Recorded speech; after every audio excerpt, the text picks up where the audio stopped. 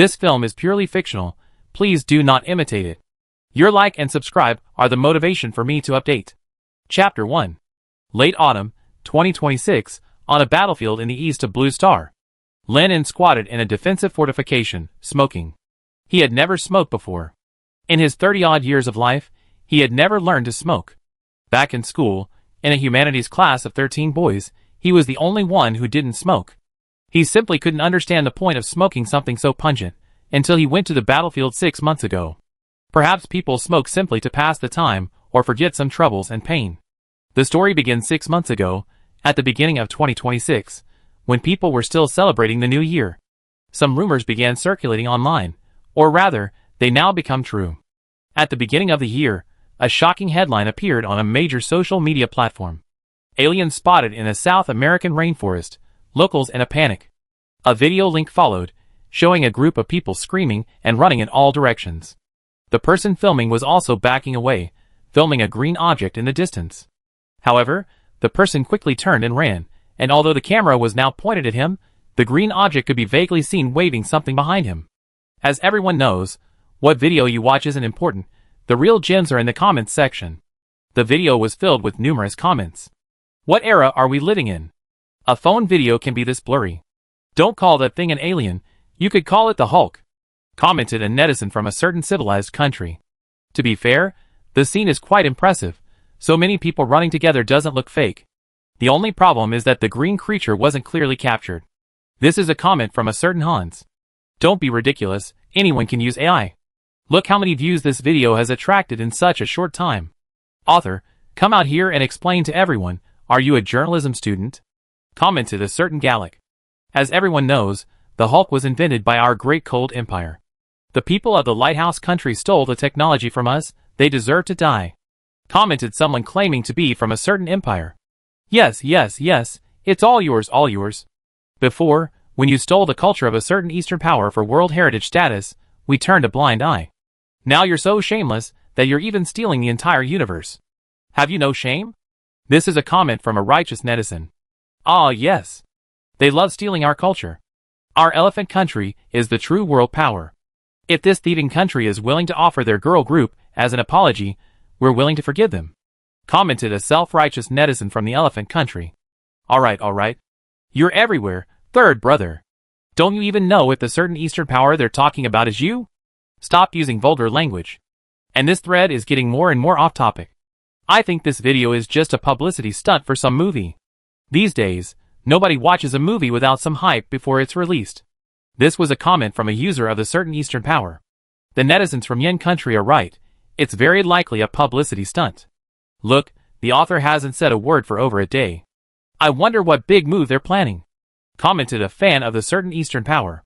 In short, the comments were incredibly interesting, but the video's content was misinterpreted and failed to attract much attention. Over the following week, similar videos appeared online in various countries. However, the official media suppressed the hype. Such things only needed to be kept out of the public eye. No special handling was required. But various countries were on high alert, because their leaders knew these videos were genuine. Initially, they believed it was aliens visiting Earth, and several powerful nations even captured 1 or 2 live individuals for research. As time passed, they realized these creatures weren't aliens, but rather alien beastmen who had crossed over through spatial rifts, or at least they called themselves beastmen. This was problematic, as both aliens and these self-proclaimed beastmen were difficult to deal with. Initially, because the spatial rifts were small and appeared randomly, only a few beastmen appeared on Earth, which the armies of various countries quickly suppressed. However, as time went on, the spatial rifts widened, and the number of beastmen increased. The matter could no longer be concealed, individual cases could be controlled, but a massive number of cases was impossible to handle. As more and more videos surfaced online, and the rumors grew increasingly outrageous, leaving the world's leaders with no choice but to reveal the truth to the public. The Yen Kingdom did this best, being the first to publicly disclose the incident. They released numerous videos, including footage of large-scale armed clashes between the orcs and their forces. In these videos, the orcs initially only chased and killed humans with weapons. Some police officers fired pistols at them, and although holes appeared in their armor, the damage was minimal. It was only after a soldier threw a powerful grenade that an orc was finally killed. The following videos show an increasing number and variety of orcs. The initial ones were relatively easy to deal with, but later orcs even included mages. These mages hid behind other orcs, casting spells from a distance. These spells included both single target and group spells, and their content was incredibly diverse, including common and visible spells like fireballs and ground spikes. Some spells were completely invisible. After the orc mage finished chanting their incantation, the human warriors attacked their own comrades like madmen. As the battle lines expanded and the battlefield became increasingly unpredictable, the active duty forces gradually ran out of manpower, and many veterans were recalled to the army. Our protagonist, Lin, was one of them. Feeling he had wasted his 4 years of university and needed more training, he resolutely enlisted. The university even held a farewell party for him and several other comrades. Soon, because he was a university graduate and therefore educated, he was assigned to the high-tech rocket force. After 2 years of training, he also overcame his laziness. Despite his superiors' attempts to persuade him to stay, Lin left the army and returned home for the sake of his parents. Then, during the third conscription of veterans, Lin was surprisingly on the list, even though he had been discharged for 10 years. His continued presence on the list spoke volumes about the ferocity of the war.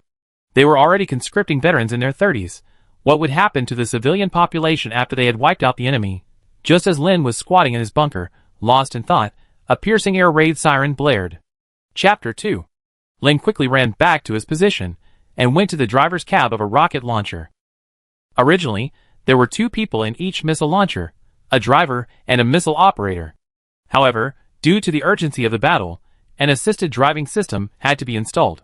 Simply put, it was automatic driving, but it could be manually interrupted at any time for manual control. The vehicle's radio crackled with orders. This is command post. This is command post. I now order. Target 553, 237, elevation 6. Repeat target 553, 237, elevation 6. 10 incendiary missiles to launch immediately. With the command input, Lin pressed the launch button. A dozen rocket launchers on the entire position roared fiercely, and bursts of fire shot into the distance. Half a minute later, on a plain dozens of kilometers away, hundreds of orc infantrymen were engulfed in flames. However, the orc forces reacted quickly. They deployed a large number of mages to create a massive protective shield at the forefront of their ranks, protecting them as they advanced. Half an hour later, the orc commander also received news that the attack had originated from Lin's position. He turned and gestured to the elderly orc standing beside him, who indicated that he would send an elite orc magic squad. Unbeknownst to Lin, danger was slowly approaching. After firing all the rockets, they still made a move to relocate. Originally a precaution against enemy counterattacks, this had now become an effective survival measure. The orcs also possessed aerial attack capabilities. The humans simply hadn't known this at first, but after suffering a few losses, they learned their lesson and would fire a single shot and then retreat. Just after Lin moved to the new position, the invisible orc magic squad arrived. Unlike the villains in movies, who foolishly dawdle and get killed by the protagonist, they immediately moved stealthily to a range where they could cast spells. Each soldier took charge of a rocket launcher and began casting. Of course, because it was a squad of over 10 people casting spells simultaneously, the damage to each rocket launcher varied. Lin was about to go down for a smoke when he was suddenly enveloped by a huge water sphere. He realized he had been attacked by magic and desperately tried to swim out of the sphere. But it was all in vain. The sphere moved wherever he swam, and he remained inside.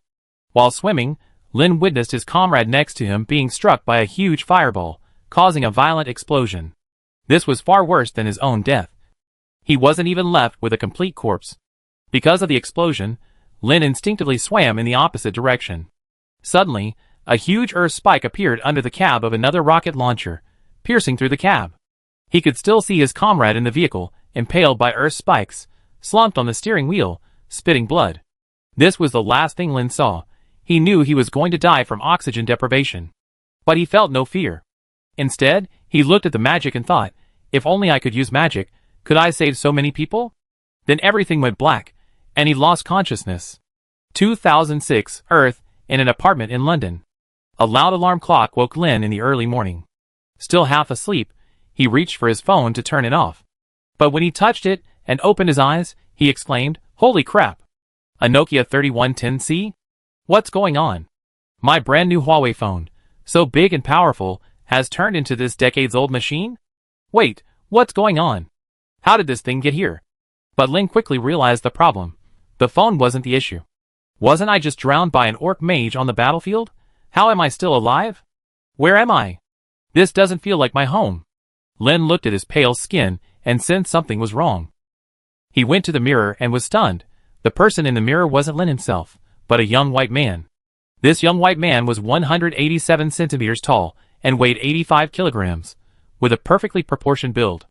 Blue eyes, blonde hair, and a high nose. A typical handsome Western man. As he looked in the mirror, a memory of his body suddenly flashed through his mind. The person in the mirror was named Andres Mori, an orphan. He stayed in the orphanage until he was 16 before leaving to work. It wasn't that the orphanage treated him badly, on the contrary, they treated him well. He didn't want to be a burden on the orphanage, given the limited funds and the large number of children to care for. So, like other adult orphans, Andres left the orphanage to earn a living, and like other adult orphans, he donated a portion of his meager savings to the orphanage. After all, it was their home, their spiritual refuge, and the children there were their younger brothers and sisters who needed their help. Now, Andres was 25 years old, and after years of hard work, he had saved up a small fortune. He was now a construction worker, a job that only required physical labor to earn money. He worked 8 hours a day, which was much easier than in his previous life. Therefore, besides saving £50,000, his biggest hobby was football. After sorting out his thoughts, Lin realized that the reason he was able to travel to this place was because Andres went to a bar with his co-workers after get off work yesterday, and ended up drinking too much and dying drunk. Poor Andres was celebrating his favorite team's qualification for the World Cup just a few hours ago, and this happened just a few hours later. But Lin couldn't care less about that now. He was Andres now. He would live well for him, and take care of the younger brothers and sisters in the orphanage. Perhaps he could visit his parents from his previous life later, but right now, the most urgent thing was the disaster 20 years from now. If he did nothing, the same thing would happen again in 20 years. But how could he convince anyone of the disaster coming 20 years from now with just empty words? Just because he was a time traveler. Who would believe that? So many time travelers have appeared online, and none of their predictions have been completely accurate. Most of them were just blind luck. Otherwise, why didn't anyone predict that Earth would be invaded by orcs in 2026? Just as he was fretting, he suddenly remembered the novels he had read in his past life. Shouldn't he, like the protagonists in those novels, enjoy some kind of perk, like a cheat code? So Lin, aka Andres, silently chanted in his mind. System? System? Are you there? Come out. Stop hiding. I know you're here. Andres launched a verbose offensive, constantly chanting in his mind. He even recited borrowing the power of heaven and earth aloud, but it still had no effect. He began to wonder if he had transmigrated in the wrong way. Chapter 3. Just as Andres was questioning his existence, a crisp ding woke him up. Hogwarts Magic Inheritance System successfully loaded. Huh? What system? Hogwarts Magic Inheritance System? What the heck? Did I end up in the Harry Potter world? Traveled to a parallel universe? What about my family? This isn't what I expected. I'm supposed to help humanity resist the invasion of alien beast men. While Andres was lost in thought, the system's voice rang out. Please don't speculate. You haven't traveled to a parallel universe. You returned to 20 years ago. Because your obsession with learning magic before your death was too strong, this system was summoned and brought you back 20 years. But why me? And not someone else? Don't ask, the answer is magic. Wow, such a powerful reason? I'm speechless. But this is a good thing. Something is better than nothing.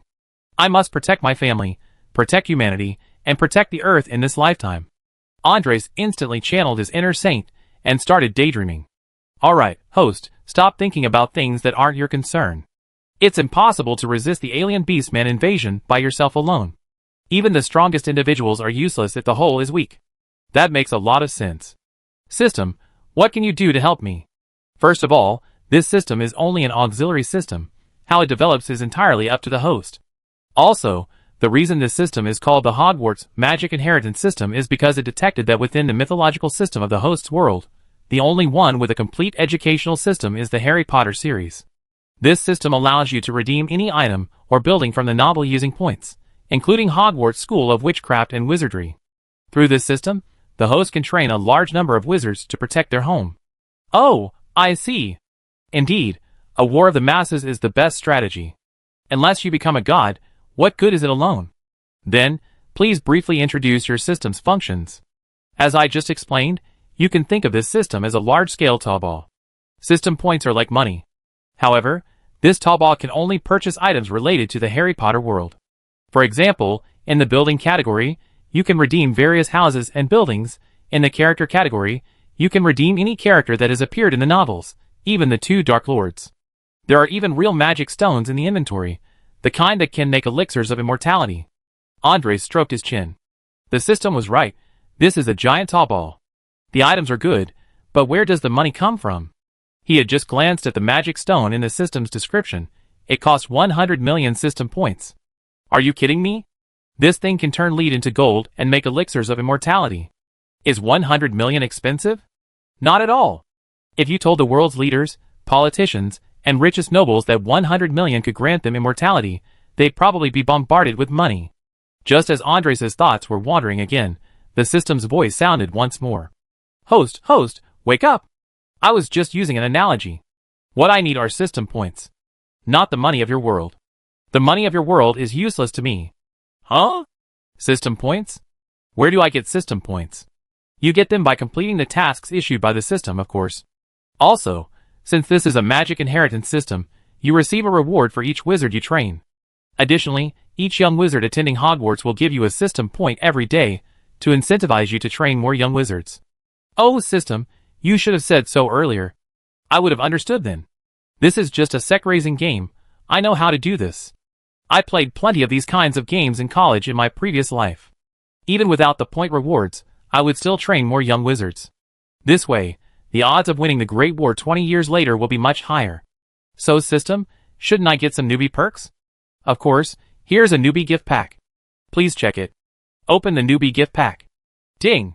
Congratulations, host, you have gained 1,000 system points, 1 Hogwarts Castle card, 5 House Elf cards, 1 Professor card, 1 Wand card, 1 Character Upgrade card, 1 Space Bag card, and 1 Apparition Skill card. This newbie gift pack is pretty good. It basically covers everything you need in the early stages. By the way, what's the Character Upgrade card for? That card can be used by all humanoid beings. For example, right now you're just a muggle, without magical talent. After using this card, you can upgrade to a level 1 wizard. You can use all low-level spells. Hearing this, Andres was a little unhappy. So, even after transmigrating, he was still a muggle. He needed a system item to upgrade. Host, you misunderstood. It doesn't mean you can only use items.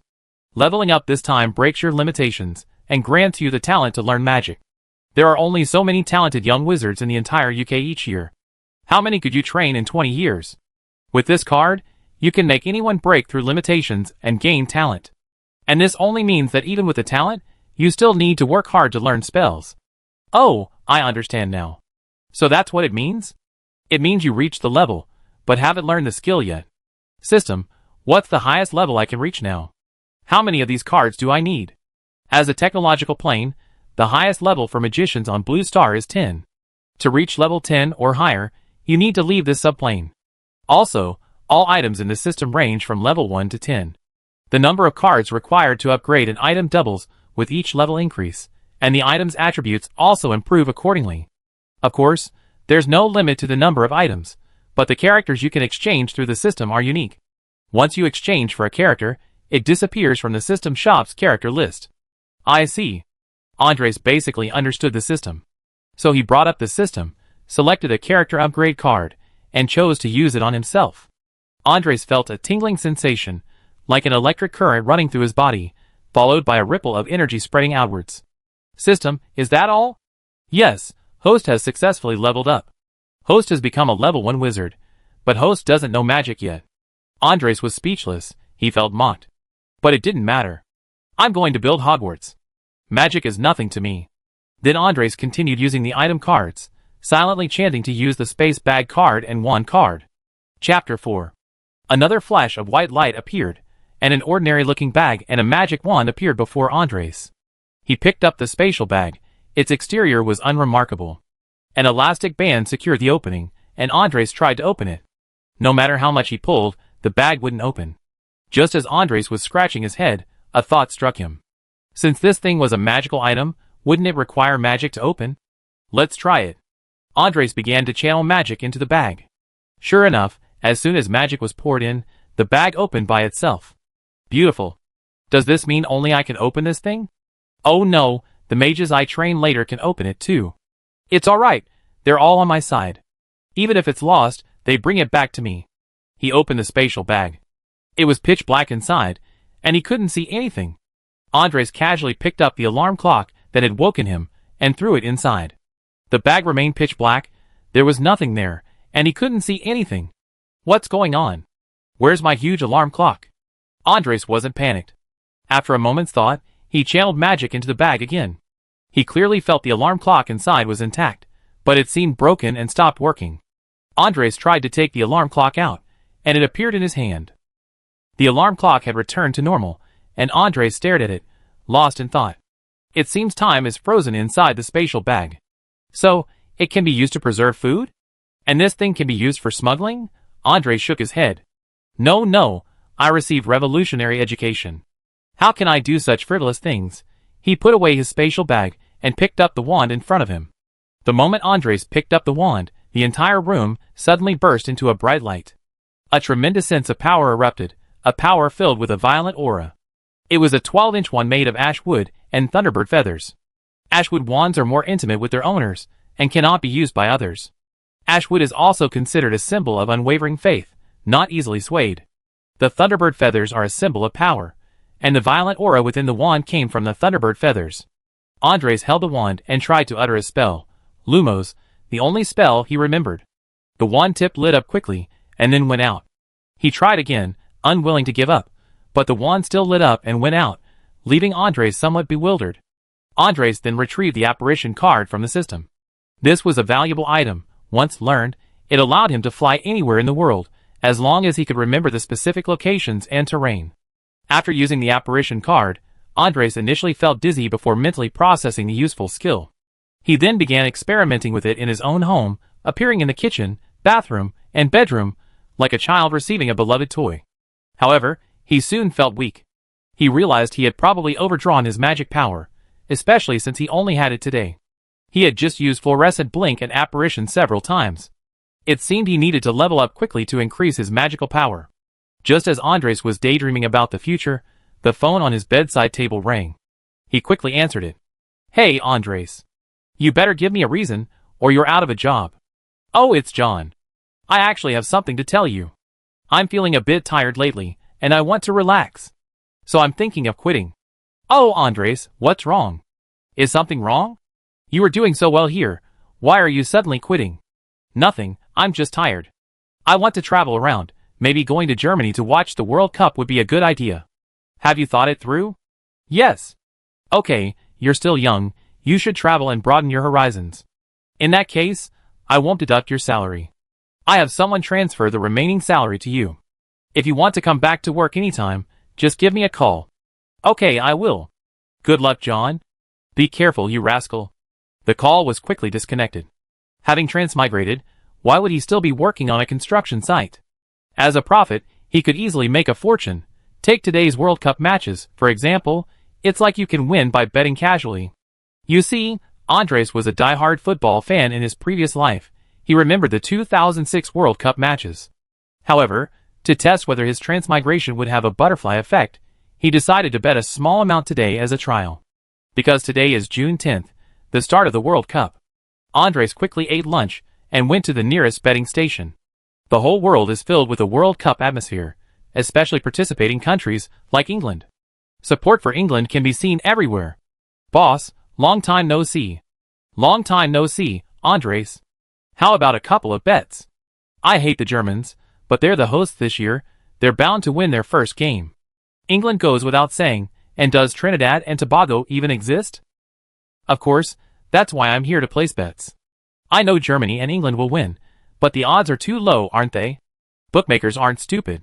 So I want to bet on the score. Germany 4-2 Costa Rica, Poland 0-2 Ecuador, England 2-0 Trinidad and Tobago. I bet £1,000. Are you sure, Andres? While the potential returns are high, the risks are equally high. Let me check. Wow. The odds for Germany are 150, Poland 45, and England 18. The total odds are, wow, insane numbers. Are you sure you want to bet £1,000? Yes, £1,000. If I lose, I just consider it a loss from gambling. Good luck, Andres. If I win, I buy you a drink, boss. See you later. Watching Andres walk away, the boss hesitated. He thought, this fool bets on the score right off the bat. Scores aren't that easy to predict, he's just giving money to the bookmakers. However, despite his inner turmoil, the odds were so high, and the general direction was correct. The boss gritted his teeth and bet £10 according to Andres' plan. He knew gambling never ends well, but the World Cup only comes around every 4 years, so he treated it as entertainment. However, a day later, the boss was both happy and regretful, because he never expected that Andres' plan would actually win. He was happy that he also won pounds, but regretful that he had been so timid and should have bought more. Chapter 5. Soon, it was time for the afternoon match to start. Andres, having quit his job and with nothing else to do, went to the pub from the previous day to watch the World Cup opening match with everyone else. That's how European football culture is. Wealthy fans buy tickets to watch their favorite teams live, while those without money or time can only watch the live broadcast in pubs. Today's match started, and because the British haven't liked the Germans much since World War II, most people, even though they knew Germany was stronger than Costa Rica, were still willing to stand against them. Andres, now British, could only join in the cursing of the Germans. However, as time passed, the wheels of history rolled forward as before. The German team gradually gained the upper hand, eventually winning 4-2. A burst of curses erupted in the pub, but Andres was secretly delighted. It seemed his arrival hadn't changed history. As long as he bet on the score he remembered, the money to build Hogwarts would be there. Both in reality and in the Harry Potter novels, Hogwarts is built on a foundation of money. For one thing, have you ever heard of Hogwarts School of Witchcraft and Wizardry charging tuition? Not only does it not charge tuition, but it also subsidizes impoverished students. So where does all that money come from? If it doesn't charge tuition, where does the entire castle's expenses come from? Don't the students pay for their meals? Don't they pay for their potions lessons? Don't the teachers get paid? But these expenses are never mentioned in the entire Harry Potter novels and films. However, that doesn't mean they don't exist. And that doesn't even include the cost of the Hogwarts Express. In the novels, Hagrid only gives Harry a ticket. No one ever buys one. Does that mean the tickets are included with the school's acceptance letters? In short, the source of Hogwarts funding has always been a mystery. The novels only mention funding from the Ministry of Magic and Pure Blood families. But in reality, there's no Ministry of Magic, and no Pure Blood families. So, Andres has to cover all the expenses himself. In just one day, he earned hundreds of millions of pounds through the World Cup. But he also understands that he's profiting immensely by taking a cut from betting syndicates. Doing this long term will definitely breed resentment. So, Andres plans to stop after claiming his prize tomorrow. Besides, he also needs to find a place for Hogwarts. The novel setting of Hogwarts in the Scottish Highlands isn't without reason. It perfectly embodies the concept of vast land and sparse population, and a muggle-repelling charm would make it even more secure. Afterwards, Andres finished dinner in a pub and continued watching the games.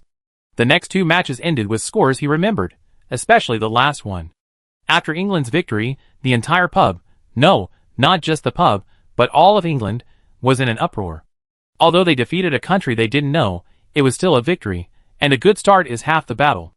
Andres was overjoyed when the match ended. That was £100 million.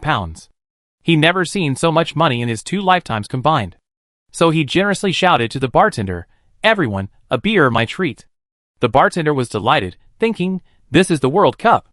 If only there were England matches every day. Thanks, buddy. Long live England. Someone shouted, and the entire bar was filled with shouts of thanks. And long live England.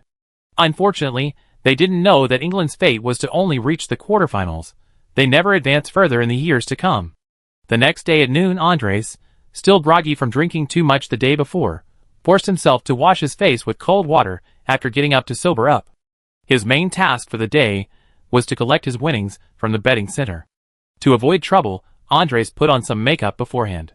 In just over 10 minutes that afternoon, Andres received a check for over £100 million and walked out of the betting company amidst envious glances from the staff. After leaving the betting company, Andres went to a bank. When the bank staff heard he was depositing over £100 million, the entire bank was abuzz. Those blonde, blue-eyed women kept flirting with Andres. It was rare to see someone so rich and handsome. The bank manager quickly dispersed the crowd and escorted him to the VIP room. Being rich has its advantages.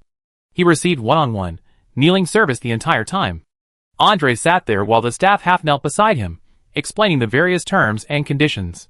Finally, they even opened a top-tier credit card for Andres, one he never even heard of in his previous life. He later learned it was called the American Express Centurion Black Card. Don't be surprised. Although called the American Express Centurion Black Card, it was first launched in the UK in 1999.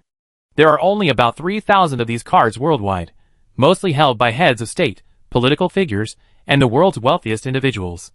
The bank manager was overjoyed. A billionaire had suddenly deposited over £100 million into his branch, securing his bonus for the year. In this enthusiastic atmosphere, he saw Andres out of the bank branch. Once Andres was out of sight, he turned and shouted at the bank staff. "Everyone, let's go to the bar after get off work tonight. It's on me." This was followed by a deafening roar of cheers.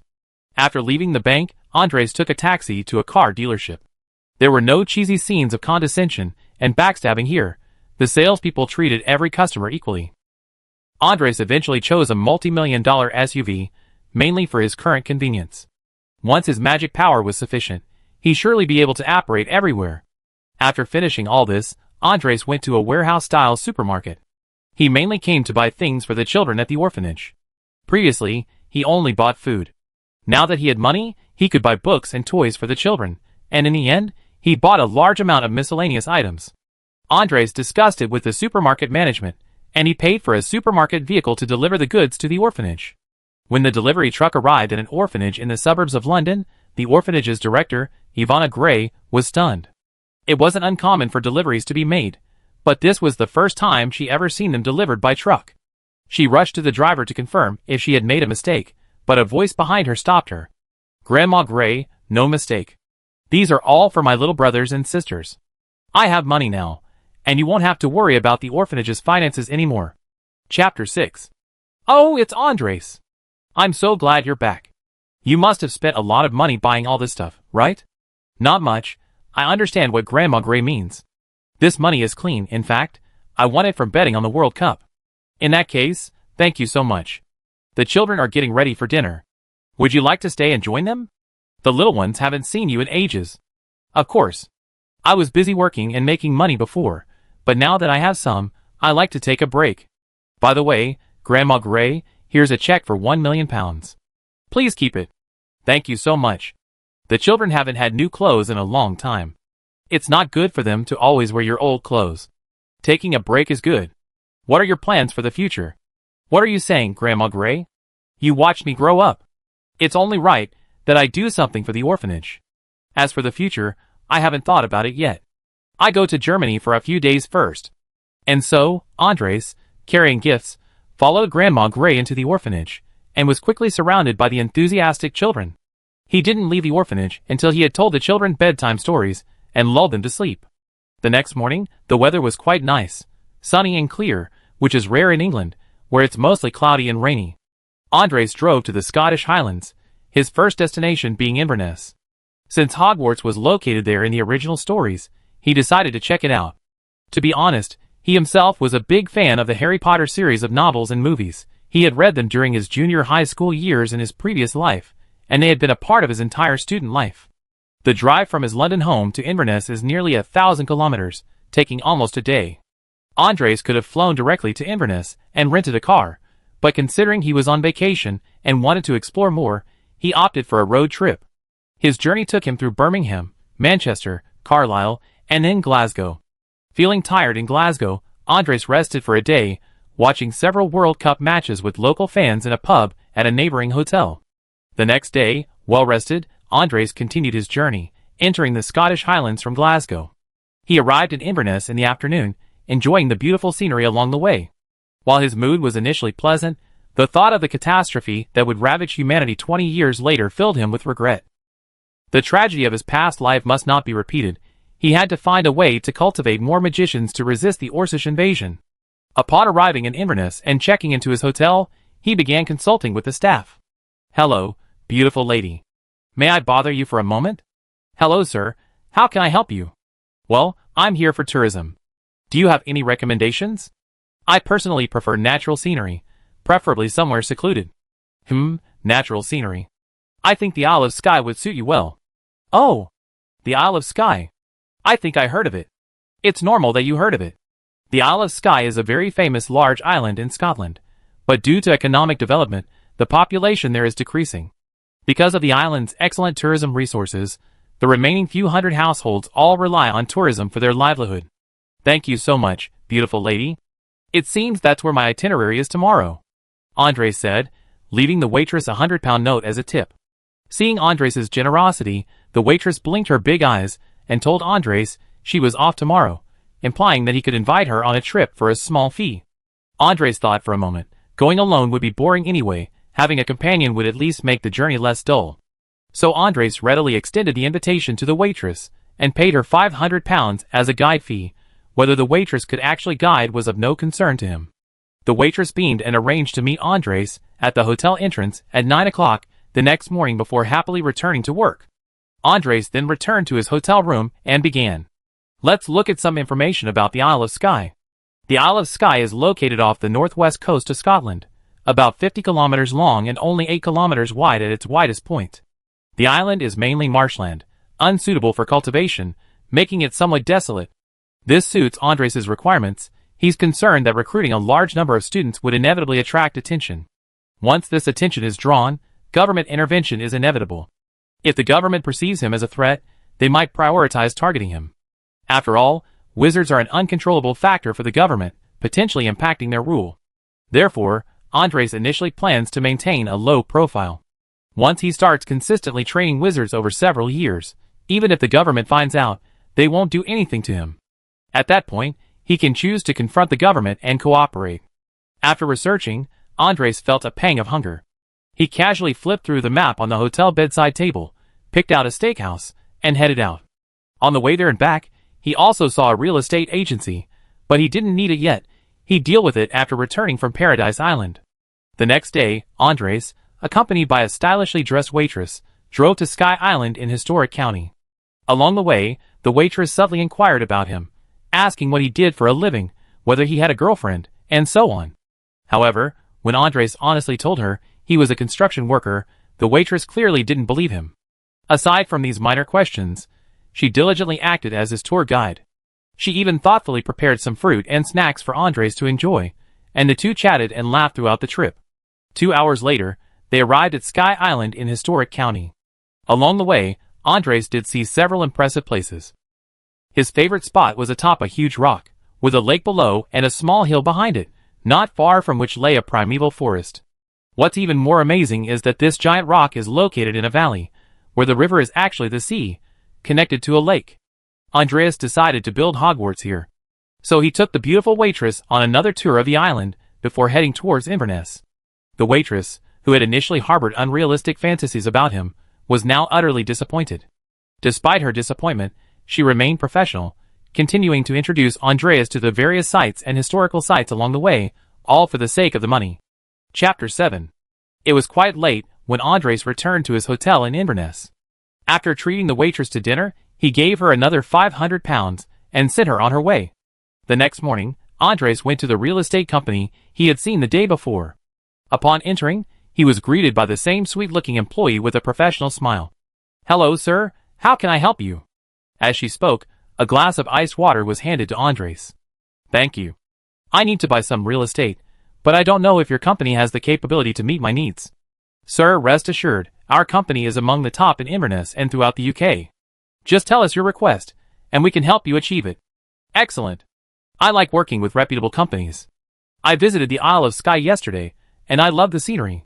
I want to build my own estate there, so I need to buy it. I wonder if your company can do that for me." "Oh, that's no problem at all. Which piece of land on the Isle of Skye has caught your eye, sir?" "Not just one piece. The entire Isle of Skye.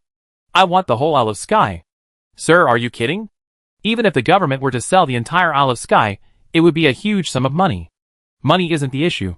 The issue is whether you have the capability to handle this." "I'm sorry, sir, I cannot answer that. Please wait a moment while I fetch our manager." After receiving Andres' affirmative reply, the pretty staff member jogged towards an office on the second floor. In an office on the second floor, Smith having just finished reading company emails, was in a terrible mood. His performance had consistently been at the bottom of the company, and he had already received a severe reprimand from his boss. The boss stated that if Smith's performance remained at the bottom this month, his job might be in jeopardy. Just as he was venting his anger, a rapid knocking sounded at the door. "Come in." The company's receptionist, a pretty face, rushed in, beaming. "Manager, a big deal. A gentleman came to our store saying he wants to buy the entire Sky Island. Are you asleep? Who wants such a barren place? What would he do with it? Does he have money to burn?" "It's true, manager. He's downstairs waiting for you. You better be telling the truth, or you're packing your bags and leaving." With that, he left his office with a dark expression and a pretty, aggrieved-looking staff member. Soon after, he saw a handsome but plainly dressed young man sitting in the lounge area, drinking water. As a seasoned salesman by training, the manager naturally wouldn't judge a book by its cover. He quickly composed himself and approached Andres. "Hello, sir. I'm Smith Wilson, the manager of this store. It's a pleasure to meet you." "Hello, I'm Andres Mori." Upon hearing the name, Smith frantically searched his memory for information about the man, but how could he possibly know Andres as a former construction worker? So Smith glanced at the water glass and said to the pretty employee, "How do you treat your guests?" "Just a glass of ice water." "Go and make us 2 cups of coffee." The staff member was initially taken aback, then noticed Smith repeatedly giving her meaningful glances. She immediately understood, quickly apologized, grabbed her water glass, and left. After leaving, she didn't just go to make coffee, she quickly called over her colleagues, asking them to help find a man named Andres Mori. Meanwhile, Smith was chatting enthusiastically with Andres. "I wonder if Mr. Andres came here specifically to purchase property, or just stopped by." Actually, I came for leisure. I visited Sky Island yesterday, and was very impressed with the scenery, so I came today to ask if there's any way to acquire it." "That's certainly no problem, but Sky Island is quite large. Most of the land is designated a national park, and the remaining land is in the hands of the island's residents." "Isn't that your problem? If it were easy to solve, why would I pay you such a large commission?" Of course. We handle these kinds of matters for our clients." "But what do you need the land for?" "It's my personal hobby. I build a manor or a castle on it." "Is there a problem with that?" "A hobby? This is quite a unique hobby, of course, no problem." While the two were chatting, a pretty young lady came over with 2 cups of coffee and some desserts. Besides serving the coffee, she also handed Smith a folder. Andres picked up his coffee and drank it, while watching her flip through the file. He understood that she wouldn't easily agree to anything before proving her capabilities. After opening the document, Smith couldn't actually see Andres' exact assets. All he could see were basic information, such as Andres' background and occupation. At first, he thought Andres was a conman trying to get something from him. But the entry for a Centurion Black card in the bank information section left him bewildered. No wonder this man was confident enough to buy the entire island. Those with this card were all big shots. Fewer than 3,000 people worldwide qualified to own it. As for the construction worker thing, what a joke. He must be deliberately hiding his identity. After filling in a whole bunch of possibilities in his mind, Smith smiled again. "Mr. Andres, are you sure you want to buy the entire Sky Isle? You know this is a bit complicated and will come at a price. Every price has a cost, doesn't it? So just tell me how much you're willing to pay, and you can handle the rest." "Okay, I understand, Mr. Andres. Give me a few days. Also, you need to pay us £100,000 as initial operating expenses. You know, we need to deal with some government officials. As for the commission, I give you a discounted rate. We only take 1% of the total amount." "Sure, no problem. Here's my number. I'm going to Germany for a few days. I hope you can get this done for me as soon as possible. If you finish it within 2 weeks, I give you another 1% as a reward for your hard work." After saying this, Andres left a check for £100,000 and left. Some might ask, shouldn't there be some kind of contract? What if Smith reneges and steals the £100,000? That's where vision comes in. Would you give up the whole forest for one tree? Besides, Andres' power is undeniable. Is there even a need to choose friend or foe? Chapter 8. Andres left Inverness and drove back to London from the other side of England, thus completing his tour of the entire country. Back in London, he quickly packed his things and set off for Germany. After all, his reason for resigning was to go to Germany to watch the World Cup, and now that he had the money, he naturally wanted to fulfill that small promise. Germany, and indeed Europe, was currently in the World Cup atmosphere. Hotels and guest houses throughout Germany were practically packed with fans from all over the world. Andres, who had initially thought it would be similar to England, had almost no place to stay.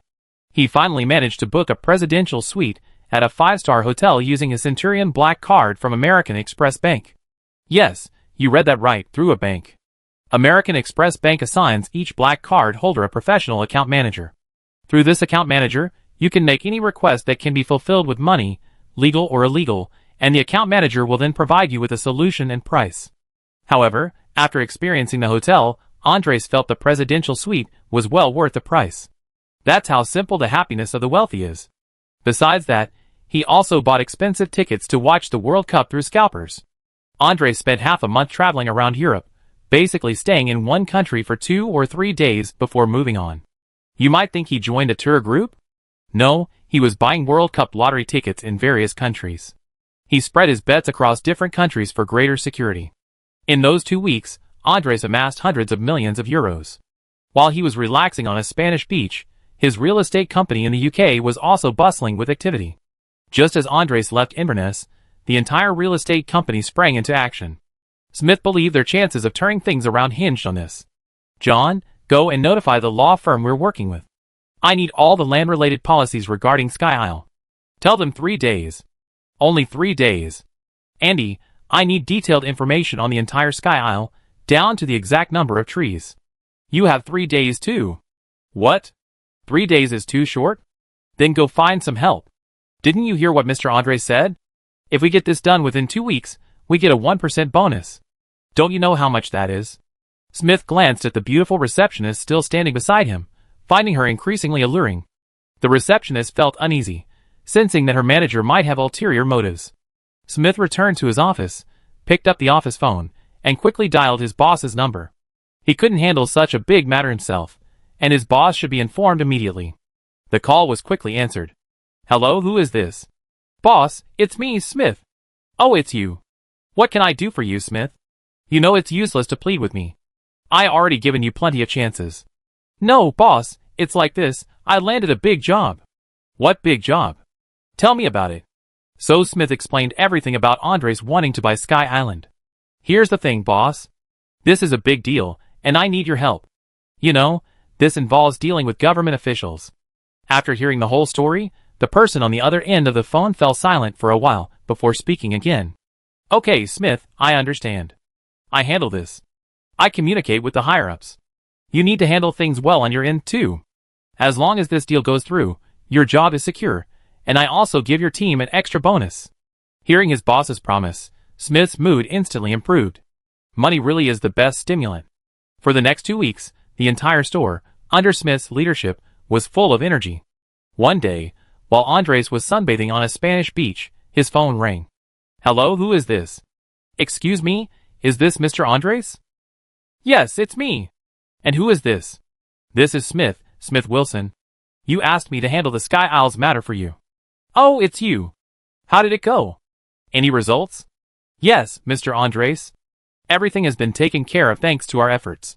You just need to come over to sign and make the payment. When would be a good time for you to come and complete the formalities?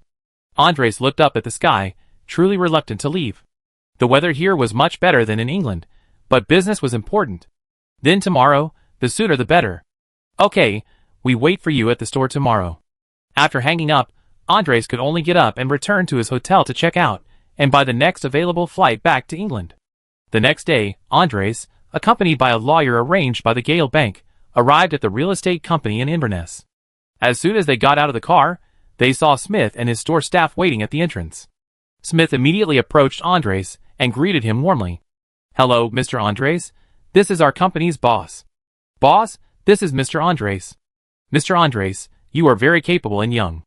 I am Adams, the owner of this company. You're too kind. Shall we go inside to talk?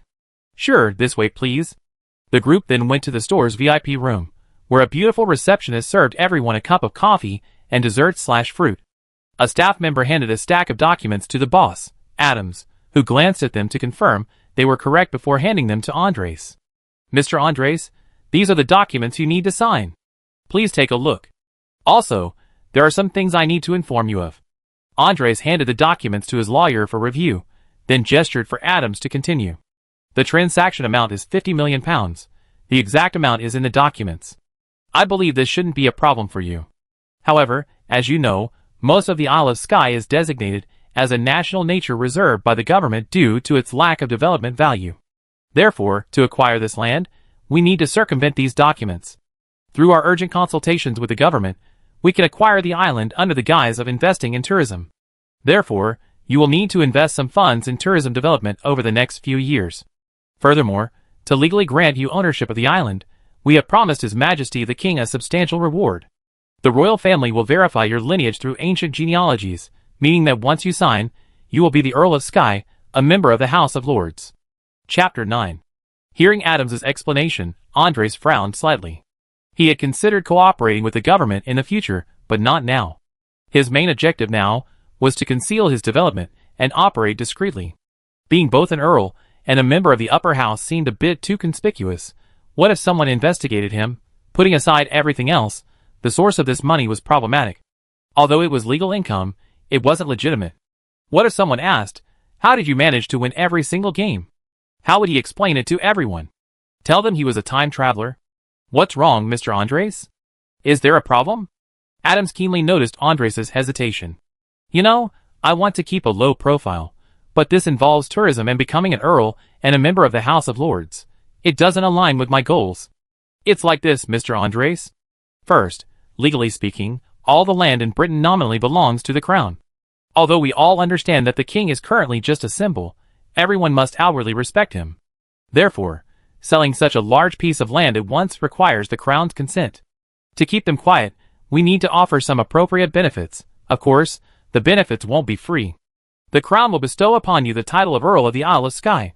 You know, the crown hasn't bestowed such a title in a long time. You've been granted such a high title. According to British law, high-ranking nobles automatically have seats in the House of Lords. We understand you're someone who doesn't want trouble, but having this title will also help you avoid many problems. Furthermore, I believe you'll be dealing with the government frequently in the future, so this title will also bring you considerable convenience. As for tourism, this is a personal request from our historic county governor. As you know, the governor still has 2 years left in his term, and he's already paving the way for his son. His son will be working for the Tourism, Culture and Agriculture Bureau this year, responsible for tourism, and the governor's attitude in this matter is crucial. Andres listened to Adams' analysis, nodding frequently. Yes, he'd been too focused on keeping a low profile. But being too low-key could also bring trouble. As the saying goes, playing dumb is fine, but don't end up being a fool yourself. Adams, I have to admit you're right. Being low-key is important, but legally protecting your identity is equally important. Now, let's see if there are any problems with these documents. If there are, we can sign. Don't worry, Mr. Andres, these documents are perfectly legal and compliant. As long as you sign and pay, all the formalities can be completed this afternoon, and you can become the new owner of Skye Island. Andres wasn't naive enough to believe everything the other party said. He simply listened with a smile, sipping his coffee, waiting for the professional advice from his lawyer. Adams, on the other hand, understood that such a large transaction couldn't be concluded with just a few words. The other party would definitely scrutinize the contract carefully. So, to avoid an awkward silence, he proactively started conversation with Andres. For someone who casually throws out so much money to buy real estate, becoming friends is the best option. So, for the next few hours, the two chatted about everything from astronomy to geography, and then from geography to politics. It was clear that Adams was a very knowledgeable person. He could talk about anything. It wasn't just a casual agreement, he genuinely understood things. When they discussed the World Cup, Andres' lawyer finally finished reviewing all the documents. After discussing them with Adams' team, he revised a few clauses with unclear rights, and then told Andres that the contract was ready to be signed. Soon, Andres signed all the documents and transferred the money to the designated account in Adams' presence. The lawyers then went to handle the paperwork. They had a quick lunch together, and then chatted in the lounge. At 3 o'clock in the afternoon, the lawyers finally returned. A stack of official documents was handed to Andres, and everyone stood up to congratulate him. Congratulations, sir. From this moment on you are the legal owner of Skye Isle. Your Excellency the Earl of Skye Isle. After exchanging business cards and phone numbers with Adams, Andres left the real estate company. After Andres left the real estate company, Boss Adams announced, "Excellent, everyone. We closed another lucrative deal. I'm declaring it's time to go home. Let's all go to the pub to celebrate. It's on me. Thank you so much, boss. Also, you're all on holiday for 3 days starting tomorrow. Your share will be transferred to you by finance tomorrow. I've seen how hard you worked these past few days, and the company won't treat you unfairly. The cheers in the office grew even louder, almost lifting the roof off. After leaving the real estate company, Andres found a hotel to rest. He packed the land deeds, title certificates, and other documents into a large box, and then put them into his spatial bag. This ensured their safekeeping. That evening, he rented a car and drove to the location he had chosen before. He was eager to build Hogwarts Castle. He quickly arrived at his destination, parked the car, and walked towards it alone. Fluorescent blink. Andres chanted the spell, and his wand glowed white. This time, the light didn't fade, it remained lit despite the magic Andres had infused into it, a testament to his efforts. He skirted a clump of grass, jumped over a fallen tree, and landed on a massive rock. Below the rock lay a shimmering lake. Standing on this giant rock, he could see the distant valley landscape. Perfect. This was the place. It perfectly matched his vision of Hogwarts terrain. Andres activated the system, and used the Hogwarts Castle card on the area. Suddenly, white mist billowed from the giant rock, completely enveloping the area. The mist was so thick that it was impossible to see what was happening inside. After 2 minutes, the mist slowly dissipated. A tall, majestic castle appeared before Andres. Andres was stunned by the scene before him. It was unbelievable. A castle had appeared in such a short time. If netizens saw this, they would exclaim that it was unscientific, and yes, it was magical. Tall towers and numerous covered bridges formed the main body of the castle, standing atop the rock face. Moss-covered stone steps led down the side of the castle to a boathouse. Andres glanced at the boathouse. That was where the young wizards would arrive at school by boat. Andres arrived at the castle gates. He pushed open the heavy oak doors, and magical flames on either side of the entrance lit up one after another, illuminating the entire foyer as if welcoming the new master. Chapter 10. Andres surveyed the anteroom.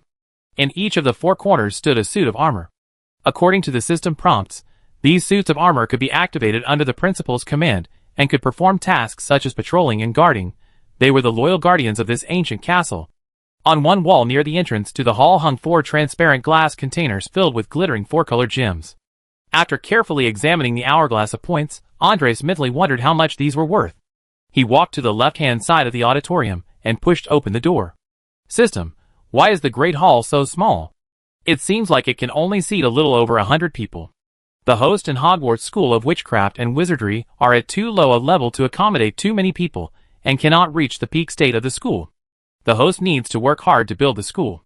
With the host's efforts, Hogwarts School of Witchcraft and Wizardry will become more and more perfect. How do I increase my own level, and the level of Hogwarts School of Witchcraft and Wizardry? What is the level cap?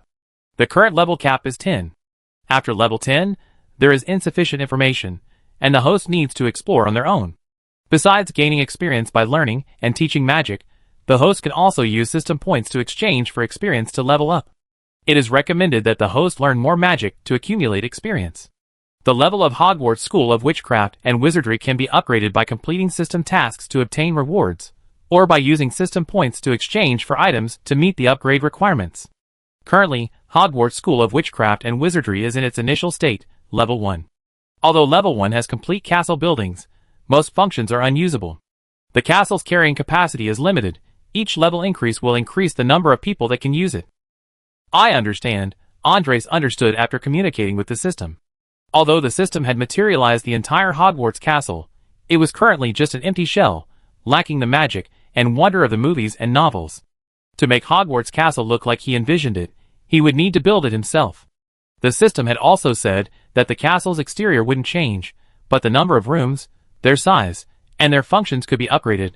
That was magical and fit the requirements of a magical world. Andres remembered a line from the Harry Potter novels in his previous life that perfectly described the situation. Magic was there to make life easier for wizards. Leaving the Great Hall, Andres looked towards the opposite corridor, where new students entered after coming up from the Black Lake. There were also classrooms, staff lounges, and the Transfiguration classrooms. Andres didn't have time to explore every room yet. The castle was so large, exploring it all would be exhausting. He climbed the stairs in the hall to the 2nd floor. The History of Magic classroom, the Muggle Research classroom, The school hospital, the head nurse's office, and the library were all on the second floor. The History of Magic classroom was the largest, but in this parallel universe, the course of History of Magic wouldn't be offered because the magical world didn't yet exist. Andres was the first wizard. Perhaps, a course of History of Magic will be offered many years later, and maybe I'd be included in it, revered by future generations? Andres thought, a little excited. After all, not everyone has the opportunity to create an era, but he had that opportunity because of the system. Besides, the Muggle Research Classroom is just a nameplate. It's unlikely the course will be offered anytime soon. Since all the children will be from the Muggle world, what else would they be researching? Perhaps they could use the guise of Muggle research to popularize some basic knowledge the children are already learning. After all, they can't be completely out of touch with reality, right? The original Gryffindor headmaster's office was also on the second floor, but now it's just an ordinary office. Whether it will become the headmaster's office in the future is up to the future headmaster to decide. The library is also currently closed. You can only see inside from the outside corridor. The system explained that the reason for not being able to enter is that it's just a virtual space. The hundreds of bookshelves inside are actually empty. The magical books inside need to be exchanged and replenished by Andres in his future work. Andres felt a headache coming on. It seems he still has a long way to go. As for places like the restrooms and washrooms, Andres didn't even bother to look at them. He went up to the third floor, where a huge eagle statue stood at the end of the corridor. This was a hidden mechanism. With the correct password, it could transform into a spiral staircase leading directly to the headmaster's office on the 8th floor. He wouldn't have to climb so many stairs anymore, which gave Andres a small measure of comfort. The Defense Against the Dark Arts teacher's office was also on the 3rd floor, leading directly to the Defense Against the Dark Arts classroom on the 4th floor. Furthermore, Myrtle's washroom was also on the 3rd floor. In other words, the entrance to the Chamber of Secrets was on the 3rd floor. Now that he thought about it, being a Defense Against the Dark Arts professor was no easy job. He could be killed by the basilisk at any moment. It's strange, considering it's been thousands of years. Before Voldemort, hadn't the basilisk been released? Hadn't it come out to wander around and kill a professor for fun? Continuing upwards, the 4th floor armored corridor led to the prize room. It was filled with countless suits of armor. Andres thought it should really be called the Hogwarts Security Office. It seemed Hogwarts was quite unsafe in its early days, otherwise, they wouldn't have had so many security guards. Hopefully, he wouldn't need them later. The prize room housed a vast collection of trophies, such as Quidditch trophies from previous years, the House Trophy, and a variety of individual honors and medals. Most were displayed in glass cases. Andres also saw a thick book listing the names of the past Hogwarts Student Council presidents and Student Council chairpersons. On the right side of the 4th floor was the room Harry was forbidden from entering during his first year. That room led to the basement. This is quite a magical detail. Imagine a direct route from the 4th floor to the basement. I wonder how it was designed back then. Perhaps a headmaster used magic to alter the space. These little details of Hogwarts are so exciting to think about. Will the students be so excited they can't sleep when they arrive? By the way, there's a statue of the One-Eyed Witch in the hallway of this room, and behind the statue is a passageway leading from Hogwarts Castle to Hogsmeade Village. Well, okay, there isn't Hogsmeade Village yet. Furthermore, the Charms and Defense Against the Dark Arts classrooms are also on the 4th floor. Chapter 11. The 5th floor houses the library's restricted section. Books can only be borrowed with a professor's permission, as many contain dark magic texts unsuitable for young people. This designation suggests the library might have an entire area extending from the 2nd to the 5th floor, quite magical, as these spaces are invisible from the outside. For well-known reasons, Andres still can't enter the rooms, only catching glimpses as he passes by. The 5th floor also contains many empty classrooms, or those used as storage rooms. The Mirror of East, which Harry saw in his first year, was placed there by Dumbledore. The 5th floor could be converted into activity rooms for students later. After all, Western students like to organize various groups. Perhaps the student council could be established here? Andres shook his head. It was too early to consider these things now. It would be better for the students to decide for themselves when they arrived. To be fair, these are things that Westerners like to do. Their student councils are quite different from ours. For example, the 4th door to the left of the Boris the Fool statue on the 6th floor is the prefect's restroom. You can enter with a password. On the east side of the 6th floor, the corridor of the Sycophant Gregory connects to a huge classroom, which is usually where students take exams. There's also a staircase on the 6th floor leading to the Ravenclaw Tower.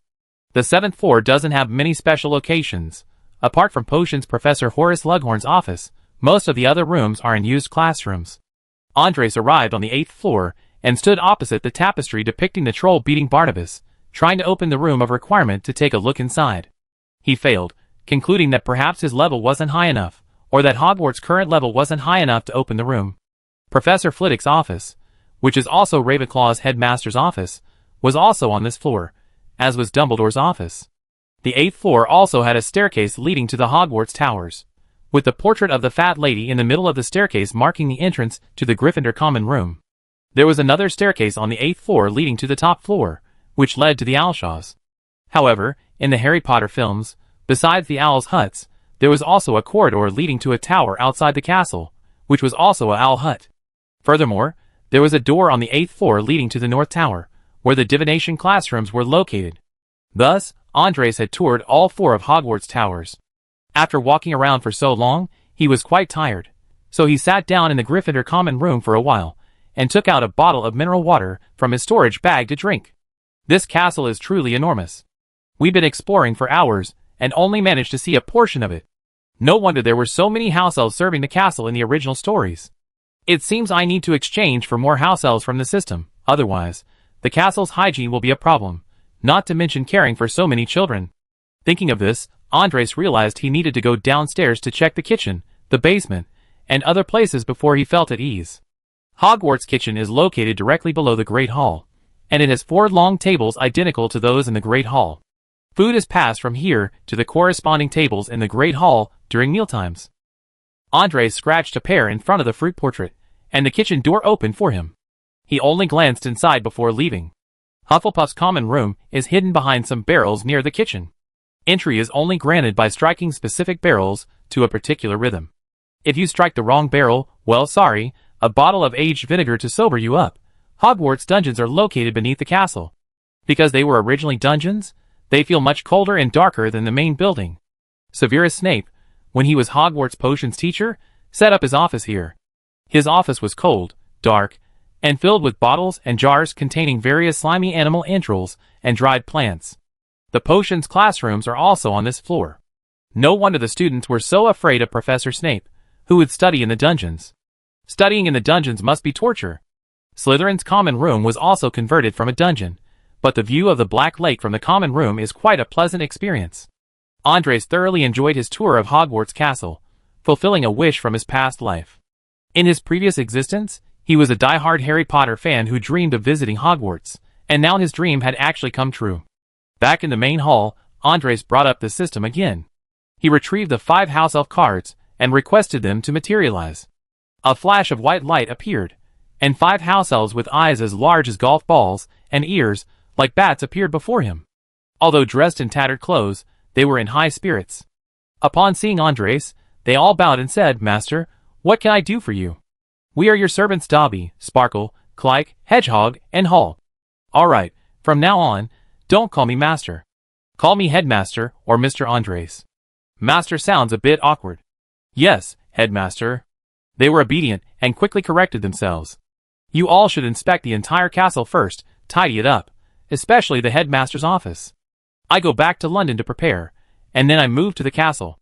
I also check what we're lacking so I can replenish our supplies." "Yes, Headmaster." "Is there anything else you need?" "No, just keep an eye on the castle while I'm gone." "Oh, and Dobby, you be in charge here for now." "Yes, Headmaster." After making these arrangements, Andres left Hogwarts Castle. The moon was still in the sky, and Andres checked the time. 4 or 5 hours had passed. He returned to the roadside. His rented car was still there. He planned to go back to Inverness to return the car to the rental company, then go back to London to pack up before returning to Hogwarts. As for the concern that a castle might suddenly appear and be seen by others, there's absolutely no need to worry. Since its construction, Hogwarts Castle has been automatically enchanted with various invisibility and banishment spells to prevent muggles from disturbing it. In other words, under normal observation you, as a muggle, cannot see the castle. Some might ask, does the wizard's invisibility spell truly make them invisible? Visually and luminously, yes, but Anders believes it doesn't work with thermal imaging. That is, if someone is outside the banishment spell and holding a thermal imager, they can indeed see a large area of heat emanating from the wizard, but visually, there's nothing there. Chapter 12. The next day, Andres returned the car and left the hotel. Finding a secluded spot, he operated back to his home in London. Back home, he first opened the system. He hadn't processed some system information in his haste the night before, and being too tired after returning to the hotel, he left it until now. He opened the system and noticed an exclamation mark flashing below his avatar in the upper left corner. Opening the exclamation mark revealed a system notification. Congratulations, host, you have completed the first step of the main quest. Establishing Hogwarts School of Witchcraft and Wizardry completed. Quest rewards. Host receives 1,000 system points. Host receives 1 study room card. Host receives 2 character level up cards. After confirming, the system notification began flashing again. Now that we have an academy, how can we not have students? The system issues main quest 2. Recruit at least 30 students and complete. Quest reward. Rewards will be given based on the number of students recruited. What does it mean that the reward depends on the number of students recruited? Host, if you recruit 30 students, the system will consider it a passing grade. If you recruit 40 students, the system will consider it good. If you recruit 50 students, the system will consider it excellent. Perfection requires recruiting 60 students.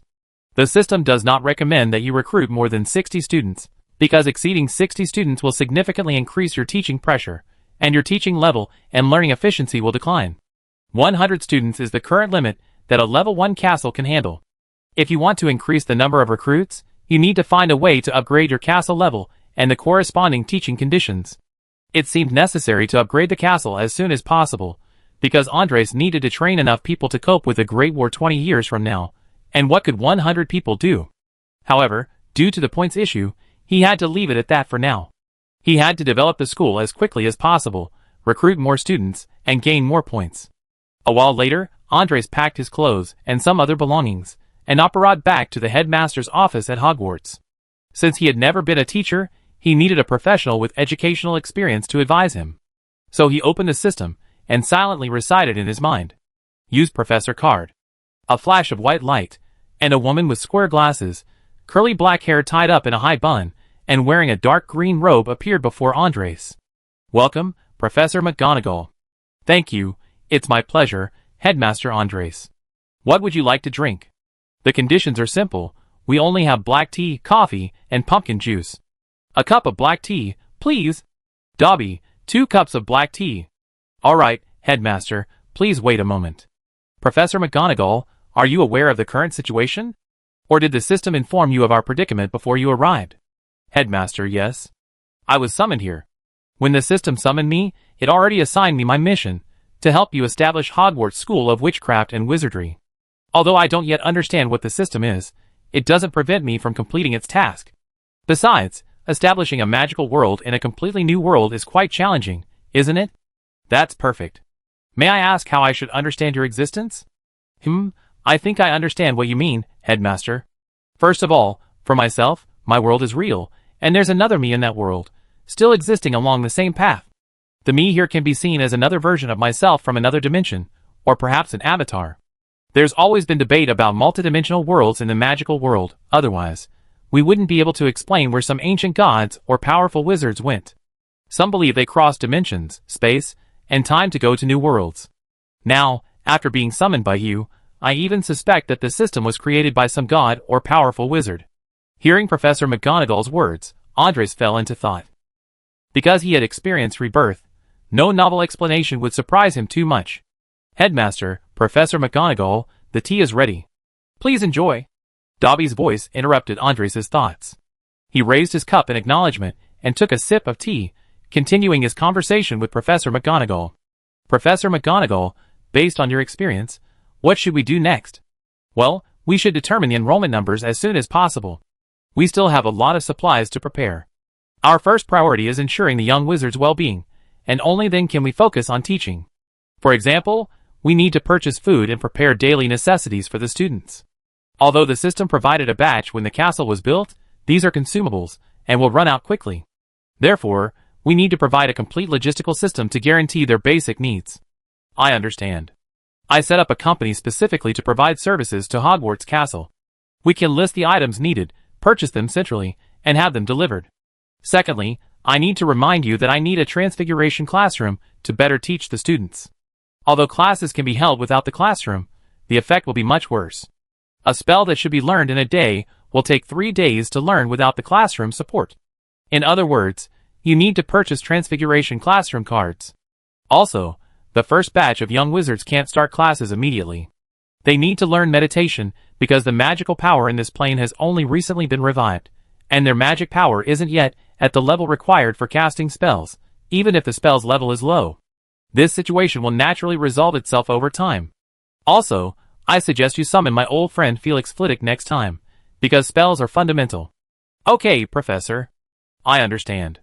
Is there anything else I need to prepare? Oh, right. Also, the professors we summon need to be well taken care of so they can teach with peace of mind. I know it's the early stages of construction, so I can temporarily live in the Muggle world, but this isn't a long-term solution. You know, if they don't receive adequate treatment over a long period, the summoned wizards will become increasingly unhappy. So later on, all our faculty and staff will need their own offices and lounges, usually a suite of rooms. I see. Although Professor McGonagall didn't say it explicitly, it means their loyalty will decrease. I wonder if they defect or become dark wizards after their loyalty decreases. By the way, may I ask how I can find students with magical potential? Perhaps you should look around the headmaster's office. It might be very helpful. Well, if the headmaster has nothing else to say, I take my leave. Thank you, Professor McGonagall. You can go back and rest now. Chapter 13. Watching Professor McGonagall leave, Andres began to survey the office. The headmaster's office was a spacious, beautiful circular room, the walls adorned with portraits of the former headmasters, both male and female, all gently snoring in their frames. There was also a huge table with claw-shaped legs. Besides this, there were several tall bookshelves filled with books. The sorting hat, which should have been permanently stored on one of the bookshelves, was now being exchanged, like other magical items. Andres began searching the office. He found a small bookshelf where Fawkes, the Phoenix, used to be kept, holding only one book, the Book of Admission. It was a large book made of parchment, with a black dragonskin cover. Because the Book of Admission recorded the name and birth date of every wizarding child, it could tell who would enter Hogwarts, and when, perfectly preventing Hogwarts from accidentally admitting squibs. Andres opened the heavy book. A system prompt appeared. Use the Book of Admission magic item? He silently scoffed. Of course I choose yes. Thank goodness it's a system gift, otherwise how am I supposed to recruit students? After selecting, several dialogue boxes popped up on the system interface. The book could only record young wizards born in the British Isles, and the land of the Shamrock for the time being. The search range would expand as Hogwarts Castle upgraded. Originally, the book would write the name of each young wizard when they turned 11. However, due to special circumstances in this world, it would display wizards aged 11 to 18 for the headmaster to choose from. The headmaster could then arrange their study time according to their age. For example, students aged 11 to 12 could choose a 7-year program, 13 to 14 a 5-year program, and 15 to 17 a 3-year program. However, it wasn't mandatory to arrange according to the headmaster's wishes. It seems the system's intention is to arrange student graduations in a reasonable manner to earn system points, which will then be used to support school construction. This also benefits Andres, as the earlier graduation of students with shorter study periods is advantageous for his work in building the magical world. This way, a batch of students can graduate in as little as 3 years and help him manage the school and the magical world. After reading the system prompt and closing the dialog box, the Book of Admission flashed a white light, and the pen of acceptance beside it began writing rapidly on the page. Neville Frick, born in April 1995, currently residing at 128 Privet Road, Little Week, Surrey, England, 2nd floor. Luca Herzog, born in July 1992, currently residing at 31 Carnaby Street, London, England, 4th floor. Yana Durand, born in May 1988, currently residing at 98 Royal Mile, Edinburgh, England, 1st floor. Andres watched as the pen of acceptance continued to rapidly write names, dates of birth, and addresses. I let it write for now. We can discuss student admissions together when Professor McGonagall arrives tomorrow. Dobby, I be leaving for a while. If you need anything, come find me in London. Yes, headmaster. Andreas Opperat and left Hogwarts, returning home to London. After a quick tidying up, he went out.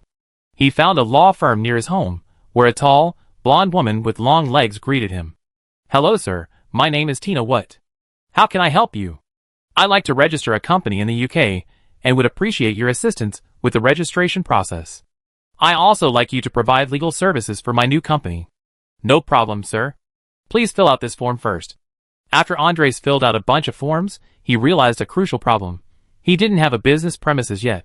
So he called Adams. Hi, Adams, it's Andres. I'm in trouble again. Help me find an office in Historic County or Inverness. I recently registered a company. Haha, Andres. I think my people will be happy to help. May I ask what industry you're planning to work in? Whatever it is, I suggest you stay in Inverness. It'd be easier for you to recruit later. Do you have any requirements regarding the size of the space, or any other special requirements? Well, I want to start a purchasing company. You know I take it over the Isle of Skye, and need to buy a lot of things for its construction. There aren't any special requirements, just enough space for an office. 5 people are enough for the startup, but you need to reserve space for future expansion. That's no problem at all. Give me some time, and I have Smith contact you once I found a place. After Andres finished the call, Tina also confirmed that the forms were fine, and that he could pick up the documents in 3 days after paying the fee. After confirming everything was okay, Andres paid the fee and left the law firm. Besides these, he also needs people: a professional manager to run the company, a financial advisor to oversee the accounts, and 3 staff members to purchase daily necessities and deliver them to the school. Perhaps this professional manager should know he's working for Hogwarts School of Witchcraft and Wizardry, which could avoid a lot of trouble. I write all of this down in a little notebook, so I don't forget when I'm too busy. Besides that, I need to find a financial operations team. His accounts can't just sit in the bank earning interest, they need to generate more money. But this team just needs to follow orders. After all, Andres has a cheat code. They just need to buy shares in those big companies of the future, and wait for them to take off. 2 years later, we can also plunder again during the European Cup. Anyway, they already squandered the casino money. It's better for Andres to use it to build the school. Yes, all of this is written down in the little notebook too. While Andres was aimlessly walking the streets, pondering what to write down in his little notebook, Hogwarts Castle was also bustling with activity. Dobby, the school's food reserves, based on 1 meal per person, are only enough for 500 meals. That's not enough. Also, we need to tell the headmaster that we don't have much seasoning either. Flashy appeared first in front of Dobby, and as soon as he finished speaking, the house elf Lightning appeared with a poof.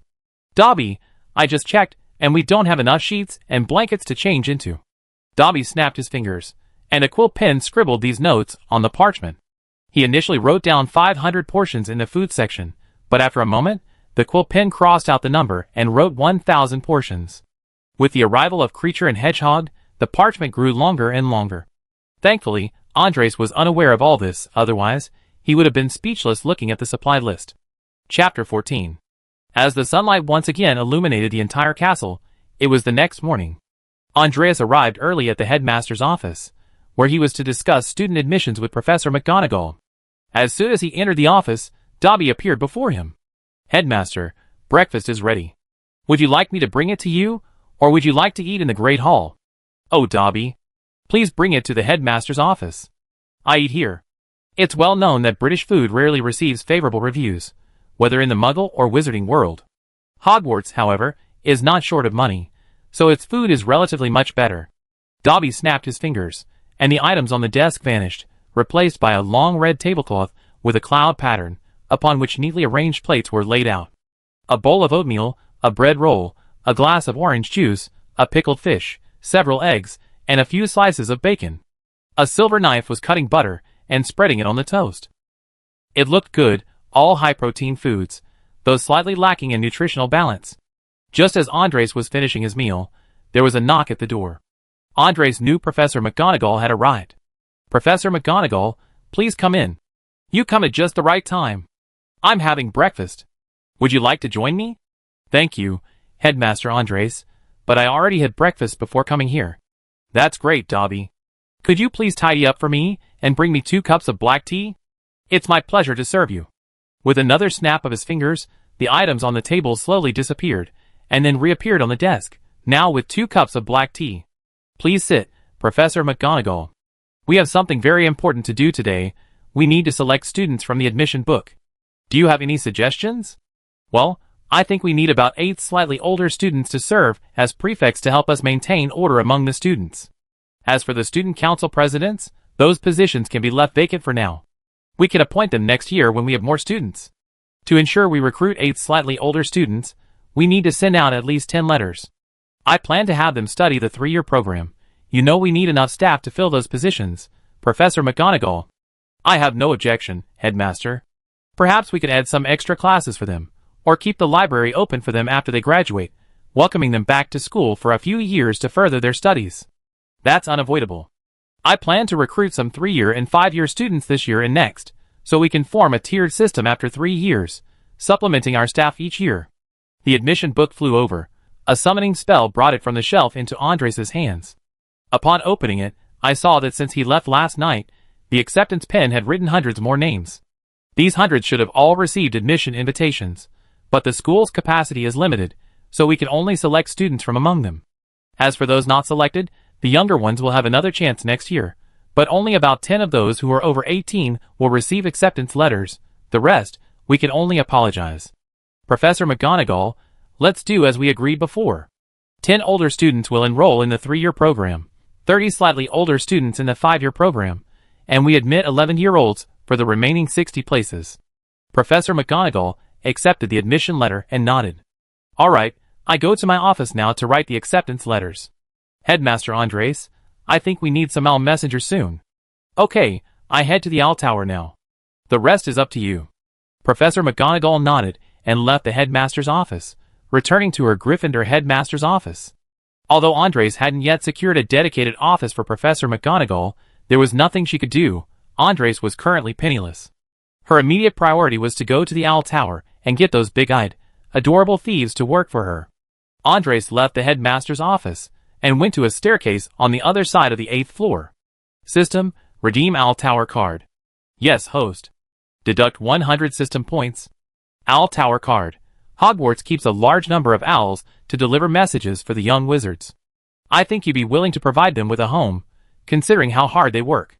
For each level the building upgrades, the number of owls that can be kept doubles, and the owl's flight speed increases by 5% when delivering messages. Use owl tower card. A burst of white light leaked from the crack in the tower's wooden door. Andres stepped forward and pushed open the door. The owl tower has no roof. This is to facilitate the owl's entry and exit for delivering messages. One side of the tower has a door leading to the outside, but this door is locked. In the middle of the tower is a spiral staircase leading upwards.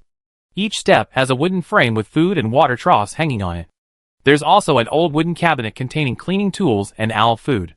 The surrounding walls also have recesses of varying sizes, which are where the owls usually rest. The larger recesses are for them to huddle together for warmth, while the smaller ones? Well, some owls aren't exactly known for their good temper, are they? After surveying the owl tower, Andres opened the system again. Owl cards cost 10 points each, which seemed inexpensive, so he bought 10. After using them, 10 owls of various sizes appeared in the wall space. In his previous life, Lynn was truly charmed by them. He originally wanted to buy one as a pet, but then learned that these creatures were dangerous. Keeping them as pets was illegal in his country. But now it was different. He could keep them openly, and more than one at that. Among them, Andres recognized a western gray owl, a Scops owl, a barn owl, a snowy owl, a eagle owl, a little owl, and a northern owl. Readers might be confused by these adorable creatures, but Andres recognized them thanks to the system's prompts. Percy of the Weasley family kept a healthy Scops owl, native to the Americas. He wondered how the Weasleys obtained it. And the barn owl that Sirius Black used to deliver messages to Harry Potter was a barn owl. The snowy owl needs no introduction. The famous Anne Hathaway is a snowy owl, though the novels use the female, and the movies the male. Our young master Draco Malfoy, on the other hand, needs an eagle owl to bring him candy of all sizes. Ron's pet pig is a little owl, while the Weasley's aging Egyptian owl is a all owl. While Andreas is happily petting this owl, and that owl in the owl tower, Professor McGonagall is writing acceptance letters. A dream for countless children. Chapter 15. On another note, Professor McGonagall arrived at the Gryffindor headmaster's office on the 2nd floor. However, the office was far less beautiful and comfortable than before. She understood, knowing that Andreas was currently short of points and needed to use them for teaching. After putting away the admissions book, Professor McGonagall began writing the familiar acceptance letters. Although 100 letters seemed like a lot, Professor McGonagall only needed to write the content, leave the student's name blank, and apply a copying charm. The more troublesome part was writing the student's name and address. Hogwarts School of Witchcraft and Wizardry. Headmaster, Andreas Mori, founder of the new Hogwarts School of Witchcraft and Wizardry, Earl of Sky Isle, Wizard, dear Professor, we are pleased to inform you that you have been admitted to Hogwarts School of Witchcraft and Wizardry. For certain reasons, the school has decided to provide all learning materials and equipment. Please bring only your personal belongings. The term begins on September 1st. We await your reply by OWL before July 31st. Since you may not have an OWL, one will be available every night between 8 and 10 p.m. until you reply. Vice Headmistress, female, Minerva McGonagall. McGonagall nodded in satisfaction, finding no errors. She cast a copying charm on the parchment pile, copying the contents onto other parchments. Then she began selecting students' names from the Book of Admissions and writing them down. To Mr. Marina Houghton, Leviston, Hertfordshire WD 257 LT, England. To Mr. Bartosz Karaman, 4 Portland Street, London WIWAPA, England. To Ms. Danielle Perry, 101 King Street, Nottinghamshire W.16 AL, England. Professor McGonagall carefully wrote all 100 acceptance letters, then melted the sealing wax and stamped each letter with a Hogwarts emblem, hoping each letter would receive a response. I still need to tidy up. After receiving responses to these letters, Principal Andres and I will have to go door to door to show that we are not liars. Although I used to make these visits several times every semester, they were all Muggle-born wizards like this. Blink, take these acceptance letters to Owl Tower and mail them out. It would be my pleasure, Professor McGonagall. With that, the house elf took the pile of letters to Owl Tower. When it appeared, Andreas had already left. It placed the letters on the table, then snapped its fingers. A large bag of owl food flew from the cupboard to the feeding trough, while water flowed from the tap. All right, little ones. After you've eaten and drunk your fill, we get to work. There are so many letters waiting for you to deliver. The owl standing in the recess stared wide-eyed, as if questioning Blink, are you going to kill us owls? The little ones glanced at it, then quickly went to eat and drink, before flying to stand beside Blink. The letters beside them were already packed, carefully tied to the owl's feet with twine, and each letter bore the Hogwarts crest. After glancing down to make sure everything was all right, the owls gently flapped their wings, and with the help of the wind, took flight, soaring into the distance. Diane Bryan had blue eyes and long blonde hair. She was tall and beautiful. A cheerful and lively 18-year-old girl, she loved traveling and reading. She was kind, generous, and always willing to help others. She enjoyed spending time with friends and also liked traveling alone. She was a vibrant person, always radiating charm in a crowd. On this particular day, the weather in Edinburgh wasn't very good, it was drizzling outside. Diane was at home packing, preparing to go out. She had an art and design practice class in the afternoon, something she had arranged with her classmates before the holidays. After class, she planned to work at a convenience store to earn money for her next trip. Just as she was about to close the window, a dark shadow flapped its wings and flew towards her, startling her. She quickly took 2 steps back. When she got a better look at the shadow, her eyes crinkled into a smile. A snow-white owl landed on the window, frantically shaking its wings to shake off the raindrops, its face seemingly unhappy, as if complaining about the damned weather. Diane went to the bathroom to get a towel, intending to help wipe the raindrops, but dared not approach too quickly. After all, owls are large birds and can be predatory. Just as Diane was cautiously approaching, the owl raised a talon to show her. Huh? A letter? No way, the last time I saw this was in the movie theater watching Harry Potter. How is this possible? Can owls really deliver letters? How is that possible? This is not scientific. Despite being shocked, confused, and bewildered, Diane calmly approached the owl. After all, if it was trained to deliver letters, it couldn't be that dangerous, right? She didn't rush to retrieve the letter, but instead helped the owl wipe its talons. The owl squinted its eyes, seemingly enjoying it, and even rubbed against Diane's hand in a friendly gesture, making Diane laugh. Then she took the letter down. The writing on the manila envelope was wet from the rain, but still legible. It read, Diane Bryan, first floor, 154 Mariners Avenue, Birmingham. Turning it over revealed a large Hogwarts crest. Diane's eyes widened, but she quickly recovered from her shock and sighed. She was 18, past the age of daydreaming. She didn't believe the letter was real, she just thought it was a joke. She was facing career choices this year, otherwise, she wouldn't have taken this practical class. She grumbled to herself, if only this were real, I wouldn't have to worry about my future. That's what she thought, but her hands didn't stop as she opened the letter. It read, Hogwarts School of Witchcraft and Wizardry. Only the Harry Potter magical world would send a letter by owl. The headmaster is Andreas Mori? Who's that? Shouldn't it be Albus Dumbledore? The founder of the new Hogwarts School of Witchcraft and Wizardry. What the heck, why new? The Earl of Sky Isle? Wait, something's not right. Where have I seen the Earl of Sky Isle before? The rest of the letter was unremarkable, just a complete list of books and equipment for school. This thing was made to look very real, from the manila envelope to the parchment letter, and even the Hogwarts emblem. Even though it was fake, it was a pretty good experience, wasn't it? As Diane was playing with the letter, the owl gently pecked her hand to get her attention. Does this mean I have to write a reply? She laughed as soon as she asked the question. How could that be?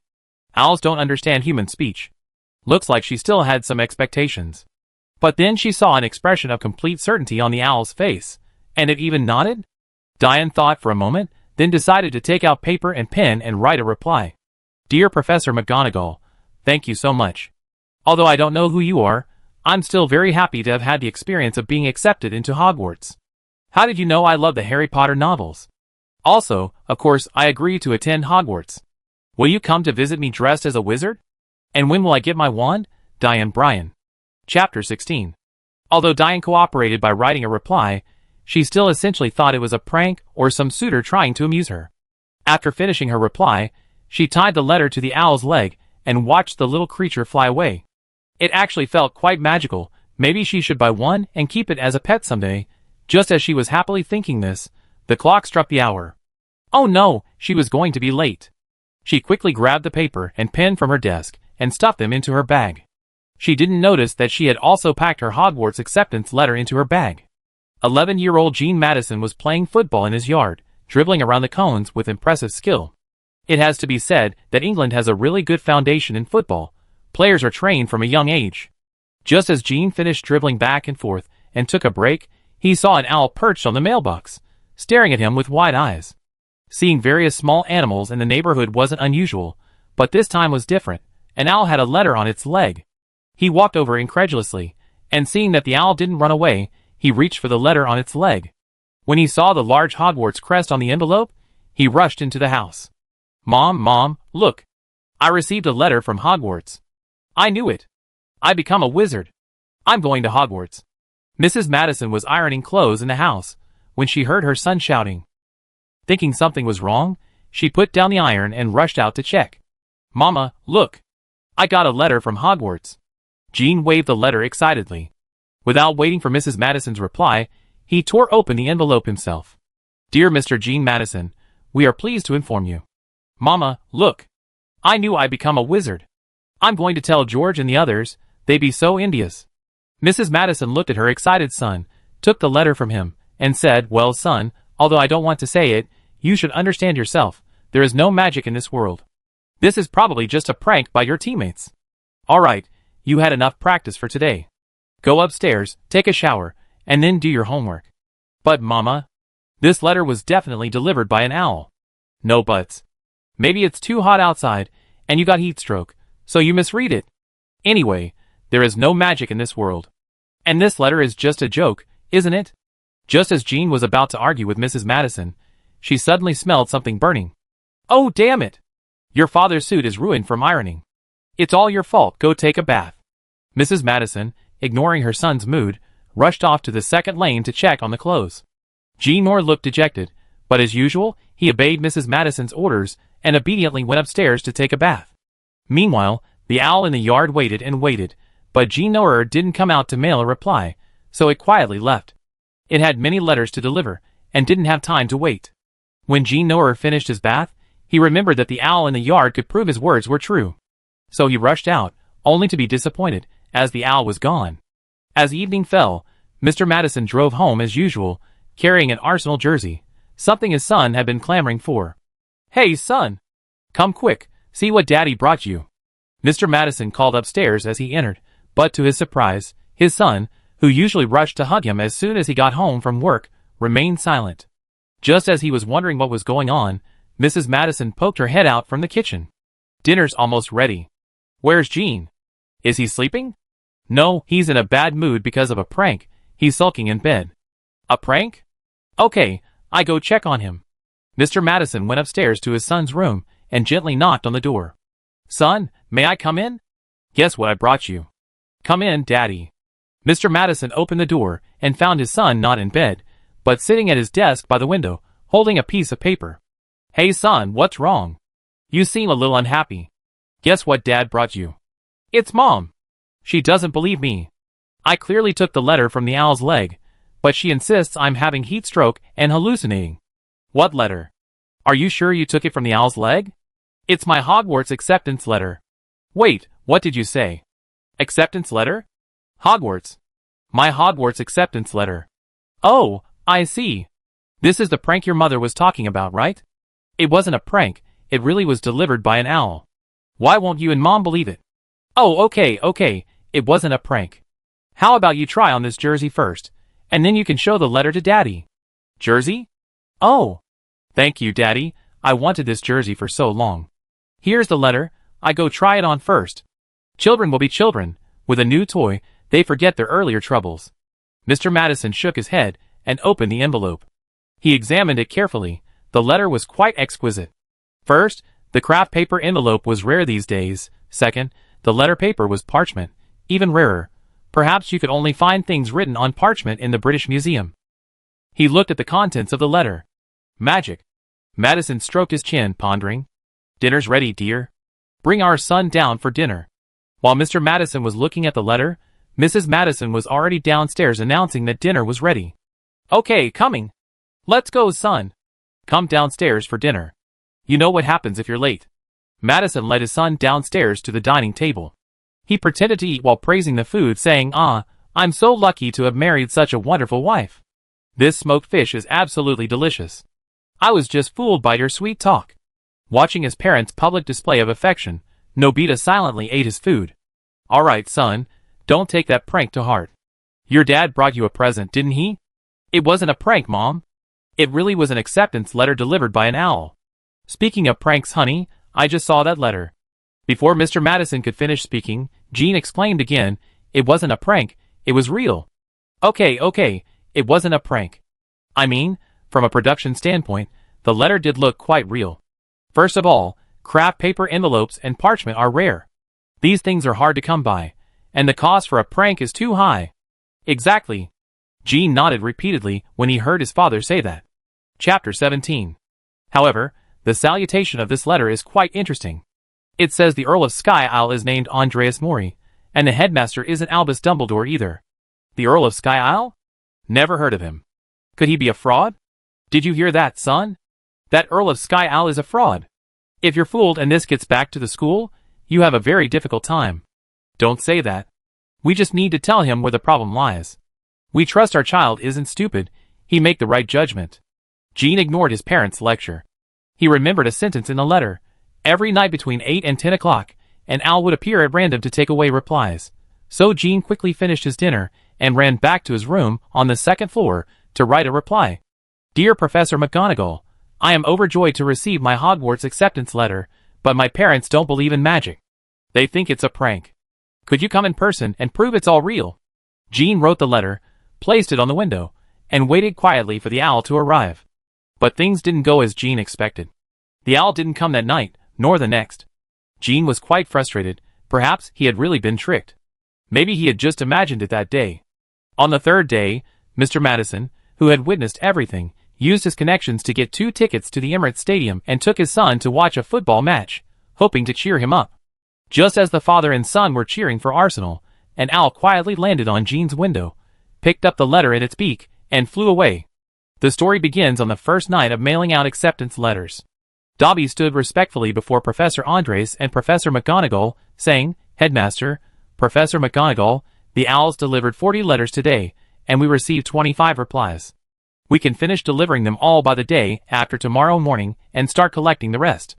All right, Dobby, leave the replies here.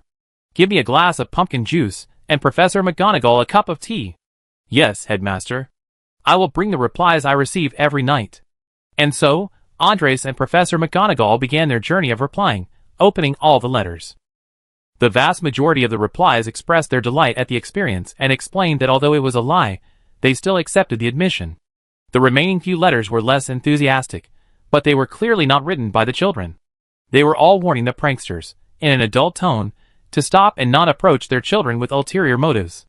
Andres shook his head helplessly, sighed, and said to Professor McGonagall, "Professor McGonagall, it seems we have to do a lot of home visits to persuade them." "Principal Andres, to be honest, I'm not surprised by this. I'm used to it. It's certainly difficult to suddenly convince Muggle families that magic exists. But once they see magic with their own eyes, it will be much easier. I never encountered anyone who refused to learn magic." "I hope so. Then I trouble you to write a reply, Professor, and arrange the time for the home visits. We split up and visit them." "Yes, Principal Andres, is there anything else?" "Oh, I almost forgot, I arrange your office tomorrow. Although I don't have many system points yet, I can still exchange them for a dean's office." "Great. Thank you in advance, Headmaster Andres." With that, Professor McGonagall left the headmaster's office. Andres, meanwhile, began studying magic. He'd been able to cast spells for a while, but he only truly mastered a few. His progress was a bit behind. The following evening, at Bernhard Wiggins' house at 101 Newark Sherwood, Nottinghamshire, in the East Midlands, England, a group of 14 or 15-year-olds were having a party. One burly boy was even recording with a camera. "Hey guys. Look here, look at me, yes, that's it. Come on, let's draw lots. Whoever loses has to go over there and confess to the girls." This suggestion elicited low chuckles from the boys, who cursed each other for failing to confess. The girls in the yard also frequently glanced in their direction. The lucky winner was Bernhard, the party's sponsor. His friends watched with excited faces as Bernhard looked utterly dejected. Everyone knew that confessing in public like that would be a guaranteed failure. They were just looking for someone to embarrass themselves. The burly boy with the camera said, "Hey, Bernhard, don't let us down. Show some courage. Hurry up, the girls are getting impatient." Urged on by everyone, Bernhard could only slowly shuffle towards the yard. His target was Joanna, but he was still thinking of an excuse to succeed. Otherwise, he'd be in for a world of trouble when school started next semester. He might be laughed at for a whole year. "Who do you think Bernhard will confess to?" "Of course, it'd be Feeny. She's so pretty." "That's not necessarily true. Laura's not bad either." "Oh, we get it, you like Laura." "Ugh, you guys are so mean. We're clearly talking about Bernhard right now." Okay, don't be nervous. We know you like Laura. But as for Bernhard, he's definitely got his eye on Joanna." "Why?" "Because he's mentioned Joanna to me several times, intentionally or unintentionally." "Really? When did that happen? Why didn't he mention her to me?" "He's already started. Because your mind is all on Laura." "Shh, don't talk, he's about to begin." While the boys were whispering amongst themselves, Bernhard had already arrived in front of the girls, whose eyes had been fixed on him as he approached, wondering what he was up to. "Hey, Joanna. It's so nice to have you at the party. Would you like to come over there for drinks and a chat?" The cunning Bernhard didn't mention confessing his feelings at all, but instead invited Joanna to chat. This immediately drew laughter from the girls. One girl stood up, her face flushed, and before Joanna could even answer Bernhard's invitation, the other girls pushed her forward amidst the laughter. Just as Joanna was about to agree, an owl landed on Bernhard's shoulder. This startled both the girls and Bernhard. Bernhard tried to shoo the large bird away, shaking his shoulder, but the owl gripped his clothes firmly, causing him some pain, so he stopped. "Bernhard, don't move. This owl doesn't seem to be going to attack you." "Look, there's a letter on its leg," Joanna whispered, afraid of startling the owl, and it might hurt Bernhard. Chapter 18. Joanna took the letter from the owl's leg and handed it to Bernhard. The owl, feeling uncomfortable with so many people staring at it, flew away without waiting for a reply. Bernhard stared blankly at the letter in his hand, while the girls beside him urged him to open the envelope and see what was inside. They had never encountered such a novel way of delivering mail before. When he saw the contents of the Hogwarts acceptance letter, Bernhard was even more bewildered. He hadn't expected anyone to make fun of him in public. Joanna also leaned over to see what was written, her curiosity burning despite her impoliteness. After reading the letter, Joanna covered her mouth and laughed. "So, Mr. Wizard, are you still going to invite me over for a chat?" "Aw? Sure, of course. Hold on to this letter for me, I go get a drink," Bernhard said, handing the letter to Joanna and running back to the living room to get a drink. The girls, intrigued by Joanna's mention of the wizard, crowded around Bernhard after he left. "Joanna, what did the letter say? Can we see it? Why did you call Bernhard wizard?" The girls chattered on, bombarding Joanna with questions, hoping she would satisfy their curiosity. Oh, you can see for yourselves. After reading the letter, the girls started chattering again. He's really funny. Is he trying to get Joanna's attention by imitating Harry Potter? Maybe. No, you guys saw how terrified he looked just now. Perhaps it was just a joke. The letter says the headmaster is the Earl of Sky Isle. Who's that? He must be a high-ranking nobleman, but I never heard of him before. And in a place like Sky Isle, we can look him up online. Amidst the boys' envious and jealous gazes, Bernhard, holding his drink, took Joanna's hand and went to chat in a corner. The letter, however, was brought to the boys' group by a guy who had been rejected after confessing his feelings, and the whole thing was recorded by the burly boy's camera. Although the letter was eventually returned to Bernhard, he didn't care at all. His mind was completely occupied by Joanna. Joanna's hands were so soft. Joanna's smile was so beautiful. Well, it's normal for underage kids to go through puberty. After the party ended, one of the girls went home and quickly logged onto a local forum. Look, guys, what's that I'm holding? A picture of a Hogwarts acceptance letter appeared in the comments. Oh, that's so cool. You been accepted to Hogwarts? A sarcastic comment. Yeah, you're the runaway princess of England. Your name is Bernhard Wiggins? That's clearly a man's name. Are you a zero? A comment from someone who failed math. What? This princess is naturally a woman. This letter isn't mine. I took a picture of it at a party. It belongs to my classmate. What's even more interesting is that I watched an owl deliver it. A comment from the runaway princess of England. Really? A comment from a netizen. It's obviously fake. With just one picture, she can say whatever she wants. She could even say it was delivered by Dumbledore himself. But there's no way to verify it. One netizen commented. Yes, that's right. And look at how many things on this letter are wrong. Who is Andreas Morena? This is clearly a DIY prop for fun, another netizen commented. Yeah, maybe Bernhard is a Harry Potter fanatic who sent himself this letter. Another netizen commented. No, she's telling the truth. She's a classmate of mine. I was at the party. An owl definitely landed on Bernhard's shoulder, and the letter definitely came from an owl's leg. Another netizen commented. You're not actually the runaway princess of England herself, using her own trumpet to put on this act, are you? Another netizen commented. Exactly, even if what you're saying is true, you have no evidence to prove it. Another netizen commented. I have evidence. Give me some time, I'm uploading what's on my camera to the internet. Another netizen commented. Just waiting to see the show. I already got my snacks and beer ready for you guys to argue, commented one netizen. Just as these silly netizens were having a good time, a video was finally uploaded. The video started with the boys egging and urging Bernhard on. Of course, the boy who liked Laura also became known to everyone through this video, and later the two successfully got together. 20,000 words omitted here, great. The author has successfully padded 10 chapters again. The following video started to get interesting. Bernhard himself was trying to flirt with Joanna, so he didn't notice a large bird flying towards him from the sky. However, in the viewer's view, an owl clearly appeared in the video from afar, and finally, the owl landed on Bernhard's shoulder. What happened next is clear, even including a close-up shot of the letter being delivered to the boys, which indeed stated that Hogwarts School of Witchcraft and Wizardry had accepted Bernhard. Although there's video evidence proving the incident did occur, trolls are a common breed in every country. That owl is clearly trained.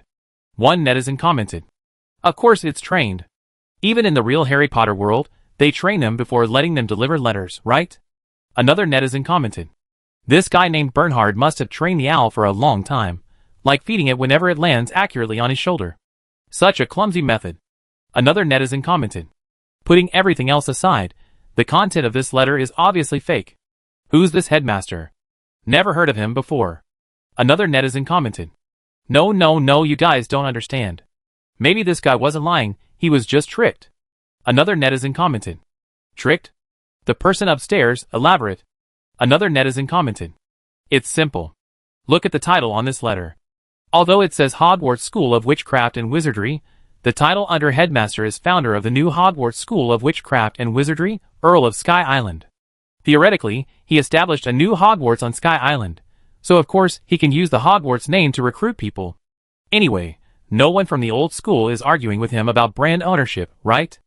As for being deceived, when have you ever heard of the title Earl of Sky Island?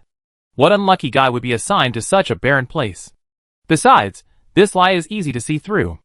We just need to check the royal family's public records to see if this person even exists. So this comment isn't clever at all. One netizen commented, "The person upstairs truly lives up to his reputation as a know-it-all. His analysis is reasonable." Another netizen commented. Chapter 19. This post only generated some buzz on local Nottinghamshire forums, and didn't cause a major stir online. The reason it caused a stir was that most netizens thought it was just some little trick the young man named Bernhard played to woo a girl, or simply a prank on Bernhard. Generally speaking, everyone just laughed it off, taking it as a joke. After all, with so many news stories in modern society, people didn't pay much attention to such things, just like this novel. Our protagonist, however, was completely unaware of anything. Bernhard, who had been too excited to sleep a wink the night before, was still fast asleep in bed. The other protagonist, Joanna Hampton, got up early. Getting up so early on a holiday wasn't her intention. She was also woken up by a noise. She looked out the window, puzzled, because what had woken her was the owl outside, which kept tapping on the window, as if trying to get in. Because of her experience last night, Joanna wasn't particularly afraid of owls. She went over and opened the window, and the owl hopped into the room the instant the window opened. Its eyes were full of displeasure, as if it were blaming Joanna for opening the window. Joanna naturally saw the letter on the owl's leg, but instead of taking it, she found a paper cup and filled it with water. This gesture earned the owl's favor. After all, it had flown quite a distance. Seeing the owl drinking water, Joanna then took down the familiar letter. Sure enough, it was the same as the one she had seen yesterday, only the recipient was now herself. Last night, because there were so many people around, and because Bernhard had shown interest in her, Joanna hadn't taken the events of the previous day to heart, assuming it was just a trick by Bernhard. But seeing that she had received a letter today, she felt something was amiss. If it was indeed a trick by Bernhard, she had clearly stated yesterday that she also had feelings for him, so he could simply ask her out more often. There was no need for him to pull the same stunt again. Most importantly, she discovered that the owl delivering today's letter was a completely different one from yesterday's. Yesterday's owl was much bigger, but today's is much smaller, so perhaps this means it has nothing to do with Bernhard? That makes things interesting, because if it wasn't Bernhard's doing, it could only be a letter from someone else. But what about the acceptance letter on the letter? Is it a prank? That prank is quite expensive, using a brown envelope and parchment to write the letter, and training different owls to deliver it. Thinking about this, Joanna's eyes widened, because she realized a possibility. Could this be real? Are the Harry Potter novels not just children's stories, but real? Perhaps the Harry Potter novels themselves were released by the Wizarding World to test the Muggle world's reaction? The more she thought about it, the more likely it seemed. So she quickly took out paper and pen and began writing a reply. Professor McGonagall, I am delighted to receive your letter, but I find it hard to believe. So, how can you prove that you are indeed Professor McGonagall, and the contents of this letter? I really don't want this to be a prank. If you are deceiving me, I will be very angry. After writing the reply, Joanna tied it to the owl's leg, stroked its head a couple of times, and let it go. Petting an owl was quite a novel experience. After seeing the owl off, Joanna looked at her acceptance letter, thought for a while, and then went to wash up. She decided to go talk to Bernhard. Half an hour later, Joanna, holding the letter, stood at Bernhard's door and rang the doorbell. The doorbell rang for a while, but no one answered. Joanna had almost given up, and was planning to try again in the afternoon when the door opened. Bernhard opened the door angrily. Because his parents were away on a business trip, and he lived alone, he had only dared to invite his friends over yesterday. He couldn't believe who would knock on his door so early in the morning. If it was someone trying to sell him something, he would definitely teach them a lesson they would never forget. However, when the door opened, the sunlight shone on Joanna, making her look even more radiant and lovely. Joanna smiled at Bernhard, and after he reacted, he said, "Come in and sit down for a bit. Give me 5 minutes, I'd be right there." He then turned and ran back to the bedroom. As he ran, he thought, "Oh no! Why didn't she call before she came? Will she change her mind if she sees me like this?" A moment later, Bernhard and Joanna sat side by side on the sofa, 2 letters and 2 drinks on the table. Wizard. Are you sure these 2 letters weren't your doing? Tell the truth. It's nothing, if you really did it, I just find you amusing. It really wasn't me, Joanna. I don't know what happened. You didn't see how terrified I was by that owl yesterday. I thought it was some kind of monster. That's interesting. I received the letter this morning. Is someone trying to scam us? But what's the point? No normal person would believe in a magical world. Even Harry Potter fans wouldn't go that far. I hadn't even noticed until you mentioned it. Last night I was thinking about you. Before he could finish, the still somewhat dazed Benhard suddenly perked up, almost letting slip what he said. With what? Joanna raised an eyebrow at Benhard. Ha ha, I mean, I want to get along well with you. Win your favor so I can become your boyfriend. Benhard quickly replied, quick-witted. Okay, you pass, but we talk about this later. Haha, alright. So what do you think of these 2 letters? I think they might be real, because I really can't think of anything you could gain from using this kind of trick. After all, there's always a purpose to lying. Neither of our families are rich. It can't be just to get someone, right? That's right, that's right. Wanting to get you is perfectly normal. What would you need a grown man like me for? Oh, wanting to get me is normal. Joanna looked at Benhard with a teasing expression. Ah, that's not what I meant. I meant you're very beautiful. Benhard quickly explained. That's more like it. So, eliminating answers like the lie is too fake or the prank is too expensive, what else is there? Let me think. Joanna rubbed her head as she thought. By the way, do you think it might be a publicity stunt for the upcoming Harry Potter movie? That's certainly possible, but such a stunt should be widespread.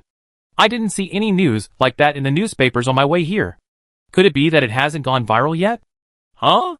Then I've been tricked. I even wrote a reply. You wrote a reply? Bernhard stared at the girl in disbelief, while the girl wore a mischievous expression. He felt a chill run down his spine, as if something bad was about to happen. Chapter 20. Dear Benhard, what would you do if your sweetheart was deceived? Joanna blinked at Benhard. Huh? Of course, I protect her. Benhard was clearly taken aback, completely unaware of what he was saying. Then shouldn't you let her bear all this alone? Shouldn't you share some of the burden? Joanna continued to coax him. Of course. Benhard completely gave up resisting. In a daze, Benhard also wrote a letter agreeing to enroll. After writing it, Joanna placed it on the balcony, warning Benhard to keep it there, and not to throw it away until an owl took it. Although she wasn't sure if the letter would be taken by an owl like the acceptance letter said, she had to try to find out.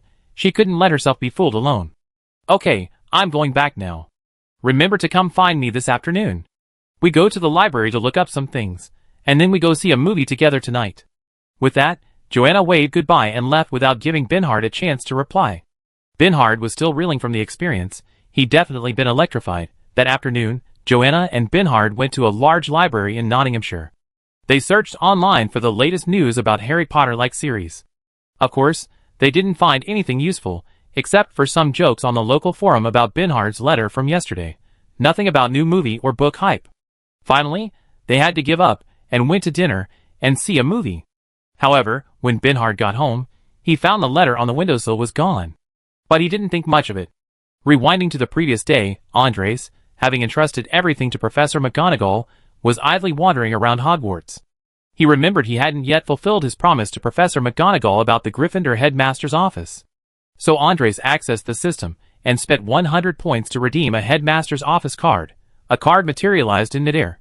Andres went to the second floor, and silently recited use in front of the existing office door. The system displayed 4 options: Ravenclaw headmaster's office, Hufflepuff headmaster's office, Slytherin headmaster's office, and Gryffindor headmaster's office. After selecting the Gryffindor headmaster's office, a magical fluctuation emanated from the opposite room. The office door, which had been somewhat dilapidated, was repaired after the magical fluctuation, though it remained a plain wooden door. Inside, simple patterns appeared on the candlesticks, the desk was no longer old, and the bare walls were now adorned with paintings, making them less monotonous. Andres stared blankly at the door. Don't misunderstand, he hadn't suddenly gone mad. The system panel had displayed some information about the office. Gryffindor headmaster's office. Level 1. This office provides the headmaster with workspace and a lounge, allowing them to rest and relieve fatigue outside of work. Fatigue recovery increases by 5% for each level this room upgrades. Note that excessively high fatigue levels will reduce employee productivity, and may even force them to go out for a break until their mood improves. Wow, full fatigue levels even make staff go out for a break and stop working. Got it. It seems this system needs to meet not only teaching needs, but also the needs of staff, otherwise they might go on strike in a heartbeat. Looks like I have to be more careful from now on, and check the status reports of all staff members in the system regularly. Leaving the second floor, and arriving at the somewhat empty 5th floor, Andres retrieved the remaining study room cards from the system. This time, he wouldn't use them on any of the existing rooms, but rather try them out randomly to see what would happen. As a result, a flash of white light appeared on the empty wall in front of him, followed by a wooden door. Andres walked forward, turned the doorknob, and pushed the door open.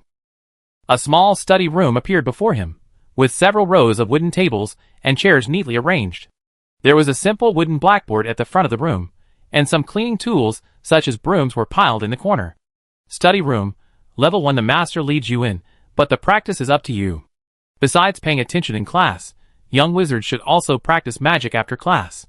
For every level this room upgrades, the learning efficiency in this room increases by 5%. This is forcing me to earn more points and spend more money. Rooms bought with points are definitely different from those given by the system. If I studied in all the paid rooms, the difference wouldn't be just 5%. But if we recharged everything, how many rooms would the entire castle need? How many points would we need? This requires careful planning. We're struggling to accumulate points right now. After finishing all that, Andres went to the owl tower to pet the owls, but this time, the little guys found him annoying. They were either busy delivering messages or taking a short break to eat after returning, so they didn't have time to pay him any attention. Feeling awkward, Andres returned to the headmaster's office to continue his research on magic. Professor McGonagall wasn't idle either these past 2 days. Because the vast majority of the letters expressed the young wizard's great doubt and distrust, Professor McGonagall began writing replies to them. This time, however, she couldn't use the copy charm, as the content of each letter was different. Dear Ms. Diane Bryan, it is a pleasure to receive your reply. To address your concerns, please have you and your guardian wait at home at 10 a.m. on August 1st. We will arrange for a home visit. We look forward to seeing you. Dear Mr. Genald Madison, we are delighted with your response. To better resolve your doubts, we will send a school staff member to your home at 10 a.m. on August 1st. Please have you and your guardian wait at home. Dear Mr. Michel Payne, we have received your reply and understand your and your guardian's concerns. Therefore, we will send someone to your home at 10 a.m. on August 2nd. We are here to answer your questions and address your concerns. Please stay home with your guardian during this time. Dear Ms. Joanna Hampton, we are delighted that you have chosen to attend Hogwarts School of Witchcraft and Wizardry. We will meet with you and your guardian at 3 p.m. on August 1st. Please believe that your choice is correct, and we look forward to seeing you. Dear Mr. Bernhard Wiggins, 66 similar letters were written. The remaining 34 students did not respond to their acceptance letters, and were considered to have automatically forfeited their places after July 31st. It's unknown whether they regretted it, or perhaps not, because they were unaware of what they had missed. Chapter 21. Diane finished her work for the day and returned home to enjoy a delicious dinner. Just as she was flipping through a fashion magazine, an uninvited guest snatched her corn salad. It was the same Snow White owl from last time, and this time, it didn't stand on ceremony with Diane, flying directly onto the table and eating her dinner. Seeing Diane staring at it, the owl seemed a little embarrassed, stretching its legs as if to indicate it should quickly take the letter away. Diane chuckled, not scolding the owl for stealing her dinner. Instead, she got up and got a glass of water for the owl. Seeing this, the owl squinted and nuzzled Diane's hand before turning back to eating and drinking. Diane then opened the letter. Things were getting increasingly interesting. Her last reply had actually received a response, and he even agreed to a home visit. This made Diane wonder about the letter's purpose. Was it really a suitor planning to confess his feelings? But then she thought about it again, and it didn't seem likely. Who requires a guardian to be present when confessing their love? Could these 2 letters really be from Hogwarts School of Witchcraft and Wizardry? She shook her head, deciding to find out on August 1st in a couple of days. She wrote a simple note saying she'd be waiting at home and tied it to the owl's leg. But instead of releasing the owl immediately, she held it affectionately for a while before letting the little creature go. Meanwhile, Bernhard, living in Nottinghamshire, faced the same problem. He stared wide-eyed at the owl perched on the tree in front of his house. He had noticed it because the previous mail delivery incident had left a deep impression on him, so he overreacted when he saw the owl again. Fortunately, this time, the owl did not swoop down directly, but glided down from the tree to him. When he opened the letter, he learned that the letter Joanna had asked him to write hadn't been lost, but had been taken away by an owl sometime during the night. Seeing the message requesting a home visit, he was a little bewildered, because he himself was skeptical. But Joanna clearly didn't think so. He thought for a moment, went inside, wrote a reply, sent the owl away, and then called Joanna's house. Hi Joanna, it's me. Bernhard, I was just about to call you. I have something to tell you. What is it? I just received a reply from the owls. They're coming to visit on the afternoon of August 1st. What? You received one too? Also on the afternoon of August 1st? Yeah, how come you received one too? Yes, that's why I remembered to call you. What? You wouldn't have called me if I hadn't received this reply? No, that's not what I meant. Okay, why didn't you tell me before that the owls took your letter? Ah, I thought the letter was lost, or that the wind blew it away. Then the two gradually went from discussing the reply to having a long phone conversation. Young people always have so much to talk about. Similarly, others who responded also received letters requesting visits. This puzzled most people. These days, pranks seem to be going on like a TV series, so why is it continuing? Some even posted the reply online, reigniting the controversy surrounding the acceptance letter. Look! Guys, I received another letter from an owl. One netizen commented, attaching a picture, though the name was obscured. Hey, this prank's escalated? What's their goal? Are they just going to keep the poster's family waiting at home all day, wasting their time? One silly netizen commented. Maybe they see the poster's family is rich, and are planning to rob them. Another silly netizen said, you know what, that's actually possible. Look at the message. It's all about keeping the poster's whole family at home, so they can be caught in one fell swoop. Another silly netizen said, don't be ridiculous. Do they need to send out a notice before a robbery? Have you been reading too many Phantom Thief novels? Another silly netizen said, brothers, I borrowed a camera and hid it in a corner. Just wait and see. One of the poster commented, poster, well done. If it's just a magic trick performance, we just have some fun. If it's a scam, hee, this is the evidence. Another silly netizen said, poster, well done. If it's just a magic trick performance, we just have some fun. If it's a scam, hee, this is the evidence. Another silly netizen said. Information swirled and buzzed online, making time fly by. On the evening of July 31st, in the headmaster's office at Hogwarts, Andreas and Professor McGonagall were discussing the upcoming home visits. Dobby, bring 2 cups of tea. Professor McGonagall, and I have some work to discuss. Yes, headmaster. Dobby snapped his fingers, and a tray appeared in the air, its teapot automatically filling 2 cups with tea. The tray then slowly landed on the headmaster's desk, and Dobby bowed and vanished. Please have some tea, Professor McGonagall. Thank you, headmaster. Here are 2 lists. There are 66 students whose homes need to be visited. Originally, all the faculty and staff were supposed to do this together, but now it's just the 2 of us, so the schedule is a bit full. He handed 2 lists to Andres, which read, August 1st, 10 a.m., 154 Mariners Avenue, Birmingham, 1st floor, Diane Bryan. August 1st, 3 p.m., 101 Sherwood, Nottinghamshire, East Midlands, Bernhard Wiggins. August 2nd, 10 a.m., 32 Islington, London, Michelle Payne. August 2nd, 3 p.m., 101 King Street, Nottinghamshire, We.16 a.l., Danielle Perry, England. The information was written line by line on 2 parchment sheets. Looking at the lists, Andres rubbed his head. It seemed he couldn't do anything else but diligently go door to door promoting his school. All right, Professor McGonagall, I visit them according to the information on this list. The rest is yours. Of course, I do my best to persuade their guardians. That's all for now, get some rest. After Professor McGonagall left, Andres went back to the headmaster's lounge to sleep. On the morning of August 1st, the whole of England was overcast. At 9:58 a.m., Andres stood in front of the door on the ground floor of 154 Mariners Drive, Birmingham. He straightened his clothes again and glanced at his watch. When the hands pointed to 10 o'clock, he rang the doorbell. Diane inside had been preparing for a while. Whether the visitor was a fraud, a real wizard, or something else, since they had notified her of the visit in advance, she still wanted to tidy up the house properly. She had even prepared milk tea and fruit. Chapter 22. Professor McGonagall was at 128 Privet Drive, Little Weeking, Surrey, England. She was coming to Jean Noel Madison's house this morning. Jean Noel Madison, being young, was very excited and got up early. His parents, the Madisons, were more interested in seeing her arrive. At 10 a.m. sharp, the doorbell rang. The 3 of them rushed to the door, and Mr. Madison opened it. Instead of seeing anyone, they found a tabby cat sitting on the doormat.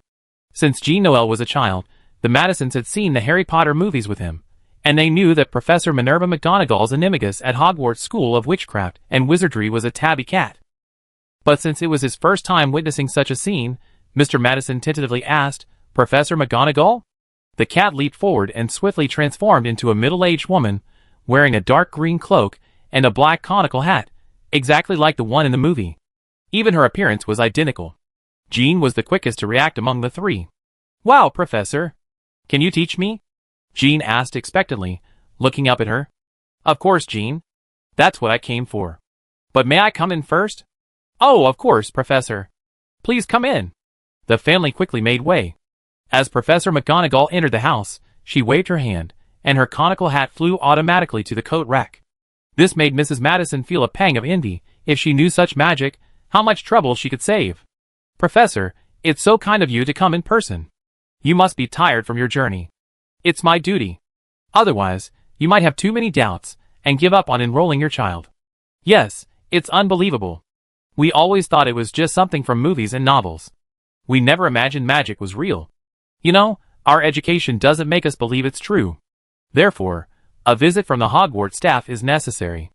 Although your magic is very powerful, we still have some concerns we'd like you to address." "Of course, please speak. For example, is Harry Potter real? Are Death Eaters really persecuting wizards from Muggle families? If enrollment is too dangerous, we won't agree to let Noah study there. Safety is the most important thing." "Oh, Dad! You can't do this. I want to go to Hogwarts to learn magic." Before Noah could say anything more, a sharp gaze swept over him, and he quickly shut his mouth, signaling to his mother that he wouldn't interrupt. "Oh, Mr. Madison, the question you raised doesn't actually exist. I don't know if you understand, but Harry Potter was indeed my student, but the events in the books and movies take place in another world. In your world, it's just novels and movies. It has nothing to do with reality." "Well, no, it has some connection, namely that Hogwarts really exists, but this Hogwarts school was only founded this year. All the students come from the Muggle world, so there's no pure-blood discrimination." "What? It was just established this year. Will the quality of life be guaranteed?" "Jean is still young, he needs extra nutrition, otherwise it will affect his physical development." Clearly, as a mother, Mrs. Madison was more concerned about her child's healthy growth. "Oh, of course, that's no problem. Our headmaster, Mr. Andres, is very wealthy. His earning power is enough to maintain the entire school's operation. Even if he loses his source of funding, do you think we wizards would be stumped by such a thing? Although it's not entirely ethical, money and material possessions are not necessities for us. We can easily acquire wealth that you can't even imagine." "Then, Professor, how much is the tuition? Do we need to exchange it for galleons at Gringotts?" "No, because the magical system in this world has just been established. Even the wizards are just me and Headmaster Andres, so there's no currency system. As for the tuition, we plan to. We will provide free education and living expenses. The only thing Renaud needs to prepare for school is his personal belongings." "I have one last question. Since you say the magic system in this world is newly established and there's no magical society yet, what will happen to Renaud after graduation? After all, he hasn't learned any professional skills." "Mr. Madison, firstly, after learning magic, many things don't require the same tedious work as ordinary humans. Secondly, Headmaster Andres and I have discussed this. Since Hogwarts School of Witchcraft and Wizardry can be newly built, why can't we rebuild a magical society? After all, a wizarding society also needs order, and since it needs order, it also needs wizards to manage it." "Understood. Can we visit the children occasionally?" Mrs. Madison asked again. "Yes, but we don't recommend it. The children have summer and winter vacations and holidays when they can go home to spend time with their families. As far as I know, even in the Muggle world, there are boarding schools like ours, and they are usually under strict management. As for other things, since electronic devices are not allowed inside Hogwarts Castle, you can write to Jean through an owl." "But we don't have owls. Are we going to keep one?" "No need. We will set up several contact points in England. You can send your letters there for forwarding. If there is anything urgent, you can also call them, and the staff there will relay your message." "That's reassuring. We have no further questions now. So, Jean, do you want to go to Hogwarts? Or would you rather become a famous football star playing for Arsenal?" "Agreed. Of course I agree to go to Hogwarts. I'm so envious of George and the others. I asked around, and I'm the only one in the entire training camp who received an acceptance letter. By the way, speaking of that, although we eventually integrate into Muggle society, we still want to keep it a secret for now. We hope you keep it a secret, and not reveal it to the outside world. Once we're ready, we naturally announce our existence to the world. No problem, Professor, we understand. After all, some people will do anything for profit. Well then, if there are no other questions, I take my leave. And Al will bring you a message later telling you how to find Hogwarts and the start date. After the Madisons indicated they understood, Professor McGonagall operated into the headmaster's office at Hogwarts. This was something they had agreed upon beforehand. They would meet after each home visit. If nothing was wrong, they would part ways. If anything unusual happened, they would communicate promptly. Chapter 23. Shortly after Professor McGonagall returned, another figure appeared in the office. Headmaster Andres, how did everything go? Fine. Diane is a very independent girl with the courage to try new things. I think she'd do well in Gryffindor. Professor McGonagall, how are things on your end? Things are going well on my end too. The Madisons are more concerned about their son's healthy development. By the way, that Jean is a young player in a sport called football in the Muggle world, which reminds us to strengthen the children's physical training.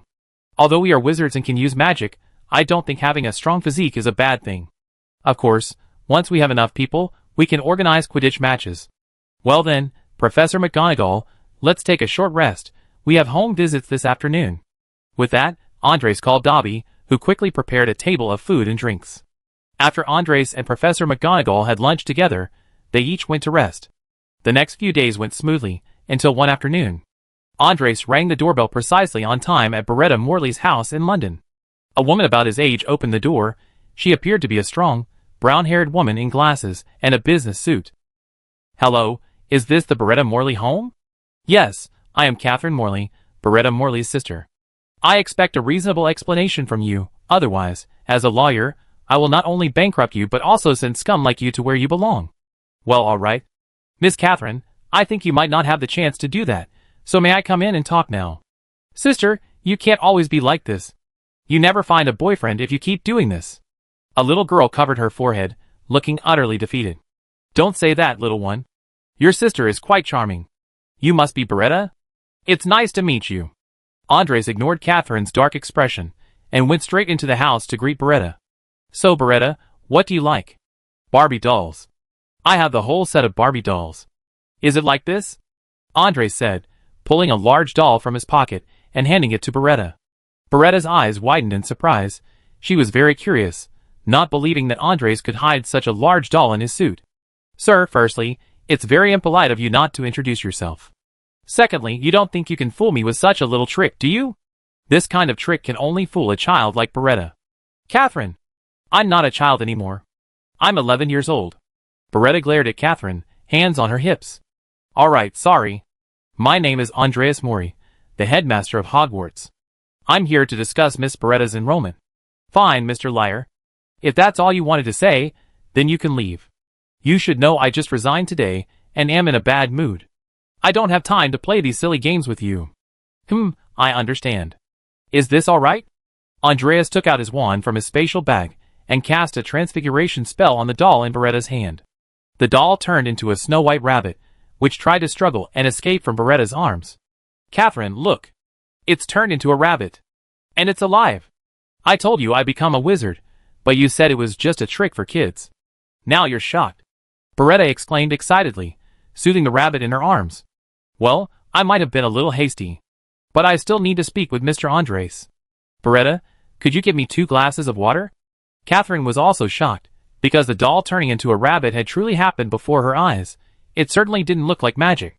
Beretta looked at the rabbit in her arms with a troubled expression, clearly unwilling to let go.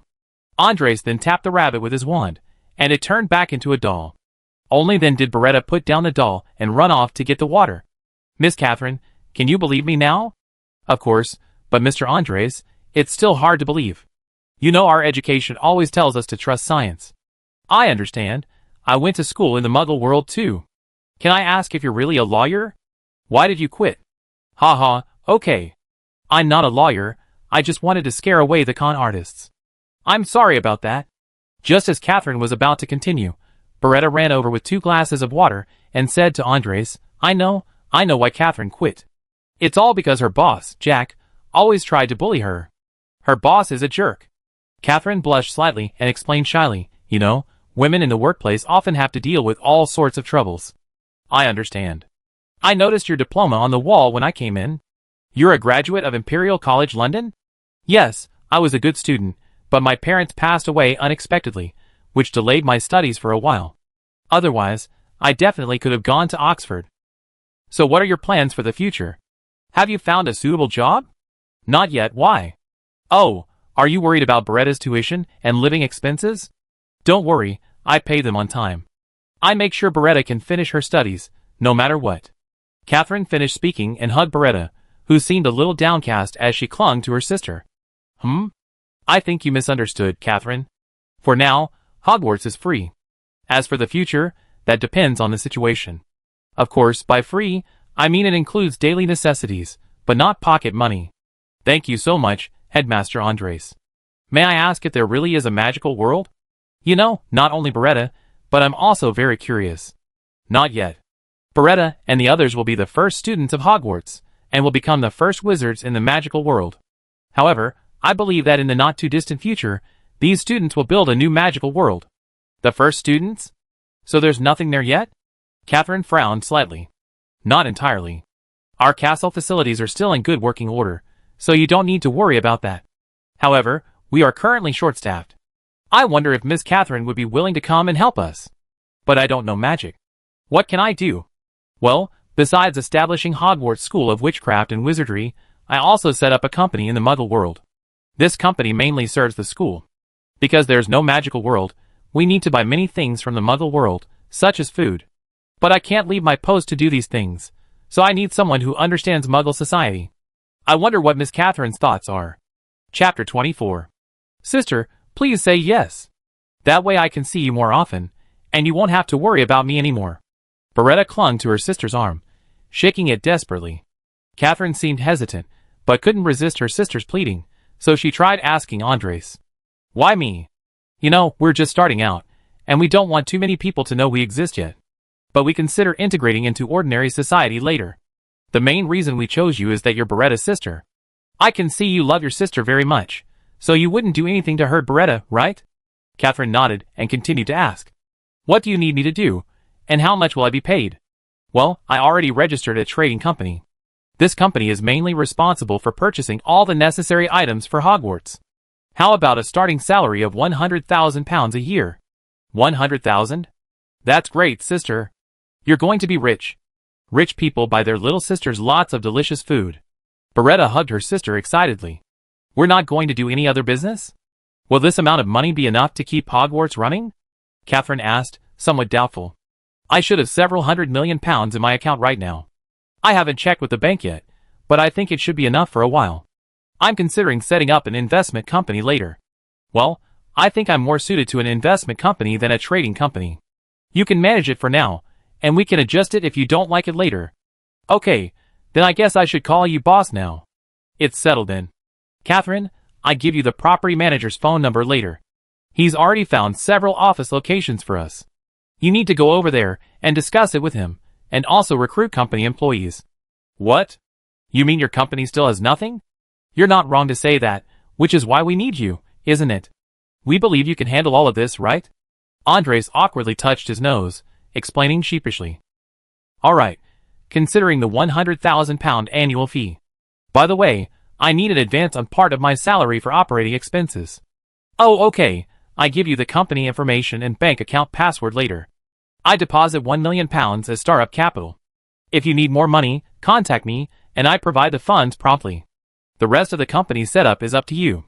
Headmaster Andres, since my sister works for you, could you teach me how to turn this doll into a rabbit? Of course, Beretta. But this requires you to diligently study transfiguration charms, and your basic knowledge isn't enough to cast the spell. So you need to study hard. Okay, when do we start school? September 1st, of course.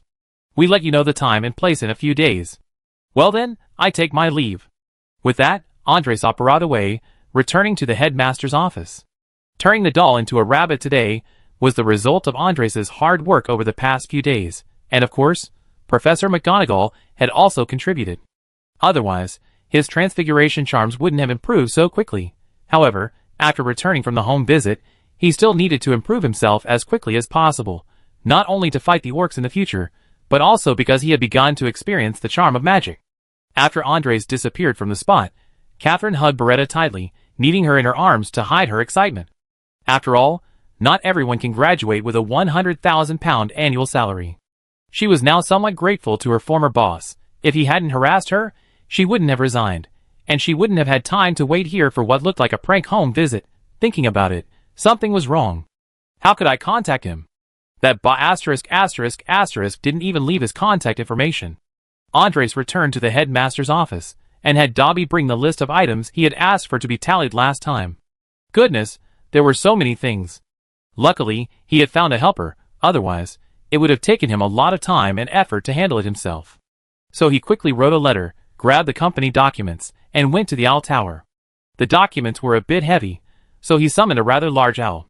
After thinking for a moment, he said to the owl, "Deliver this letter to Catherine at the address provided. From now on, you belong to Catherine. Understand? Good grief, I've been kicked out of the civil service? Now I'm her personal property?" The large owl looked completely bewildered by Andres' words, but being a product of the system, it still obeyed Andres. It let out a few strange cries, as if saying goodbye to its companion, and flew away. Watching the owl fly away, Andres looked at the owl tower, and redeemed 10 more owls from the system, instantly making the owl tower even more lively. At night, the leaves rustled in the wind. Catherine and Beretta were busy in the kitchen, mostly Catherine doing the work, with Beretta adding to the chaos. "Alright, Beretta, you can come and eat now. I made your favorite cream pudding today. Sister, I love you so much." Before the two sisters could even start eating, an owl swooped into the house, tossing a package onto the table. "Come on, timing it right. Catherine, quickly open it and see what's inside." The sisters' eyes were fixed on the package. The owl, however, seemed unfazed. It wasn't the first time they'd seen an owl deliver mail. Catherine went over and opened the package. Inside was a roll of parchment, a letter, a document folder, and a somewhat antique-looking mirror. Catherine knew what was in the folder, so she picked up the letter, while Beretta held the mirror, fiddling with it. "Miss Catherine, the file folder contains company documents, account numbers, bank cards, and other items. This roll of parchment is a catalog of items I had my house elf compile. I need you to prepare these items and deliver them to Hogwarts by August 30th. As for that mirror, it's a two-way mirror. You just need to call out the name of the holder of the other mirror, and the other two-way mirror will sense it and alert the holder. Isn't that convenient? Now you can try calling my name to it." Seeing this, Catherine quickly stopped her sister. "Beretta, give me the mirror. That's a two-way mirror, don't break it." "What? A two-way mirror? How does it work?" Beretta hurriedly went to her sister and handed her the mirror. "Andreas Mori," Catherine called out the name into the mirror, and soon Andreas's face appeared in the mirror. Chapter 25. Wow, Principal Andres really appeared in the mirror. "Principal, can you hear me?" Beretta exclaimed excitedly. "Sorry, Principal, Beretta is being naughty." "It's alright, kids will be kids. Everyone goes through that. By the way, Catherine, use this two-way magic mirror only when you need to contact me in an emergency.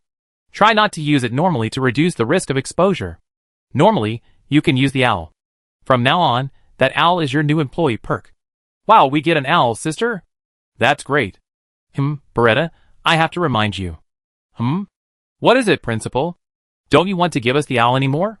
Beretta asked worriedly when she heard Andres call her. "No, what I meant was, if you keep chatting with me like this, your cream pudding will be eaten by the owl," Andres said with a hint of schadenfreude. "What? My cream pudding?" Beretta shrieked, turning around and startling the owl that was stealing the treat. "What's wrong, little master? You scared the owl to death. But it seems changing honors isn't such a bad thing. At least there's this delicious dessert." Thinking this, the owl resumed eating the cream pudding. "Alright, Beretta, it's just cream pudding. I make you another one later. It flew so far, it's starving. Okay, eat slowly." Beretta listened to her sister's comforting words while watching the owl eat. "Perhaps you could name it Beretta. Well then, Catherine, I won't disturb your meal any longer. Enjoy your meal." After speaking, Andres severed the connection to the two-way mirror, leaving Catherine with no choice but to put it down and watch as Beretta called various names to the owl. Perhaps the owl didn't like any of the names Beretta gave it, because no matter how Beretta called, the owl ignored her. Seeing the owl's attitude, Beretta could only helplessly turn to her sister for help. Catherine thought for a moment and said to the owl, "Since we need you to deliver letters back and forth to contact the headmaster, how about we call you Postman?" In the Muggle world, postmen also deliver mail for people. The owl tilted its head, thought for a moment, then nodded and hooted once. Great. From now on, my owl will be called Postman.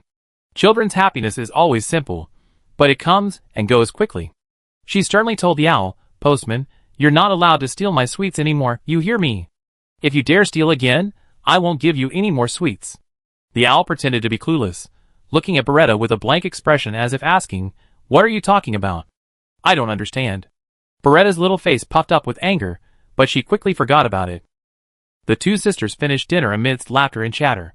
Beretta took the owl out to play, while Catherine opened the parchment and began to read. She already knew that this year's school wouldn't have more than 100 students, and she thought the things she needed to prepare wouldn't be that many, but reading the contents of the parchment really gave her a headache. Food: 1 ton of milk per week, 1.5 tons of various fruits per week, 2 tons of wheat per week, 2 tons of various meats, beef, lamb, pork, chicken, duck, fish, etc. per week, 1 ton of various seasonings per month. It is recommended to stock up on an extra ton initially for unforeseen circumstances, 1 ton of various snacks per week, and 1 ton of beverages such as tea and coffee per week.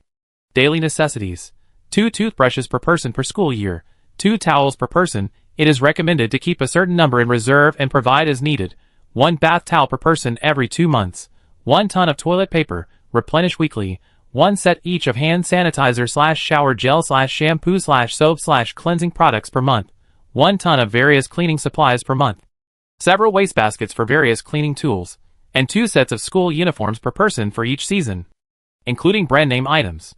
School supplies: several quill pens, several spellcasting props, several spellcasting animal props, several parchment scrolls, several notebooks. The list below seemed to grow longer and longer. No wonder it contained a whole roll of parchment. This was practically emptying the entire supermarket. Even emptying many items wouldn't be enough. Wait, a supermarket? Catherine pondered. She circled the word supermarket in a notebook, preparing to contact venues and recruit staff daily, otherwise she wouldn't be able to handle it all herself. She checked the time. It was already very late. Catherine called Beretta back, washed her up, and coaxed her to bed. The postman, however, clearly had no intention of going inside to sleep. He stood on the tree outside, watching until all the lights in the room were turned off, before flapping his wings and flying towards the moon. The next day, after preparing breakfast for Beretta and the postman, Catherine contacted Smith. Hello, Mr. Smith. This is Catherine Mori, CEO of Mr. Andres' new company. He gave me this number, saying the new office location is sorted out. Hello, Catherine. Yes, Count Andres called to tell me yesterday. Are you free now? We can go take a look together. I'm sorry, I'm not in Historicshire, I'm in London right now. I know Mr. Andres wants to set up the company in Historicshire or Inverness, but I can't go there right now. Could you please send me the information via email? Of course, no problem. Just send me your email address. By the way, do you know anything about the local retail industry?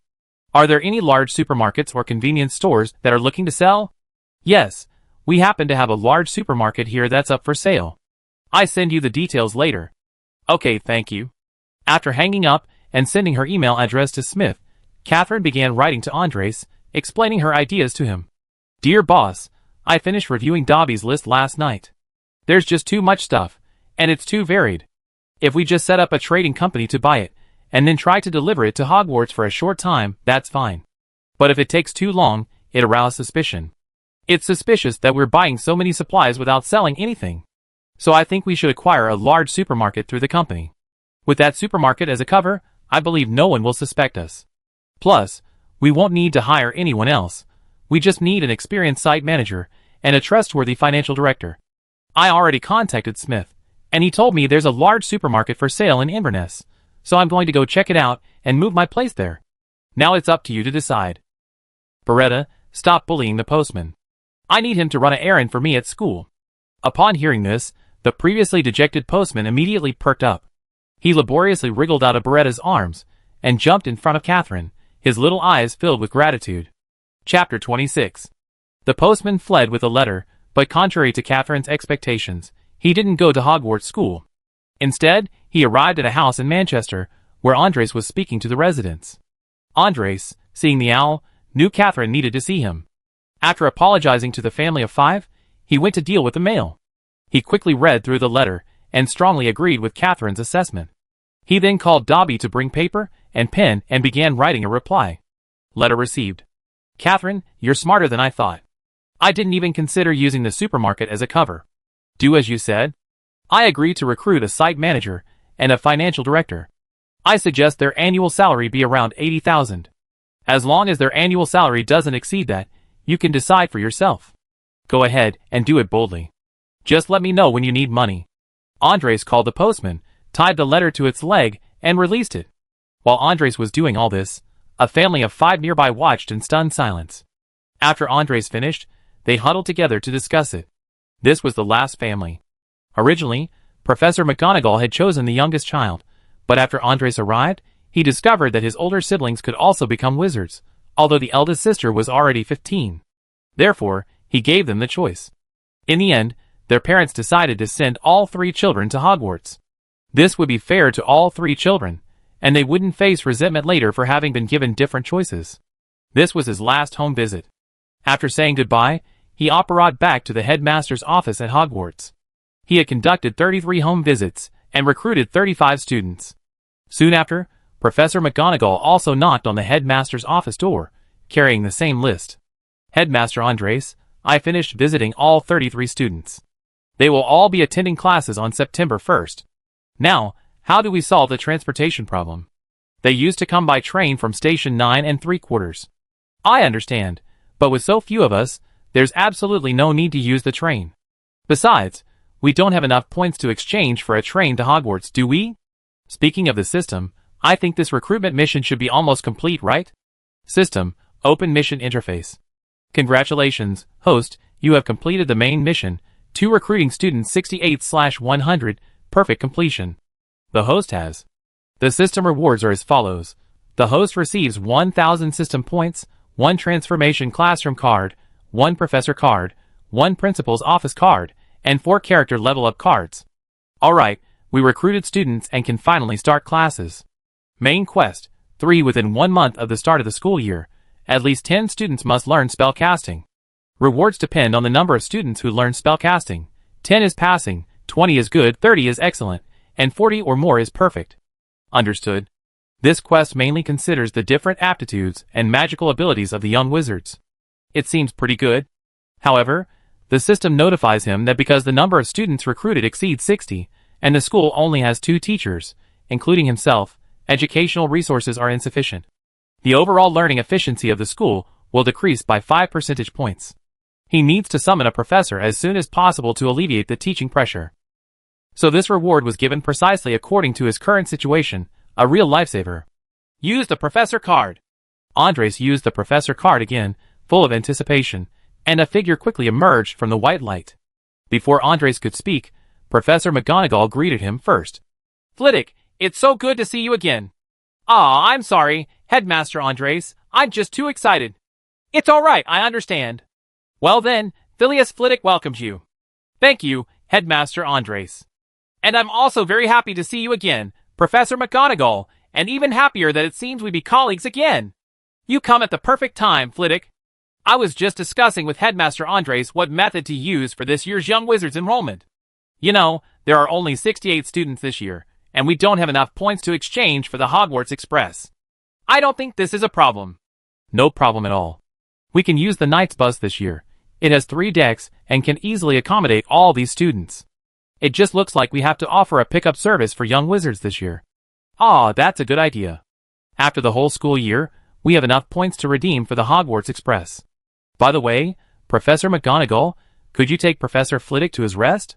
Perhaps you could get him something to eat. Of course, Headmaster Andres. I also like to have a good chat with Flitwick. After all, we haven't seen each other in a long time. This way, Flitwick. Yes, McGonagall. Then, Headmaster Andres, see you at dinner. See you at dinner, I won't see you out. After Professor McGonagall and Professor Flitwick left, Andres checked the system.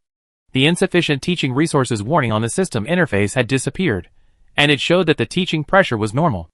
Andres was relieved. If the student penalty were still in effect, it might affect the upcoming main quest.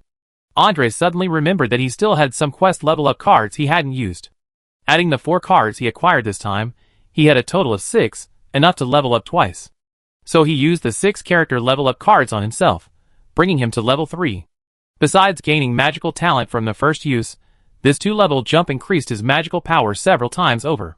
Normally, given his age, he should be an adult wizard, at least a level 4 or 5 wizard, even with poor abilities. However, Andres had only recently become a wizard, and his current level was entirely due to cheating. Otherwise, he would have needed to slowly accumulate magical power. His current level 3 was equivalent to that of an average 5th-year Hogwarts student, or perhaps the same level as an average adult wizard in the Harry Potter world. The 5th-year OWL exams are the standard wizarding ranking exams. Up to that level, one can reach the elite wizard level, and only after that can one become an Auror.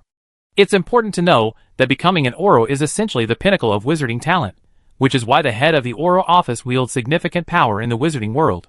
Having influence is crucial in both the Muggle and wizarding worlds. For dinner, Andres ate with Professor McGonagall and Professor Flitwick in the Great Hall. This afternoon, he had told Dobby to prepare extra dishes and a bottle of fine red wine to welcome Professor Flitwick that evening. Chapter 27. Welcome, Professor Flitwick. Andres raised his glass in a gesture of welcome. Thank you, Headmaster Andres. Professor Flitwick and Professor McGonagall raised their glasses in return. The lamb chops are quite good today. I specifically asked Dobby to make them. You can have plenty. Don't worry, Headmaster, Hogwarts is my home after all. I won't stand on ceremony. Of course, Professor Flitwick, if you need anything, feel free to ask, or have Dobby and the others buy it for you. I provide you with a settling and allowance. You could also go to the Muggle world to buy things yourself these next few days. Don't worry, this money will be distributed to all professors and staff once they arrive. It's just that we can't provide galleons right now, and I apologize for that. To be honest, I don't really have many needs. I'm more interested in whether new spells will appear in the library of this world. I'm also very curious about the system. Oh right, you reminded me. I consider the library issue tomorrow. After all, the children will need the library once they arrive. I also plan to exchange for 2 more.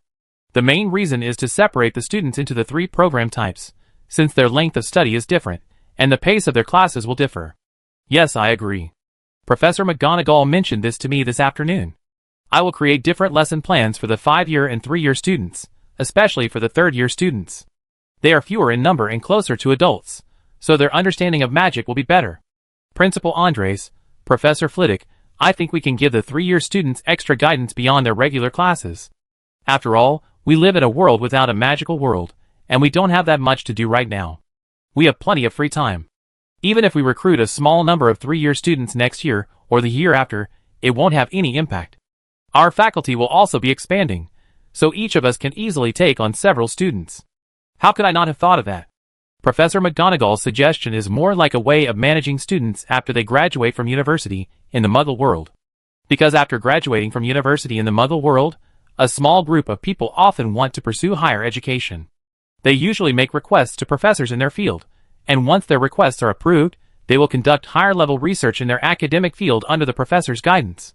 Their numbers are usually small, with each professor mentoring a few students.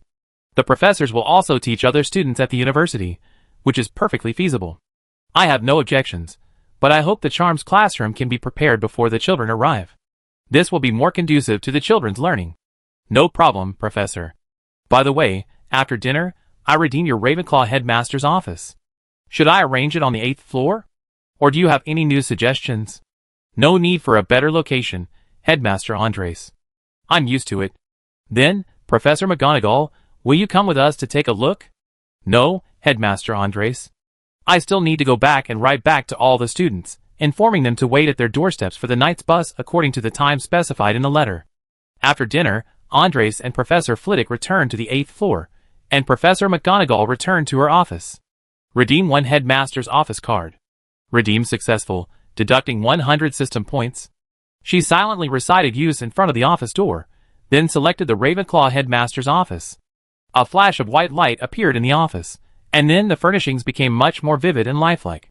The overall color scheme was sky blue, and the ceiling was decorated with stars. Ravenclaw headmaster's office. Level 1. This office provides the headmaster with a workspace and lounge, allowing them to rest and relieve fatigue outside of work. Each level increase adds 5% to fatigue recovery. Note that excessive fatigue can reduce employee productivity, and may even lead employees to go out for a break until their mood improves. Thank you, Headmaster Andres. I think this will make my work more enjoyable. Then I won't disturb your rest, Professor. After saying this, Andres watched Professor Flitwick enter his office and turned back to his own office door. Use the headmaster's office card. After a few seconds, the door opened, revealing that the previously somewhat empty headmaster's office now contained several new items. For example, several portraits of past headmasters had appeared on the walls, and they all gestured to Andres. A somewhat antique globe had also appeared in the corner of the office, and a shield and longsword hung on the wall, while the bookshelves were filled with many more books. Andres stepped forward and picked up a book, a travelogue by Reba Hypophora, a South American wizard considered one of the world's most renowned potion makers. He had studied at Castelobchal in his youth. On the shelf were his other works, including Advanced Potions Making, The Complete Guide to Asian Antidotes, and How to Make Simple Antidotes. On another shelf, Andres also saw the Potions book, written by Shipworth, the inventor of the Energizer. Next to it was the Potions book, by Zygmunt Bach, another potion-making genius and renowned expert. Influenced by his grandmother from a young age, he had a special love for potions, which he further demonstrated after being admitted to Hogwarts. However, he was later forced to drop out because he was too old to participate in the potions contest. The book, How to Make Someone Fall in Love with You, details numerous recipes for various love potions. This book was written by the witch Ron de Montmorency. Upon seeing it, Andreas silently scoffed, "Use this stuff? It's a disgrace to wizards." Saxesha Taggetwood, born in 1874, also attended Hogwarts, but she was more popular among witches. She invented many beauty potions. Even after her death, many people still commemorate her. Her masterpiece is The Secret to a Beautiful Day. Herbalist Hilden Toots wrote, "How to properly use rejuvenating and greening potions, but don't be misled by the title. His potions only work on plants and are ineffective on animals and humans." The last row of books also contains works written by the ancestors of the Harry Potter family. These books are likely only publicly available in this world. In the Harry Potter world, they would be family secrets. These books contain the secrets to the Potter family's rise to wealth and power. Linfred Potter, for example, was a wizard hidden in the Muggle world who combined magic and medicine to invent many potions. The medical guide is still in use today, with Bone Spirit being the most famous. Andres looked at the books with amusement. It seemed this upgrade was a potions-only session. Chapter 28. Andres returned to his desk with satisfaction, picking up the chilled pumpkin juice. Hogwarts drinks are pretty good. As he leisurely sipped his drink, he suddenly remembered that he hadn't had time to check the effects of using the card earlier. So he brought up the system and searched for the headmaster's office card again.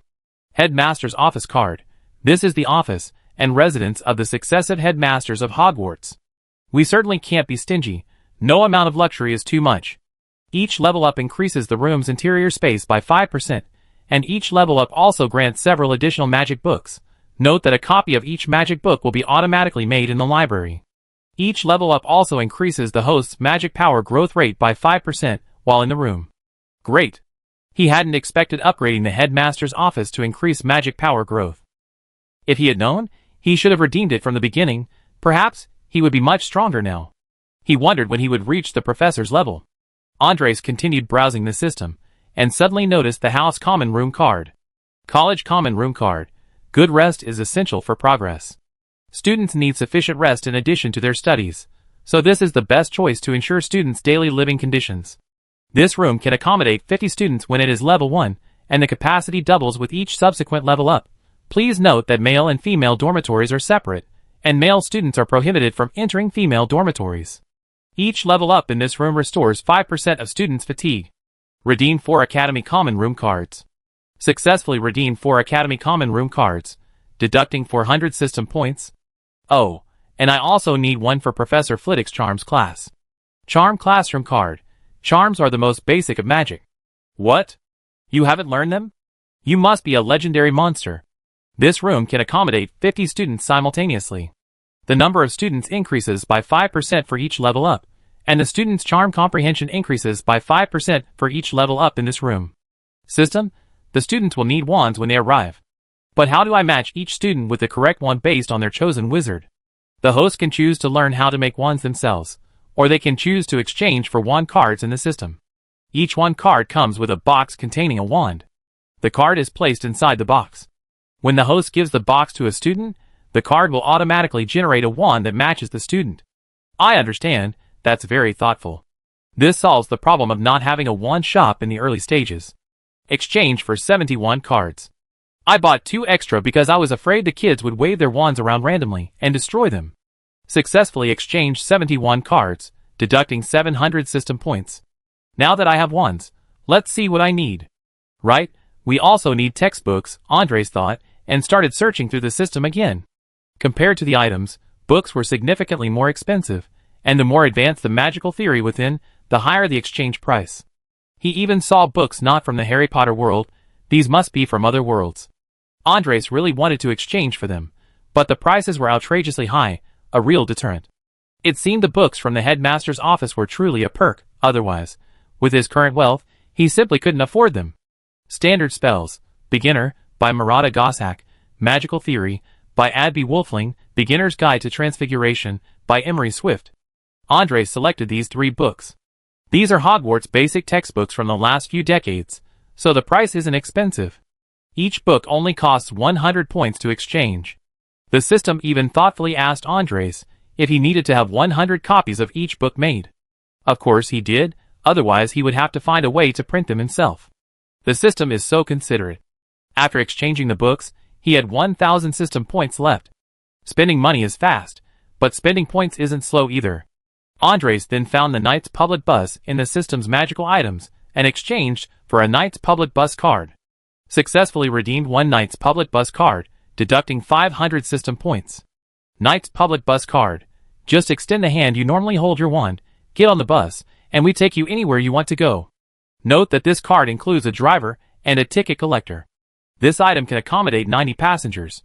The passenger capacity increases by 10% with each level up, and the range of destinations increases by 10% with each level up. Looking at the remaining 500 system points, Andres frowned, suddenly remembering something. He almost forgot he needed the sorting hat for the start of the school year. Without it, he couldn't let the young wizards choose their houses based on their own preferences. It would easily lead to some houses being overcrowded, while others were deserted. After finding the sorting hat in the system, Andres' lips twitched. Exactly 500 points. This was truly tailor-made. Redeem the sorting hat card. Successfully redeemed 1 sorting hat card, deducting 500 system points. Sorting hat card. You may not think I'm pretty, but don't judge a book by its cover. You never find a smarter hat than me. This item increases sorting speed by 5% for each level up. Note, you don't want to spend hours every year sorting your house, do you? The food will be cold by then. Alright, system points are 0. This time, I experienced the joy and pain of being a shopaholic. The joy is being able to happily buy anything I like. The pain is that my points are all gone again. This thing really doesn't last long. I wonder if the system can let me pay in installments or take out a loan like Jack Ma does. I definitely pay back my points later. I definitely will. Andres silently complained for a while, before finally going back to bed to rest. The next morning, Andres went to the auditorium to have breakfast. The weather was nice today, with sunlight streaming in through the tall glass windows. As Andreas was drinking milk and munching on bread, Professor McGonagall and Professor Flitwick entered. Good morning, professors. Good morning, Headmaster Andreas. By the way, what are your plans for today, professors? I'm planning to materialize the items I exchanged last night. I'm sorry, Headmaster Andreas. I still need to continue writing letters to the young wizards today. Headmaster Andreas, I need to go out and buy some things today. I don't plan to let Dobby go. I'm afraid he won't understand what I want. Alright then. You two can go about your business. I wanted to ask if the Transfiguration and Charms classroom should be moved. No need, Headmaster. The original locations are fine. My Charms classroom won't be moved either. It'd stay on the 4th floor. Chapter 29. After breakfast, Andres parted ways with the professors at the Great Hall entrance. They went upstairs to their offices or went out. Andres, however, turned and went to the basement, near the kitchen. Standing in front of several barrels, Andres silently recited, Use House Common Room card. Use House Common Room card. Please select House. Ravenclaw Common Room, Gryffindor Common Room, Hufflepuff Common Room, Slytherin Common Room. Of course, it was Hufflepuff Common Room. Andres didn't want to be reckless and choose another house. What if the system actually placed the Gryffindor Common Room here? How would he explain it to each new class? Say it was a momentary lapse of judgment. The thought was embarrassing. So he had to play it safe. After using the card, like in other classrooms or offices, there was a fleeting flash of white light. Andres drew his wand and tapped the barrels in front of him a few times.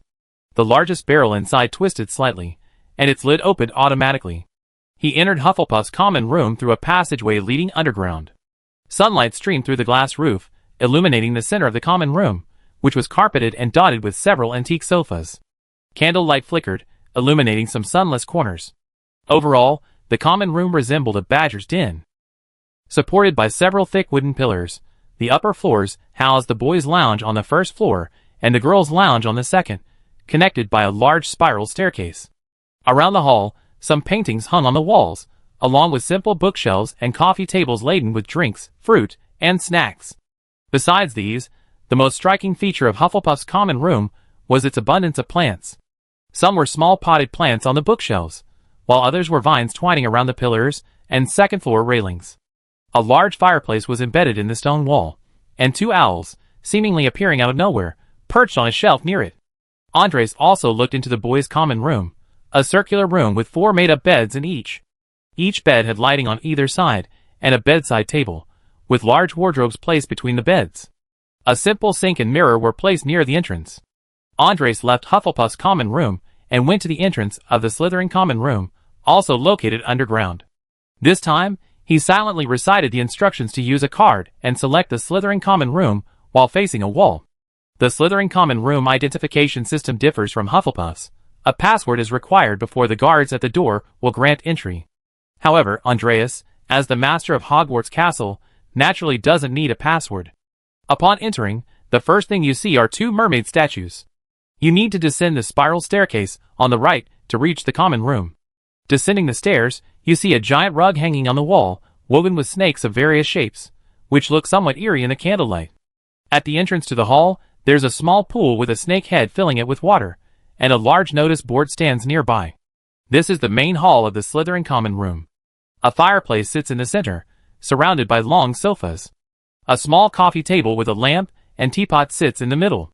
To the right of the hall is a lounge, but this lounge appears more spacious, mainly due to its several large floor-to-ceiling windows offering views of the Black Lake. Indeed, the entire Slytherin common room is built underwater. Looking out the window, you can see tall seaweed and small, unidentified fish swimming in the lake. To the left of the common room hall is the path to the lounges. Unlike Hufflepuff, this area also has 2 levels, but the division between boys and girls is done on the left and right sides. Directly opposite the lounges, the staircase in front leads to the boys' lounges on the upper and lower levels. The staircase slightly to the right leads to the girls' lounges. However, because this area was once the Hogwarts dungeons, the rooms are designed symmetrically. Here, too, are 4-person rooms, but the Slytherin common room is far more luxurious. However, its drawback is also significant. There are no windows, and lighting is provided by candlelight year-round. So, you need to be mindful of the time here. Leaving the somewhat damp basement, Andres began his physical training journey, climbing the stairs. Ravenclaw's common rooms are quite high, located below the observatory where astronomy classes are held. However, they are in a separate tower, accessible via a dedicated staircase on the 6th floor. Andres climbed the stairs and arrived at a large bronze eagle door knocker. Using his house common room card on it, the eagle, previously a static figure, began to come alive. With a wave of his wand, Andres opened the door automatically without answering any questions. The access card is indeed convenient, allowing him to skip any level. The Ravenclaw common room is a spacious, circular space with elegant arched windows on the walls. Blue and bronze silk accents create a tranquil atmosphere. The ceiling resembles a starry sky, and the deep blue carpet is also adorned with stars, showcasing the house's dynamism and depth. The room is furnished with tables, chairs, and bookshelves, while in a niche opposite the door, a white marble bust of Rowena Ravenclaw silently stands guard, her aura of wisdom permeating the space. This is the official description, very formal and official. However, in reality, the Ravenclaw common room is quite simple. Sunlight streams in through the windows, the rooms have bunk beds, and the furnishings are simple. The only difference from other houses is that even in the common room, they have bookshelves. It seems the Ravenclaws are usually busy learning new knowledge, and don't want to waste time on such trivial matters. Finally, Andres arrived at the Gryffindor common room, also on the 8th floor, before the portrait of the Fat Lady. Of course, since the common room hasn't been upgraded, the portrait of the Fat Lady is lifeless, lacking a magical soul. After Andres used the common room card, the fat lady suddenly came to life and bowed to Andres. "Thank you, Headmaster Andres. You may go in now." Gryffindor's color scheme is primarily red and yellow, with red being the dominant color. Being on a higher floor, the red and yellow tones give it a more vibrant feel. The entire common room is carpeted with expensive carpets and adorned with various portraits. Inside the hall, sofas and coffee tables are arranged around a fireplace, with drinks and fruit on the tables for the young wizards to enjoy. Next to the hall is a small corridor leading to the common room. To the left of the corridor is a staircase leading to the boys' common room, and to the right is the girls' common room. Because the common room is laid out on multiple floors, Gryffindor students tend to have more energy than students from other houses. Chapter 30. The same four-person rooms, the same circular layout. However, Gryffindor students have a perk that students from other houses don't have: a panoramic view of Hogwarts. After walking through the common rooms of all four houses, it's clear that Hogwarts pays close attention to the students' lives. This is evident in small details. Firstly, each house's base color scheme indicates its characteristics, and the decoration of the common rooms reflects these characteristics. Hufflepuffs, for example, are more united, so they only need one common room. Nothing is off limits to others, and they prefer to gather together rather than be scattered. Slytherin, on the other hand, focuses on honor, so their common rooms are more luxurious and grand. In other words, they're incredibly prestigious. You can tell they're extremely wealthy just by looking inside. Ravenclaw, needless to say, are all about intelligence. Without a bit of brains, you can't even get through the door. The fact that students from other houses can enter the common rooms through the Bronze Eagle Knocker shows Ravenclaw's respect for all knowledge. The Gryffindor Lion Cubs are always the most energetic. So, they're assigned to high floors. Perhaps the initial purpose was to exhaust these little devils? But then again, living so high up takes courage, which perfectly demonstrates their bravery. Leaving the Gryffindor common room, Andres descended from the 8th floor to the 4th, because our Charms class was on the 4th floor. Before arriving at the Charms classroom, Andres used the Charms classroom card again. Another flash of white light. I know there were a lot of flashes, but this is the magical world. Pushing open the door, there was a straight corridor leading to the lectern, piled high with books beside and behind it. The main purpose of these books, of course, wasn't for reading, but rather to help Flitwick stand on his toes. It's impolite to say this, but it's true. The corridor was lined with students' desks and chairs. The space was quite large. After all, everyone was waving their wands and casting spells, and students standing too close together would easily bump into each other. Besides, the most distinctive feature of the Charms classroom was its significantly higher magical density compared to other classrooms. It was said that there was a magic gathering circle inside. The main purpose of this was to increase the magical density in the classroom, which was often due to insufficient magical energy among young wizards. Therefore, by artificially increasing the magical energy density of the classroom, the success rate of spellcasting among young wizards was improved. The main goal was to let them experience the feeling of successful spellcasting and boost their confidence, since constant failure would lead to a loss of self-confidence. Andres left the Charms classroom and returned to the first floor hall, because the Transfiguration classroom was on the first floor.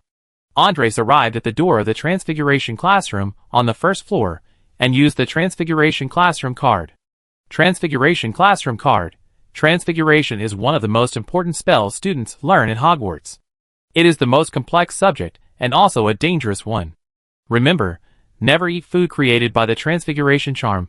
It will kill you. This room can accommodate 50 students at a time. The number of students increases by 50% for each grade level increase, and students' Transfiguration comprehension increases by 5% for each grade level increase in this room. A flash of white light appeared, but the Transfiguration classroom was rather unremarkable. A rustic brick structure with rows of wooden desks and chairs. At the front of the classroom was the lectern and blackboard. However, the most magical aspect was that the classroom space could change according to the user's needs. Professor McGonagall could control the room size. When Professor McGonagall needed to demonstrate a large transfiguration spell, the classroom was spacious enough. When Professor McGonagall started teaching younger students, the classroom wasn't as large, and the students were almost within arm's reach of her lectern, making it easy for them to see her every move. Alright, the classroom was set up. It wasn't that Andres didn't want to offer more courses, but his strength and points were limited, preventing him from doing so. He could only take it one step at a time. Andres went to the open space outside the castle and silently recited the night bus card. With a bang, a 3-story bus appeared before him. The words night bus were written on its windshield. Welcome aboard the night bus, an emergency passenger service for witches or wizards in distress. Just extend your wand and hop on, and we take you wherever you want to go. My name is Stan Sampark, and I'm your ticket seller tonight. Oh, sorry, Headmaster Andres. You know it's a professional habit, hard to break. A young man stood on the bus, his hat askew, wearing an open uniform with a ticket machine slung across his shoulder. I understand, Stan Sampark. I'm glad you and Ernst Plan came to help. Ah, you're too kind, Headmaster Andres. This is our job. We gotten used to this kind of life over the years. But what I don't understand is, what can we do here? There aren't any wizards here who need help. Well, you should know the situation here. Hogwarts is newly established this year, and only 68 young wizards have been enrolled to study magic. But we can't transport them all to the castle at once, we need transportation. Professor McGonagall, Professor Flitwick, and I discussed it, and we don't plan to use the Hogwarts Express until the number of students is sufficient. The night bus is the best option right now. Thank you for your trust, Headmaster Andres. Although our night bus has 3 decks, there aren't enough beds to accommodate so many people. And after one trip, Ernst Pran and I still have nothing to do. Don't worry about that. We plan to make some modifications to the night bus, removing all the beds and replacing them with sofas, so that it can accommodate more people. Later, once the magical society is established, you can change it back. As for other things, I happen to have some other matters to trouble you with. Headmaster, you mean modifying the cars? Well, that's the only way, isn't it? Other matters? What other matters?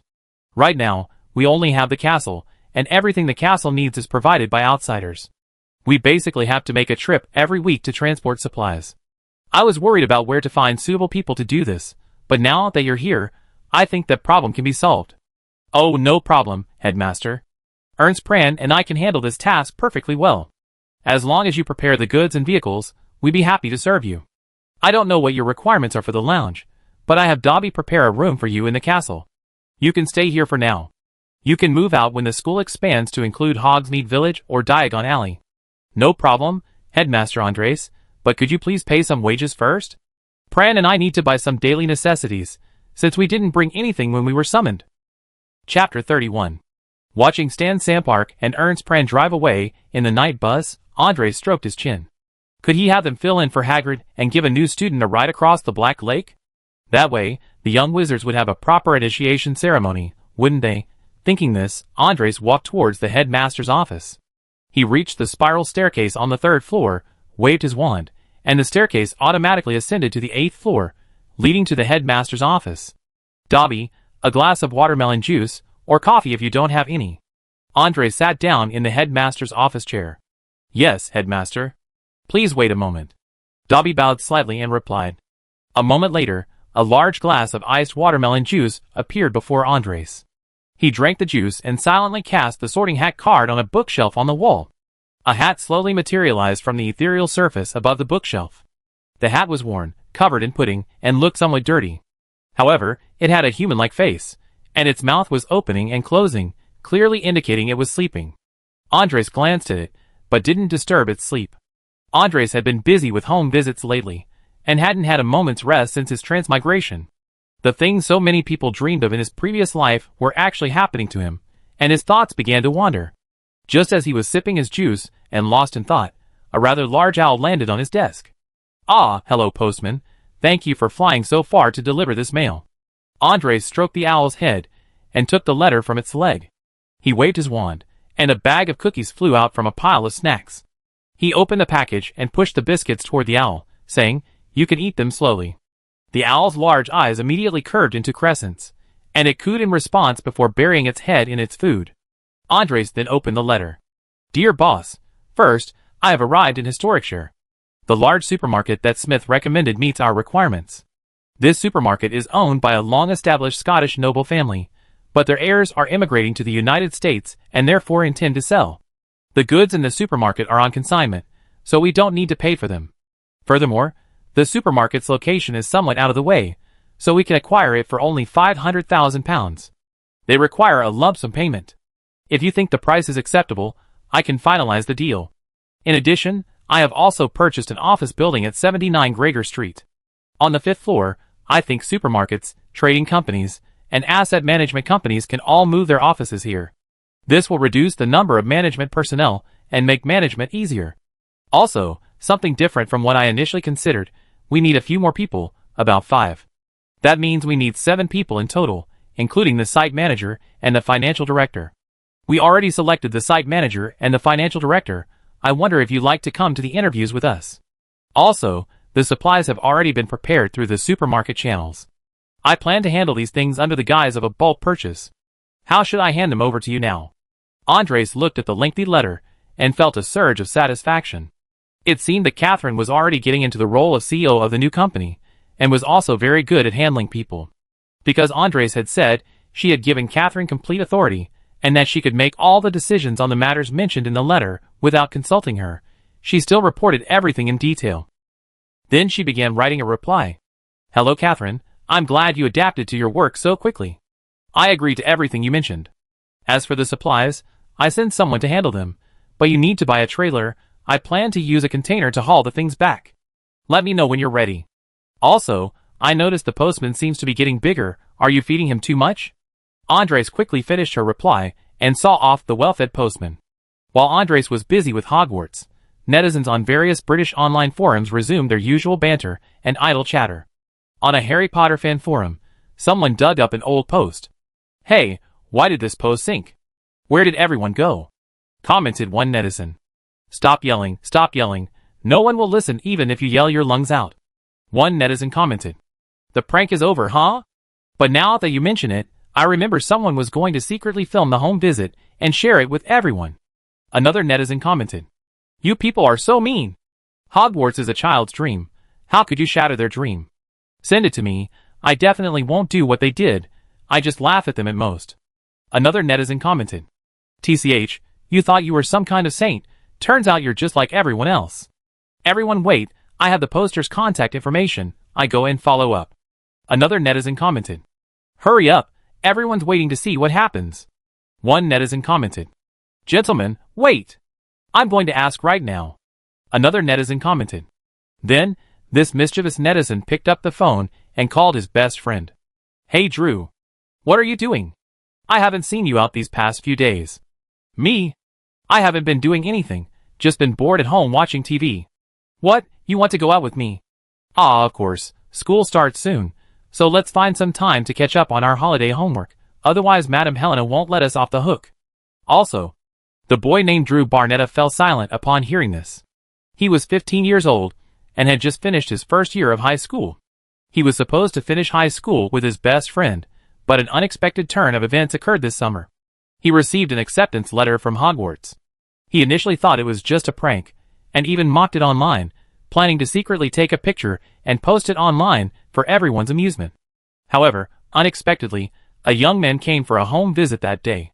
The young man claiming to be Headmaster Andres was indeed a wizard, which greatly shocked him and his guardian.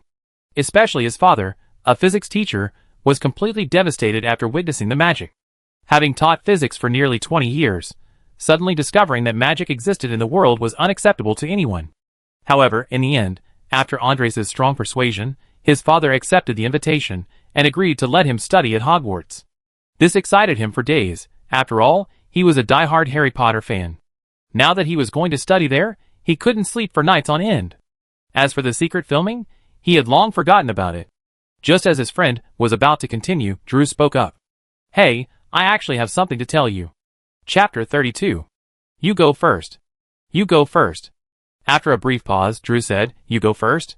His friend on the other end of the phone replied, Okay, I was browsing forums online just now and saw someone asking about the follow-up to that prank you encountered, so I called to ask how things were going. Yeah, I was just about to tell you about it. Actually, I won't be coming to school next semester. What? Drew, you're not coming to school? What are you going to do? Are you moving? Or did you run into some trouble? Hearing that his friend was leaving, Drew's friend was a little anxious. Well, how to put it, it's related to what you just said, that letter is real. Ha ha, Drew, today isn't April Fool's Day. Stop joking, you should come out and do your homework together. I'm not joking, it's true.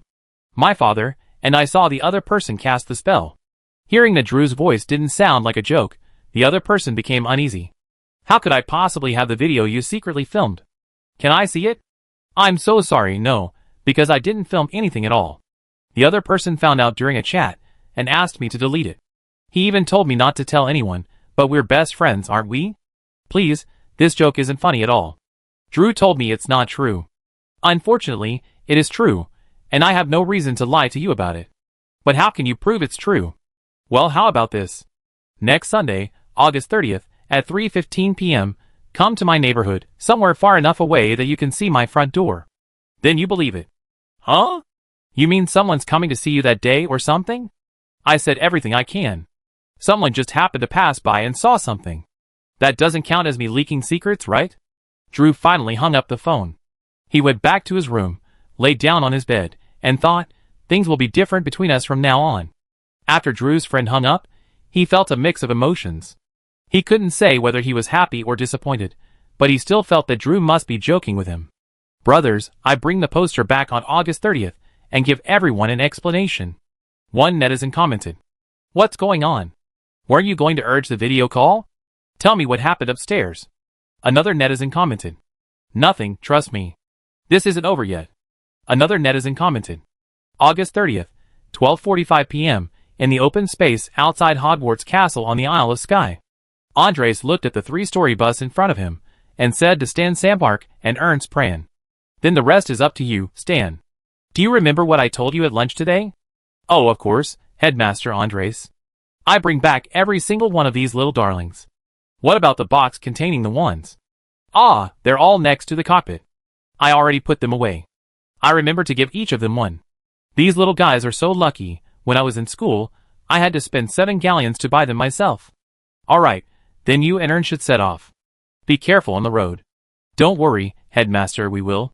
Before Stan could finish speaking, Ern had already started the car. The next second, the car sped off a kilometer away, gradually becoming a tiny dot. Andres, meanwhile, turned and went back to the headmaster's office to rest. A nap was a good habit. Anyway, there was nothing else to do now, just waiting for the young wizards to arrive at school. 98 Royal Mile, Edinburgh, sunny weather. Diane Bryan finished lunch and checked the time. It was 12:58. She took one last look in the mirror, checked her makeup, then picked up 2 huge suitcases and left home. Besides the 2 huge suitcases for clothes, she also carried a backpack containing her usual cosmetics, and stood on the roadside looking around.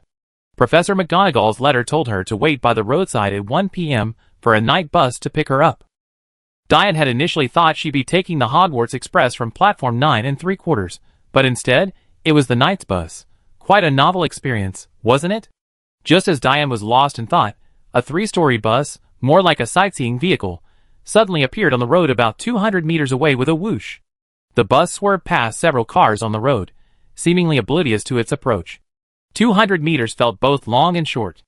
A few seconds later, the bus screeched to a halt in front of Diane. A young man in his 20s, holding a roll of parchment, asked her, "Excuse me, are you Miss Diane Bryan?"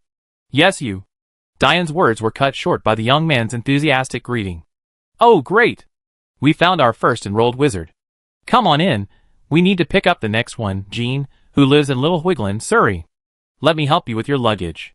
Seeing the young man help her with her luggage, Diane turned and waved towards her house, indicating she was leaving. By the window of the house stood 2 middle-aged people, a man and a woman. They embraced and watched Diane get into the car silently. They understood their child had grown up. A eaglet must eventually fly away from the nest, right? Diane boarded the night bus. It was different from what she'd seen in the movies, where beds slid around the bus. What she saw now was like a train, with double rows of seats on either side of the aisle, 4 rows in total.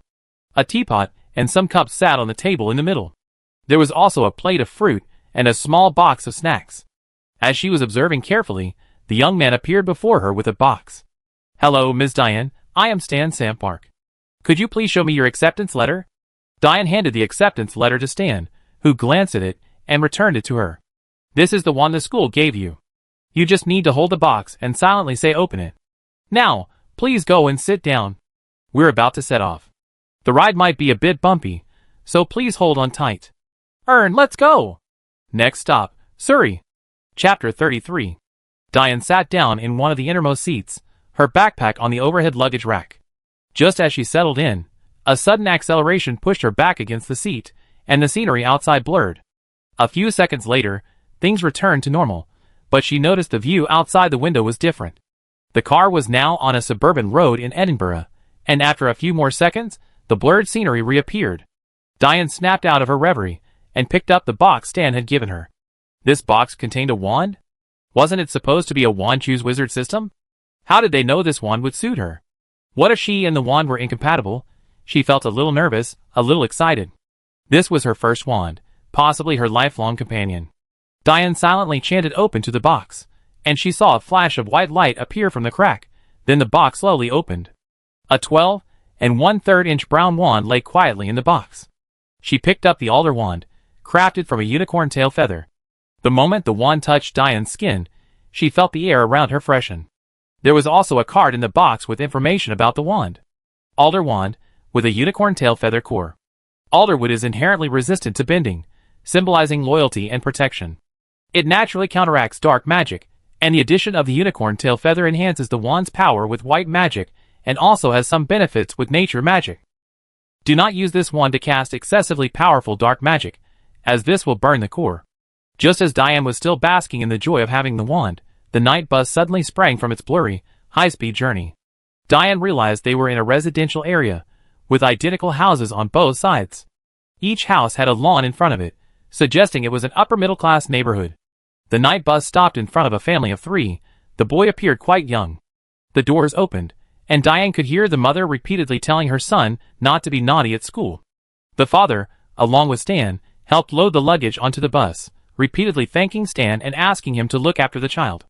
Then came the sounds of the child and parents saying goodbye, and a little boy in a jersey with a small backpack boarded the bus. G. Noel Madison. Hello, this is Stan Sampark. Let me see your acceptance letter. Very good. No problem. Here's a box with your wand inside. Just say open to the box in a moment. Remember, don't wave your wand around randomly in the carriage after you get it. A young wizard can easily cause an explosion if he can't control his magic. Stan handed a box to the little boy. The boy took the box and went to a seat. We're going to the next place. 31 Carnaby Street, London. We're going to pick up Luca Herzog. Hold on tight, we're off. G. Noel, like Diane, stared wide-eyed at everything. However, the child was still somewhat unaccustomed to being separated from his family. He clutched the box tightly in his hand and looked out the window, trying to catch another glimpse of his parents, but all he saw were elongated houses. The next second, a flash of white light, and the train had jumped to the next location. Wow, that's cool, Gene exclaimed, then opened his wand box.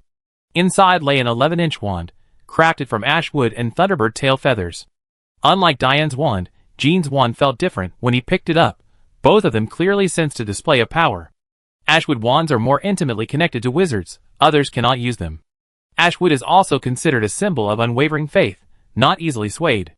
Thunderbird feathers, on the other hand, are a symbol of power, typically enhancing lightning and transmutation spells.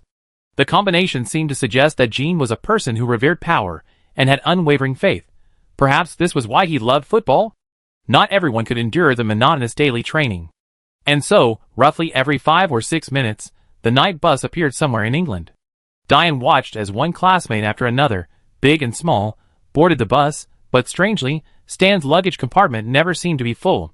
One by one, suitcases were placed into a compartment, but that compartment always seemed to be full. It was magical. During this time, waves of magical energy emanated throughout the carriage. Some, like Diane's, made the air feel fresh. Others, like Gene's, invigorated the spirit, and still others, like Gene's, made one feel an energy emanating from them. However, since everyone had just boarded and there were still empty seats, no one sat together to chat. Everyone was doing their own thing. Some were playing video games, some were reading, and some were clearly catching up on sleep after being too excited the day before. Then Stan shouted, Next stop, Newark Sherwood, Nottinghamshire. We're picking up Mr. Bernhard Wiggins. Everyone, hold on tight, we're about to depart. About 10 minutes later, the car stopped again. Stan's voice came through again, Are you Mr. Bernhard Wiggins? Well, come on in, we still have others to pick up. Luckily, the next one isn't far, only a few kilometers away. A clear female voice asked, Is the next one to pick up Joanna Hampton? Oh, look at what a beautiful girl. So may I ask, how did you know I was going to pick up Joanna Hampton? I only knew who I was going to pick up by looking at the parchment. Because I am Joanna Hampton. I saw Bernhard's and my acceptance letters. The time to pick me up was a few minutes later than to pick him up, so I guessed. Bernhard and I are friends, so we waited here together. Alright, please show me your acceptance letters. That's right. Mr. Bernhard and Miss Joanna, please take this box and come inside. Inside the box are your wands. You just need to silently say open. Joanna and Bernhard walk hand in hand into the car, making everyone else in the car feel like they were being force-fed a dose of dog food. Everyone else on the train boarded alone, but these two were holding hands. It was the first time I ever seen a couple like this. The younger children were thankfully too young for it. The older children were filled with envy and jealousy. Some were even wondering if they could find a partner at Hogwarts. After looking around the carriage, Joanna approached Diane and asked, "Excuse me, is this seat taken?" "It's full." Chapter 34. Diane looked at the two people standing before her and smiled, inviting them to sit down. "Hello, I'm Diane Bryan. I'm Joanna Hampton, and this is Bernhard Wiggins. He's my boyfriend, and we were both lucky enough to receive Hogwarts acceptance letters." "I can see that. Have you decided which house you like to go to?" "We haven't thought about it yet." "Diane, which house do you want to go to?" "I think I'm more suited to Ravenclaw, but of course, it depends on where the sorting hat sorts me." "By the way, you haven't opened the box yet. Why don't you take a look at your wands first?" "You're right, let's look at the wands first. This is my first wand. I wonder what it will look like." Joanna closed her eyes, and a few seconds later, the box opened. Inside lay a 13-inch golden wand with a spiral pattern on its shaft. It was a wand made of pear wood and dragon heartstrings. Pear wood itself can be used to create wands with exceptional magical power. It usually chooses those who are kind-hearted, generous, and wise.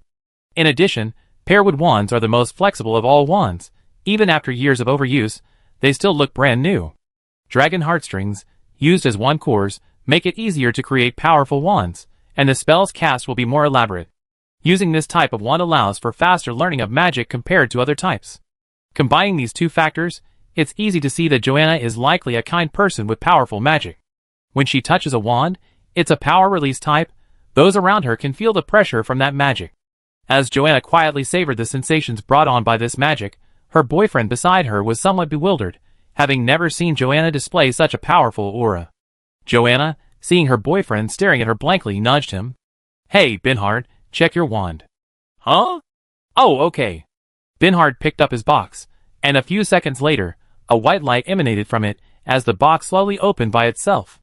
Inside was a 12-inch deep red wand, its shaft adorned with vine patterns. A wand made of sorbet wood and phoenix feathers. Sorbet wood is ideal for wand making because of its excellent defensive magic. Sorbet wands are best suited for those with clear minds and pure hearts, and are also incredibly effective in duels, far surpassing wands made of other woods. Phoenix feathers, as the core, are extremely rare because such wands have the widest range of magical effects, are more proactive, and are very selective in choosing their owners, making them quite rare. Joanna and the others crowded around to look at the description on the card, wondering what was so clear-headed about Bernhard, who seemed a bit dim-witted. After reading the description, Bernhard solemnly picked up his wand. A phoenix-like cry filled the carriage, drawing frequent glances from the others. Because the three were of similar age, they quickly struck up a conversation. Along the way, they also discovered that the teapot could dispense different drinks depending on the pourer's intention. Joanna poured milk, Bernhard poured cola, and Diane poured juice. This caused the three to exclaim in surprise, attracting the interest of everyone in the carriage, and the others began to try it out as well. This created a joyful and excited atmosphere in the carriage. At 3:13 p.m., Drew Barnetta and his family were waiting on the roadside outside their door. Neighbors kept greeting them, asking where they were going with their luggage. The Drew family could only vaguely say they were taking their son to study in another city. In a grove of trees in the distance, Drew's friend watched all this strangely, holding a DV camera. He planned to record it and expose the trick, using the evidence to mock Drew later. Suddenly, a 3-story bus appeared in the distance on the DV camera, as if it had appeared out of thin air. The bus then bypassed other vehicles and pedestrians and stopped in front of the Drew family, but strangely, no one except the Drew family seemed to see the bus, including Drew's friend. Drew's friend kept checking his watch. 15 minutes had passed. Where was the person Drew was talking about? He was definitely a liar, wasn't he? But when he looked up again, he found Drew was gone. Only Drew's parents were left waving at the air. What the hell? Where was Drew? He rushed out like a madman, stopping Drew's parents just as they were about to go back inside. Hello, Uncle and Aunt, I'm Drew's friend. Where did Drew go? Drew? Drew went to school in another city? But he was just here. He disappeared in the blink of an eye. Oh, poor child, you must be mistaken. Go home quickly, you probably need some rest. With that, Drew's parents ignored him and went back to their home. Drew's friend was utterly shocked. Could it be that what Drew said was true? Had he just been picked up by Hogwarts? Then he remembered the DV camera still in the bushes and ran back to check. His DV camera faithfully recorded everything. The three-story bus that had suddenly appeared in the camera's view gradually came into focus. The bus stopped near Drew. A young man got off to help him with his luggage, and then Drew stood at the door waving goodbye to his parents. At that moment, he could still hear his own complaining voice coming from the DV camera. Then, the bus door closed, the bus slowly started moving, and a few seconds later, it suddenly disappeared in a flash. He didn't know how he got home, but what had just happened was truly unbelievable. Drew had actually been accepted into Hogwarts. Now he started to feel depressed. Why hadn't he received an acceptance letter? When Drew showed it to him, he had even laughed at him. Thinking about this, he knew he couldn't let himself be the only one suffering. It was best if everyone suffered. I can't go to Hogwarts, and neither can you. It's good that we're all suffering together. So he ran to the computer and started uploading the video from the DV camera. He quickly opened the forum, entered the ID, and went to the previous post. Damn it, I have some shocking inside information to share. One netizen commented. What is it? Tell us already, why are you playing suspense? Another netizen commented. I get it, are you two going to do a handstand and poop to apologize because you can't produce any evidence? Another netizen commented. No, what kind of shocking inside information is this? He must have found out his brother came out. And he caught him red-handed. Another netizen commented. Aw? Share it quickly, I love this kind of thing. Another netizen commented. Something strange has infiltrated our ranks. Another netizen commented. No, I filmed something incredible, I'm uploading the video now, you find out soon. Another netizen commented. You didn't film an alien, did you? I can't wait. Another netizen commented. Chapter 35. Here's what happened. I contacted the original poster a few days ago and asked him to release the secretly filmed video for everyone's amusement, but he solemnly declared it was real. I asked him for evidence, but he told me he was caught filming and had deleted the video. To prove he wasn't lying, he told me to hide somewhere far from their house at 3:15 p.m. today. I immediately realized someone might be coming to pick him up, and sure enough, someone did this afternoon. Luckily, I secretly filmed it with a DV camera, and I send it to you guys in a bit, commented one netizen. Picked up? How? Was it one of those flying cars, like the Weasleys? Commented another netizen. I guess it was a flying broomstick. A wizard came and flew him away, commented another netizen. I guess it was apparition, that would be so convenient, just a whoosh and you're at your destination. If only I could apparate, I wouldn't have to pay for plane tickets when traveling, commented another netizen. You guys are kidding me. Only a flying car makes sense, but how can a flying broomstick become invisible? And carry two people and luggage? Those who say it can apparate, have you even read the novels? Hogwarts doesn't allow apparate. To be precise, wizards can't. One netizen commented. Then what do you think will come to pick us up? A thestral, perhaps? Another netizen commented. I don't know, we find out in the video later. Didn't he say he secretly filmed it? Another netizen commented. A few minutes later, Drew's friend uploaded the video with a comment. I didn't see a car at the time. I think it's some kind of anti-muggle spell, or an invisibility spell. Because I found that no one else could see it except the poster's family, but my DV camera, which I put in the bushes, could. Another netizen commented. The entire forum fell into a brief silence as everyone browsing repeatedly watched the video. 10 minutes later, the forum exploded with posts. Is this for real? What am I seeing? Is this the night bus? One user commented. My god, is this some kind of edited movie trailer? Another user commented. My god, this is the night bus. Are they starting to take students to Hogwarts now? Another user commented. Stop kidding, this is obviously an edited video, okay? I admit I was fooled by you, OP. Is there any expert who can expose them? Another user commented. Okay, I really want to say they're scammers, but based on my years of experience, This video shows no signs of being edited. It's a complete, unedited video. Another user commented, "Damn it, you're not telling me this is real, are you? I received that letter too, but I threw it away because I thought it was a scam." Another user commented, "Unfortunately, I just checked the Harry Potter film production company's official website, and they haven't released any new trailers or have any plans for them. So it's obvious that unless this video was a collaboration between the original poster and their associates, but what benefit would that bring them?" One netizen commented, "Haha, that's hilarious. Someone sent you a letter, but you didn't seize the opportunity. Otherwise, you'd probably be on the night bus." Another netizen commented, "Don't even mention it, I'm kicking myself now. Why didn't I reply? There wouldn't have been any harm in replying." Another netizen commented, "The video spread rapidly online, quickly dominating major Harry Potter fan forums. However, lacking detailed information and only containing the video itself, most people assumed it was a promotional video or some kind of imitation. After all, people from various countries come up with all sorts of creative ways to hold parties. And this kind of video, anyone with photography skills could easily produce for a fee." However, many British netizens thought differently. For example, Drew's friends, and all of Bernhard's classmates from that night's party. They discovered that those who received the letters hadn't returned to school, and no one had explained what was happening. It wasn't until years later, when the magical world was exposed in human society, that they realized what they had encountered. Those who threw away the letters also realized what they had missed, filled with regret, but that's fate, isn't it?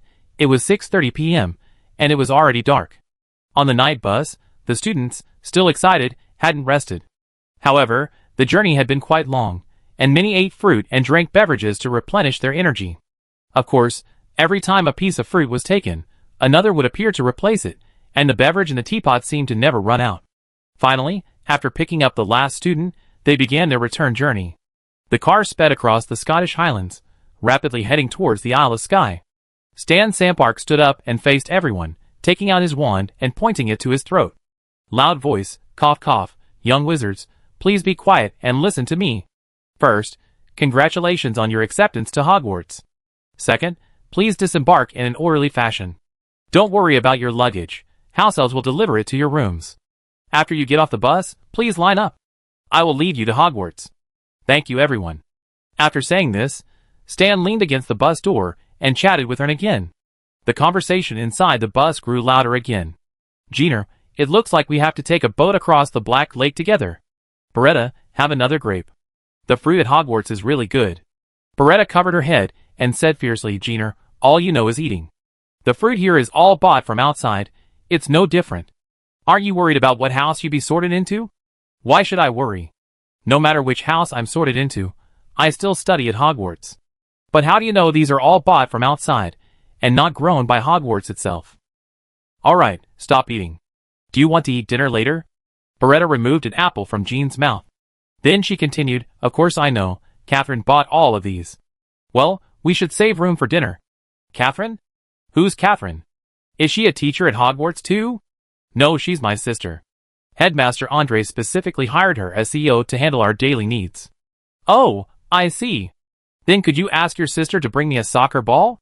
I'm afraid I get bored at Hogwarts." Just as they were chatting, the car stopped. "Alright, kids, we arrived. Get ready to get out." Chapter 36. Jean Noel and Beretta joined the other young wizards outside the carriage. Stan was calling everyone over. "All young wizards, come here. The younger ones in front, the older ones in the back to help look after each other. Don't get separated, the ground is slippery, be careful not to slip. Alright, everyone's here, let's go. Bernhard, don't walk too fast, hold me steady. It's too dark here." It was Joanna who spoke. Diane pulled a makeshift flashlight from her sleeve to light the way. "Thank you so much, Diane. I think I would have slipped without you. I always bring this when I travel. I didn't expect it to come in handy today." Beretta, ahead of them, was also urging Jean Noel on. "Jean, watch out. Don't drag me down if you fall." "Don't worry, Beretta. We train on the wet grass all the time. This is nothing to me." The young wizards, along with their friends from the car, helped each other keep up with Stan. They crossed the misty wilderness, walking along a stone path, the fallen leaves rustling under their feet. In the distance, the Black Lake shimmered. They arrived at a dock. "4 people per boat. I want you all to sit still and not fight. Once everyone is seated, we set off." These boats were hastily made by Professor McGonagall, and even had an automatic propulsion spell on them. So the young wizards didn't need to row. Stan was alone in one boat, holding a kerosene lamp aloft, while the other boats each had a kerosene lamp for illumination. The small boat began to move slowly forward, and as they passed under an arched bridge, a classic scene from the Harry Potter movies unfolded. The boat rounded a bend, and the young wizard's view opened up. They were on a lake, with Hogwarts, brightly lit, perched on a rock in the distance. The enormous castle filled the young wizards with immense awe. It was far more magnificent than the castles in the movies. The young wizards gazed up at the castle, the silver moon moving swiftly through the clouds. At this moment, Hedwig's theme should play. This was where the dream began. The boat moved slowly forward, and the young wizard's eyes widened. "My goodness, this is Hogwarts," exclaimed one young wizard. "Ah, I'm so excited. I never thought I could go to school here.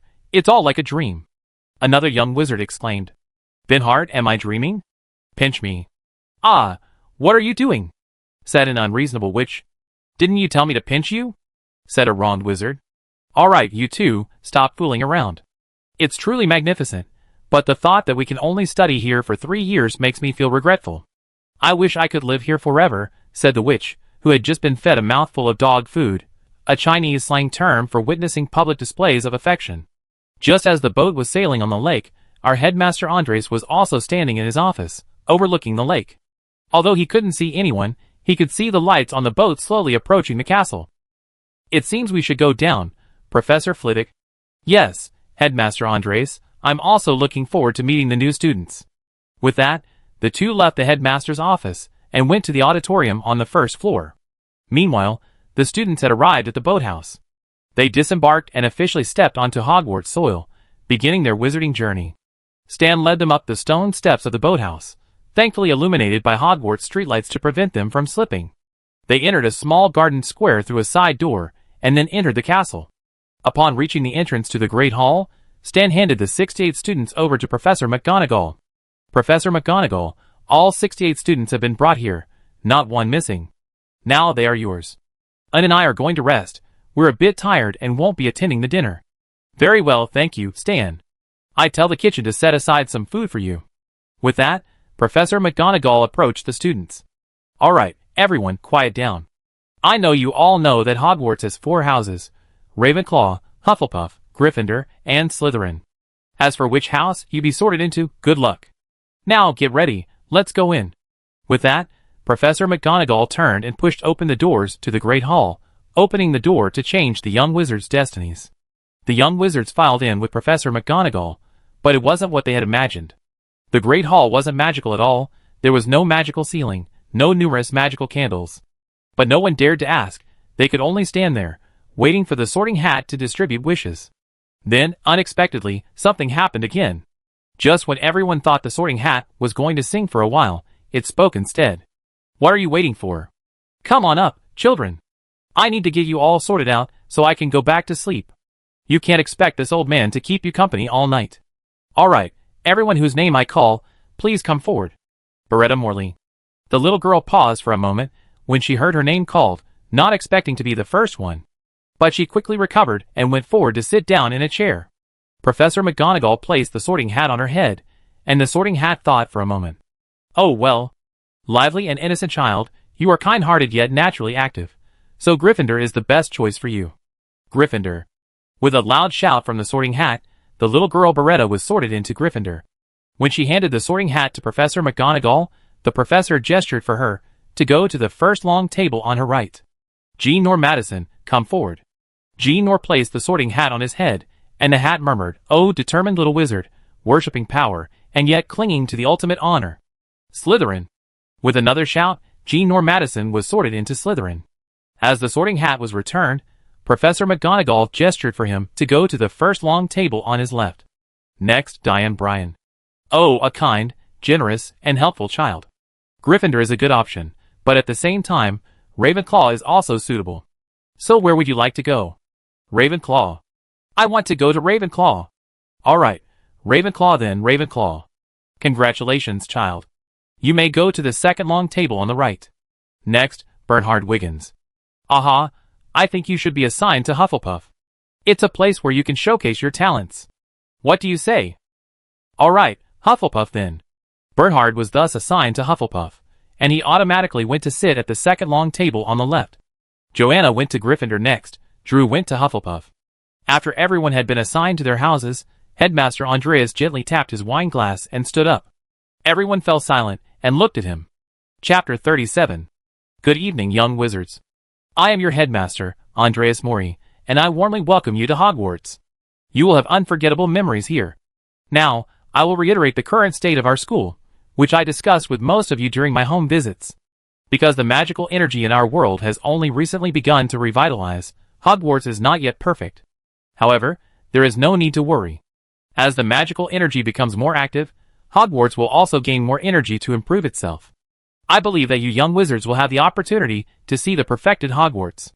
Similarly, although your names appear in the Book of Admission, because the magical energy has just revitalized, you still need to accumulate some magical power. But rest assured this time, it won't be long. It could be as short as a week, or as long as a month, and your magic reserves will be sufficient to support your spellcasting. So please don't worry if you encounter any problems with your studies, this is normal. However, I suggest you spend more time in the castle, as Hogwarts Castle itself gathers the magical energy of this world. This will be beneficial to you. Also, since this is the first academic year, I will need to appoint students around the age of 18 as prefects and student council presidents, both male and female. If you have any objections or are unwilling to take on this responsibility, you can raise them with me. We are the first wizards in this world, so it is up to us to build a new wizarding society. To supplement our manpower, we will be recruiting some 3-year and 5-year students in the coming years. Until the 7-year junior wizards graduate, we will have new staff every year for the next 3 years. I think everyone has already agreed to this. Also, due to our current staff shortage, we will only be offering 2 courses this semester, Charms and Transfiguration. Hufflepuff House will be temporarily managed by Professor McGonagall, and Slytherin House by Professor Flitwick. The reason we brought you all to school today is that without senior students to guide you, you will need to familiarize yourselves with the school. Therefore, our official start date is September 1st, and tomorrow is for you to explore the school and get acquainted with your future living arrangements. Your dormitories have been assigned, and your uniforms and luggage have been delivered to your beds. If you need anything else, you can leave a note on your bedside table, and a house elf will be there to assist you. Furthermore, we will allow junior wizards aged 15 and over to go out on weekends, but they cannot stay overnight. Their destination is limited to Historic County, and our night bus will provide service. Alright, that's all I wanted to say. Oh, by the way, 10 students who are 18 years old or older, please come to the study room at 10 a.m. tomorrow. I have something to discuss with you. Also, the study room is on the 5th floor. I'm sure you find it easily. That's all I had to say tonight. Now, let's begin the banquet. As soon as Andres finished speaking, all sorts of food appeared on the previously empty tables of the 4 colleges. Roast beef, roast chicken, pork chops, lamb chops, sausages, steaks, boiled potatoes, baked potatoes, potato chips, Yorkshire pudding, pea shoots, carrots, gravy, and ketchup, eliciting gasps of amazement from the students. Jean was stunned by the food before him, and he immediately regretted eating so much on the night bus. As he stared at the food, a boy next to him spoke up. What's wrong? Doesn't the food suit your taste? It looks pretty good to me. Oh no. I just ate too much fruit on the night bus. By the way, my name is Jean. Jean Madison, and you are? Oh sorry, I'm Jerome Bucky, and I think we'd be roommates. Because I noticed that there are only 4 of us Slytherin boys our age. Jerome gestured to 2 other boys nearby. Well Jerome, I think you're right. By the way, where are you from? Before I came, my mother was worried that the living conditions at Hogwarts would be bad, but now it seems that worry was completely unnecessary. I'm from Oxford. You know, I was ecstatic when I first received the letter, but my parents didn't believe it and thought it was a prank until Professor McGonagall came to visit. Yes, me too.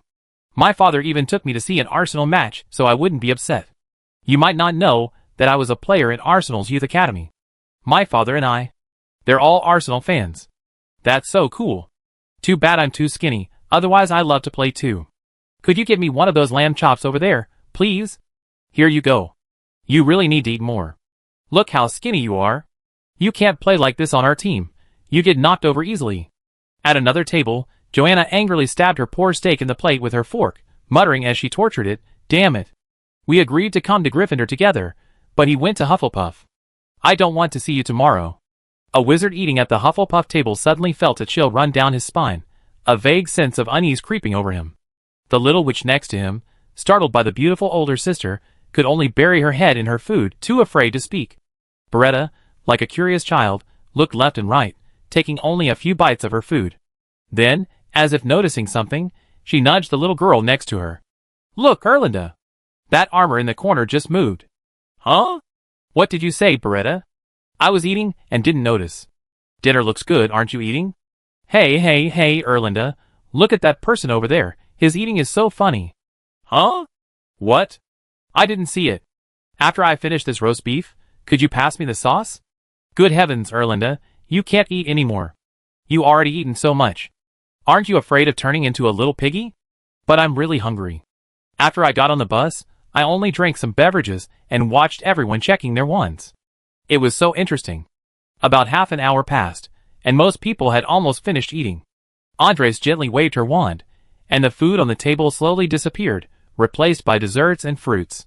Apple pie, syrup pie, chocolate muffin, fried jam donuts, alcoholic jam pudding, strawberries, jelly, rice pudding, and even mint hard candy. Many of the young wizards rubbed their bellies, as they struggled to pick up their desserts. They had eaten too much that night. Chapter 38. When it reached 8 o'clock in the evening, everyone had finished dinner and was chatting. Andre stood up and cleared his throat. I noticed everyone has finished eating, so you could all go back to the common room to rest. Dobby, Sparkle, Hall, Creature, please take your children back to the common room. In a flash, a house elf appeared at each house's table towards the great hall exit. The young wizards, seeing house elves for the first time, whispered among themselves. They're just like in the movies. They have big eyes. One young wizard exclaimed. Yeah, wow, we actually saw house elves. Look, Dobby's leading us. A companion of another young wizard said. I wish I had one. I wouldn't have to do chores anymore. Mom always makes me do this and that. A lazy young wizard murmured. The young wizards chatted as they followed the group, Dobby leading Gryffindor, Sparkle leading Ravenclaw, the two houses heading upwards. Just as they were about to part ways on the 6th floor, Erlinda, still a little dazed, was about to turn the corner with the Ravenclaw group when Beretta grabbed her arm. Hey, Erlinda. Where are you going? Gryffindor's on the 8th floor. Beretta shook her head helplessly. Okay, sorry. I wasn't looking. Erlinda blushed and quickly followed. Meanwhile, Lightning led the Hufflepuff group to the kitchen and, pointing to a huge picture of fruit, said to them, This is the kitchen. If you need anything, just scratch this pair, and the kitchen door will open for you. We warmly welcome the young wizards. Creature led Slytherin to the basement, muttering as they walked, Slytherin wizards are the most esteemed beings in the wizarding world. They value honor above all else and would gladly die for it. He spoke of noble bloodlines, but forgot that purebloods didn't exist in this world. Most of the young wizards returned to their common rooms, while a few explored the common room first. Jean and Jerome from Slytherin were among them. Wow, that's so cool. Jerome, look, there are fish swimming outside the glass. Yeah, I never been to an underwater world before. Jean, our Slytherin common room is so beautiful. I stay here forever. Yes, this is so much better than a regular underwater world. We can even see the moonlight. It's a pity we can't see the bottom of the lake clearly. Come on, let's go back to the common room. I need to write a letter to my mother, so she doesn't worry about me not eating enough and affecting my health. With that, Jean pulled Jerome along to find their common room. Soon, the two found their name on a room on the 2nd floor. Besides that, there were 2 other names on the door, Fabio Guadalupe and Anil Shostrom. Seeing other names, they knocked on the door anyway. A response came quickly from inside. Come in.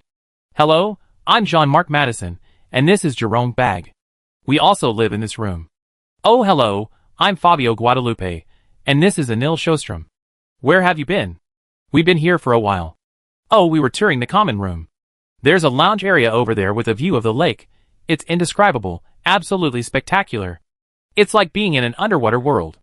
Jean-Marc exclaimed excitedly, gesturing as he spoke. Really? Let's go take a look later, but before that, let's pack our things. There are name tags on each bed, and on the bedside tables and wardrobes too. Okay, I start packing then. Jean was a woman of action, quick to follow through. She finished packing quickly and began writing a letter to her mother. Mom, it's Jean. I arrived at Hogwarts. Don't worry about me, I'm doing great. You know, dinner at Hogwarts is fantastic. I had steak and lamb chops for dinner. Unfortunately, I ate too much fruit on the night bus this afternoon, so I was too full by the time I got to school and didn't get to try much of the food. I just unpacked my clothes, and I even toured the common room with my new friend Jerome. Oh, and I've been sorted into Slytherin. You wouldn't believe how spectacular it is. The common room is built right in the lake. It's amazing. We can see the fish swimming outside from inside. Ah, well, my roommates are calling me. I write to you another day. A short letter was finished, the address written on the envelope, and placed on the bedside table, waiting for the house elves to mail it. In the Ravenclaw common room, Diane was pulling her roommate Melissa in front of the mirror, saying, "How do you think of this uniform? Isn't the robe a bit too long?" I don't think so. It's fine, isn't it? How about mine? Melissa Carlson also twirled in front of the mirror. Diane was already quite tall, wearing a short-sleeved white shirt with a tie, a short skirt, and a magic robe over it. The magic robe was black with blue trim, and had a blue Hogwarts crest on the chest, with her nameplate reading Diane Bryan on it. She looked radiant and had a scholarly beauty, which, combined with her blonde hair and blue eyes, made her truly captivating. Quick, Melissa, take a picture of me. I need to send it back to my parents. Okay, give me the camera, pose, look here. 1, 2, 3. A freshly taken picture of Diane, holding a book in her left hand and a wand in her right, wearing her school uniform, against a backdrop of a sky blue carpet on the common room floor, and a large bed behind her. After taking Diane's picture, she started taking pictures of Melissa. They spent over an hour constantly finding angles, taking pictures, finding angles, taking pictures, taking countless photos. In the end, they only found a few satisfactory ones among the many. Around 10 o'clock that night, in the Gryffindor common room, Beretta and Alinda, along with 2 other girls, were still awake, chatting on their soft beds. What? Wendy! All 3 of you siblings are attending Hogwarts? Yes, Beretta. My brother Harvey and sister Arya are both at Hogwarts, and they've both been sorted into Gryffindor. That's incredible, Wendy. It's a shame Catherine is too old. She graduated from university this year. Otherwise she might have been able to attend Hogwarts too. Catherine is your sister? That's a real shame. Professor McGonagall originally only chose me out of the 3 of us, but Headmaster Andreas discovered during her home visit that Harvey and Arya were also wizards, and considering that some hadn't responded to Hogwarts' call, summon them, and they be added to the list. Yes, Catherine is my sister. Although she couldn't attend Hogwarts, she's now employed by Headmaster Andreas. She buys all our food and supplies. Oh, that's wonderful. I definitely ask your sister to buy us more good food in the future.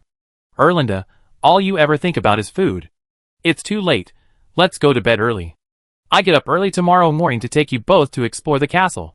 Good night, Beretta. Good night. It seemed the moon heard this too, and it hid behind the clouds. Chapter 39. Andres woke up very early today. He went to the Great Hall for breakfast and carefully observed everyone. His system had been upgraded last night. The upgraded system was largely unchanged, except for some added functions. One of these was the appearance of another 3D Hogwarts castle within the system. Through this view, Andres could see everyone within Hogwarts. Yes, everyone. However, this wasn't for Andres to use for mischief. Rather, he could observe everyone's status by seeing them. For example, without the system, he would only see the little wizard who greeted him and then run away. But in the system, he could see an apple icon above the little wizard's head, and upon closer inspection, the information indicated that the wizard needed to eat. Clicking on the little wizard would reveal more detailed information. Steve Hara, 11 years old. School time 1 out of 7. Fatigue 7 out of 100. Hunger 50/100. Charms level, 0. Transfiguration level, 0. Herbalism level, 0. Defense against the dark arts level, 0. Potions mastery level, 0. History of magic level, 0. Astronomy level, 0. Magical zoology level, 0. Ancient runes level, 0. Arithmetic divination level, 0. Divination level, 0. Alchemy level, 0. Muggle studies level, 0. Below this information are his recent thoughts. He feels his roommate is friendly, he likes the food, and he is a little worried about not being able to learn magic. Then Andres watched Steve sit down at the Ravenclaw table and start eating. He drank a glass of milk, ate a pumpkin pie, and had a bowl of oatmeal, toast and bacon, fried eggs, and other food. Then he saw his hunger level and his status bar plummet from 50 to 10. Steve then left, not because he didn't want to eat anymore, but because he didn't understand why the headmaster was looking at him with that strange gaze. Did he do something wrong? Or had he forgotten to wash his face that morning? After seeing Steve off, Diane, whom he had personally visited, came in with Melissa. They were at the same level as Steve in learning magic, only their statuses were different. Diane Bryan, 18 years old, magical genius. Those with this title gain an additional 10% speed in learning magic. School time, 1/3 fatigue, 5 out of 100 hunger, 36 out of 100 charms level, 0, other levels omitted. She was very excited to be at Hogwarts. She loved the Ravenclaw uniform, and wanted to learn magic faster. Typical Ravenclaw student, always thinking about studying. Besides finding a useful affix on Diane, he also noticed that Beretta in the Gryffindor common room had chosen one. Those with this title gain an additional 5% increase in white magic power and learning speed. She liked her new friends, she missed her sister, she missed the postman. Well, that's all normal, children become friends easily. But missing her sister isn't so easy, since Catherine has her own job. If all else fails, he could lend her the magic two-way mirror when he has time. When he looked at the other little witch, he had a strange expression. Erlinda's affix was glutton. Those with this title gain 10% more hunger. The meaning is clear. This child gets hungry more easily than others, and when she gets hungry, she has to eat, which will definitely interfere with her studies. Hopefully, she won't become a little chubby. Besides students, he could also see the professor's information. Professor McGonagall is coming out of the Gryffindor headmaster's office and heading towards the Great Hall. Minerva McGonagall, Senior Professor. This title increases teaching effectiveness by 10%. Transfiguration Genius. This title increases transfiguration effectiveness by 5%. Animagus. This title increases the duration of transfiguration by 5%. Fatigue 5/100 Hunger 28/100 Charms level, 6 Transfiguration level, 8 Herbalism level, 5 Defense against the Dark Arts level, 7 Potions level, 6 History of Magic level, 5 Astronomy level, 5 Magical Zoology level, 5 Ancient Runes level, 6 Arithmetic Divination level, 5 Divination level, 5 Alchemy level, 4 Muggle Research level, 5 She is very confident in teaching her students. She is worried about the current educational resources, and she is satisfied with her current work situation. Well, okay. The system is more powerful now, which makes it easier for Andres to manage the school and know what everyone is thinking and needs. This makes it easier to train young wizards. Besides observing student and professor information, the room level status, previously only visible within a specific room, can now be viewed within the 3D castle model. Andres stared blankly at the system, while the young wizards found it strange. Although the headmaster would respond when greeted, his gaze seemed somewhat vacant. It wasn't just vacant, the headmaster must have something else on his mind. The young wizards automatically filled in the blanks for him. A moment later, Professor McGonagall appeared at the professor's table and addressed Andres. Headmaster Andres, this is the list of students who are 18 or older this year, and also the class schedule for tomorrow. After you speak with the students, please have them posted on the bulletin board in the common room. Okay, I will. I got up too early today. I think I need to go back and catch up on some sleep. If anything comes up, you can have Dobby let me know. Andres was indeed a little sleepy because he had been playing with the new features of the system since the update. It was quite interesting, just like playing games in his previous life. The perspective could be switched at will. When sunlight streamed through the glass windows of the Gryffindor Tower onto the students' beds, Beretta finally woke up. Despite her vow to get up early and explore the campus last night, she was too excited to fall asleep. It was already 8:30 when she woke up, and she quickly woke the other three. Get up. It's already 8:30. Breakfast is served from 6:30 to 9 o'clock. If you don't get up now, we go hungry this morning. It's okay, I brought some snacks. Just let me sleep a little longer, Beretta. Erlinda refused to get out of bed, which worried Beretta greatly. In the end, Beretta and her two other roommates, who got up, rushed to the auditorium, while Erlinda could only bring her some food back. Chapter 40. When Beretta and the others rushed to the Great Hall, it was nearly empty. They quickly sat down at the Gryffindor table and began eating breakfast. They finished before 9 o'clock, even bringing some food back for the still sleeping Erlinda. Erlinda, wake up! We brought you some food. Other things are hard to carry, so we brought you sandwiches and pumpkin pies. Beretta shook the still half-asleep Erlinda. Thank you, I'm so hungry. Erlinda's brain seemed to have been forcibly activated by the mention of food. She reached for the food while still keeping her eyes closed. "Oh, please, Erlinda. It's past 9. Wake up. We promised to go exploring the campus." Just as the little witches were preparing for their day of adventure, our 10 prefects and the student council members began arriving one after another at the 5th floor study room. Don't ask how they found this classroom among so many empty rooms. It was magic. This wasn't just idle talk. They genuinely sensed the magical fluctuations emanating from the classroom, and that's why they came looking for it. Bernhard was the first to arrive. He gotten up very early, but hadn't run into Joanna while having breakfast in the Great Hall. Since they agreed to explore the campus together on the night's car, he couldn't go out on his own. He went back to the common room to chat with others, checked the time, and arrived around 9:30. Upon reaching the 5th floor, he was initially confused by the numerous room doors. However, after walking around, he noticed one room that felt different from the others. He couldn't quite put his finger on it, but he decided to wait in that room. It was better than standing idly in the hallway. Just a few minutes after he entered, a Slytherin boy dressed in black with green trim walked in. The boy greeted him politely. "Hello, I'm Halkin Miller. I thought I was early enough." "Hello, I'm Bernhard Wiggins. I got up early and had nothing to do. How did you find this room?" "I don't know, just a feeling." "What about you?" "Me too. Looks like it's not just women who have a sixth sense." While the two were chatting, Joanna also entered. Joanna had only intended to peek in to see what was going on, but when she noticed people, she came in, and when she saw that one of them was her boyfriend, she walked in even faster. Because Bernhard was facing away from the classroom door, he didn't see Joanna, but he instinctively felt a chill down his spine. Joanna quickly appeared behind Bernhard, lunging at him and grabbing his neck with her arm. "We agreed to go to Gryffindor together. Why did you go to Hufflepuff? Explain yourself, you bastard," she snapped. "Let go! Let go! I can't breathe. I didn't mean to. The Sorting Hat didn't give me a chance to speak before sorting me into Hufflepuff." Halkin stared wide-eyed at the two of them. What was going on? Then Joanna remembered there were other people in the classroom and smiled at Halkin. "Hello, I'm Joanna Hampton, a Gryffindor." "Ah, I can tell. Sorry, Halkin, she's my girlfriend. You know, there was a little mishap during the sorting." Bernhard chuckled. A moment later, there was a knock on the door. "Is anyone here?" "Diane, come in. Bernhard and I are here." Hearing the reply, Diane and Melissa pushed open the door and entered. After introductions, they continued chatting. Around 9:55, the others arrived one after another. At 10 o'clock, Andres opened the door precisely on time and greeted everyone warmly. "Good morning, everyone. How was the school breakfast? Are you satisfied?" "Good morning, headmaster.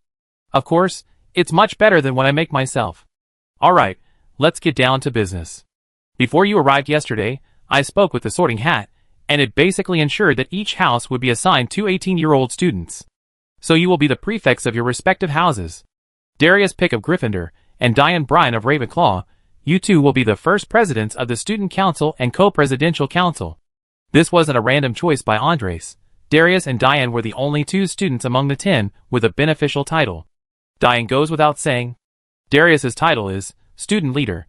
Holding this title increases a student's prestige by 10%. Note that after graduation, it only applies to students from the same cohort. You know we're currently short-staffed, so you need to maintain school discipline. I allow you to punish those who violate school rules, but I hope you exercise discretion in your punishments. I send you a copy of the school rules and regulations later. Oh, and the class schedule too. We're only offering 3 courses this semester. Textbooks will be delivered to your bedside tables by house elves. Do you have any questions or anything you don't understand? Headmaster, we understand the school needs help, which is why we were recruited. But isn't 3 years too short? Will we learn too little in 3 years to support our future work? Maybe in 7 years, the younger students will be better than us, Diane asked quickly. I discussed this with Professor McGonagall and Professor Flitwick. We believe you are adults now, and have better self-discipline in your studies. Therefore, we decided to increase the intensity of your regular studies. In addition to regular classes, you will be divided into 2 groups of 5, each studying under Professor McGonagall and Professor Flitwick respectively. You can think of it like pursuing graduate studies in the Muggle world. Furthermore, we will allow you to return to the school for further studies after graduation, and we will develop the library for you. Are there any other questions? No, Headmaster. Good.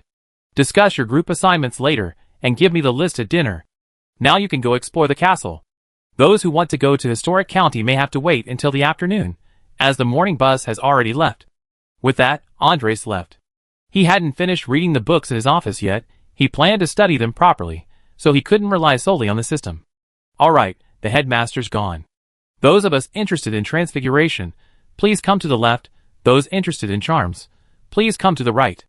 Darius stepped forward and began organizing the groups. The other 9 began discussing with their companions.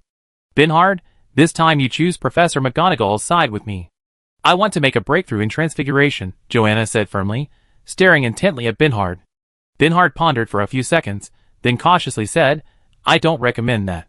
What did you say? Don't be angry yet, let me finish. You see, our courses aren't actually that many. There's plenty of time for learning and exchanging magic. If we study separately, and then learn from each other, wouldn't it mean we learn from both sides? That would give us a significant advantage over others, wouldn't it? Of course, the premise is that we master the knowledge we learn. Chapter 41. Darius looked at everyone. Diane and Melissa were the first to go to the left, followed by Joanna. Halkin thought for a moment, and then joined the left group. Binhard was the first to go to the right. Ravenclaw Prefect Ricardo Geese also came over, and Slytherin Prefect Elinuel Morrison hesitated for a moment before also standing on the right. Hufflepuff Prefect Sharon Dempsey also went to the right. Finally, Kalima Molina, Darius's roommate, chose the left. Great, that's settled then. I go to Charms, Diane, you guys go to Transfiguration. If there are no problems, submit the list accordingly. Okay, is there anything else, Darius? Well, I suggest we meet here every Monday night to get a quick overview of the week. If anything important comes up, we can call a meeting later. What do you all think? Agreed. Agreed. No problem. Once Darius's suggestion was unanimously approved, everyone dispersed. Joanna had arranged to have lunch with Bernhard, and then they each returned to their respective common rooms with their classmates. Besides posting class schedules and school rules, they mainly went back to their dormitories, where house elves had given them badges of the prefects and student council president, which they would hang up to help everyone recognize them. A short while later, several notices were posted on the bulletin boards of each house's common rooms, and students quickly called their roommates over to see them. Giano, who had been watching the fish in the lake in the common room's lounge, heard the commotion at the entrance and went to investigate. He found the notices on the bulletin board and ran back to find his roommate. Jerome, Fabio, Anil, stop playing magic, the gathering. Come quick, there are notices and timetables on the bulletin board. Hearing this, the students immediately put down their cards and went with Jean to the bulletin board to carefully read the notices. The first notice was about prefect appointments. I hereby appoint Halkin Miller as the male prefect of Slytherin House. I hereby appoint Elinuel Morrison as the female prefect of Slytherin House. Sincerely, Headmaster Andreas Mori. The first notice was unremarkable. Fabio, look. That boy and girl sitting over there drinking tea and watching us must be our prefects. They have badges on their chests. The sharp-eyed Anil gestured for everyone to look. After recognizing their prefects, they moved on to the second notice. The second notice was longer. It was a school rule. Rule 1. Students must use wands correctly, and are not allowed to steal or rob other students' wands. Article 2. Students must maintain public order and are prohibited from casting spells in public places or crowded areas. Article 3. Fighting between students or using spells to attack classmates is prohibited. Article 4. Students must abide by classroom discipline, obey the professor's instructions, and are strictly prohibited from disrupting class order. Article 5. After curfew, students should return to their dormitories to rest, and are not allowed to wander around the school. Article 6. Students are prohibited from going to the restricted book area or the restricted forest without permission. Article 7. During class, or when participating in group activities, students must wear their school uniforms correctly, and keep them clean and tidy. Article 8. First-year students are not allowed to use flying brooms alone. Flying must be done under the guidance of professors. Article 9. Young wizards may go out on weekends after the age of 15, with the signed consent of their guardian. This rule does not apply to students over the age of 18. Article 10. Male students are not allowed to enter the female dormitory. Article 11. Cheating in any form is prohibited during exams. Article 12. It is strictly forbidden to give homemade potions to classmates without testing them. Article 13. Forming a club requires. There were about 20 scattered school rules, and the final note stated that anyone found violating the rules would have points deducted from their academy, or face punishment for more serious violations, including confiscation of their wand and expulsion.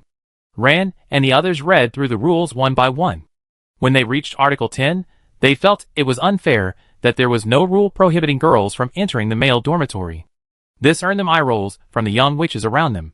After reading the second notice, the third one was easier to understand.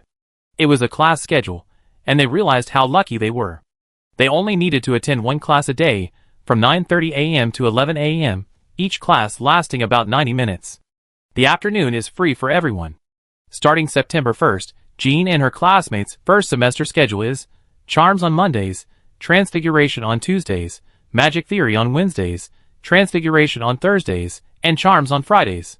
5 lessons a day are simple and easy to understand, but they don't know that their happiness is short-lived. Their lessons and content will increase significantly later. What they don't know is that their Charms lessons will be with Gryffindors, their Transfiguration with Ravenclaws, and their Magic Theory with Hufflepuffs. The schedule states that textbooks will be delivered to each student's bedside table by house elves later. Finally, there was a notice from Professor Flitwick, a recruitment notice for the choir. Interested students were to register at the headmaster's office in Ravenclaw before curfew each evening. This would be the first extracurricular group at Hogwarts since its founding, aside from the student council. Professor Flitwick planned to teach everyone the school's song within a month. Today, the young wizards wandered around the campus full of anticipation. When they returned to their common rooms in the afternoon and found their textbooks had arrived, most stopped wandering and began to pick up their favorite books to preview the upcoming lessons. Therefore, during dinner, Andres observed that the young wizards' hunger and fatigue levels were roughly the same. However, their hunger levels began to decrease during dinner, and to his surprise, he noticed that Diane was noticeably different from the others. Because the circle around the 0 in Diane's transfiguration level 0 had changed color, it was now a blue circle, and he could understand that her progress was around 3%.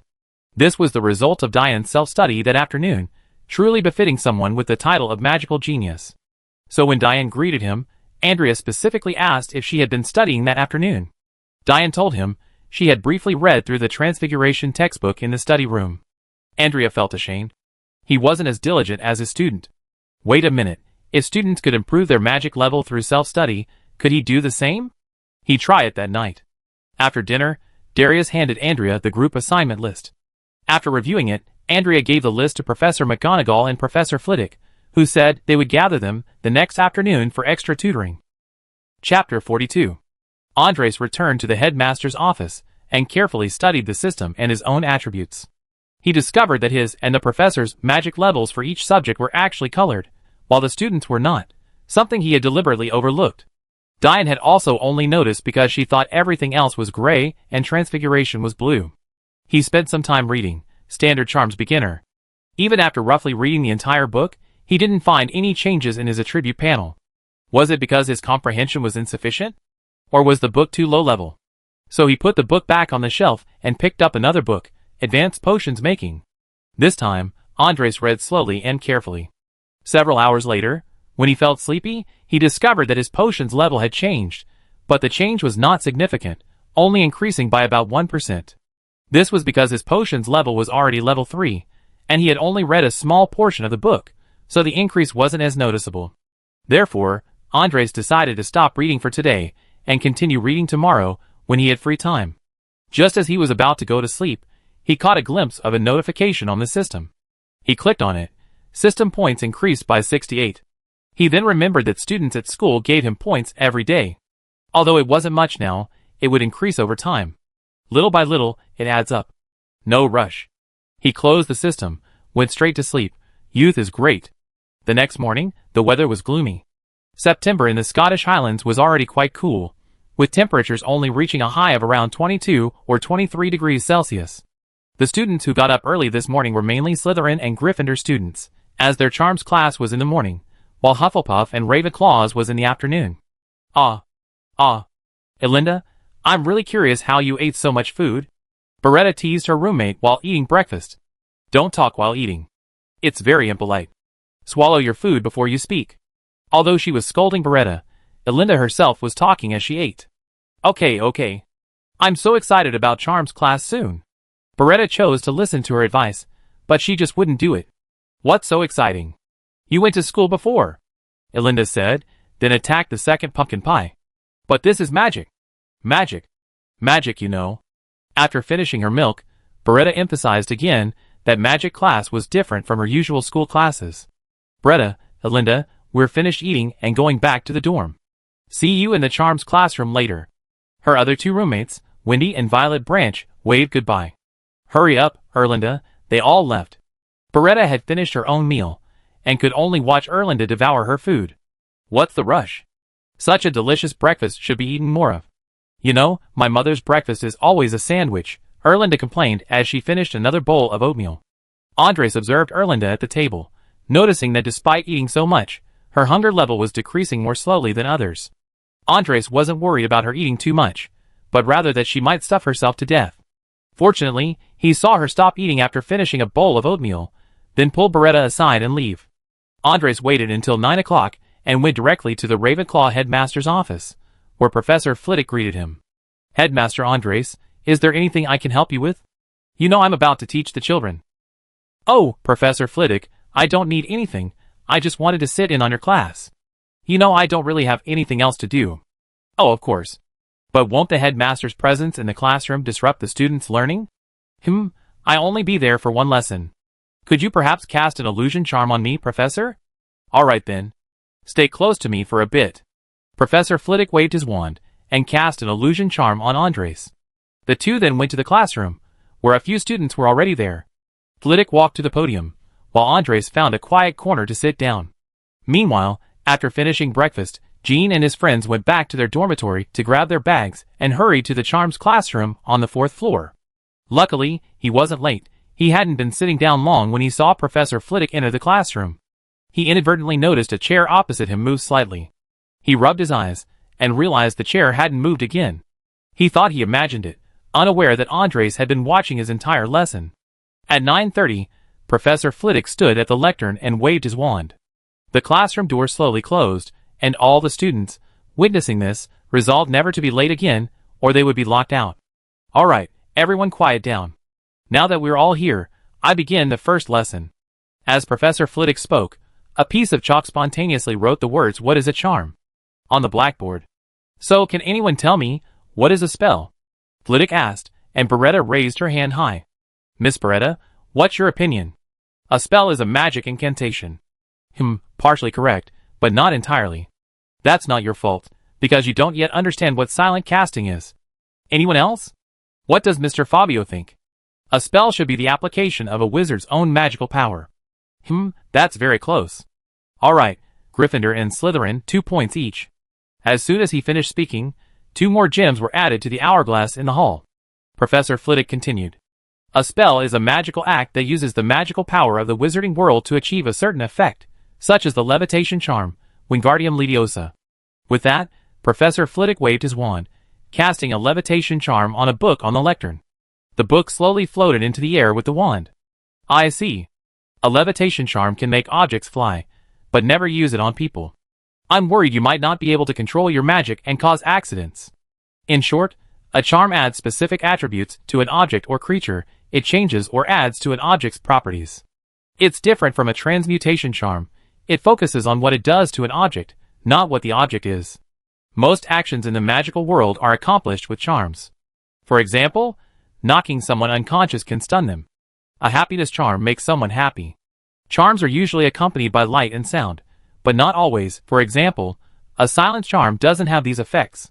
Chapter 43. Furthermore, spells can be deflected or dodged.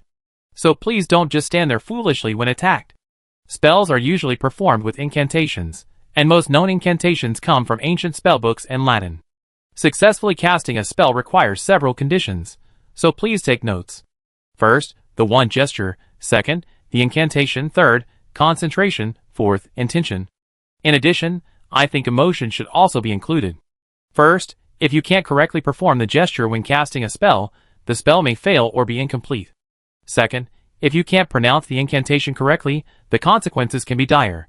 A wizard named Balfio mispronounced F as S, directly causing the spell to be distorted and summoning a bison, from which he was injured. This incident has almost become a joke in the magical world. Then there's concentration. If you're distracted when casting a spell, it's possible for magic to malfunction. Backfire damage is self-inflicted. Then there's the matter of intent. Some spells are instantaneous, like the disarm spell, which requires little mana after casting. However, some spells, such as the polymorph spell and curse spells, require mana over time. This determines their duration. Of course, this depends on the power of the wizard casting the spell. The more powerful the wizard, the longer the spell's duration. Conversely, the shorter the duration, which is why your spells are currently unstable or have inaccurate effects. However, these issues will resolve as you grow and your mana increases. The reason emotion isn't listed as the 5th item is because not all spells require emotion. For example, the levitate spell I just cast. But some spells do require emotion, such as the Patronus charm you learn later, which requires the caster to provide a large amount of positive emotion to succeed. Next, let's talk about the different types of spells. I believe spells can be divided into the following types: general utility spells, offensive spells, defensive spells, black magic defense spells, and black magic itself. However, it's important to note that the boundaries between these types are quite flexible and blurred, so some spells can belong to different categories. For example, the petrification spell is both black magic and a form of transfiguration. I believe everyone understands the meaning of these spell types.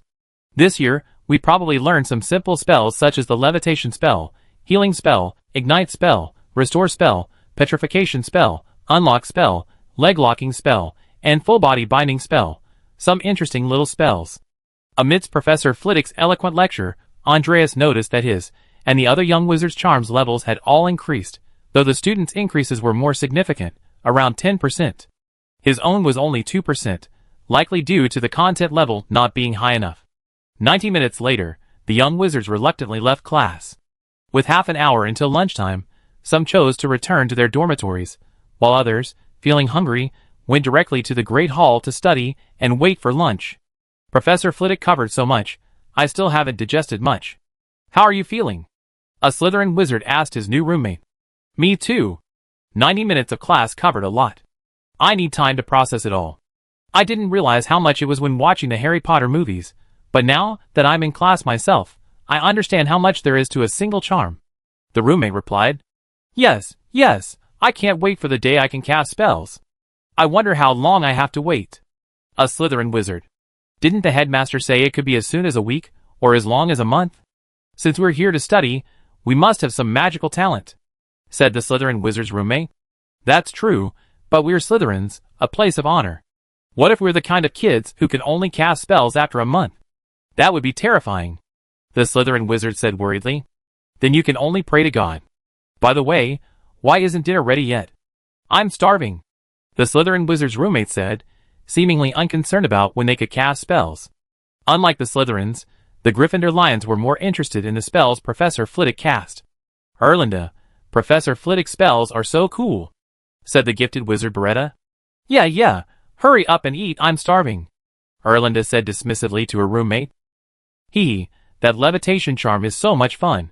Even though the professor said we can't use it on people, it's because the school is worried the young wizards won't have enough magic and the person being levitated will fall from the sky. But as long as we don't lift them that high, it'd be fine, right? Beretta, lost in her own fantasies, chimed in. What? How can you have such a dangerous idea? We haven't even been able to cast the spell yet, and you're already thinking about sending people into the sky? Wait, who will you use as a guinea pig after you learn to cast the spell? Erlinda looked at her roommate with shock and horror. Oh, I won't do anything to you. For this kind of thing, of course, I asked that guy. He looks really strong, Beretta replied abruptly. Jean, returning to his dorm with his roommate to deliver books, felt a few twitches in his eyelids. He had no idea he'd been used as a guinea pig by one of his classmates. Inside the charm's classroom, after the students had left, Andres dispelled the disillusionment charm from his body and approached Professor Flitwick. A very insightful lesson. I should come here more often. Thank you for the compliment. By the way, if the headmaster has nothing else, I'd like to go back and rest. You know, lecturing for 90 minutes straight is quite tiring. And I have another class this afternoon. Of course, Professor Flitwick, thank you for your hard work. By the way, Professor, you seem to have forgotten to assign homework. Luckily, no one else was in the classroom. If this got out, the headmaster might have been stabbed to death on the spot by the students drawing little figures on him. Oh, bad. I remember to tell them to write a 12-inch long reflection and insight this afternoon. With that, Andres and Professor Flitwick left the classroom together, each returning to their respective offices. Andres didn't attend any classes in the afternoon. There was no need to repeat the same material. His main focus that afternoon was reading. Self-improvement was essential. Since there was no library yet, even if he read the herbalism books, he wouldn't have any practical examples to work with. Therefore, he chose to carefully read through the 3 first-year textbooks. After all, he had some experience, albeit limited, but he could practice through spellcasting. Also that afternoon, Ravenclaw and Hufflepuff had a great charms class. The only difference was that our student council president, Ms. Diane, had jumped 20% in charms level progress. This made Headmaster Andres envious. Having a title doesn't make you superior. Well, although the title was far inferior to his own cheat codes, it was still quite impressive. Chapter 44. After dinner, as all the young wizards returned to their dormitories, they saw a piece of bad news posted on the bulletin board. Today's charms class wouldn't be a waste. They had to do homework. Fortunately, it only required writing 12 inches on parchment, and today's class had still been quite insightful and impactful.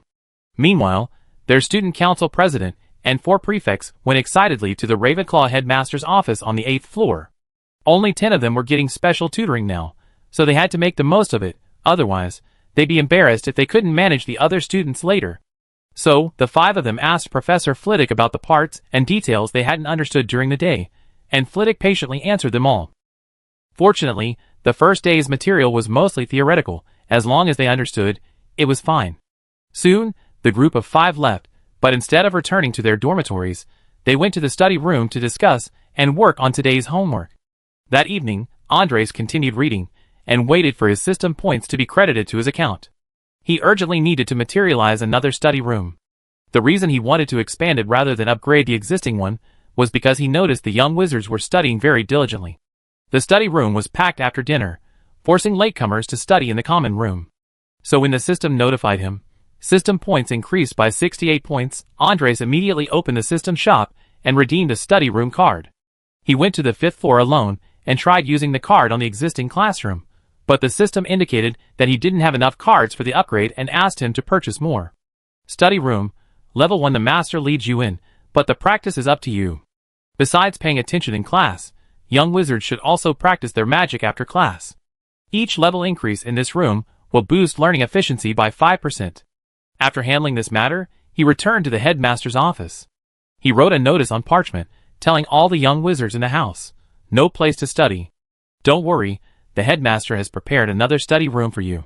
It's on the 5th floor, find it yourself, etc. He copied it into pairs, making 4 copies, and called Dobby over. He gave Dobby the task of posting it on the bulletin board so the young wizards would receive this surprise the next morning. Sure enough, the next morning, every young wizard in every house checked the bulletin board before leaving home.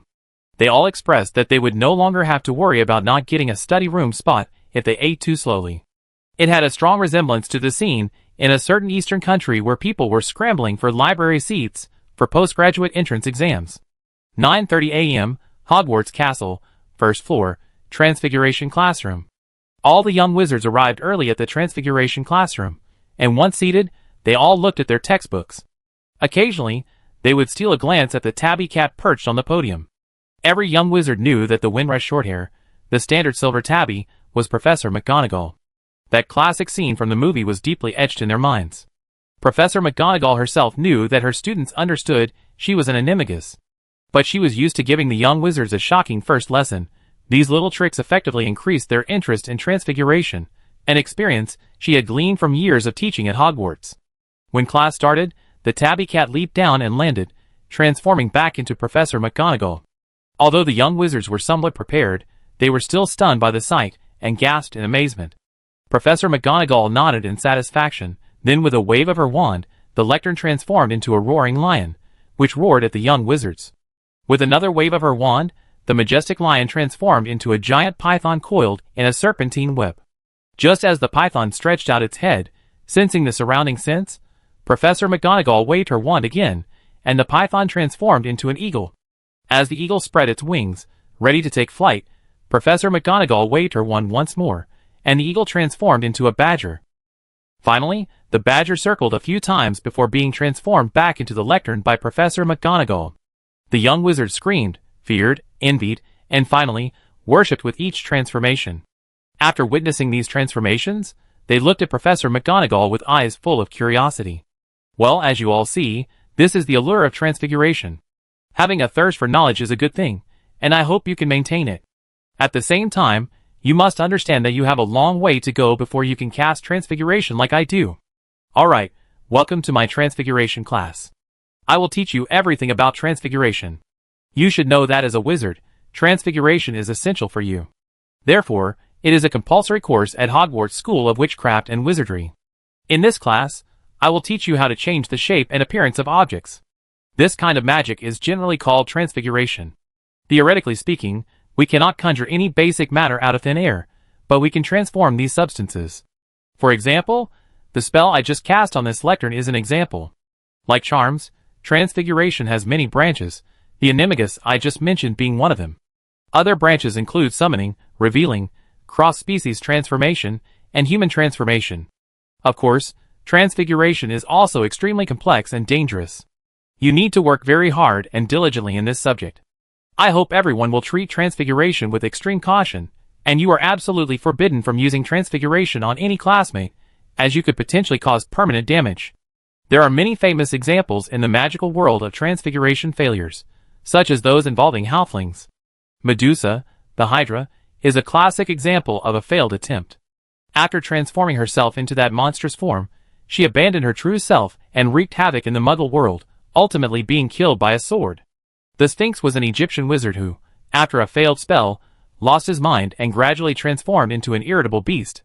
Therefore, the magical world generally believes that whether the upper or lower body is transformed into a monster, the damage to the wizard's intellect and body will be permanent and irreversible. Therefore, when casting spells, the incantation must be clear, and the mind must be fully concentrated. Okay, let's stop there. Let's talk about 5 key points to keep in mind when using transfiguration. I hope you write these down, as they might be on your final exams. First, you can't conjure food. Second, the transfigured object doesn't possess true life. Third, you can't conjure items with magical properties. Fourth, you can't conjure unknown things. Fifth, you can't change the quantity of matter during transfiguration. Chapter 45. These other key points have a name in the magical world: the Gump Transfiguration Laws. The Gump Transfiguration Laws are the fundamental laws of transformation in the magical world. Specifically, it means that wizards can transform objects or create things. The duration of a transfiguration spell depends on the caster's concentration, magical power, and the size and shape of the object being transformed. If the transformed object is large, the duration will be shorter. Conversely, if the transformed object is small, the duration may be longer. For example, transforming invertebrates is less challenging, while transforming vertebrates is much more difficult. Of course, transfiguration spells can also partially or completely transform objects. Take the first point, for instance, you can't create food. It's not that wizards can't create food, but creating food is very dangerous. If someone accidentally eats food created by transfiguration, and the magic wears off, the transformed object will. If the food is too large, the person could easily overeat and die. Furthermore, food created with a transfiguration spell has no nutritional value. It's not real food, understand? It just looks the same. Secondly, transfigured objects are not fully alive in the true sense. This is easy to understand. Like food, the life you create only appears to possess some characteristics of that creature. In reality, they lack a soul and are more like puppets or dolls. Some might ask, can I use transfiguration to create galleons? Unfortunately, this method is not feasible. Galleons are essentially gold, cast into coins, and then a goblin casts a special mark on them. Human wizards cannot do this, and they wouldn't stoop to such a feat. However, in the Muggle world, people are often fooled by this trick, which is why they claim to have received coins from the dead or ghosts. Of course, other magical items won't work either, because alchemical items rely more on runes to achieve the flow of magic, while what a wizard conjures only imbues the item with certain abilities. The magic is used up and then gone. The natural flow of magic is impossible. That's the third point. Fourth, wizards cannot conjure unknown things. When a wizard performs a transformation, they need to concentrate and visualize the object they want to create. If you've never seen something before, it's very difficult to do this, and the spell will fail. The fifth point is also easy to understand: changing quantity. You can't make one object into multiple objects, but you can use partial transformations to make one object into different things. However, this has a drawback. The partially created things are all aggregated because they are essentially the same object. Similarly, some might ask about spells like Clear Spring and Blazing Flame, where the created items can't be measured in quantity, but these are different. Clear Spring and Blazing Flame don't actually belong to Transfiguration, they belong to the realm of charms. You also need to distinguish between Transfiguration and curses. Many of us have read fairy tales as children, and one of the most common stories involves a wizard turning a prince into a frog. However, you notice that these transformations lasted a very long time, and the spell was broken not by a lack of magic power, but by external force or other means. This type of magic is essentially a curse, not a transformation spell. Next, we talk about the most unique type of transformation spell called Animagus. Animagus is a wizard who can transform into a certain animal while retaining their magical abilities. There's also a branch of Animagus called Disguise Magus, which we discuss later. You should know beforehand that Animagus transformations are innate, while Animagus transformations can be achieved through training. However, there are limitations. The animal you transform into isn't arbitrary, it's determined by your weight and personality traits. In other words, you can only transform into one animal, and this animal is usually limited to non-magical creatures. Therefore, transforming yourself into a dragon or phoenix is impossible, though not impossible, but it carries a great risk. This is because wizarding magic and magical creature magic are fundamentally different in principle. As you saw when I transformed, Animagus changed their forms along with their clothes, saving a lot of trouble and embarrassment. You need to be extremely careful when learning to transform into Animagus, because failure at any stage can easily lead to failure. Also, some wizards use Animagus for illegal activities, so the Ministry of Magic is very strict about this, requiring everyone to register their transformed animal and its characteristics with the Ministry's Office for the Misuse of Magic. I am one of the 7 registered Animagus individuals of the 20th century, because I believe learning Animagus has significant research value for our understanding of transfiguration. However, you must understand that the requirements to become an Animagus are extremely rigorous, and the entire process can take months or even years. A mistake at any step will render all previous efforts futile. Therefore, it can sometimes take several years to succeed. Because the chances of failure are so high, becoming an Animagus requires immense courage and perseverance. This is why the number of Animagus individuals is so small. Alright, our class time is almost up. If you have any questions, please ask. The assignment for this class is to write a 10-inch long reflection on transfiguration. Professor, what do I need to prepare to become an Animagus? Diane asked. Miss Diane Bryan, as I said, it's a long process. But one thing is certain, a lot of magic is needed to support a successful first transformation.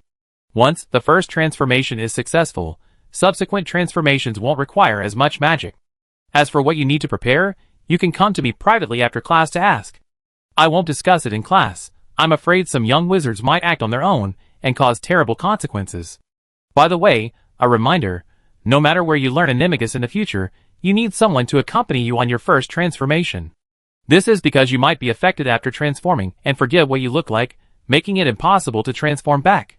Don't laugh, this has happened before. It was a long and meaningful class.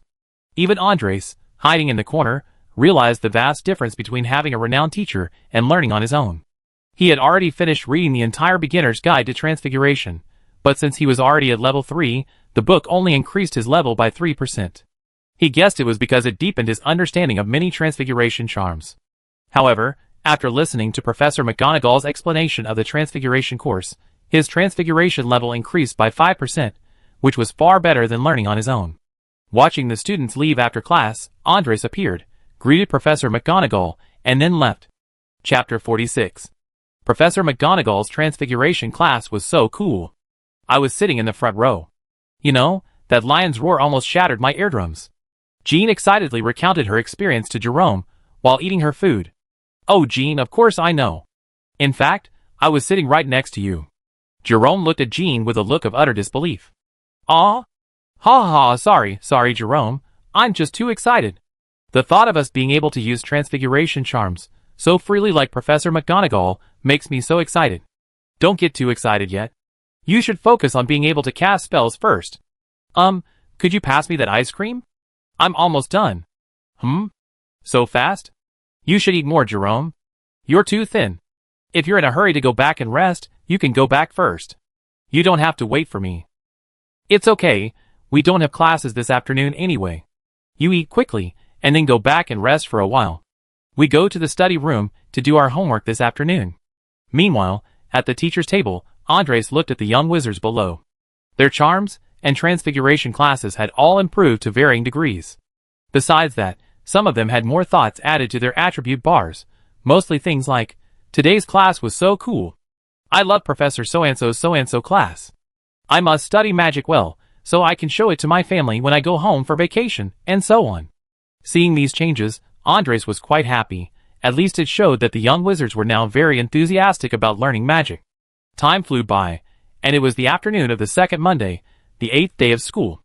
In the charms classroom, Professor Flitwick was teaching Hufflepuff and Ravenclaw. Professor Flitwick had given the young wizards a detailed explanation of the levitation charm that day. Although he understood that the young wizards were currently focused on gathering magic, he still called on Diane, just to give it a try. "Miss Diane Bryan, could you demonstrate for everyone? It doesn't matter if you succeed or not, I correct any mistakes you make while casting the spell." "I try, Professor. I can't guarantee success." Under the watchful eyes of Flitwick and the many young wizards, Diane waved her wand. Ugadium Leviosa. As Diane uttered the incantation, the feather on the table suddenly moved, beginning to float upwards. Our student council president, upon discovering that her spell had succeeded, wasn't overly excited. Instead, she used her wand to direct the feather to fly even further away. The students in the classroom watched silently as the feather flew up, then erupted in gasps and murmurs of surprise. Although they had been invited to Hogwarts, none of them had ever successfully cast a spell. But today, in charms class, Diane was the first to successfully cast a spell. This gave them a huge boost of confidence, because once someone succeeded, a second would follow, and so on, until many more people succeeded. Excellent. Fantastic. For Miss Diane's beautiful spell, Ravenclaw gets 10 points. Alright, what are you all waiting for? Miss Diane has given a successful demonstration. You should all try it too. Wow, Diane. You're amazing. You can cast spells now. Melissa shook Diane's arm vigorously. Okay, let go. You're shaking me to pieces. I didn't expect to succeed in casting a spell either. You should try it too. What if you succeed? Diane controlled her excitement. She was incredibly thrilled to have succeeded. She constantly reminded herself to stay calm. After all, she was the first president of the Girls' Council, and it was only right that she be at the forefront of magic. And so, the entire class was quite different from before. Everyone burst forth with boundless enthusiasm, waving their wands. In the following time, only Hufflepuff's prefect, Bernhard, successfully made a feather float again. Therefore, Hufflepuff earned 5 points. Melissa, not paying much attention, lost control of the feather after it flew up and fell back down, but this still made her very happy. At least it proved that she could cast spells. Alright, that's all for today's lesson. After class, you should practice your spells more. I believe everyone will succeed soon. Class dismissed. Professor Flitwick announced the end of Get Out of Class, and before leaving, he instructed Diane, "Don't be arrogant. This is just the beginning of your magical journey. You still need to work hard. In your spare time, you can try other spells. First-year magic is usually not too difficult." "Thank you, Professor. I understand. I will try my best." After packing up her things, she and her roommates left. They didn't go back to the lounge, but went directly to the great hall on the first floor to prepare for dinner. They planned to go to the study room to practice magic after dinner. Diane's successful spellcasting greatly stimulated their enthusiasm for learning. During dinner, the Slytherins and Gryffindors watched in bewilderment as the other two houses were filled with an enthusiastic atmosphere, wondering what was going on. It wasn't until they heard from acquaintances on the night's bus that they learned someone had successfully cast a spell in charms class that day. They were astonished, as no one had managed to do so in their class that morning. This greatly encouraged them. They believed they could do it too. As a result, both study rooms were packed after dinner. Joanna Hampton of Gryffindor ran up to Bernhard of Hufflepuff and sat down next to him, asking, "I heard someone successfully cast a spell in your charms class. Is it true? Tell me." "Of course it's true. 2 people successfully cast spells. Diane, the student council president, and your boyfriend, Bernhard," answered Drew, Bernhard's roommate, before Bernhard could even reply. "Huh? Is it true? Darling, can you show me?" Joanna sweetly shook Bernhard's arm, while the Hufflepuffs around them watched them with gossipy expressions. "Now's not the time, everyone's having dinner. How about we practice together in the study room after dinner?" Binhard's face flushed slightly. Okay, it's a deal. You eat quickly, I go back to Gryffindor first. I need to go back to the common room to get my books after dinner. Joanna gave Binhard a light hug and ran back to the Gryffindor table. Andres, sitting at the teacher's table, naturally heard the students' chatter. He opened his system and looked at Diane and Binhard's attribute panels. On the attribute panels, it was clear that Diane's charms class level was highlighted with a blue circle indicating level 1, while Binhard's was highlighted with a tan circle indicating level 1 as well. Chapter 47. After dinner, in the study room on the 5th floor. Since there were already 2 study rooms, each room wasn't too crowded. Most people sat together in small groups of roommates or friends. Most were doing their homework, while a few young wizards occasionally tried using the levitation charm to make their feathers float, but for some reason, they all failed, perhaps due to insufficient magic power. However, everyone's enthusiasm was still high. Just as these young wizards were discussing in hushed tones, the study room door opened. Bernhard, his roommate Drew, and Hufflepuff's prefect, Sharon Dempsey, walked into the classroom. Originally, only Bernhard and Drew were there, but they happened to run into Sharon Dempsey, who also wanted to practice her magic, so the 3 of them came together. Not long after the 3 sat down, the energetic Joanna arrived with her roommate, Cindy Richardson. Joanna immediately began urging her boyfriend to demonstrate the levitation charm for her. The classroom fell silent as soon as he finished speaking, almost all the young wizards secretly glancing at Bernhard. Bernhard lived up to expectations. Under the watchful eyes of his girlfriend and the young wizards, he took out a feather, placed it on the table, and began to wave his wand and chant a spell. Amidst gasps of amazement, the feather successfully floated into the sky. The previously quiet classroom erupted into hushed discussions once more. The young wizards forgot about their homework and began practicing spells, targeting all sorts of things. Some had brought their own feathers, others targeted the books they had brought. 2 daring Gryffindor wizards even targeted each other, resulting in a reprimand from Bernhard and the other prefects, and each losing a point. This also drew angry glares from the other Gryffindors. The first time in the new school's history that points had been deducted in the new semester. Fortunately, the Gryffindors didn't pursue the matter further, while school honor was important, so was understanding and respecting one's peers. Dear Joanna, your wrist is too stiff. You need to flick your wand when you chant the spell, Bernhard corrected his girlfriend's hand gesture. He had a keen sense that Joanna should be able to cast the spell successfully soon. However, her gesture was a little off. Sure enough, when Joanna tried again, the feather successfully floated into the air once more. Wow, that's amazing. Honey, look, I did it!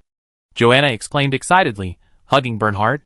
Since they were in a classroom, she didn't dare to be too outrageous, but she still gave Bernhard a playful smack on the cheek, praising his teaching. Seeing that Joanna could cast spells on her own, Bernhard also began practicing magic. However, the objects of his spells were no longer the light, floating feather, but gradually became more sophisticated, first books, then tables and chairs. Due to the excessive number of spells Bernhard cast, he even showed signs of magical depletion, feeling dizzy.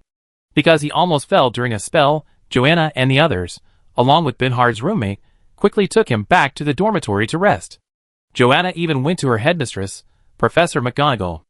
Arriving in the Hufflepuff common room, she saw Bernhard resting in bed and addressed those around her. You've just been able to cast spells, so your magic isn't very stable yet. Don't cast spells at high intensity in a short period. Bernhard is fine. I have the house elves bring him a cup of hot cocoa and some sugary drinks.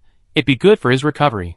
The next day, a reminder appeared on the bulletin board that young wizards should remain calm after suddenly gaining the ability to cast spells and not deplete their magic. In the days that followed, more and more young wizards began to cast spells, and strange things could be seen flying in the sky from wherever they appeared. Or seemingly insignificant little objects would suddenly transform into something else entirely. Time quickly passed to the end of September, and on the evening of September 30th, our principal Andres was diligently reading when suddenly a system notification lit up. Congratulations, host, on completing main quest, 3 successfully casting spells on 65/68 students within 1 month, perfect. System rewards include 2,000 system points, 2 Hogwarts Castle cards, 1 Professor card, 1 Magical Pet card, 10 magic books, 5 recovery potions, and 10 cold medicines. Through the efforts of all teachers and students, the vast majority of young wizards has successfully cast spells. While focusing on their studies, we should also pay attention to their happy growth. Main quest, For ensure children receive education while growing happily. Please allow students to experience the joy of magic within 1 month. As usual, quest rewards will be evaluated based on quest completion. Andres was furious when he saw this quest. What the hell? Happy education? I heard of that in my past life. We worked from 7 a.m. to 10 p.m. Happiness? That's something only the US does. Wait, am I now a lackey of the US? Oh well, never mind. System, how do you determine if a task is completed? After all, happiness doesn't have a concrete form. Currently, the student's happiness level is around 30/100. Your goal is to raise this value as high as possible. 40% is passing, 50% is good, 60% is excellent, and over 70% is perfect. Please do your best, host. Okay, system, you win. Who told you to be the cheat code? You get to call the shots. Andres checked his system points, which totaled 2040 by September 30th, plus the 2,000 points from the system task he just completed. That's a total of 4,040. However, he already spent 100 points at the beginning of the semester, leaving him with 3,940. So tonight was destined to be another night of impulsive spending. Then he looked at the 2 potions. The recovery potion might seem like a cheap, common potion to most readers. But was it really that simple? Recovery potions in the magical world were considered miracle cures in the Muggle world, because unless you were fatally wounded and dying instantly, as long as you had a breath left. Come on, drink this recovery potion. When you die is unknown, but certainly not now. As long as you can buy some time, a cure will eventually come. However, the recovery potion was even more effective against external injuries. Taking it would basically heal all external wounds, but forget about limb regeneration. Recovery potions are useless against internal injuries. Although they restore health, the damage from internal injuries is ongoing and will eventually kill you. Andres thought about it, and decided it wasn't too bad. Having this thing meant he had a way to survive, as long as he wasn't unlucky enough to get his head shot. Of course, with his current magical level, he wouldn't be killed outright. As for the cold medicine, it smelled like stinky socks. Therefore, Andres refused to use it. He preferred hot water, so perhaps he should leave it for the younger wizards to try? This thought flashed through Andres' mind. Chapter 48. Andres put away the potion, and went to the bookshelf in the headmaster's office. Using the magic book card, a flash of white light appeared, and 2 rows of books appeared on the shelf. Spell Achievements, 5th Element Exploration, Spell Innovation, Selected 18th Century Spells, Defense and Deterrence Spells, Basic Spells for the Busy and Frustrated, Practical Spells for the Home, the Book of Spells, How to Deal with Dark Magic, Delicious Food Made with Magic. Just looking at the titles, it was clear that the system had given them spell-related books. 5th Element Exploration was practically a collection of magazines from the magical world. Andres, who had been worried about having nothing to read, finally had some new books on the shelf. System notification. 2 copies of the above 10 books are available in the library. Seeing this, Andres stroked his chin, thinking of a problem. Our Hogwarts castle didn't have a library yet, or more accurately, it didn't have an upgraded library. Thinking this, he took action. System, I want to redeem a library card. Successfully redeemed 3 library cards, deducting 300 system points. The reason he redeemed 3 cards was that he wanted to upgrade the library level twice. Besides providing students with more reading materials, the main reason was for him to read more books. Looking at the newly appeared books, Andres didn't rush to browse them. He had other things to do. Looking at the professor card, Andres was somewhat conflicted. He had originally planned to teach only 2 types of courses this year, a total of 3. Now, with an extra professor, he would inevitably have to teach an additional course. It's been so long since the start of the semester, how was he going to explain this to the young wizards? A headache. Nevertheless, Andres still used the professor card with a glimmer of hope. The white light slowly dissipated, and a dashing witch appeared before Andres. This witch had silver white hair, and wore a black school robe. Approaching Andres, she said, "Hello, Headmaster Andres, I am Rolanda Hodge. I primarily teach flying at Hogwarts." "Ah, welcome, welcome. Please have a seat, Professor Hodge. Dobby, bring me 2 cups of tea, and please call Professor McGonagall for me too." With that, Dobby brought 2 cups of black tea and disappeared again. "Welcome again, Professor Hodge. You know, I've been having a headache with the curriculum this semester. There are too few subjects, but it's already been a month since school started, and adding new courses abruptly isn't a good idea. It's perfect timing that Professor Hodge is here. Adding a flying course for the children would be wonderful." You know, just studying isn't enough, they need to get some exercise too. Headmaster Andres, you can rest assured and leave this to me. I'm even considering whether to organize a Quidditch tournament next year. That would be wonderful, but wouldn't that mean allowing first-year students to join the team? We need to discuss that together. Just as Andres and Professor Hodge were discussing organizing a Quidditch tournament for the next school year, Professor McGonagall rushed in. She hadn't seen Professor Hodge for quite some time, considering he'd been at the school just as long as she had. Oh, Professor Hodge, it's so good to see you. How have you been? McGonagall stepped forward and gave Professor Hodge a light hug. Aw, not bad. But you know, I'm planning to stay at Hogwarts until I retire. That's wonderful. We have a few less classes for young wizards here, so they're quite free. Your arrival is very timely. Then, Professor McGonagall, you can take Professor Hodge to rest now. And remember to arrange flying lessons for the young wizards. Yes, Headmaster Andres, I arrange it. Oh, and you need to prepare a room for Professor Hodge in the teacher's lounge on the first floor. She can stay in the Gryffindor common room tonight. Also, 40 flying brooms should be enough. Okay, speaking of the lounge. We forgot about Stan and Ernst, I think they need a lounge too. Watching Professor McGonagall and Professor Hodge leave, Andres opened the system and redeemed 2 more Teacher's Lounge cards. Teacher's Lounge card, we are people, not tools. We need rest. Teachers in this room recover fatigue at a rate increased by 5%, and the fatigue recovery rate increases by 5% with each upgrade of this room. Seeing so many cards in his hand that he needed to use quickly, Andres went from the headmaster's office to the first floor hall and out of the castle. He used the 2 Hogwarts castle cards facing the castle. Soon, Hogwarts was enveloped in a white light, and a few seconds later the entire castle returned to normal.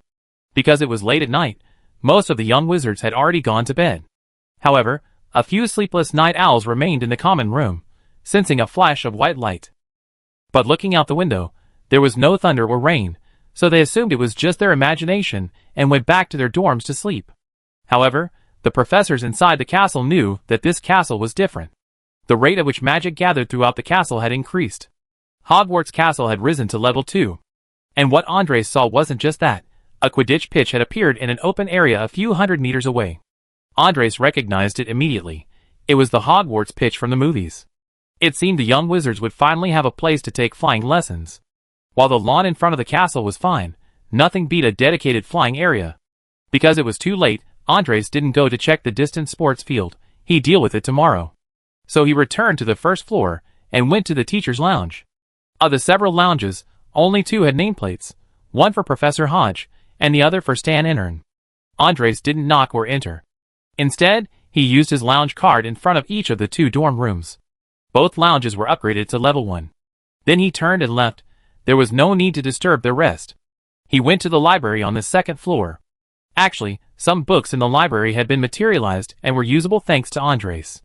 However, because the castle was newly built, the library didn't have many books and wasn't open. But tonight was different. Andres directly upgraded the library to level 2.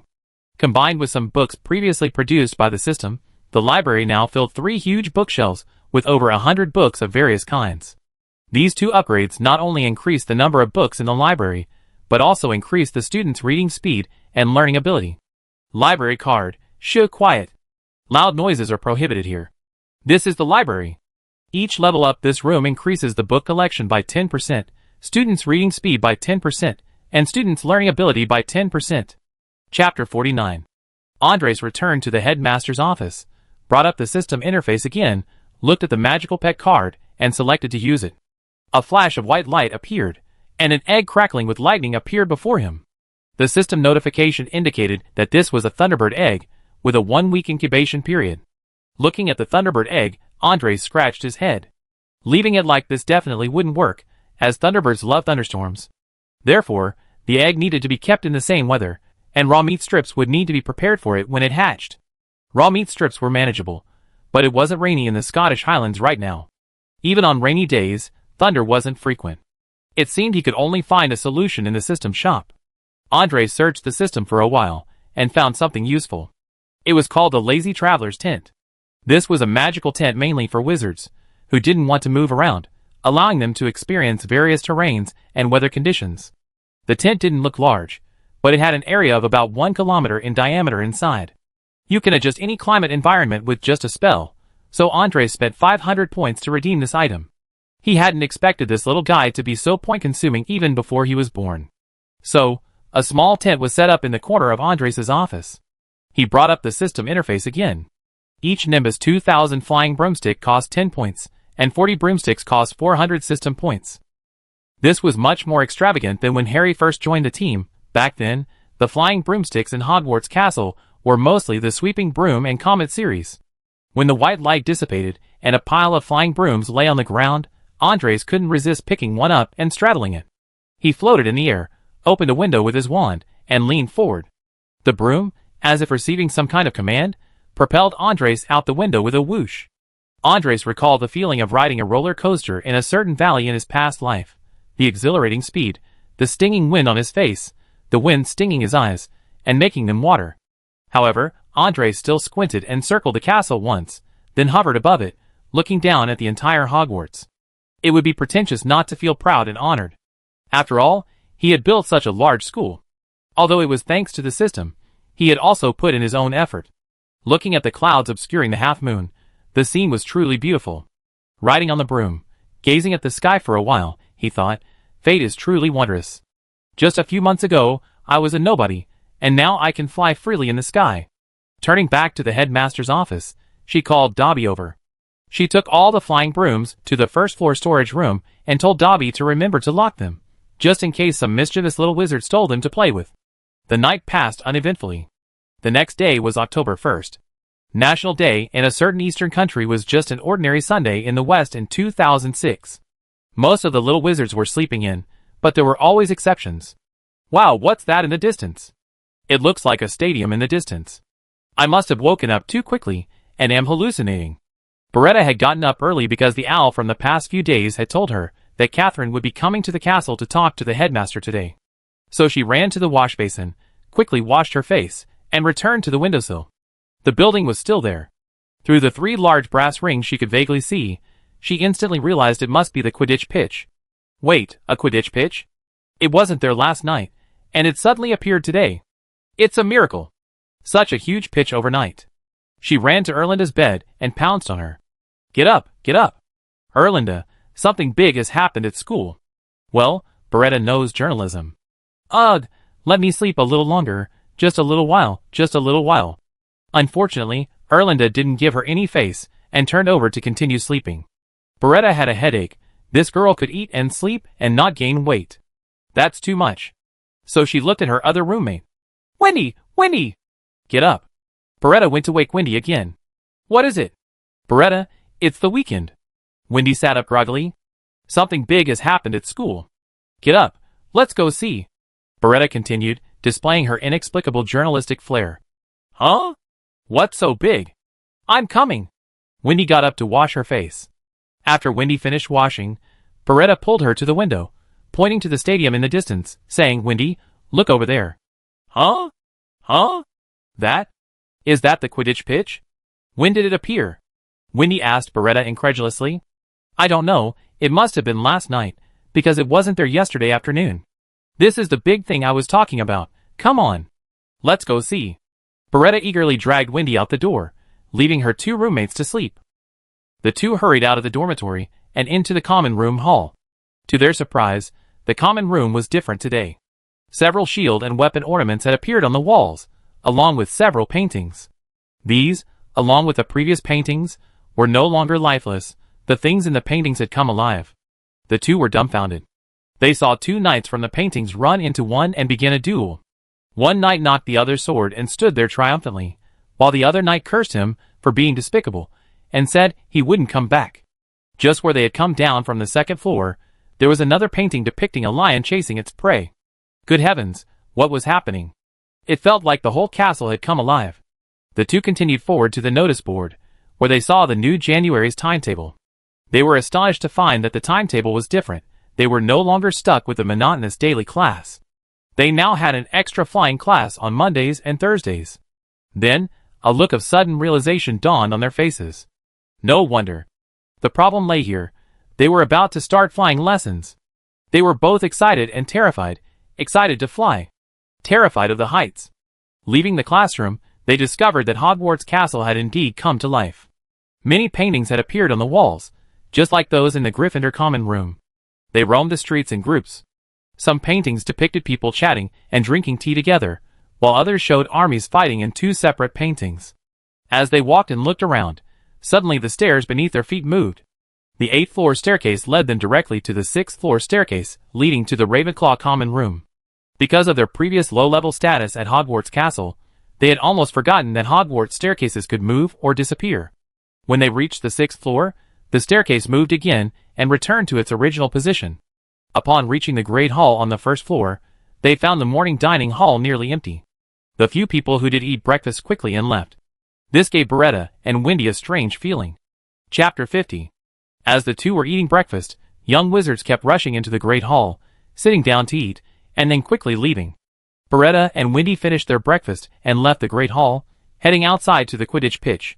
They quickly decided to see what was happening.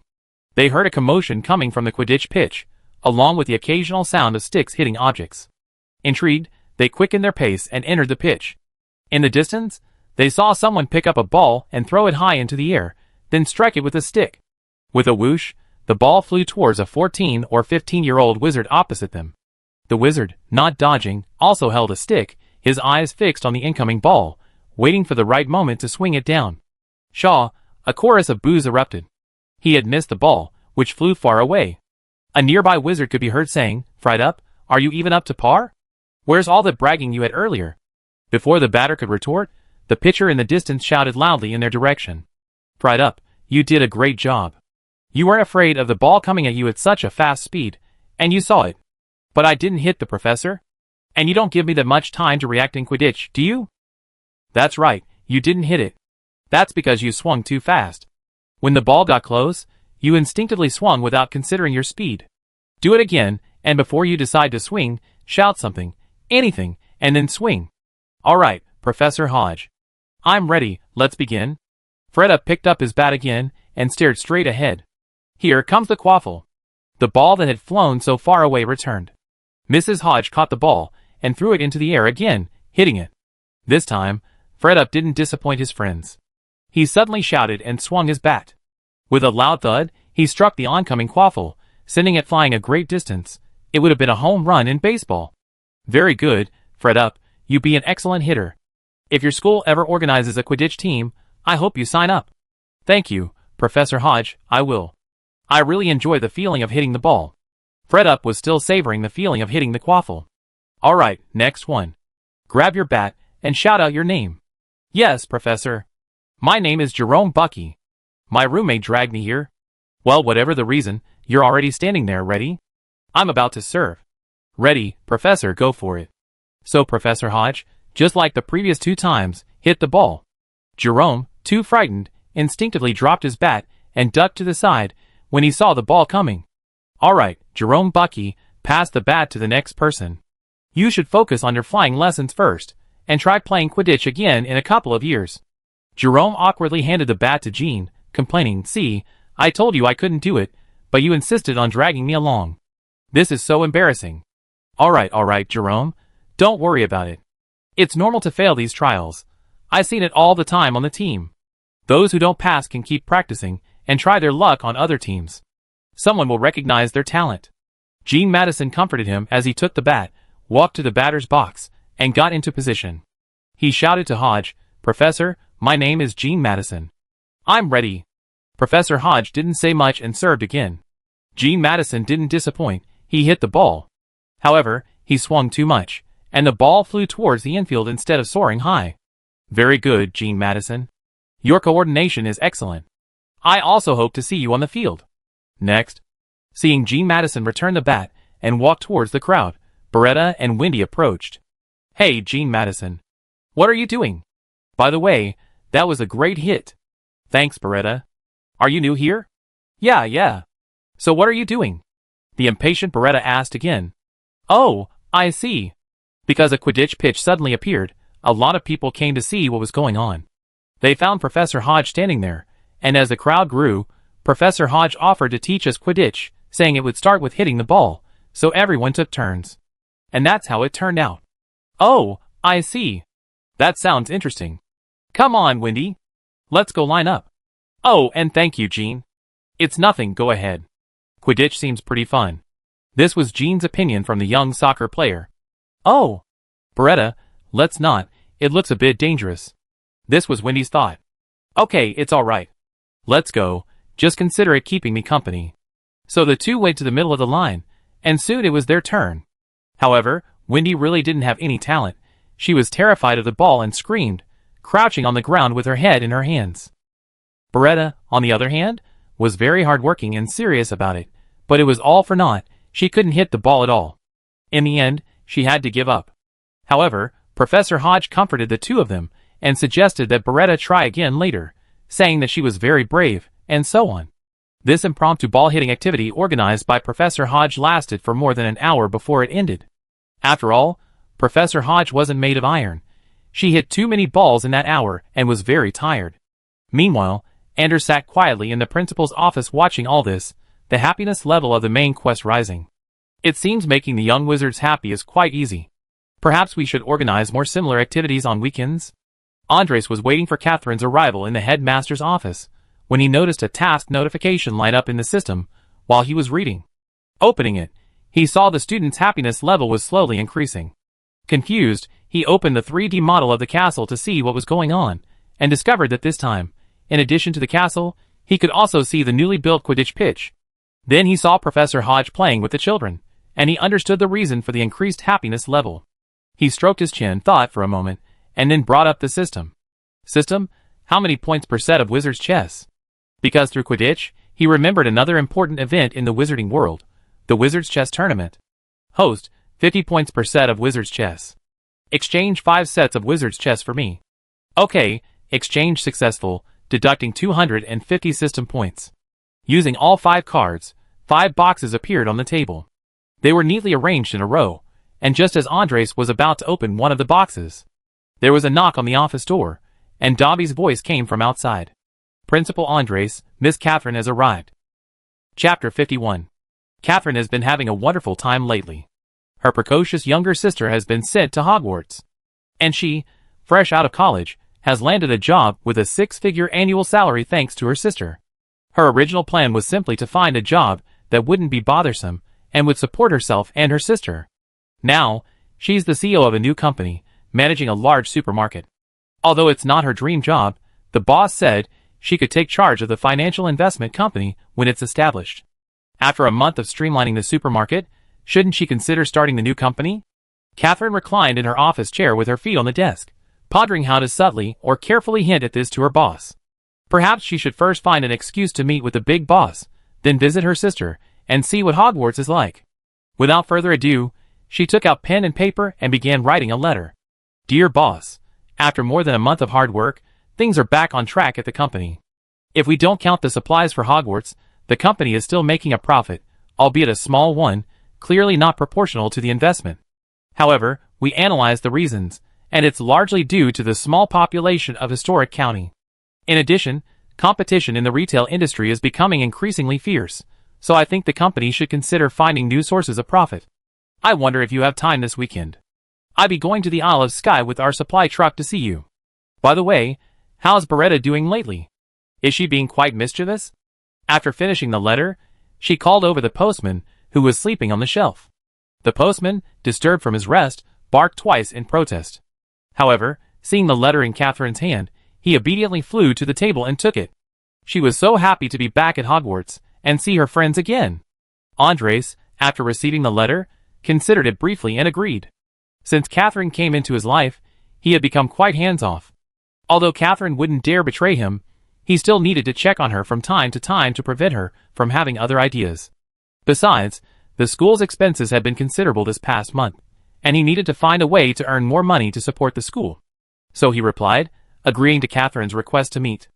Hogwarts would be the place, as it was clear Catherine missed her sister. Otherwise, the ending wouldn't have suddenly included those few lines about Beretta. After seeing her request approved, Catherine began preparations. Although she wanted to see her sister and visit Hogwarts, she still had important business to attend to. Over the next few days, Catherine spent time discussing and learning about the financial investment industry with her former classmates. After all, most of them were in the financial circle, and had a lot of inside information. In addition, the new CFO delivered the monthly financial statements, but her expression was grim. She had discovered that the company was sending out large quantities of supplies every week without any cash inflow, resulting in a persistent loss. However, every time this was brought up, Catherine brushed it off with the excuse of it being the boss's order, indicating that she hadn't gained the CFO's trust. The new CFO could only pray that the company wouldn't go bankrupt. After all, more money meant less trouble. On the evening of September 30th, Catherine had prepared all the necessary documents. She was just waiting to see Andres the next day, and lying in bed, she was having trouble sleeping. Although she had already graduated from university, she had always dreamed of receiving a letter from Hogwarts and becoming a wizard, soaring freely through the skies on a flying broomstick. But as she grew older, she gradually realized that those were just fantasies. She never imagined that after so many years, she would actually have the opportunity to step into Hogwarts. Even if she couldn't be a student, just seeing it with her own eyes would fulfill a wish. Although her sister had written to her saying how wonderful Hogwarts was, she had never seen it in person. Catherine tossed and turned in bed for most of the night before finally falling asleep. On the morning of October 1st, Catherine woke up very early. The delivery truck bound for Hogwarts was already waiting for her at her doorstep. These kinds of supermarket delivery trucks usually start work around 3 or 4 a.m. to deliver goods before the supermarket opens. And these kinds of deliveries from the supermarket are usually prepared well in advance, so Catherine only had time to wash up before rushing off. As for makeup, she could only touch it up in the truck. Thus, Stan witnessed firsthand the magical makeup artistry of the Muggle world. Watching this naturally beautiful woman transform herself into a stunningly beautiful woman, Stan exclaimed in disbelief. 3 hours later, they arrived safely at Hogwarts. On the way, Stan complained to Catherine that the container truck was too slow and invited her to experience the night bus later. Thinking of the car that picked up Beretta at the start of the school year, Catherine's eyes lit up, and she quickly nodded in agreement. When Catherine alighted from the carriage, she saw Dobby and several other house elves waiting there for some time. Besides Dobby, the other house elves were there to help carry and pack supplies. Dobby, on Andreas's orders, was waiting for Catherine. Catherine looked at the castle before her, marveling repeatedly. It was far more breathtaking than anything seen in the movies, which only glimpsed it briefly. Only by standing before Hogwarts Castle in person could one truly appreciate its grandeur. Dobby led Catherine into the castle, where the magic only intensified. First, the mural she passed seemed to greet her warmly, mostly with greetings like "Hello, beautiful lady." Even though it was just a simple greeting, she found it incredibly fascinating. And when they arrived at the Great Hall, the armored guards stood at attention and bowed in respect for their guest. Catherine had expected Dobby to take her directly to Andreas, but instead, Dobby led her to the Great Hall for breakfast. Catherine initially wanted to decline, but Dobby told her it was Andreas's instruction. The gist was that Catherine wanted to see the fruits of her labor, and also let the students' parents see what their children's living conditions were like at school. Hearing this, Catherine didn't refuse. However, she arrived a little late, and breakfast time had already ended. Dobby, having received the order, had specially reserved breakfast for her. With a snap of Dobby's fingers, more than 10 kinds of food appeared on the table. Catherine was once again amazed by the magic. The food here was quite good, very delicious. Catherine wanted to eat more, but considering she was there to see the boss, she couldn't keep him waiting too long, so she quickly finished eating and left the hall with Dobby. Chapter 52. Arriving on the 8th floor with Dobby, Dobby shouted the command "Fire Dragon," and the gargoyle at the door opened. Although she could have gone straight in, Catherine politely knocked. "Principal Andres, Miss Catherine has arrived," Dobby announced loudly. "Please come in." Andres, knowing it was Catherine, put down his wizard chess set. "Boss, long time no see."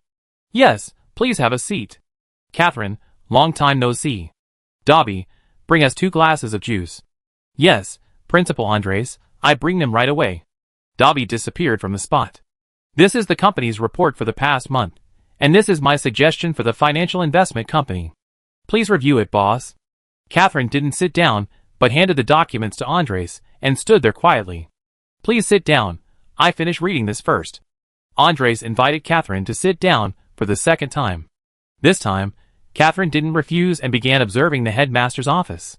After more than 10 minutes, Andres finally finished reading the documents in his hand. "Very good, Catherine. I'm satisfied with your management of the company during this period. Excluding the expenses of Hogwarts, this supermarket is still profitable. Now, Tell me your thoughts on the financial company. Yes, boss. First, in the short term, international crude oil prices have reached a record high. The current price is $75 a barrel, and I don't think such a high price will last long. I suggest we short it in the short term. My target price is around $50. Also, the global stock market is overheated. Just one event unfavorable to finance could easily trigger a major downturn in the global stock market. In the long run, I'm optimistic about some high-tech stocks, such as Apple, Microsoft, and Oracle. Besides that, I suggest investing in some emerging IE companies, and I also recommend investing in the yen country market. The emerging Eastern market will definitely offer many opportunities. Andres, upon hearing this, sized up Catherine. This woman was impressive. Apple alone could take off next year, and as for the yen country market, as long as you don't dabble in stocks, investing in other things is a sure thing. Your financial investment plan is fine. You can proceed with confidence, but I personally don't recommend you enter the yen country stock market. Also, leave me $50 million in cash and enough manpower by May 2 years from now. I need them. Okay, Principal Andres. So you agree to let me start setting up a new company and manage it? Yes, I give you the same £100,000 annual salary, plus 1% of the annual profits as commission. But I'd like to know if you recruited suitable personnel, and where the venue is. Oh, thank you so much, boss. Don't worry, I will definitely do my best. As for personnel, I have several classmates who are experts in this field. As for the location, Historicshire probably won't work. I'm planning to find a place in London. After all, London is the center of the financial market. What do you think, boss? Of course, but you must be careful with the personnel. The people you find must be able to withstand scrutiny. As for London, let's do it there. You could consider buying an office building. Okay, boss. If there's nothing else, I take my leave now. I haven't seen Beretta in a long time. Are you in a hurry? I just got my hands on a wizard's chess set. Want to play a game? Andres invited Catherine. Sure. I'd love to see what the famous wizard's chess looks like. Catherine's eyes sparkled as she readily agreed. Her sister didn't seem so important anymore. Andres then took out a small wooden box and opened it. At the bottom of the box was a chessboard, separated from the rest of the box by a wooden partition. The chess pieces on both sides lay rather unceremoniously asleep inside, some even loudly complaining about the sunlight streaming in. When Andres took out the chessboard, the pieces awoke. They took their places on the board, awaiting Andres and Catherine's instructions. Catherine, playing white, moved first, and the game began. After half an hour of fierce fighting, the Black King dropped his sword, declaring Black's defeat. Catherine, a little embarrassed, tentatively asked, Principal Andres, would you like another game? Sure, I was careless this time. I definitely win next time, Andres boasted without batting an eye. But another hour passed, and the Black King turned to Andres and shouted, You idiot! Do you even know how to play chess? I told you to move the rook to the bottom rank, but you wouldn't listen. What are we going to do now? Andres awkwardly looked at the chessboard, then at Catherine. Well, you know, Catherine, I'm quite busy. I won't keep you any longer. You can go have lunch with Beretta. Okay, Principal. Then I won't bother you any longer. I haven't seen Beretta in a long time either. Catherine covered her mouth and chuckled.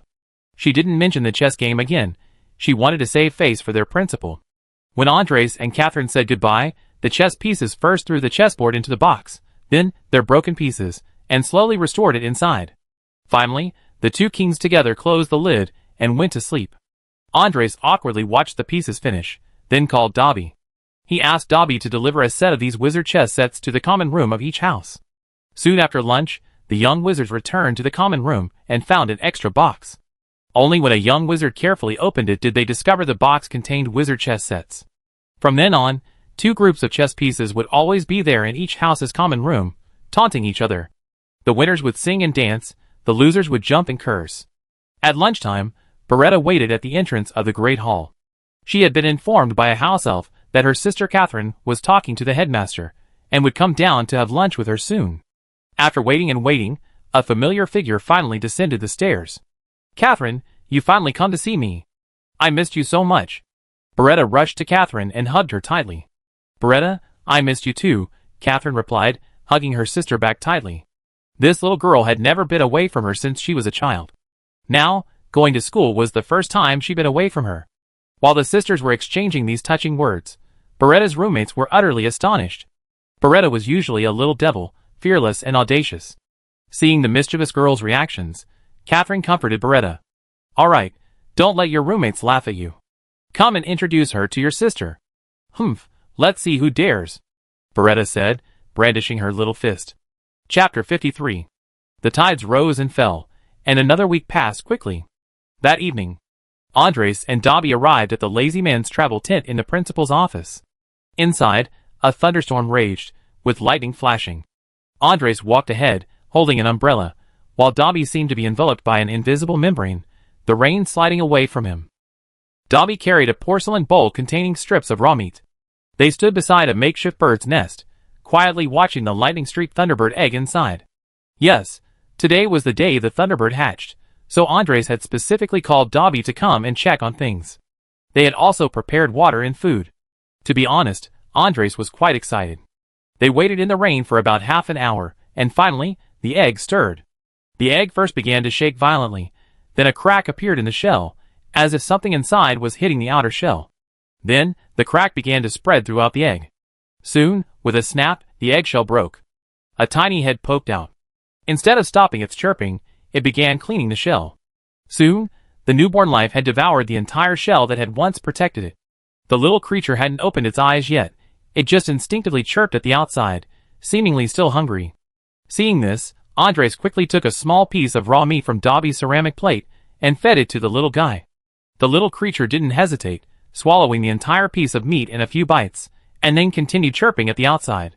Andres quickly picked up more raw meat strips to feed it, but seeing the little guy still squealing after eating 3 or 4, Andres dared not feed it anymore. Afraid of overfeeding, he dipped his finger in water and dripped it into the little creature's mouth. Looking at this newborn life, Andres felt a strange mix of emotions. After a moment's thought, he said, "Since you're a Thunderbird and love thunder and lightning, I call you Thunder from now on. It's a bit of a common name, but it suits your identity, doesn't it? Well, if you don't object, you agree? It's settled." The shameless Andres didn't care whether the little Thunderbird understood what he had just said. He simply forced a name upon it. Andres looked at the squealing thunder, thought for a moment, and then cast a spell on the sky. Soon, the rain stopped, and the sky turned overcast.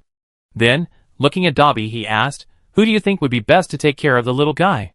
Dobby stared wide-eyed for a moment, then said, "Headmaster Andres, Thunder is too small. The house elves have so many things to do, they can't take him with them all the time. So how about we try an owl?" "An owl?" "Yes, an owl. First of all, they are birds, and they are all birds with predatory and aggressive instincts. We just need to find a gentle female owl, and prepare food and water for them. I think an owl can take good care of young Thunder. When Thunder grows up and learns to live on his own, the headmaster can keep him as a pet." That's indeed a good idea. Then let's go to the owl tower now," Andres said, placing the little guy on his shoulder, while Thunder clung tightly to Andres' clothes to keep from falling. Soon, Andres arrived at the owl tower with the little guy and Dobby carrying the little guy's lazy travel tent. The owls, who had been sleeping with their eyes half closed, suddenly opened their eyes and stared at the entrance when they heard someone enter. Andres was startled by the scene as he entered. Being stared at by dozens of green eyes in the middle of the night would frighten anyone. Luckily, Dobby came in too. Having someone with him was a great comfort. Andres went to the owls, took Thunder off his shoulder, and held it in his palm. The owls, seeing a small, still-closed bird, all swooped down towards him.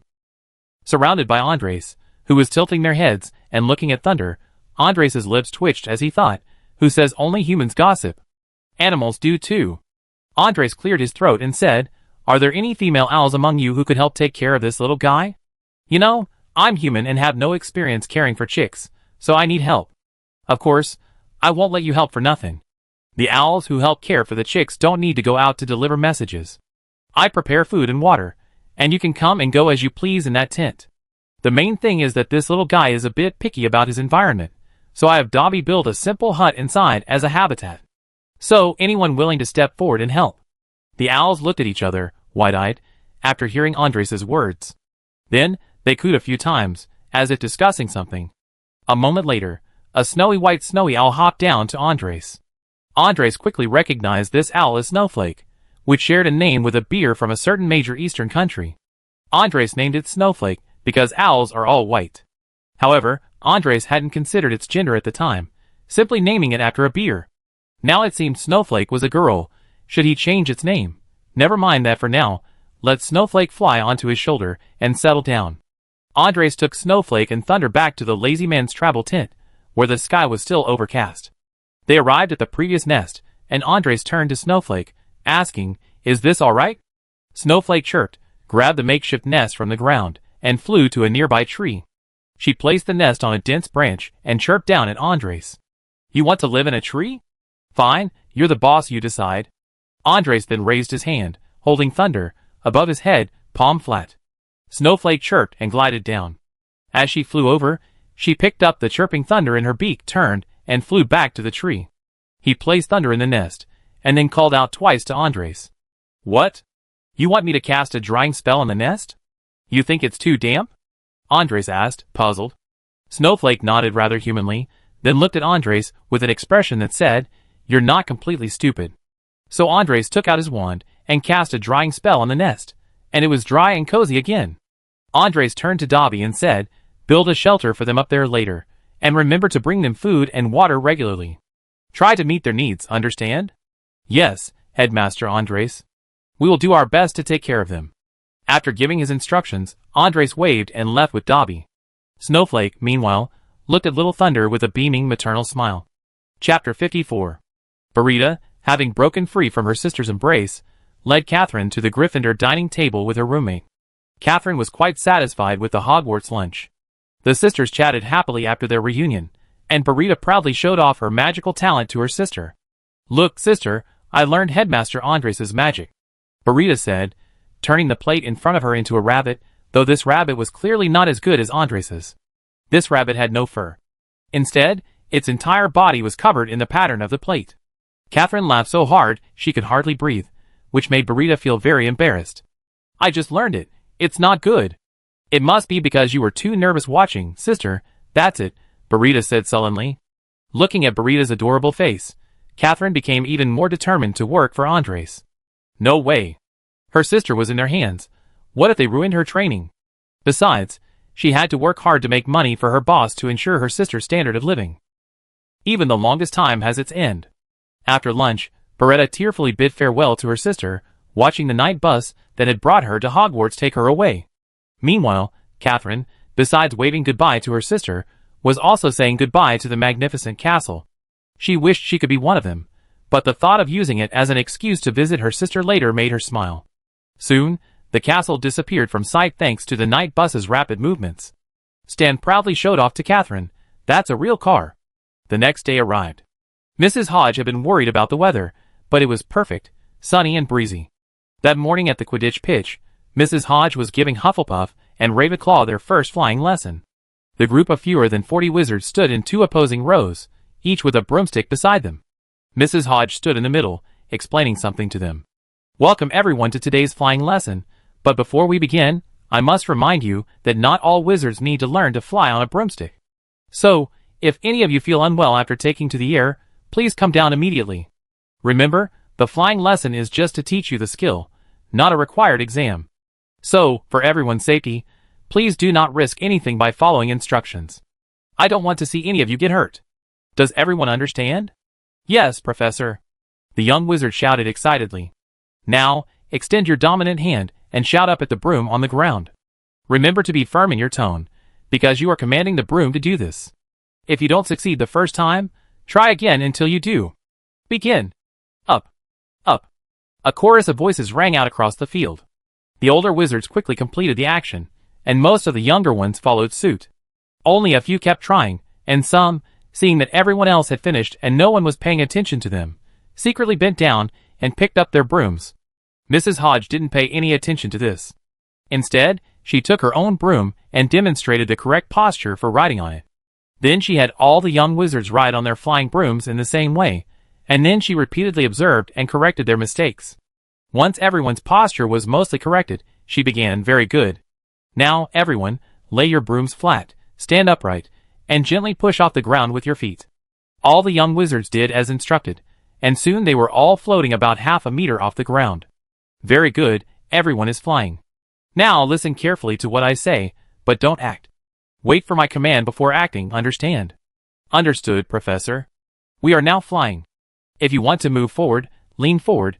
If you want to go upward, raise the tip of your broom. You need to learn to convey your emotions to the broom.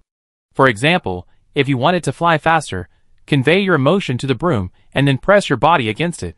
If you want to stop, in addition to conveying the correct emotion, you also need to pull the broom to a stop. If you understand, we will begin to try low-altitude, slow flight. Just lean slightly forward like me. Begin. So, a string of young wizards began to fly low around the stadium, following Mrs. Hodge. After circling the stadium twice, Mrs. Hodge began to increase the speed, instructing everyone to press their bodies firmly against their brooms, just like her. Then the whole group began to fly quickly.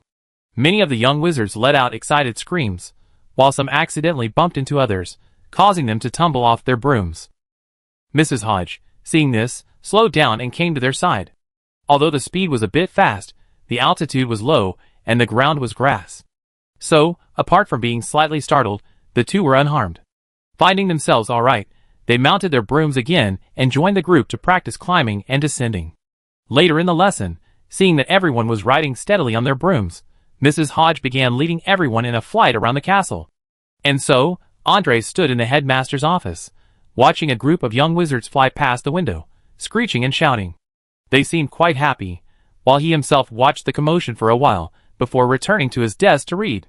The entire lesson consisted of the young wizards following Madam Hodge, flying all over Hogwarts except for the lake next to the school, which Madam Hodge avoided for fear they would fall off. However, some of the bolder young wizards were already planning to secretly fly there on their own later. Because of this flying lesson, the young wizards in the castle were all a little too excited. During meals, everyone was discussing their flying experience, except for a very few who weren't particularly gifted in it. They approached Andres during lunch, wanting the headmaster to help them resolve their problems. Andres understood that they were afraid of heights, and told them not to lose heart. As you know, not all wizards ride flying broomsticks. For example, in Egypt and the Middle East, they prefer magic carpets. Personally, I think magic carpets are far more comfortable than flying broomsticks. Also, in a certain Great Eastern country, they like to ride on swords or clouds. Swords are easy to understand. The principle is similar to a broomstick. But I never quite figured out the principle behind clouds. Perhaps one of you can write to me and explain it later. Andres finally managed to cheer up the little devils after a lot of effort. Afraid that others might come looking for him for help, he quickly finished his meal and made a hasty retreat. That night, Andres saw a cloudless sky and a bright moon. Remembering the little wizard's joyful flight during the day, he secretly grabbed a broomstick and flew around a few times for a bit of fun. Racing with a broomstick in the sky was much more exciting than racing a motorcycle in his previous life, and of course, much safer too. Chapter 55. That evening, Andres took Duo to the Owl Tower to visit Thunder. They stayed for a short while before leaving. As soon as they left, the owls in the tower opened their eyes and flew into the tent. A dozen owls swooped down to the tree inside the tent and landed on the branches, staring intently at the fledgling. Snowflake quickly pulled Thunder into her arms, glaring at the other owls. The message was clear. What are you trying to do? Don't get any bad ideas. The other owls, however, wore innocent expressions. Big sister, we just wanted to see the baby, no harm intended. Snowflake ignored the birds with ill intentions, hugging Thunder and closing her eyes to sleep. Thunder, feeling the warm embrace, drifted off to sleep as well. Time slowly passed with the changing of the days and nights, and soon it was Halloween Eve. That is, October 31st, 2006. During this time, our headmaster, Andres Mori, through his diligent efforts, reached level 4 in charms. However, since a single subject upgrade wasn't enough to raise his character level to 4, he spent some system points to purchase 5 character upgrade cards, successfully raising him from level 3 to level 4. That means he saved 300 system points just on charms alone. Andres is now roughly equivalent to an average adult wizard in the Harry Potter world. During this period, besides diligently studying magic, Andres also had an important daily task, checking on his magical pet, Thunder. Thunder opened its eyes in its first week after birth. It saw its foster mother, Snowflake, for the first time, and also Andres, who teased it daily. Despite its small size, Thunder already showed its innate talent for lightning. Once, while hiccuping, Thunder unleashed a bolt of lightning that struck Andres precisely. Andres didn't dodge, he experienced the shock. It was tingling, but surprisingly, quite comfortable. From then on, Andres enjoyed teasing Thunder whenever possible, until one day, many years later, he was struck by lightning and collapsed. That's a story for later. During this time, besides the normal daily operations of Hogwarts, Catherine's financial investment company was also progressing smoothly. She first bought a building near the London Stock Exchange and established the Magical Financial Investment Company. The name sounded outrageous, but its debut was even more outrageous. Catherine recruited some people from her classmates and her alma mater, Imperial College London, and used leverage to buy long positions in crude oil futures. The entry point was around $65, and then, 2 weeks later, at $73, all positions were closed, and a short position was initiated. It's important to note that while everyone supported her long positions, there was opposition to selling around $73. This was because most people were optimistic about the market, believing that the price was far from its peak. However, at this point, due to Catherine's insistence, all positions were closed, and she even started shorting. But because Catherine was the CEO, everyone had to suppress their objections and follow her orders. Then, a few days later, something shocking happened. The United States suddenly reached a cooperation agreement with Middle Eastern oil-producing countries. Simultaneously, it announced a significant increase in oil production capacity and the dumping of inventory to stabilize the excessively high oil prices in the market, paving the way for economic development. The crude oil futures market was subsequently plunged into despair, but Magic Financial Investment Company became an overnight sensation. It shorted the market at its peak of $73, driving the price down to $53. This earned Andres a staggering $20 per barrel, propelling his assets from several £100 million to nearly £2 billion. Andres was overjoyed for days. Although he didn't need much money now, no one complained about having too much. In his excitement, Andres generously distributed nearly £50 million in dividends. Catherine received 60%, and the remaining 40% was divided equally among the team members. This made almost everyone in the company, except Catherine, a millionaire. This move made Magic Financial Investment Company famous throughout London, especially among young people, who learned that the team had been established for less than a month, and that its members were almost all recent graduates or still in university. Beyond the shock, Imperial College London's finance department gained immense prestige, with numerous students and parents already inquiring about next year's admission requirements at the start of the semester. Catherine even received the honorary alumna title, but that's another story. Back at Hogwarts School of Witchcraft and Wizardry, Andres checked his happiness level on the system. In the past month, besides increasing his happiness by teaching flying lessons, he also organized a Wizard Chess Association, holding weekly matches and exchanges among its members. These two activities combined brought his happiness level to 60 out of 100. To achieve perfection, he needed to do something special. Therefore, Andres set his sights on the Halloween party at the end of the month. Today, October 31st, the entire castle is filled with the sweet aroma of pumpkins. The young wizard's menus have been transformed into a variety of pumpkin dishes: pumpkin porridge, pumpkin pie, pumpkin pancakes, pumpkin bread, pumpkin soup, pumpkin stew with beef, and much more. To create a surprise, the evening banquet is scheduled to begin at 7 p.m. Andres has also had hundreds of pumpkin lanterns prepared by the house elves throughout the school, ready to take flight at the headmaster's command. For optimal effect, Andres specifically consulted the system. At Castle Level 3, the entire castle space will expand again, and the ghosts that previously inhabited the castle will reappear. At Castle Level 4, in addition to the castle and the Quidditch pitch, the woods outside the school will become a forbidden forest under the system's control. Crucially, if the castle successfully reaches Level 4, the magical dome above the Great Hall will open. These combined should create a huge surprise for the young wizards, though Andres has paid a heavy price for it. A total of 1,200 system points and 12 Hogwarts castle cards.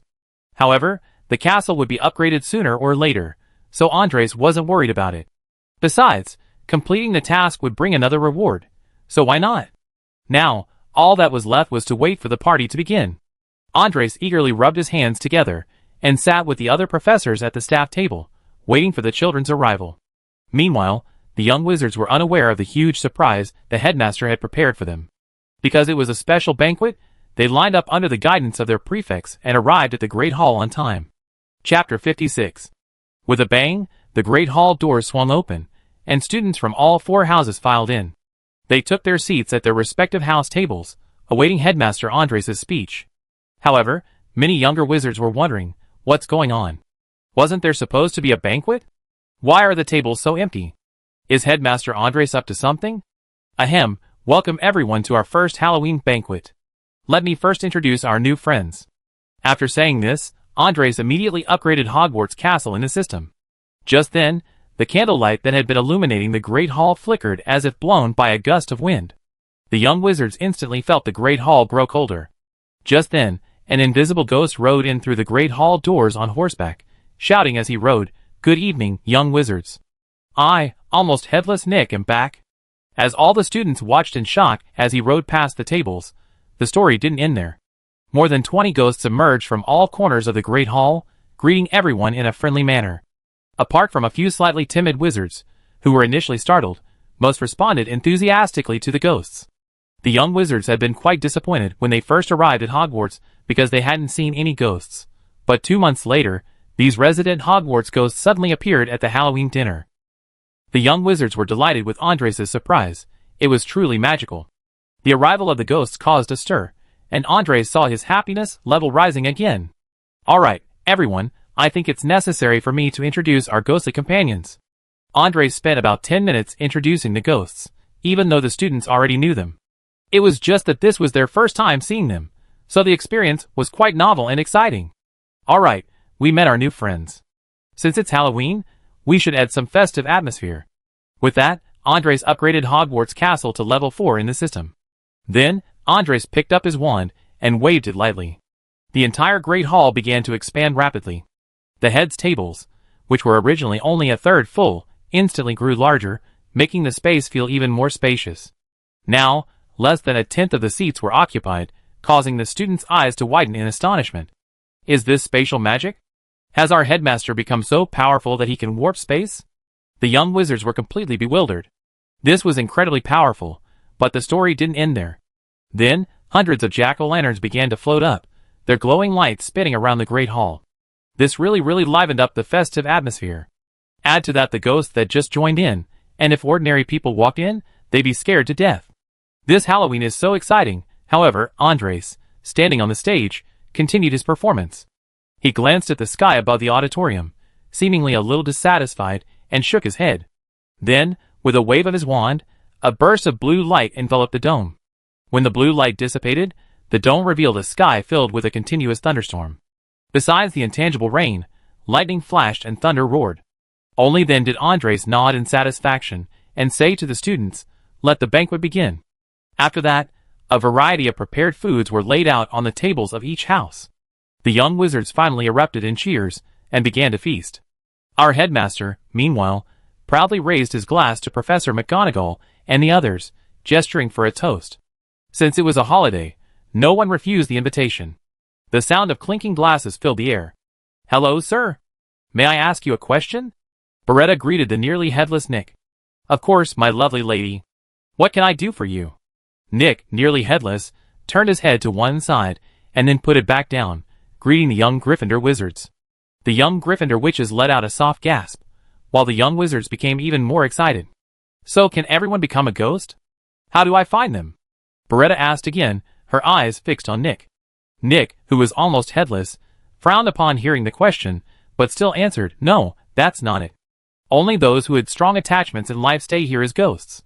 They can't become ghosts if they don't want to."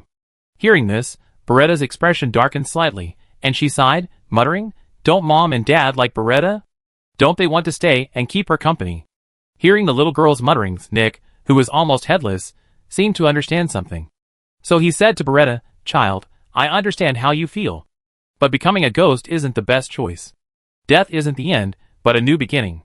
Those who stay, like me, belong neither to this world nor the other. That's the most painful thing. I'm a coward. I stayed because I couldn't face my own death. Your parents are brave people. They dared to face death directly. You should be proud of them. Don't be too sad." "Oh, thank you, sir. I try my best to live. By the way, sir, would you like some juice? Pumpkin juice is delicious." "Oh, sorry. I forgot you're a ghost." "It's all right. That's a ghost's greatest regret. I haven't tasted food for over 600 years. "Well then, enjoy your meal, my lovely lady." Nick, nearly headless, then removed his head again and left. At the Slytherin table, Jean, Jerome, Fabio, and Anil had been in a state of shock since entering. At first, they were questioning the empty table, finding nothing there, not at all like a banquet. Then the ghosts entered, and the entrance of Barrow the Bloody even more startled them. Barrow, as if playing a joke, passed right through their bodies. This made the young wizards tremble. When Andreas introduced the ghosts, they were discussing how they could become ghosts after death. When the castle was upgraded again, the enlarged Great Hall and the floating pumpkin lanterns thrilled them. It was magical. Wow, Jerome. Headmaster Andres is amazing. He just waved his wand, and the whole Great Hall became this big. Yeah, if only I could learn that magic. I could expand my playroom at home, the kind where I can become invisible and only I can enter. What nonsense are you two talking about? That's powerful spatial magic. Can an ordinary person do that? You should learn to use a levitation charm to make those hundreds of pumpkin lanterns float first. Fabio poured cold water on their enthusiasm. Even after Jean and the others graduated, they still hadn't figured out the magic Andres had cast. Little did they know, Andres had cheated. Chapter 57. The activation of the Great Hall's magical dome immediately brought a burst of excitement. This is the real Hogwarts. Without the magical dome, the Great Hall loses a third of its charm. Jean exclaimed excitedly, pointing to the dome. Of course, the Great Hall was filled with the buzzing of conversation, and no one paid any attention to his shouts. The delightful Halloween dinner was soon halfway over. After most of the young wizards had finished their food, various candies of all sizes appeared on the dessert table. Candy is indispensable for Halloween. A Hufflepuff wizard opened a star-shaped box and found a chocolate frog inside. The chocolate frog puffed and retracted its gills before hopping away from the box. The young wizard saw the chocolate frog jump onto the table and quickly caught it with both hands. After eating the chocolate frog, he showed it off to the other young wizards. Flash, look! There are chocolate frogs in the candy pile. I just tried one, and it's really good. Really? Then give me two. I'm going to take them back to my dorm to eat. These lollipops are pretty good too. I give you two. Okay, thanks. By the way, how's your homework coming along? Jordan, it's Halloween. Please don't say such unpleasant things, okay? Okay, I was just asking. I haven't finished my homework yet, but luckily I have time to catch up tomorrow. Anyway, I finished it at the library this afternoon while you were sleeping. Good luck to you. Here, take the candy, the party's almost over.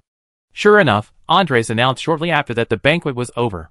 Everyone was free to do as they pleased, as it was Halloween Eve, and the curfew was extended by 1 hour. He also mentioned that each house's common room had a portion of the candy on the table. The young wizards cheered and dispersed. Once they were all gone, Andres chuckled as he looked at the system panel in the void. Because right after he announced the extended curfew, the young wizard's happiness level had reached 73 out of 100. Andres immediately submitted the quest, and a series of system notifications rang out. Congratulations, host, on completing main quest 4. Students' happiness at Hogwarts is 73 out of 100 perfect. Quest rewards are as follows. 1,000 system points, 1 professor card, 4 house common room cards, and 1 centaur tribe card. Andres was utterly bewildered. The first 3 rewards weren't anything special. What's the meaning of the 4 centaur tribe card? Is it because Hogwarts Castle has been upgraded to level 4, expanding the Forbidden Forest map? Or does the system want to diversify the species in this world? Now that the Forbidden Forest exists, and centaur tribes have joined it, Andres has a vague idea of who that professor card might be. After all, the system never does anything without a reason. So Andres went outside the castle, and stood at the edge of the Forbidden Forest. He clearly felt that this Forbidden Forest was different from when he first came here. He had come here to investigate before establishing Hogwarts, and back then, the Forbidden Forest was just an ordinary forest. But now, he clearly sensed that the Forbidden Forest was filled with magic, and influenced by this magic, the plants and trees in the Forbidden Forest seemed taller and more vibrant than those elsewhere. He could even sense that, over time, these trees would exceed their species limits and grow taller and taller. He used the Professor card on the Forbidden Forest. Don't ask why he summoned the Professor here. It was just intuition. A flash of white light, and a tall figure appeared before Andres. It was indeed him. Hello, Headmaster Andres. The tall figure wiped his hands on his clothes, greeted Andres, and extended his hand. Hello, Rubeus Hagrid. It's a pleasure to meet you. We just acquired the Forbidden Forest, and were worried about who would look after it. Andres also extended his hand, and shook hands with the other. Don't worry, Headmaster Andres. You can completely entrust the Forbidden Forest to me. You know I always been the keeper of the Forbidden Forest, and the custodian of the keys at Hogwarts. Hagrid thumped his chest loudly to increase credibility. Alright, Hagrid. Let's step back for a bit. we'd be welcoming new friends soon. Andres then used the Centaur tribe card on the Forbidden Forest again. This time, unlike usual, no white light appeared. This surprised Andres. But then he suddenly heard the sound of approaching hooves. A dozen or so centaurs of various sizes galloped out of the Forbidden Forest and stopped in front of Andres and Hagrid. "Hello, Headmaster of Hogwarts. Thank you for granting us permission to relocate to the Forbidden Forest. I am Anduin Meyer, chief of the Battle-Axe tribe, and these are my people." A tall, middle-aged centaur stepped forward. "Greetings, Chief Anduin Meyer. Welcome to the Forbidden Forest." Andres greeted the centaur Anduin with a wizard salute. "Chief Anduin, I think there are some things we need to clarify. First, the Forbidden Forest belongs to Hogwarts. I'm only allowing you to live here, so it's your obligation to maintain its environment. Of course, the Forbidden Forest isn't just yours, it's our home. We certainly protect our home, it's nothing. Secondly, I hope you won't appear in the Muggle world unnecessarily. You understand that this will cause unnecessary trouble." "I completely agree. Our tribe will not leave the Forbidden Forest. Even if we were to leave, we would consult you first, but we also hope that Hogwarts can guarantee that we won't be disturbed. Finally, I know some mischievous young wizards from the school will definitely sneak into the Forbidden Forest. If you encounter them, I hope you won't mistreat them, and will take them out of the Forbidden Forest and hand them over to Hagrid. Don't worry, we centaurs have no tradition of mistreating foes. If our people find out, they will definitely hand it over to Hagrid." "That's fine then. I have nothing more to say. If you need help or need to contact me, you can find me through Hagrid. Of course, Hagrid is our good friend. But Headmaster, we currently have some trouble that requires your help.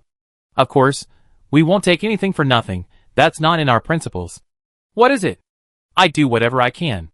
It's like this Forbidden Forest is still too young, and we lack food here. I wonder if the Headmaster could provide us with some food. And also some plant seeds. In return, we give you half of our harvest." "No problem. What do you need? Could you provide me with a list?" Chapter 58. "Thank you, Headmaster of Hogwarts. You will always be a friend of our Warax clan. We need plenty of fruit and wheat, and some ale would be even better. We also need some fruit and vegetable seeds. We can cultivate them ourselves to obtain food." "That's settled then. I have a house elf bring some food over later. I need time to buy the seeds, so if there are no other problems, we head back now." "Alright, we wait here for the house elf." Andres gave a wizard salute and left with Hagrid. Melodygos aren't actually that hard to communicate with, are they? But those idiots at the Ministry of Magic always mess things up. They think that just because they're wizards, they're superior to all other creatures, including muggles, Hagrid complained. Yes, equality seems simple, yet it's the most difficult ideal for humanity to achieve. "Oh, by the way, Hagrid, would you like to live in Hogwarts Castle, or on the edge of the Forbidden Forest? I need to prepare a place for you. I prefer living on the edge of the Forbidden Forest. By the way, Headmaster Andres, may I make a small request?" Hagrid cautiously probed. "Go ahead, I try my best to accommodate you. You know, I'm used to taking Tooth with me when I patrol the Forbidden Forest. I really need Tooth if I live alone off campus, so perhaps." Hagrid smiled shyly. Andres was truly surprised that this big guy could show such an expression. "Of course, consider it a welcome gift for you, how about it?" "Thank you so much, Headmaster Andres." Hagrid rubbed his hands together happily. Reaching within a few hundred meters of the Forbidden Forest, Andres spent 100 system points to exchange for the Forest Guardian's hut, and another 500 system points to exchange for the magical animal Tooth. A flash of white light, and the stone house appeared before Andres and Hagrid.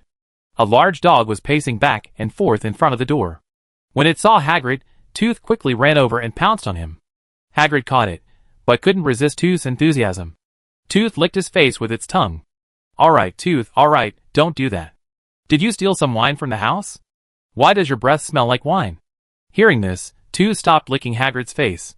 It quickly turned and ran to the vegetable garden next to the hut. Hagrid's hut looked simple, but it was truly warm to him.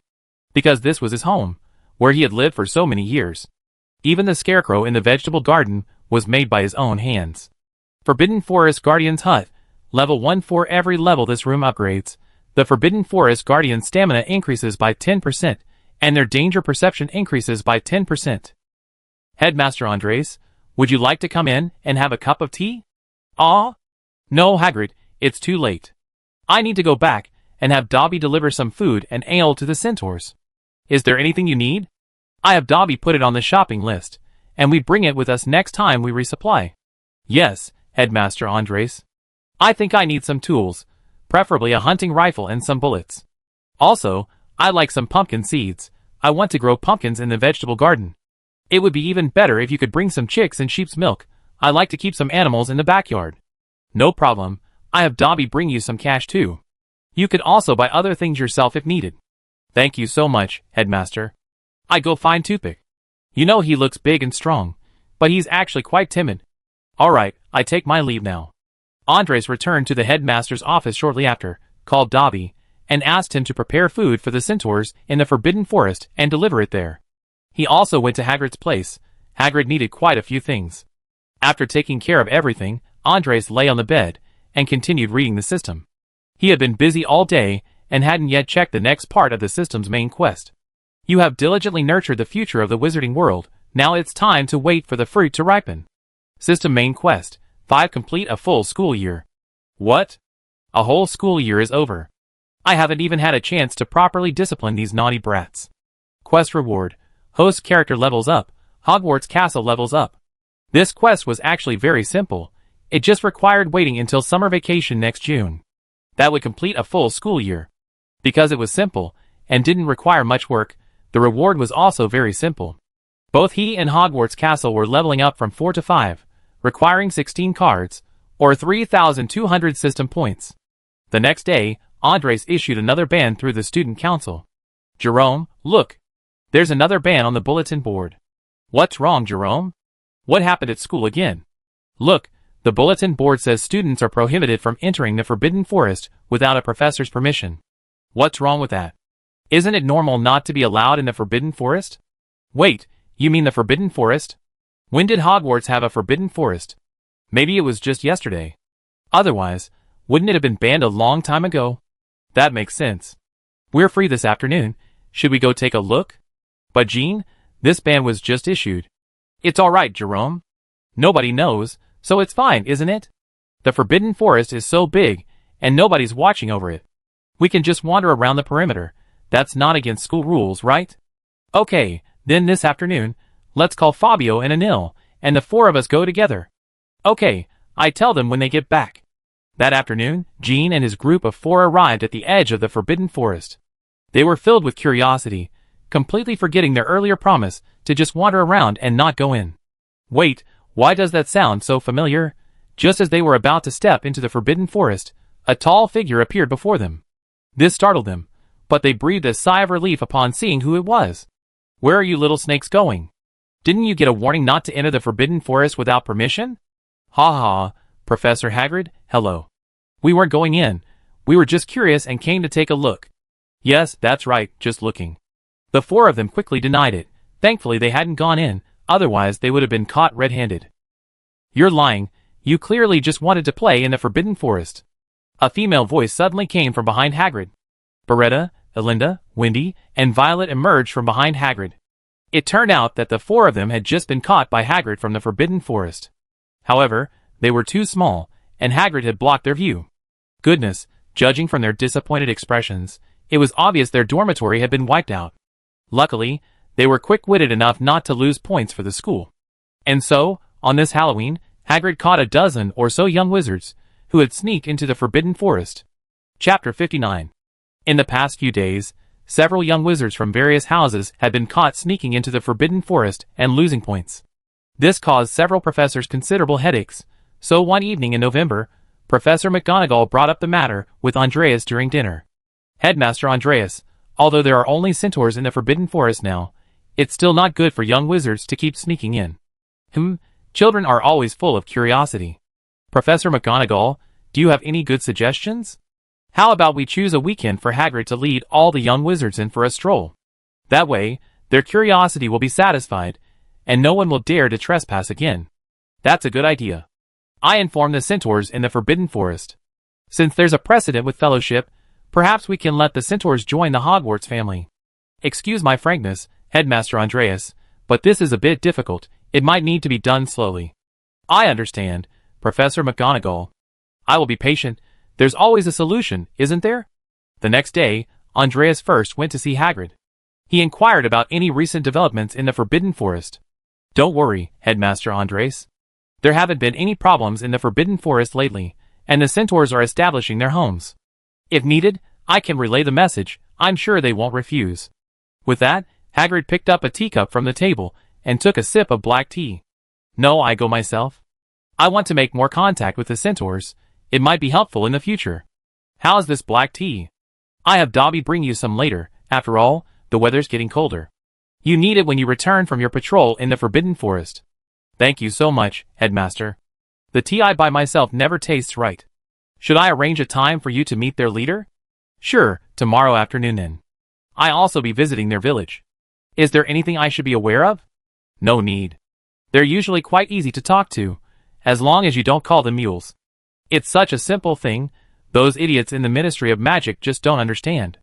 Well, there's no Ministry of Magic now. Even if there were, we form it ourselves later. Thank you for your hospitality. Headmaster Andres, if there's nothing else, I head back now. I need to get some painkillers this afternoon. My tooth's been acting up lately, keeping it up all night. Okay, don't forget to contact the centaurs. I understand. Goodbye, Headmaster.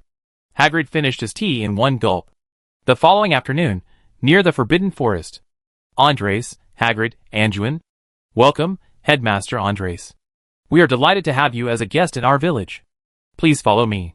Thank you, then we be in your company. Anduin led the way, with Andres and Hagrid following behind.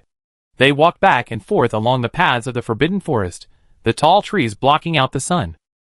Coupled with the fact that it was already mid-November, it was indeed quite chilly in this environment. After walking for about 20 minutes in the Forbidden Forest, Anduin pushed aside a clump of bushes. Before them appeared an open area, roughly a kilometer in size. About a dozen adult centaurs were working around it, some spreading straw on the roofs of houses, others building towers. Andres was truly curious how they managed to climb such tall towers. Seeing Andres gazing curiously at the tower, Anduin explained, "It's an old tradition, a rule passed down from our ancestors. A tower must be built at the village entrance to ensure the village's safety. Although there's no danger in the Forbidden Forest now, we're used to it. Oh, of course. We should respect the traditions left by our ancestors. So, is there enough food in the village now? Is there anything we can provide?" Andres changed the subject. "Speaking of which, I'm truly grateful to Hogwarts. Without your help, I believe we would have had a very difficult winter. Although we can find seeds ourselves, that would be too time-consuming. We can barely be self-sufficient with catalytic plants now, but we can't make ale, since brewing takes time. We should be able to be self-sufficient by next spring. Congratulations. Once you establish yourself in the Forbidden Forest, you can live a good life." Anduin led Andres through the village gate to the center of the village, where there was a huge circular stone house. "This is my home, Principal Andres, please come in. Martha, we have guests. Please get us some hot water." "Yes, father. I be right there." A little centaur ran out of the room. "This is my daughter, Martha. Her mother has gone hunting in the woods with her companions." The three sat down, and little Martha brought 3 cups of water, then hid behind her father, peeking at the visitors. Clearly, she didn't want to leave. It made sense. There were only about 20 centaurs in the entire tribe, and usually only 5 or 6 ponies to play with. Humans had suddenly come to their home, so of course she didn't want to leave. Anduin knew this too, so he ignored his daughter, and went straight to Andres. "Our conditions are poor right now. I'm sorry you had to see this. Headmaster Andres, is there something you need to discuss with me?" "It's alright. I know your situation. It will get better. It's like this, you know. Lately some young wizards have been sneaking into the Forbidden Forest to adventure." "Oh, I know about that. I even bumped into a few young wizards before. I didn't disturb them. I just had my companion call Hagrid to take them back." "Thank you, Anduin. You know we're having a bit of a headache. The children are too curious. It's not good for them to keep sneaking in, so we decided to have Hagrid lead them in for a visit on weekends to satisfy their curiosity. What do you think?" Anduin was slightly taken aback. He hadn't expected Andres to make such a decision. But after a moment's thought, he nodded in agreement. "No problem, Headmaster Andres. It's good that the ponies are curious. Would they like to visit the village? If so, I have the other ponies prepare.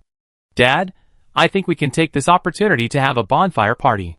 The people have been busy building the village lately, and have worked very hard. We need to celebrate to relieve their fatigue." Martha's suggestion greatly appealed to Anduin, but their conditions were poor, and they didn't have sufficient supplies.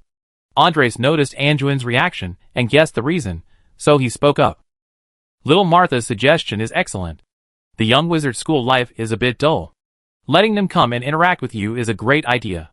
Of course, Hogwarts will provide all the supplies for this event. If there's anything needed, I have Dobby and the others prepare it. Then it's settled, we have no problem. Okay, it's a deal. Chapter 60. Andres and Hagrid returned to Hogwarts and, after dinner that evening, notified all the professors to meet in the headmaster's office. Professor McGonagall, Professor Flitwick, Professor Hodge, and Hagrid, the keeper of the Forbidden Forest, were all present in the headmaster's office that evening. Andres announced the decisions he and Anjuin had made that day. Hagrid had known beforehand and had no objections. The other professors had only just found out. Professor McGonagall had initially thought it would just be a visit, but it had turned into a bonfire party. After discussion, they decided to hold the party on Saturday afternoon. Around 3 or 4 o'clock, the students would first take a walk through the Forbidden Forest, then visit the Centaur Village. The bonfire party would begin around 7 o'clock and last for about 2 or 3 hours. The students would then stay overnight and return after breakfast the next day. The decision was made happily. Professor Flitwick even offered to perform a few magical acts at the party to add to the festivities. Andres agreed, giving him a feeling reminiscent of a company team-building event in his previous life. The next day, Andres notified the student council presidents, Darius Pick and Diane Bryan. They went to Andres' principal's office, their first time there. Just as they knocked and entered, they saw Andres teasing a bluish-black fledgling with a strip of raw meat. The fledgling chirped anxiously at the meat strip Andres was holding in midair. When Andres lowered his hand slightly to greet them, the little bird seized the opportunity, jumped up, and snatched the meat strip away. On a distant scaffold, a snow-white owl stood, squinting as it watched everything unfold. The scene was heartwarming. Andres gestured for the two to sit down, then turned to the owl and said, "Snowflake, take the little guy back. Give him some exercise. He ate a bit too much today." Then the owl spread its wings, flew over the desk, picked up the still-hopping, bluish-black fledgling, and flew into a tent in the corner. Darius and Diane were a little puzzled as the owl flew into the tent. Aren't owls supposed to live in owl towers? Why was it in a tent? But they quickly got their answer. Andres noticed their expressions and explained. "That's my magical pet, a baby thunderbird named Thunder. It's too small, so I had to find an owl to take care of it. By the way, would you like something to drink?" "Thank you, Headmaster. Just a cup of black tea will do." "Diane, what about you?" "A glass of juice, please. The tea is too bitter for me." "Dobby, get us 2 cups of black tea and a glass of juice." "Thank you." "Yes, Headmaster, coming right away." A moment later, 2 cups of black tea and a glass of juice appeared on the desk. "How have you been feeling at Hogwarts lately? Have you encountered any difficulties that I can help you with?" "No, Headmaster. Actually, Hogwarts is better than most schools, much better than our old school. Our old school was expensive, and many things were. Well, let's just say it wasn't great." "That's good. Have any students had any problems that the school needs to help with? Or does your student council have any plans?" "No, but recently more and more young wizards have taken to playing wizard chess. We're considering starting a wizard chess club. If we can get applications from more than 10 people, we submit the request to the student council and get it approved. After it's established, we plan to hold a wizard chess tournament before Christmas. I wonder if the school could sponsor some unique little trinkets as prizes for the tournament." Diane made a small request, looking expectantly at Andres. "A peculiar little gadget? I have to think about that. But I can grant your request now." "Thank you in advance, Headmaster. We try to get the young wizards to apply when we get back. By the way, I called you here today for something else. We recently discovered that many young wizards are sneaking off to the Forbidden Forest, which is very dangerous. So, to satisfy the young wizards' curiosity, we reached an agreement with the centaurs in the Forbidden Forest. On Saturday afternoon, professors from the schools will lead all the young wizards on a tour of the Forbidden Forest, followed by a bonfire party in the Centaur Village. I need you to spread the word, and then help the professors maintain order on the day of the tour with the prefects." Hearing this, Darius and Diane were both shocked. "What? A tour of the Forbidden Forest? And a bonfire party in the Centaur Village? Wait, when did centaurs appear in the Forbidden Forest? They even formed a tribe." After a brief moment of shock, Andres didn't speak immediately, but waited for them to process this. Darius quickly realized what was happening and asked Andres. Headmaster, are we really going to visit the Forbidden Forest on Saturday? Are there centaurs in the Forbidden Forest? Yes, a centaur tribe called Warax has moved to the Forbidden Forest. I already spoken with them, and they're very welcoming. That's wonderful. We never seen centaurs before. So, Professor, how long will we be staying in the Forbidden Forest? What do the young wizards need to prepare? What do the student council need to do? The other professors and I think we should meet at 3 p.m. and leave, spending the night in the centaur tribe's village in the Forbidden Forest. We return the next morning after breakfast. The young wizards don't need to prepare anything, just remember to wear warm clothes. As for you, as I said, your main task is to maintain order and prevent them from wandering off. Darius and Diane exchanged a glance, both seeing excitement and curiosity in each other's eyes, and quickly nodded in agreement. All right, go back and send out a notice. Get ready for this. Oh, and tell the young wizards not to say anything silly in front of them, like mules or horses. We need to show them respect. Understood, Headmaster Andres. We go back and pass the message on. Darius and Diane quickly left the headmaster's office. After they left, Andres called Dobby over. Besides asking Dobby to prepare more food and firewood to send to the centaur tribe, he also suggested that the house elves could come to the bonfire party that day. This moved Dobby to tears.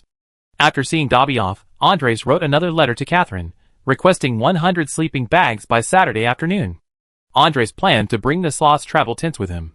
He would then arrange for the young wizards to sleep in the tents, mainly for safety reasons, to prevent any young wizards from sneaking out in the middle of the night, and to ensure they wouldn't get cold in such cold weather. Chapter 61. Darius and Diane left the office. They then went to find the other prefects, chatting as they walked. Darius, I can't believe it. There are centaurs in our Forbidden Forest. I thought it was just a primeval forest. Diane, I can't believe it either, but now that I think about it, it makes sense, doesn't it? After all, we all study at Hogwarts. Magic exists in this world, so it's not surprising to have some magical creatures. Could it be that what those myths say is true? If there are centaurs, then vampires, mermaids, all sorts of weird creatures exist too, we just don't know about them. We don't know? Let's hurry and inform the prefects. I inform the Gryffindor and Hufflepuff people, and you inform the Ravenclaw and Slytherin people. We have a short meeting in the study room on the 5th floor in an hour. Okay, it's settled then. See you later? Okay, see you later. With that, the two parted ways to inform the prefects of the meeting.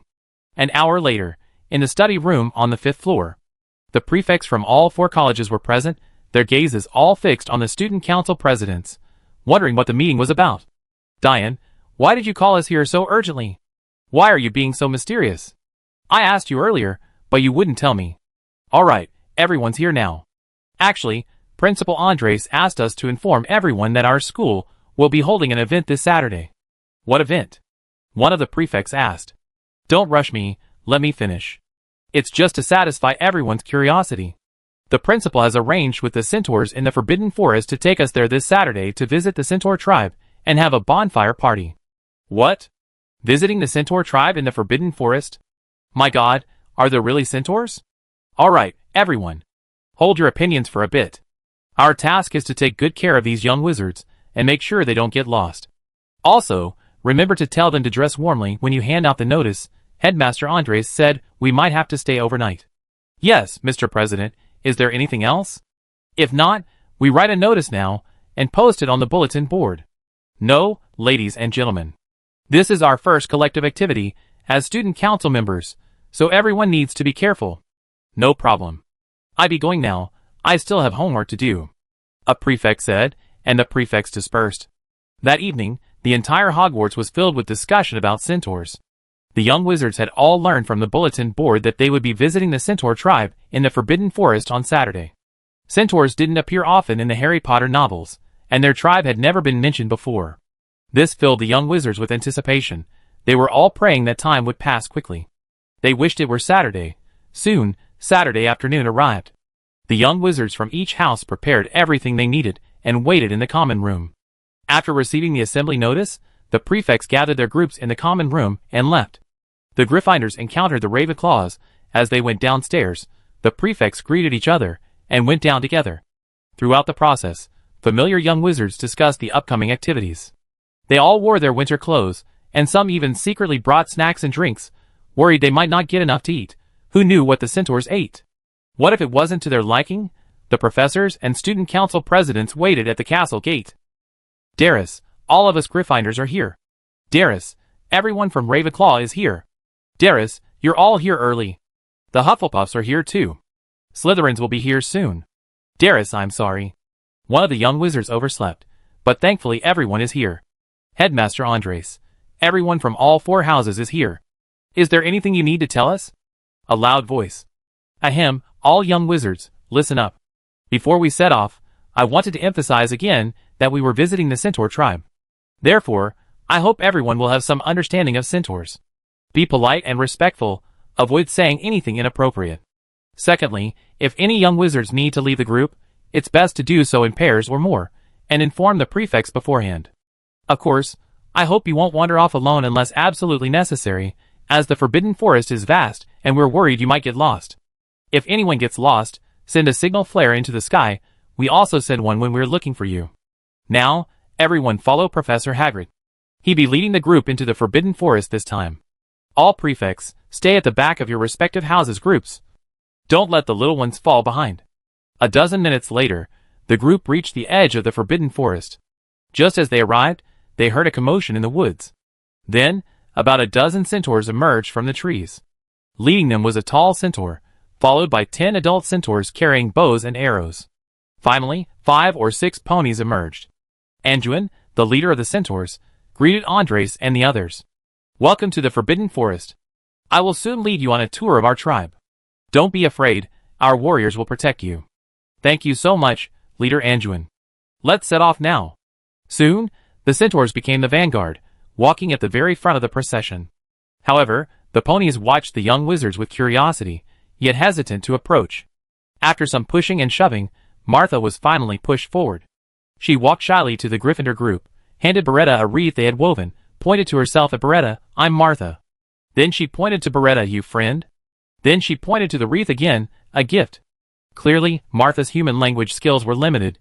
She could only express herself with simple words. However, this didn't hinder her communication with Beretta. After understanding, Beretta immediately accepted the wreath and put it on herself. Then, after thinking for a moment, she pulled a handful of Halloween candy from her pocket and handed it to Martha. This is a return gift. I didn't bring much, just this much. Martha took the candy, smiled, nodded, and ran back to the pony group. She then distributed the candy to everyone. The ponies were clearly eating human candy for the first time, and the sweetness quickly won them over. So the ponies came over to the little wizards group, presenting them with their hand-woven flower garlands. The little wizards, in turn, readily gave out the candy they had brought, and the atmosphere in the group became lively. Andreas and Professor McGonagall watched all this quietly from afar, a satisfied smile on their faces. Chapter 62. Because there were many people this time, everyone moved rather slowly. It took them nearly 40 minutes to reach the Centaur tribe. The remaining Centaur tribesmen were waiting at the village entrance. The centaur standing on the tower saw movement in the forest, and knew the guests had arrived. Then he picked up the horn hanging on his body and blew it. A series of tolling sounds from the horn caused the centaurs, who had been wandering and chatting, to quickly form ranks and stand in formation. The young wizards, who had just emerged from the forest, also heard the heavy horn sound and were very curious. Anduin smiled and said to everyone, "Don't be afraid. This is our custom. We only blow the horn to summon our people when we receive very important friends or when something very important happens. Your arrival is a big deal for us." The young wizards could see the village fence from afar. It was about 2 meters high, and normally it would be difficult to secure and tie it together. However, it was covered with a kind of vine-like plant, the thick vines seemingly growing that way intentionally. Fresh leaves still clung to the walls, and the village gate in the very center rose half a meter above the fence. Andres hadn't seen these things when he visited a few days ago, so he asked Anduin curiously, "You built this simple wooden wall so quickly? Last time I came, there were only towers." Anduin replied proudly, "Ever since I decided you were coming, I had my people speed things up. Actually, building it is quite simple, just a bit laborious. You know those Norwegian vines need a lot of magic to stimulate and guide their growth, otherwise, they just grow wildly everywhere and serve no purpose." "Oh, is it Norwegian vine? I think I've seen it in some book. It's said to be extremely tough and fireproof. The best way to deal with it is to freeze it and then break it." "Yes, Headmaster Andres, we usually use it to weave nets. It's excellent material for fishing or making hammocks. I suggest you plant some too, you might find it useful. I don't think so, Chief Rain. We probably don't need to grow it ourselves, Andres replied casually. Why? Don't you humans need to weave ropes or something? Rain asked, puzzled. No, I mean, we're friends. Since you planted this magical plant in large quantities, we can easily send someone to borrow it when we need it, can't we? Ha ha, yes, we're friends. We can lend you whatever we have. Rain laughed heartily. That's what he said, but did Andres really need it to make ropes? Not necessarily, but Andres knew that friendships need reciprocity to last. You have to make the other person feel that they can help you, otherwise, if you're always the one helping, it might be fine once or twice, but over time, the person being helped will definitely run into problems. And that's the end of the friendship. While the two were laughing and joking, the centaurs brought all the young wizards and professors into the village. After introductions, the centaurs continued their preparations. For example, Dobby had brought a large amount of coal. However, the centaurs didn't like it at all, thinking that the black smoke from coal was unsightly, and that the evening's feast should use high-quality pine wood as fuel. So, starting this morning, 2 adult centaurs were transporting pine wood to the village, and 2 centaurs were chopping it into suitable sizes in the village. Several centaurs were processing the fresh ingredients that had just been delivered that day. Food was essential for the evening's bonfire party. The centaurs dispersed, but the young wizards did not. They were still waiting for the professor's instructions, led by their prefects. They hadn't been dismissed yet, as the professors had requested. It seemed they needed to arrange their lodgings for the night first. All right, all you young wizards follow me. Hagrid, with his large size, was the perfect landmark. So Hagrid stepped forward and led the young wizards to a large, round stone house in the center of the village. There, they saw a pointed tent. We arrived. Remember this place? This is where we be staying tonight. Make sure you don't go to the wrong place during your free time. Excuse me, Professor Hagrid, do you mean we all be staying in this small tent? A male young wizard asked. That's right, Steve, we all be staying here tonight. However, due to the rushed nature of the event, we haven't been able to provide everyone with beds, so you have to make do with sleeping bags tonight. But only tonight, tomorrow you all be back in your warm beds. Alright, come with me. Hagrid turned and walked into the tent. All the young wizards stared in disbelief. With Hagrid's enormous body inside, would there be any room for them? At this point, a leader was needed, and Darius shouted, Alright, Gryffindors, follow me, then Ravenclaws, then Hufflepuffs, and finally Slytherins. He then led the Gryffindor wizards into the tent, and the dozen or so Gryffindor wizards quickly entered, followed by a series of gasps of surprise. Wow, Erlinda! Look, it's the ocean. Yeah, Beretta, it's huge in here. Is this really just a tent? It's so big inside. Alright, Gryffindors, your sleeping bags are over here. Hagrid's booming voice came from inside. The young wizards from the other 3 houses outside exchanged bewildered glances, wondering what was happening inside.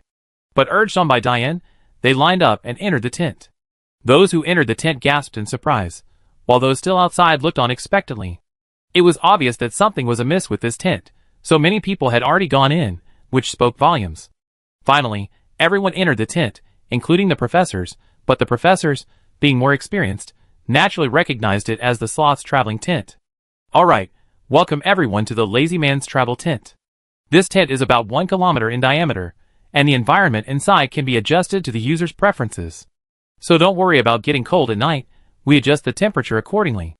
Now, everyone, please choose your sleeping bags as soon as possible. You can freely group together with your friends. Great. After a cheer, everyone chose their sleeping bags, and the students who were close friends gathered together. Alright, once everyone is settled, you can come out. Professor McGonagall will arrange the rest of the itinerary. So the young wizards gathered again, standing before Professor McGonagall awaiting instructions. Chapter 63. Alright, we're here to have fun, so I won't assign any tasks. Here are a few options. One is to go fishing with the ponies at the river, another is to visit the pony village, or you can stay in your tent and watch the sea. But whichever you choose, the bonfire party at 7 p.m. will be held on time, so please be there. Soon, everyone had chosen what they wanted to do, and went off to play. Martha led the fishing group. Martha and her 5 friends were already expert fishermen in the village. They regularly learned hunting and fishing, and since the Forbidden Forest wasn't dangerous, they were chosen to lead the group. Beretta, having received a wreath from Martha, also brought her friends to fish at the river. This was a very new experience for the young wizards. They had never fished in the wild before. Martha and Beretta walked side by side on the road. Martha asked Beretta curiously, "Friend, what's it like outside?" Beretta thought for a moment, then replied, "We all live in a very large castle. We study and live there. We fly together and play wizard chess." Martha looked confused and asked, "What's wizard chess?" "Too bad I can't fly. Is there enough food for you?" "Well, wizard chess is a game that humans play. I'd bring it over and teach you sometime. It's so much fun. We have an endless supply of food in the castle." "Great. Centaur, hungry, we're starving. Martha, go hunting, fishing, and gathering fruit." "Oh, you centaurs live such a hard life? I didn't even know there were centaurs in the Forbidden Forest before, and I didn't even believe they existed before I came to Hogwarts. You're all starving, how pitiful. Why don't you come to Hogwarts and find me if you're ever hungry? I get you something to eat." Work food. Martha meant that without working, there would be no food, and she couldn't just take things from others. But because she was still young and not fluent in human language, it took her a while to get Beretta's understanding. "It's okay, Martha. We're friends. We can't watch our friends go hungry, right? If one day I run out of food, would you be willing to share your food with me?" "You me, friend. Here." Martha actually took an apple from her pocket and handed it to Beretta, which moved the little girl deeply. She herself was starving, yet she was willing to share her food. Beretta turned around and began rummaging through her roommates' belongings, taking all their snacks to share with the ponies. Just as Erlinda was complaining, Beretta popped an apple into her mouth, assuring her roommates that she would return it. She even promised to write to her sister and send them some of their favorite snacks. Beretta tore open a box of chocolates, took out some, and handed it to Martha. "Here, Martha. This chocolate is delicious." Martha carefully took the chocolate, broke off a small piece, and put it in her mouth. The sweet, soft texture immediately made her eyes squint. So delicious, that was her only thought. Then she turned and handed it to another pony beside her, muttering something to herself. Soon the ponies gathered around, each breaking off a small piece and putting it in their mouths until it was all gone. Beretta was amused by their antics and gave Martha the remaining chocolates and candies. Martha accepted them and bowed to Beretta in thanks. Soon, the group arrived at a small river. While it was a small river for Martha, it might be a bit deep for the young wizards. Since the ponies were generally taller than the wizards, the water only reached their thighs in the middle, while it was chest deep for the wizards, which was a bit dangerous. This left the enthusiastic wizards bewildered. They discussed it and decided that the ponies would fish in the middle of the river, while the wizards would play on the banks. The river meandered, its water crystal clear. A gentle breeze rippled the surface, and sunlight danced on the water. Although it was a bit chilly, some of the wizards couldn't resist taking off their shoes and wading into the river. In the river, the other 5 ponies took out the short spears on their backs and began to poke fish. The ponies were very skilled and frequently succeeded, throwing the fish they caught onto the bank. The young wizards watched in amazement, some even trying to measure the length of the fish, finding them to be as long as their forearms. Beretta shouted at Martha from the bank, "Martha, why aren't you catching fish?" Martha smiled but didn't answer, instead pulling out her bow and arrows from behind her back. She aimed at the river for a long time before firing, and every arrow hit its mark. Beretta cheered loudly from the bank. After a while, when there were 40 or 50 fish on the bank, the ponies stopped fishing. Instead, they came to the bank and handed the short spears to the young wizards. The gist of it was that they had driven the fish to the shallow water near the bank so the young wizards could try too, making their trip worthwhile. Beretta took Martha's bow and arrow and joined the fishing party, so all the young wizards got a chance to try. Although no one caught any fish, they happily played for over 2 hours. As it was getting dark, the young wizards were tired and began packing up to head back. While the fishing party was having a great time, another, larger group had scattered and were wandering aimlessly through the Centaur village. Gene and his group of 4 found a huge blacksmith shop in the Centaur village, where an old centaur was working. The old centaur was hammering away at an iron bar. Gene and his friends watched for a while, then Gene ran over and politely asked, "Hello, Sir Centaur. What are you forging?" "Hello, little pony.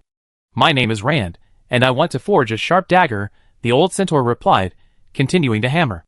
"But it's still just a piece of iron. How long will it take to forge this?" "Forging iron requires patience, and of course strength. No horsemen are willing to learn this craft anymore. They rather trade with humans. But once the horsemen lose this skill, they be at the mercy of others. What can we do?" The old horseman sighed. Mr. Rand, can I try? I'm the strongest player on the team. Oh, you want to try? Okay, I hold the iron bar with pliers. You take the hammer and try. He handed the hammer to Jean, who took it and began to hammer. His roommates had already left out of boredom, but Jean stayed. He patiently hammered the iron bar, initially striking haphazardly, but after a while, he started to tire. The old horseman, Rand, then began to teach Jean to control his breathing, and to control the duration of each strike. So the only sound in the blacksmith shop was the sound of hammering. Chapter 64. Renaud started hammering away, and couldn't stop for over 3 hours, only stopping when he heard the bugle call signaling the start of the party. The mechanical hammering hadn't bothered him much, he endured it all. But as soon as he put down the hammer, the soreness in his arm immediately triggered a rush of pain to his brain. He couldn't feel his right hand anymore. Old Rand chuckled, "Little colt, I didn't expect you to last so long. You shouldn't overexert yourself on your first blacksmithing experience. It'd make it hard to lift your right arm for the next few days." "Mr. Rand, why didn't you remind me? What am I going to do now? I won't be able to do my homework for the next few days. You were completely focused on your blacksmithing. You shouldn't be disturbed. That's why I didn't remind you. But don't worry. Old Rand has been hammering for so many years. This little thing can be easily solved." With that, Rand went back into the inner room and retrieved a bottle of green potion. Upon opening the bottle, Renaud smelled a refreshing herbal fragrance. Old Rand then evenly applied the medicine to Jean's right arm and had him dry it by the stove. At first, Jean could feel a cooling sensation, but gradually it started to itch. Finally, Rand brought some water and washed Jean's arm. Sure enough, Jean felt his right arm was back to normal, although it was still sore. At least he could move it. "All right, little pony. Your arm should be fully recovered by tomorrow. Remember not to strain yourself next time. But as a reward for helping me, keep this safe." With that, old Rand untied a dagger pouch from his leg. Jean received the dagger pouch, somewhat bewildered. He timidly asked, "I just came to play. Is this really appropriate?" Rand laughed loudly. "This is the dagger my father gave me when I forged my first weapon. It's been with me for over 100 years, but I can't pass it on to the next generation of foals. Rather than let it be buried with me, I rather give it to you as a keepsake." Old Rand's face was heavy, but inwardly he thought, "You have to accept it. If you don't, how will I pass on this craft to you?" "All right then, thank you, Mr. Rand. Don't be sad, I come to see you often. Then it's settled. Just come and chat with the old man whenever you have time." Old Rand still wore a pitiful expression, but inwardly he was overjoyed. Finally, he could find a successor. The only regret was that the successor wasn't a centaur, but a human. Soon it was 7 o'clock in the evening, and all the young wizards gathered in the largest open space in the village. A huge bonfire stood in the center, surrounded by complete darkness. Just as everyone was wondering what was going on, a horn sounded. All the centaurs gathered around the fire, took out their bows and arrows, lit them in the fire, and then fired them into the darkness. With a deafening boom, dozens of braziers of various sizes around the darkness were instantly ignited by the arrows. The flickering firelight illuminated the entire area, and the young wizards were stunned by the sight, letting out gasps of amazement. The young wizards were then seated in a circle around the central bonfire, and the centaurs began their performance. A dozen adult centaurs danced their unique dance, while an elderly centaurs chanted incantations over the fire, and occasionally sprinkled medicinal powder into it. The firelight flickered with the falling powder, and soon the centaurs' dance ended. Then a clear female voice rang out, but because it was chanted in centaur language, only the professors present understood it. The young wizards couldn't comprehend it. But that's the charm of music. Even without understanding the language, one can still feel its beauty. The young wizards unconsciously began to tap their feet to the rhythm. When the music ended, the surrounding firelight suddenly dimmed. Only the central bonfire crackled and burned. The elderly centaur looked up at the starry sky. At this moment, no one spoke. Everyone stared at the centaur. Finally, after a long while, the elderly centaur, as if exhausted, spoke. "Jupiter shines brightly, Mars dims, and the stars of Pisces twinkle. This foretells the enduring friendship between our Battleaxe clan and Hogwarts, and that both sides will grow ever stronger. The next few years will be crucial for our friendship. Every decision will impact it." Anduin suddenly interjected, "Thank you, Elder Rand. Isn't this a good omen? Now that the divination is over, may my dinner begin?" "Yes, ponies. Let's eat. Let's drink. Let's sing. Let's dance. Let's celebrate this hard-won friendship." Professor Flitwick stepped forward. He raised his wand high, pointing it to the sky, and fireworks shot into the heavens. Flitwick's performance was a large-scale fireworks show, only this one featured magic, not fire. Since the entire Hogwarts community was present, including house elves, everyone ate and drank to their heart's content. The adult centaurs, after eating and drinking some wine, began to hold hands and tap dance around the bonfire. This lively scene also influenced the wizards. Joanna pulled Binhard, who was eating, to join the centaurs. Seeing the prefects join in, some of the younger wizards also put down their food and joined the dance. Whether centaurs or wizards, when they got tired, they would step back to eat and drink to replenish their energy. Those who had replenished their energy would take over from those who had stepped back, releasing all the pent-up complaints and joy they had accumulated over the past few days. Andres and a group of professors skillfully roasted a lamb around a small fire, constantly distributing the cooked lamb to the professors. They understood that if they joined the celebration, the younger wizards wouldn't be able to play freely. So they huddled together, eating roasted lamb, drinking wine and chatting. Meanwhile, the house elves were also eating around a small fire. They didn't drink, as they still had to clean up with the centaurs after the party. Happy times always passed too quickly, and night gradually fell. The young wizards left the joyful crowd in twos and threes, returning to their tents to rest. The younger centaurs were also the first to leave. They were indeed tired from dancing and singing. Finally, Andres watched as everyone from Hogwarts went into their tents before he followed them in with peace of mind. Inside the tents, the house elves had already set it to nighttime, with the moon high in the sky and the sound of crashing waves. This visit to the centaur tribe was a great success. Chapter 65. The night in the Forbidden Forest was bitterly cold. The prefects on patrol breathed out white steam. Seeing Joanna shivering, Binhard took off his wizard's robe and draped it over her shoulders. "Thank you, darling. Let's go warm ourselves by the fire," Joanna said, pointing to a brazier in the distance. "Great. Your dancing tonight was amazing. I didn't even know you could dance." Binhard gave his girlfriend a small compliment. "There's a lot you don't know, but tonight was really fun. I wish it could always be like this." "Yes, it's a pity we can only stay here for 3 years. By the way, have you thought about what you do after graduation?" This was the first time Binhard had discussed the future with his girlfriend. "Graduation? I haven't thought about it yet. But I think Principal Andres must have some plans. He talked to us before, hoping we stay and help out, otherwise, he wouldn't have put so much effort into training us. Yes, I can feel how much Professor Flitwick wants to teach us, afraid we won't learn it all. What about you?" "Me too. Professor McGonagall is very strict in her teaching. But that's a good thing for us, since our time is so short. That's pretty much how this half semester goes. I wonder what will happen next semester after Christmas." And so, time passed quickly in the lovers' casual conversation. The sky over the Forbidden Forest began to lighten, while the moon in the tent still hung high in the sky, seemingly tireless. One day in December, heavy snow began to fall in the Scottish Highlands. The young wizards awoke to find the world transformed. Playing in the snow had become their new source of joy, replacing their adventure in the Forbidden Forest 2 weeks prior as the main topic of conversation.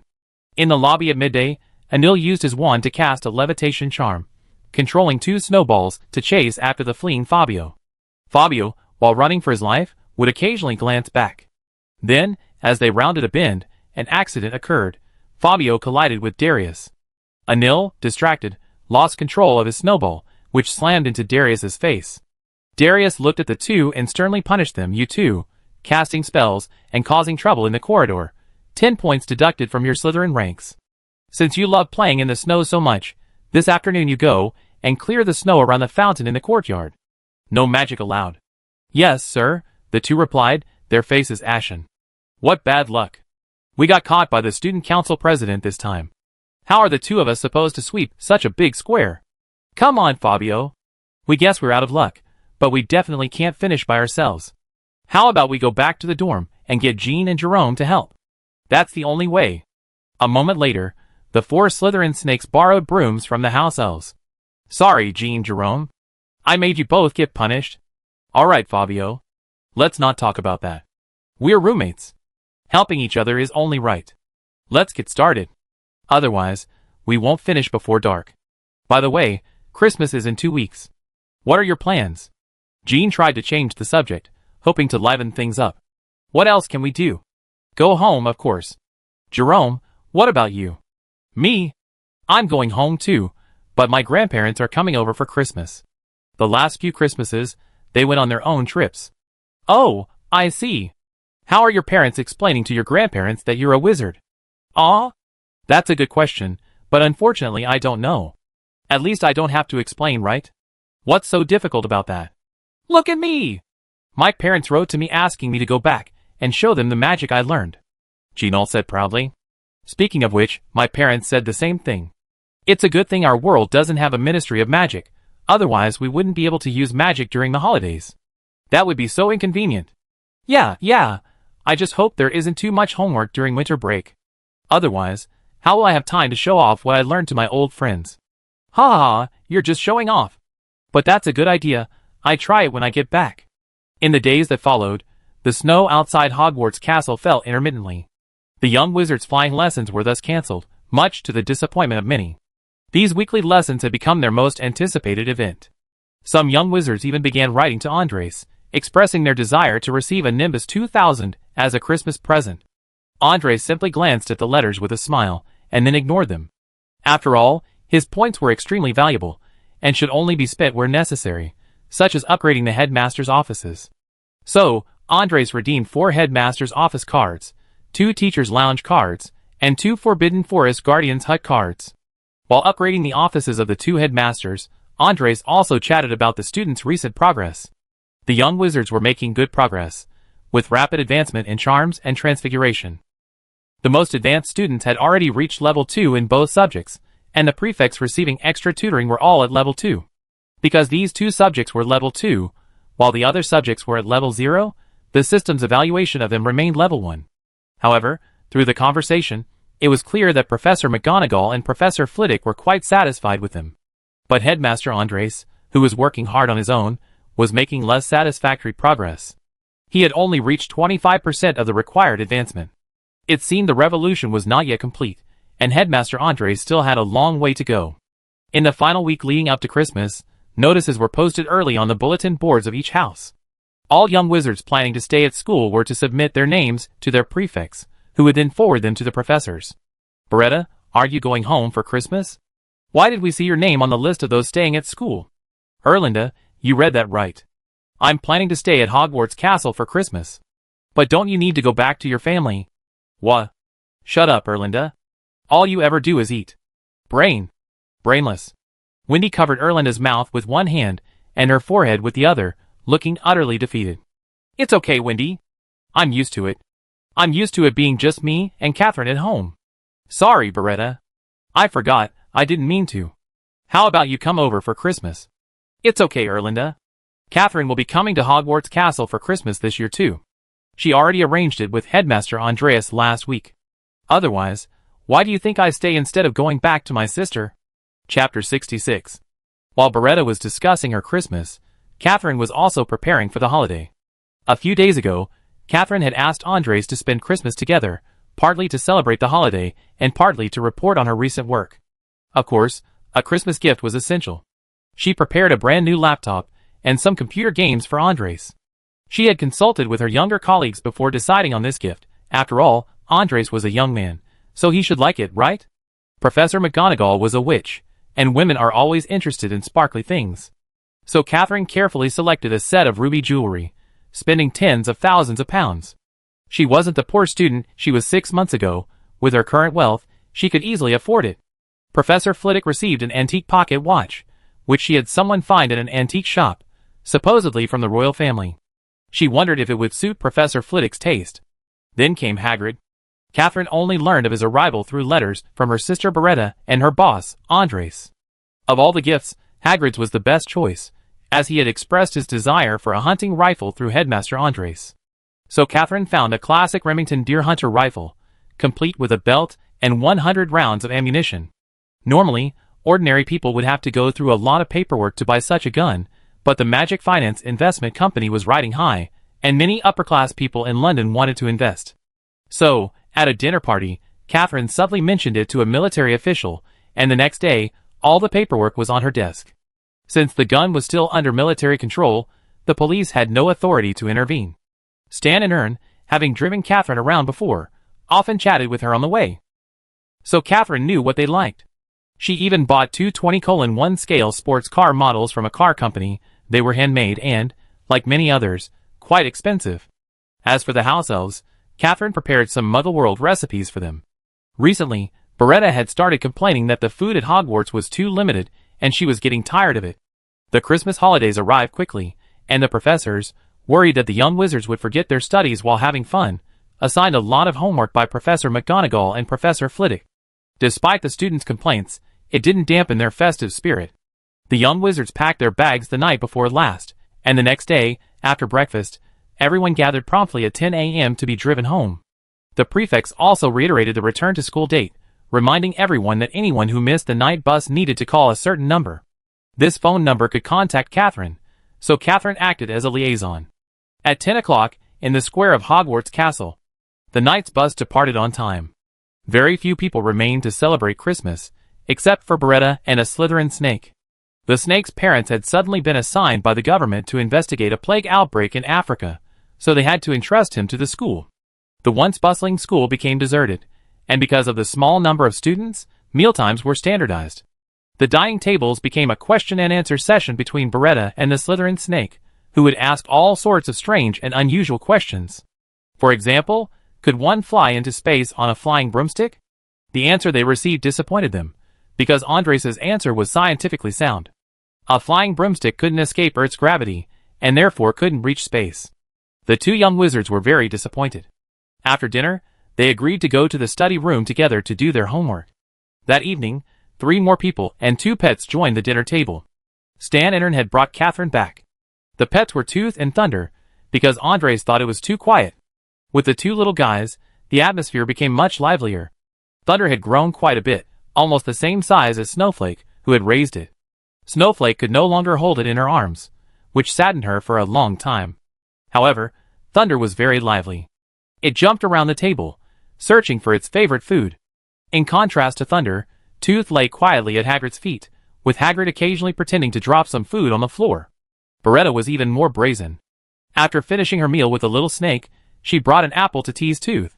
Neither of them was afraid of the huge dog, taller than both of them, when it stood up. Tooth glanced at the apple in Beretta's hand, then looked back at Hagrid, who was chatting with the professors, and didn't have time to pay attention to it. Tooth stood up, slowly walked up to the young wizard, and opened its mouth wide. Beretta giggled and put the apple in Tooth's mouth, but Tooth didn't even bite it before returning to lie down at Hagrid's feet. Beretta, surprised, tried to pry open Tooth's mouth to see where it had hidden the apple. Catherine was startled. Such a big dog. How dare it pry open someone's mouth? What if the dog got angry? Beretta probably wouldn't even have enough to eat. Catherine immediately called out to Beretta. Beretta, can't you behave yourself? How dare you pry open a dog's mouth? Go wash your hands. It's all right, Catherine. Tooth is very docile. It won't bite without my command. All right, but Beretta, you're not allowed to eat anything until you wash your hands. By the way, Headmaster Andres, are you free after dinner? I have some company matters to report to you. Of course, you're welcome anytime. What would you like to drink? I have Dobby prepare it for you. Thank you, boss. I like a glass of apple cider vinegar. It's good for digestion. After that, everyone started chatting again. The most excited person at the table was Professor Hagrid. Because of the Thunderbird hopping around on the table, a very rare magical creature, and a young one at that. If Thunderbird didn't belong to Andres, he would have wanted to ask for it, and raise it himself. Andres had long noticed Hagrid's fondness for Thunder, so he deliberately said, "Oh, this little guy is such a hassle." Now that he's grown up, Snowflake is finding it a bit difficult to take care of him. "Oh, Headmaster, aren't you planning to raise him yourself?"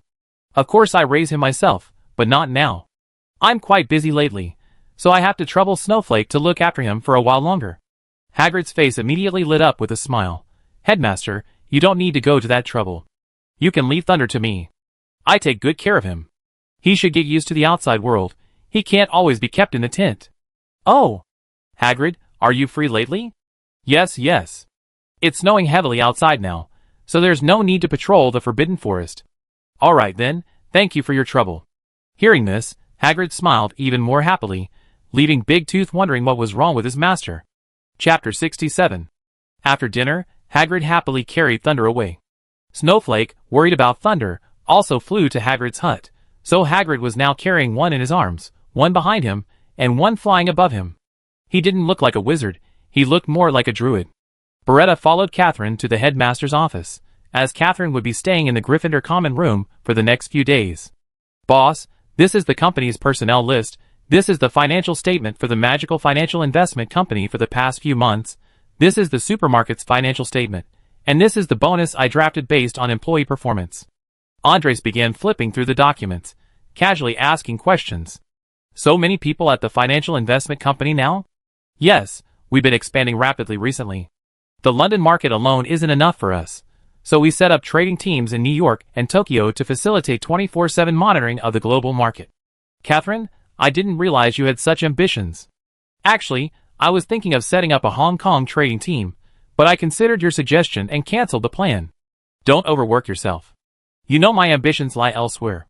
Making money is just for running Hogwarts. By the way, are there any difficulties in the company's operations that you need me to help with? Feel free to mention any difficulties. There aren't any difficulties, but there's one thing you need to decide. Our company's operating performance has a higher return rate than most companies on the market, and many influential people want to invest in our company. Is that so? Then we can accept some people, but just don't let it affect our normal operations. Understood. I accept some investments appropriately. That way, even if we face threats, we have someone to help us. I looked at your year-end bonus plan. It can be distributed now, but isn't the amount at the supermarkets a bit low? Increase theirs appropriately. Okay, boss.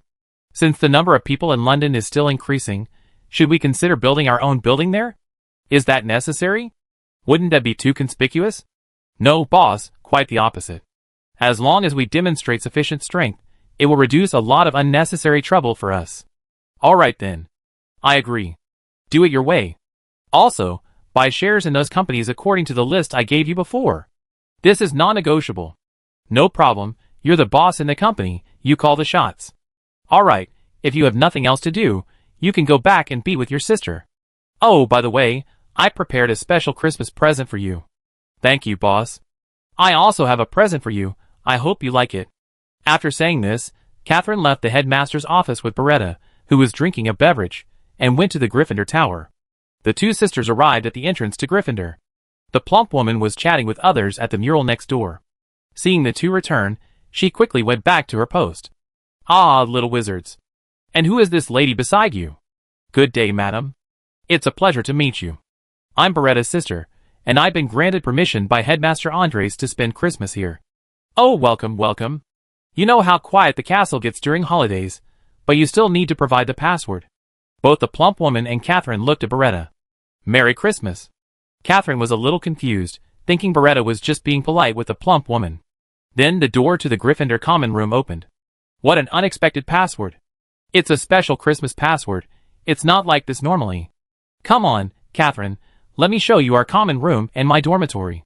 While Beretta was showing her sister around her house, the other young wizards were also introducing their houses to their parents and families. Jean Noel Madison returned home around noon, and Mrs. Madison immediately hugged her son, tears streaming down her face. Okay, Mom, I'm back. You've grown taller. And much stronger. Of course, the food at Hogwarts is very good. If I hadn't maintained my exercise routine, I would definitely have gained weight. Son, quickly show us the magic you learned at Hogwarts. Mr. Madison looked at his son expectantly.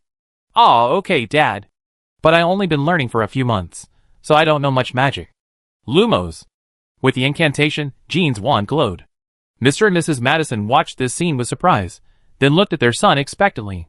Jean thought for a moment, then picked up his wand and pointed it at a teacup on the table. Eugadulum Leviosa. Then the teacup floated higher and higher into the sky, and Jean controlled it, making it float around in the air. Anything else, Jean? Yes, I can turn a cup into a mouse. The scene gradually shifted from a heartwarming mother-son reunion to a magical performance, after which Jean received another kiss from his mother with toffee.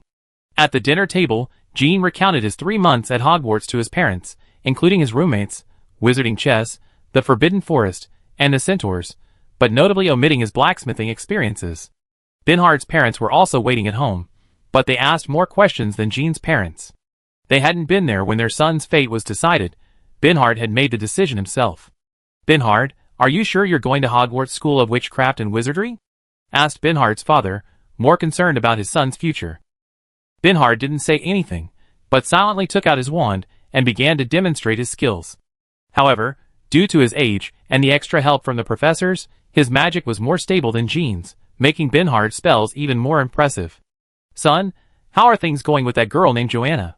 When are you going to bring her home to meet your mother?" "Mom, what are you talking about? We only been together a short time.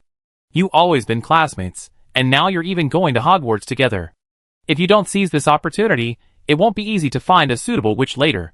Clearly, Bernhard's mother was more concerned about his personal life. Perhaps this is a common trait among mothers everywhere. Bernhard, while enjoying his mother's love, also felt tormented. He suddenly wondered if Joanna received the same treatment at home. "This is our first Christmas. I hope she like her Christmas present." "Son, what are you thinking about so intently? Are you thinking about that girl?" His mother, with a woman's intuition, guessed what her son was thinking, but Bernhard instinctively denied it. "No, Mom. I was thinking about next semester. I heard from a rumor that we have new courses next semester." Chapter 68. Date, December 25, 2006, Christmas Day, location, Gryffindor Common Room, Hogwarts Castle, Earth. The heavy snowfall of the past few days had finally stopped, but the weather remained gloomy. The fireplace in the Gryffindor dormitory crackled and pocked, and the warm, cozy bed made Catherine reluctant to get out of bed. However, it was already 9 o'clock in the morning, and she still had to get up and celebrate Christmas with everyone. It's not just Chinese people who send messages and make phone calls to wish others a happy new year during the spring festival. Westerners do too. Christmas is also a time for family reunions, and today, besides personally calling those important figures, she also needed to send messages to her subordinates to check on them. However, the first thing she did after getting up was to get ready and open her presents. Catherine was eagerly anticipating what gift Headmaster Andres would give her. Upon seeing a beautifully wrapped little box, Catherine's heart pounded wildly. The gift was clearly an expensive piece of jewelry. What if the boss took a liking to her? Should she agree? Or should she agree? After all, her sister was in his hands. Catherine mentally prepared herself with a hypothetical reason, then opened the gift box. Sure enough, a gold necklace inlaid with a deep blue gemstone appeared before her.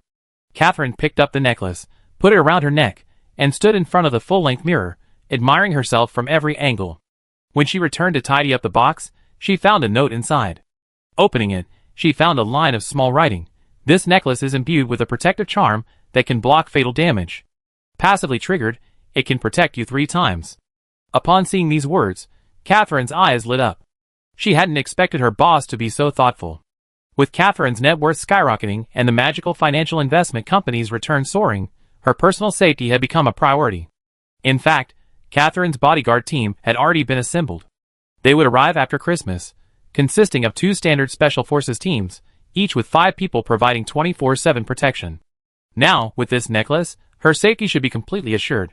The only question was whether Principal Andres' necklace held any other meaning. She tried on Principal Andres today. Thinking this, she started looking in the mirror again, not even glancing at the scarf her sister Beretta had knitted for her. Definitely her sister. Andres, waking up in the principal's office, also began unwrapping gifts. Andres had given out many gifts this Christmas, and received many in return.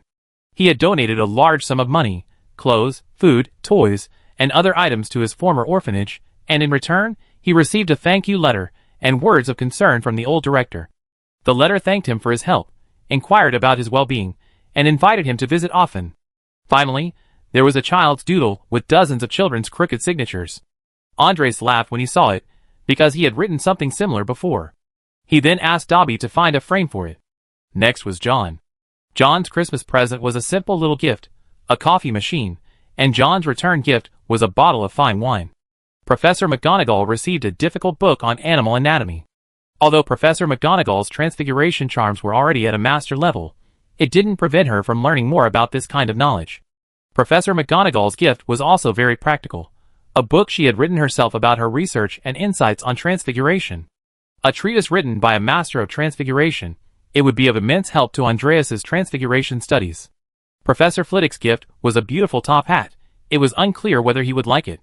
A set of wand grooming tools was a gift from Professor Flitwick, carefully selected by him for a wizarding tournament. Andreas gave Mrs. Hodge a pair of goggles, as he noticed her own goggles were rather worn. Mrs. Hodge gave Andreas an antique golden snitch, a personal item from her collection. Hagrid gave Hagrid a hair care kit. Hagrid often neglected his beard, making it look messy. Hagrid gave Andreas a cask of ale, which he claimed was his own carefully brewed and very delicious brew. Stan and Ern, along with the 5 house elves, Andres, had all prepared thoughtful gifts. The gifts for the students were even more considerate. He spent 680 system points to exchange for 68 magical weather bottles that could predict the weather. These were the same as the weather bottles in the Muggle world, except that the magical weather bottles contained Hogwarts Castle. These weather bottles automatically adjusted the time of day or night within the bottle, and the castle lights would switch on and off according to the alternation of day and night. Plus, they could predict the weather for the next 24 hours. It might be windy and rainy, or it might be sunny. It was a very interesting little gadget. When the students opened the gift, it received unanimous praise, even from the parents. This thing was magical, with an accuracy far exceeding that of human weather forecasts. Parents strongly urged their children to keep it at home, solving the future question of whether or not to bring an umbrella. Besides this, some people received special gifts. For example, there was an interaction between Old Rand and Jean. Jean gave Old Rand a new protective suit, which was highly breathable and offered far better protection than Old Rand's own suit made of some unknown leather. Old Rand, in turn, gave Jean a piece of star iron, which was actually a meteorite. It was a memento that Old Rand's ancestor had discovered while observing the stars, and had kept as a collectible, never using it to forge anything. Now, he gave it to Jean as a Christmas present, hoping Jean would find it useful in the future. Beretta and Martha also interacted. The two had become friends since that visit. Beretta was always worried that her friend wasn't eating enough, so she often arranged with Martha to bring her food. Today, Beretta received a handmade pendant from Martha, who said it contained a blessing from the centaurs that would protect Beretta. Beretta gave Martha a pull-type juicer, because she had discovered that Martha loved freshly squeezed juice. So Beretta asked her sister to bring her a juicer. Although it was manual and required some pulling strength, it was no problem for Martha. As for Bernhard and Joanna, they immediately opened their gifts. Joanna received a beautiful photo album filled with pictures of herself. There were photos of her attending classes at Hogwarts, photos of her waving her wand to cast spells, and photos of her riding a flying broomstick. Joanna was very touched. She had no idea that Bernhard had taken so many photos of her, documenting her time at Hogwarts. Chapter 69. Hogwarts' first Christmas arrived as scheduled, and the Great Hall was decorated with a festive atmosphere. The tables and chairs that had originally been in the Great Hall had all disappeared, leaving only a long table and chairs in the center that could seat about 20 people.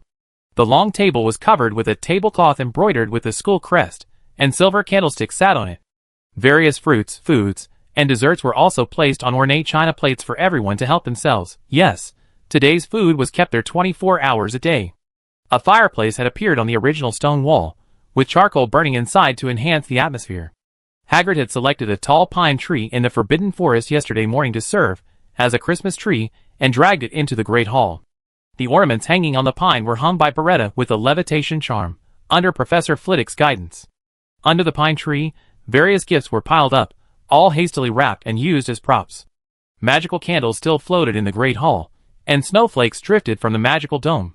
However, the snowflakes gradually stopped as the weather outside changed, leaving only a full moon appearing and disappearing among the clouds. As everyone sat together for dinner, the ghosts of the castle, not wanting to be left out, came into the Great Hall to greet everyone. It was Catherine's first time seeing ghosts, and she was initially startled. However, she didn't scream. Instead, she noticed that no one seemed surprised, and then she remembered that these were all Hogwarts' own people. Happy times are fleeting. Catherine had a joyful Christmas at Hogwarts, completely immersed in the happiness the magical world brought her. Before leaving, Andres gifted her a wizard's chess set, which she placed in her office. When no one was around, the pieces would move around or fight on the bookshelf. When someone was present, they would stand quietly, observing everything. This brought Catherine much joy in her spare time. Before leaving, Catherine also asked Andres' opinion. She hoped Andres could attend the company's New Year's Eve dinner and meet the employees. Otherwise, everyone thought she was the real boss. Maintaining a degree of mystery in front of subordinates helps establish authority, but prolonged absence can easily lead to being looked down upon. Therefore, Andres agreed without hesitation, promising to attend on time. The dinner was scheduled for the first night of the new year at the Dorchester Hotel in Mayfair. This nearly century-old hotel had witnessed many legendary stories, and countless royalty, socialites, and world leaders had endorsed it. Choosing this location also aligns with the current status of Magic Finance Investment Company in the British financial sector. In the new year, Andres not only needs to appear before his employees, but also meet with investors. Therefore, Andres arrived in London early that day. Catherine took him on a tour of luxury stores, and he was like a puppet, letting Catherine dress him up. Andres had only one request: simplicity and understated style, but no need to skimp on the price. So Catherine took him to buy a complete set of luxurious attire from head to toe, including watches and jewelry, costing Andres millions of pounds. Finally, he arrived at the party venue in Catherine's luxury car, where, as the host, Andres accompanied Catherine to greet each guest. Of course, there were no dramatic scenes, like those in melodramatic novels where someone tries to show off only to be humiliated. True high society doesn't flaunt their emotions. Nor do they exhibit the arrogance of nouveau riche, who think they're the best in the world. Even mortal enemies in public can only smile politely, while secretly wishing to kill each other's entire families. There's no such thing as a rich kid making enemies for the sake of a pretty face.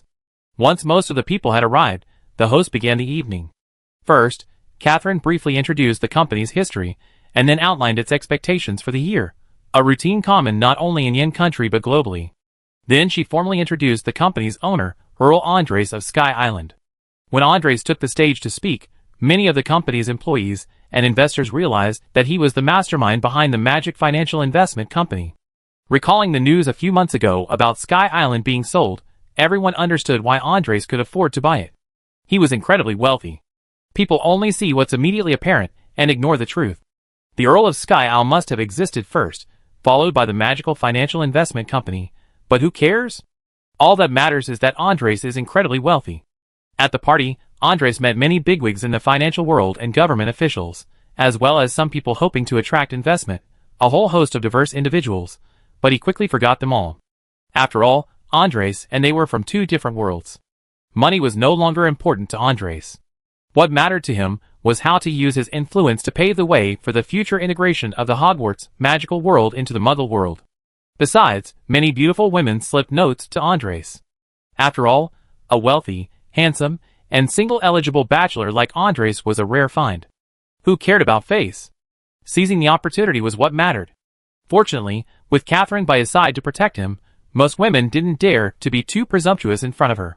They were simply not on the same level, and those who were turned down could only secretly regret it.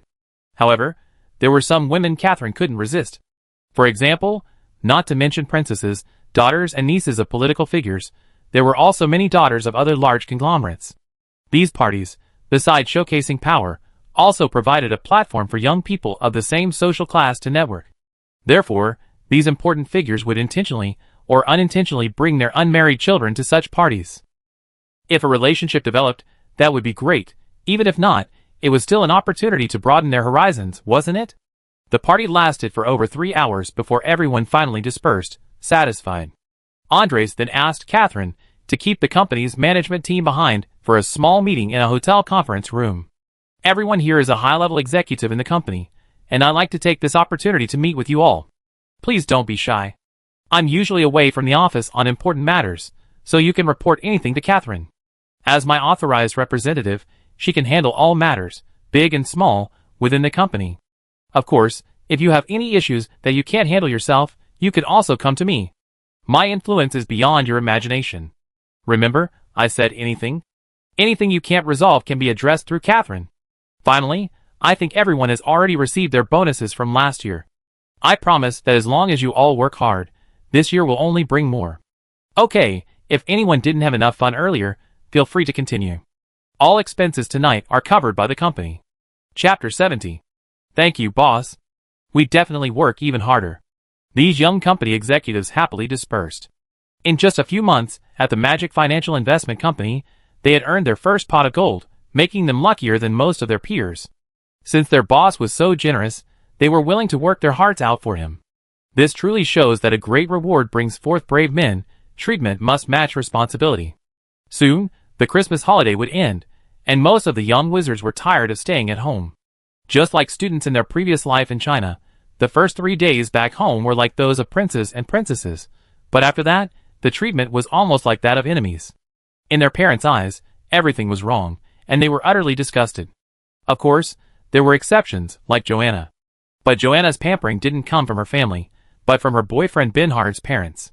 All parents are the same. When Bernhard's mother saw Joanna come to visit for Christmas, her eyes lit up. She welcomed Joanna into the house, and held Joanna's hands tightly. While bombarding him with questions, she urged Bernhard to get fruit and drinks. Joanna received far better treatment than Bernhard, who at one point even thought Joanna was his biological daughter, and that he should be adopted. After a barrage of enthusiastic questioning, Bernhard's mother finally released Joanna, allowing her mentally challenged son to take her out to play. Before leaving, she slipped Bernhard a considerable amount of money, worried he might not have enough. But then a problem arose. It was Christmas Day. Everyone was closed for the holidays. What was there to do? Bernhard's mother was so excited, she completely forgot all about it. So, the two, feeling helpless, started wandering aimlessly, catching up on their longing over the past 2 days. In the following days, Bernhard's mother repeatedly pressured him to invite Joanna to her house. Her enthusiasm was almost overwhelming. During these few days, besides Joanna visiting Bernhard's house, Bernhard was also invited to her home. Bernhard was much more nervous than Joanna. This was his prospective son-in-law's first visit. Joanna's father, as expected, gave the newly arrived Bernhard a tough time. This guy had taken advantage of their family's good fortune. How could he let him off easily? Bernhard barely managed to get through with Joanna's help. After all, he was his daughter's classmate, and they knew each other well over the years, so she let him off the hook. Soon, Joanna's father began asking Bernhard about his situation at Hogwarts and his thoughts on their future. After some conversation, Mr. Hampton finally felt truly at ease about Bernhard. In the days that followed, the two openly indulged in their affection until the start of the new school term. January 8, 2007, was the first day of school at Hogwarts, after a 2-week Christmas break. The good days for the young wizards, who had been waving their wands at home, were over. That day, Stan and Ernst resumed their task of picking up the young wizards, just like the first time they had come. They went door to door to pick up each and every one of the young wizards. The phone number Catherine had specifically left for the young wizards was not used. Not a single wizard forgot to return to school. In fact, they were quite looking forward to the start of the term, because it was rumored that Hogwarts was offering new courses that semester. On the night bus, Fabio, an oddball who didn't want school to start so early, was frantically working on his winter break homework. While everyone else was discussing the Christmas holidays, he was working on it like crazy. He had to make countless unfair agreements with his roommates to borrow their assignments as a reference, complaining about how much homework was assigned as he worked. As time passed, the night bus drew closer to Hogwarts, and Fabio finally finished his homework after several hours of hard work. At school, Headmaster Andreas and a group of professors waited in the Great Hall to welcome the young wizards back to school. The young wizards arrived at Hogwarts around 6 p.m., returning to their respective houses in 2s and 3s. At 6:50 p.m., the prefects led them to the Great Hall for dinner. However, when all the young wizards were seated and looked towards the professors, they were surprised to find that there was another professor at the professor's long table. The young wizards began whispering amongst themselves again, while the prefects remained unperturbed.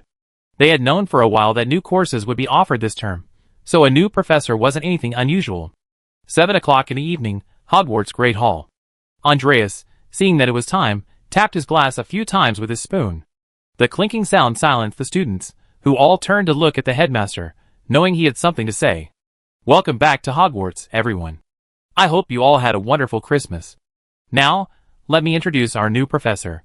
I believe you all probably know her. But I must formally introduce Professor Pomona Sprout. She will be joining our family as head of Hufflepuff and professor of herbalism. Professor Sprout said, standing up and gesturing to everyone. All the young wizards applauded, especially the Hufflepuff students. This was their head of Hufflepuff, the herbalist Professor Sprout. All right, thank you, Professor Sprout. Now that our herbalist professor is here, we will be offering herbalism classes for the next half semester. Our schedules will be distributed to the prefects tonight. I hope everyone will continue to love learning magic and achieve good results in their studies. Also, I must remind you young wizards that your current house points are: Slytherin leads with 450 points, followed by Ravenclaw with 440 points, then Hufflepuff with 420 points, and finally Gryffindor with 417 points. You have half a semester to compete for the House Cup, and as the first house to win the House Cup, I will be giving some extra small gifts to its students as a reward. Alright, that's all I have to say. I'm sure you're all starving, so let's eat. With that, she waved her wand, and all the tables were laden with food.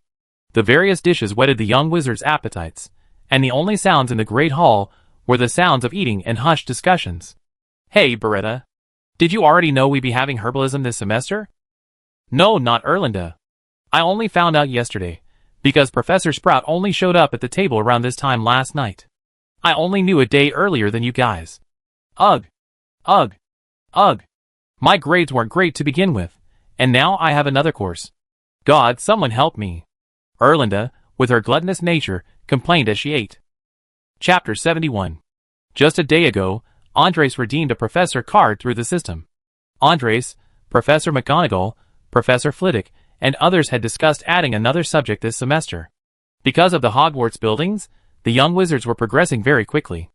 Their progress had far surpassed that of the young wizards in their original world, which, while a good thing, also indicated that they were spending too much time on it. Therefore, they decided to add another subject, and Andres used the professor card in front of everyone. After a flash of white light, a witch appeared before them. Professor Pomona Sprout smiled at everyone, and McGonagall and Madam Hodge both stepped forward and hugged her. Everyone, it's been a long time. Oh, thank you, Professor McGonagall. And you, Professor Hodge. Welcome, Professor Sprout. I apologize for calling you here at this time. We really need some help. I'm sure the young wizards will be delighted to have you here. Thank you, Headmaster Andres. My only passion in life is cultivating these magical plants, and it would be even better if I could teach what I learned to the children. Don't worry, Professor. I think the children will enjoy your herbalism. We introduce you to them at tomorrow's party. Now, I wonder what I need to prepare. I need my dean's office, which is also the greenhouse for magical plants. I need the textbook, thousands of magical herbs and fungi. I need some magical plant seeds, and some everyday equipment such as dragonskin gloves, earplugs, etc. No problem, I redeem everything in the system later. Why don't we go have dinner together now, and then we go to Professor Sprout's greenhouse? So everyone chatted and laughed as they went to the great hall for dinner. Beretta and the little snake, waiting for the professors at the table, looked at them with surprise. They understood that they would be taking herbalism this semester. During dinner, they had overheard many things about the professor's plans for the semester, even the final exams.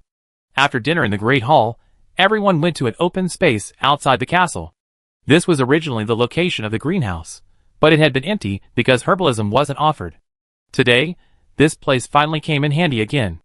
Andres used a card on the open space. A huge greenhouse appeared before them. Oh, it's wonderful to see my greenhouse and the dean's office again. Welcome, everyone, to my greenhouse. The group filed in. Although it was still freezing outside, the greenhouse was a vibrant, spring-like place, lush and green. Many unknown plants were scattered everywhere, and vines even grew from the basement to the shop. By the way, this greenhouse was 2 stories high. In the center of the greenhouse was a large courtyard, with a tall, leafy tree occupying most of the space. The basement was on the lower level, a cultivation room for fungi and other plants that dislike sunlight. Professor Sprout's dean's office was also on the lower level, while the ground-level greenhouses housed common magical plants, most of which required ample sunlight. Headmaster Andres, as you can see, I only have a few magical plants left.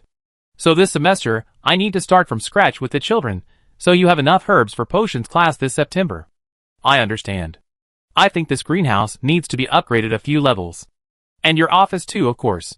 Greenhouse card. For every level this room upgrades, the growth rate of magical plants increases by 10%, and the chance of magical plant diseases decreases by 10%. So Andres upgraded Professor Sprout's greenhouse to level 4 and Hufflepuff's headmaster's office to level 2. The one who could truly connect with Sprout on herbs was Hagrid, because Hagrid often grew things on his own land and sold them for money. In his original timeline, he also frequently patrolled the Forbidden Forest and discovered all sorts of magical potions. Therefore, he often needed to consult Sprout about what various magical plants were, their effects, etc. In fact, Hagrid could be considered a semi-master of herbalism. After chatting for a while in Professor Sprout's headmaster's office, everyone dispersed. The next day, after the students arrived at school, some energetic young wizards discovered the greenhouses, but without direct evidence, they could only speculate that herbalism might be offered this semester. The prefects received their new timetables the night before school started. Herbalism was prominently listed on the timetable, so they knew in advance. On the evening of January 8th, in the Slytherin Common Room, Ronno, you know what? Christmas Day was the happiest day of my life. Anil recounted his Christmas experience at length. On Christmas Day, the three of us got up very early. You know, we live quite far from Grandpa's house. It takes 3 or 4 hours to drive there. We didn't arrive until noon. My father's generation had 4 siblings, and everyone else was fine. It was just my aunt, who was incredibly annoying. She was always bragging about my cousin. She said he got all A's, and all the teachers loved him. Then she said his school was going to recommend him to Cambridge, and the principal had even written the recommendation letter. Actually, you can brag all you want. It has nothing to do with me, right? But she always had to belittle me, saying our family genes were excellent, and that my poor academic performance was because of my mother's incompetence. Who could tolerate that? She could talk about me, but not my mother. So I immediately pulled out my wand and cast a speechless spell on my aunt. You have no idea how dramatic it was. My aunt was so startled that she suddenly couldn't speak. Oh no! My parents kept explaining to everyone that I hadn't neglected my studies, but that I'd been accepted to Hogwarts over the summer. It took them ages to get my family to understand that I really had become a wizard. Of course, I think my parents were just stalling for time, trying to make my aunt suffer a little longer. Then they told me to stop messing around and to undo the spell. I pretended I didn't know how to counterspell, telling them I hadn't studied hard enough to learn how, but it didn't matter, the spell would wear off in an hour or two. You didn't see it, my aunt's face turned green with anger. It was so satisfying. Well, Anil, I think your aunt never wants to see you again. I don't want to see her either. Let's not talk about her. How about your Christmas holidays, Jean? Me? I feel like a circus performer, constantly putting on a show for my parents with everything I learned. She complained. Chapter 72. January 9th, the weather was still a bit chilly. Since it was the first day of classes, the young wizards had chatted so happily the night before that many had stayed up late, and so many were still groggy when they woke up. It wasn't until they arrived at the Great Hall that the cold wind blowing in from the main entrance instantly woke them up. The young wizards quickly walked into the Great Hall. Although the doors were open, it was still much warmer than outside. It's so cold, Beretta. Why did you drag me out of bed so early? Erlinda complained softly. Don't be silly, Erlinda. We have herbalism class this morning. You're not trying to be late, are you? Beretta said with a helpless expression. Are we supposed to be farming? But I never even planted flowers before. Have you gone mad from the Christmas holidays? When have you ever seen a wizard farming? Okay, even if we are farming, we're planting magical plants. How can it be the same? What's the difference? I don't see any difference. Beretta was defeated by Erlinda's twisted logic, but she couldn't really refute it. Soon, the two finished breakfast and went to the greenhouse outside the castle to wait for class. Having arrived early, they saw Professor Sprout placing flower pots on the tables in the greenhouse. So the two volunteered to help the professor move the flower pots. Professor Sprout was very pleased with their help and gave each of them 5 points. Soon, class time arrived, and the Gryffindor and Hufflepuff students gradually arrived at the greenhouse. All right, children, welcome to your first herbology class. I'm so glad that in this cold weather, no one is late, and some have even arrived early to help with the chores. I know you learn magic for powerful spells, healing potions, or to satisfy your boundless curiosity. But herbalism is different. It can be tedious and boring. Just like how no one in the Muggle world likes farming, considering it's something for the lower classes. That's because they can't understand the joy of planting seeds in spring and reaping the harvest in autumn. Growing magical plants is a way of life, a simple yet fulfilling one. Each magical plant is a life, and you need to take good care of them. Sunlight, water, fertilizer, and even a good mood are all necessary conditions for magical plants to grow. Take sunlight, for example. There are many kinds of sunlight.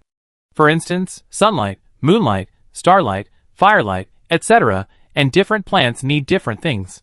For example, lantern grass needs moonlight. The reason lantern grass emits a soft glow at night is because it absorbs enough moonlight before flowering. If the moon appears for less than half a month in the 3 months of planting, then that batch of lantern grass is unusable. Another example is the sunflower, which needs plenty of sunlight. After maturing, they produce a large amount of solar crystals, which can be used medicinally or to subdue dark creatures, like corpses. There's also stardew, a super delicious food. However, its growing conditions are extremely demanding, making it very difficult to cultivate. This is why stardew's price remains consistently high. Stardew requires a month of starlight from the North Star on nights with the North Star present. During this month, there must be no rain, and the temperature must be around 15 degrees Celsius with a temperature difference of only 1 degree Celsius. These conditions are generally found in the Siberian wilderness. Stardew typically blooms for about 2 hours. The best time to harvest stardew is during these 2 hours of blooming. By the way, stardew costs 10 galleons per gram, which is quite rare at that price. Alright, enough chit-chat. Now let's talk about what we're going to do today. As you know, today is the first day of our herbalism class. Many of the potions you were supposed to practice with haven't even been planted yet, and these magical plants take a long time to grow. Therefore, the real potion learning will be next semester. But don't worry, this semester we do some preliminary preparation and plant some fun little things. For example, after class, each student will receive a pot of sunflower. Sunflowers need about 500 milliliters of water per week and plenty of sunlight. They grow for about a month, and each sunflower will produce 10 to 20 sun crystals. The first pot of sunflowers is a gift to each student, and the sun crystals are all yours. Okay, everyone, help me fertilize the soil in the pots. This is for planting mandrake. It's one of your practice magical plants next semester. Planting this requires care. They need to mix a little cow manure into every layer of soil. Not by stirring the manure into the soil, but by adding a little cow manure on top of each layer of soil. Everyone, come here and get your soil and cow manure. Then go back to your spots and fertilize the flower pots. Cow manure smells a bit, so wear your nose plugs. The little wizards obediently put on their nose plugs and lined up to get their soil and cow manure. They worked for over an hour before they filled the flower pots. When they took off their gloves and nose plugs, they felt like they were reeking of cow manure. Very good, 1 point for all the young wizards. You all worked hard today. Does anyone have any questions? Professor, why are we only fertilizing the soil instead of planting the seeds directly? Ah, that's a good question. Does anyone know the answer? Professor Sprout scanned the group of young wizards, hoping someone knew, but they all shook their heads, indicating they didn't know. Alright, since no one knows, I explain. It's because mandrake needs a lot of nutrients to sprout, and what we just did was to ensure the soil has sufficient nutrients for planting later. In other words, we're cultivating the soil to meet the conditions for planting. Do you understand now? Oh, I see. The group of young wizards nodded, seemingly understanding. Professor Sprout, I'd like to know what kind of potion sun crystals are used to make, and how they're made. Sun crystals are generally used to make healing potions. They're effective against physical damage from dark creatures. Of course, because they absorb a lot of sunlight, you can also use them for warmth. Sun crystals generally last for about 6 months, after which they become ineffective. As for how to make potions, I'm sorry, that's beyond the scope of potions class. Does anyone else have a question? Professor, I'd like to ask how we get sunflower seeds. Can we get more after we planted this pot?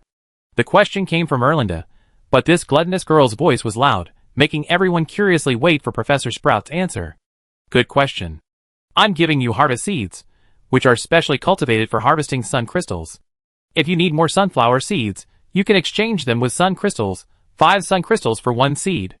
Alright, if everyone has no more questions, class is dismissed. Remember, everyone take a pot of sunflowers with you. Chapter 73. From the moment I became conscious, I was already in a small basin. But what I didn't know was that this basin, neither too big nor too small, was my home for this lifetime. I don't know how I got there. I only remember waking up to complete darkness. Although it was dark, I wasn't afraid.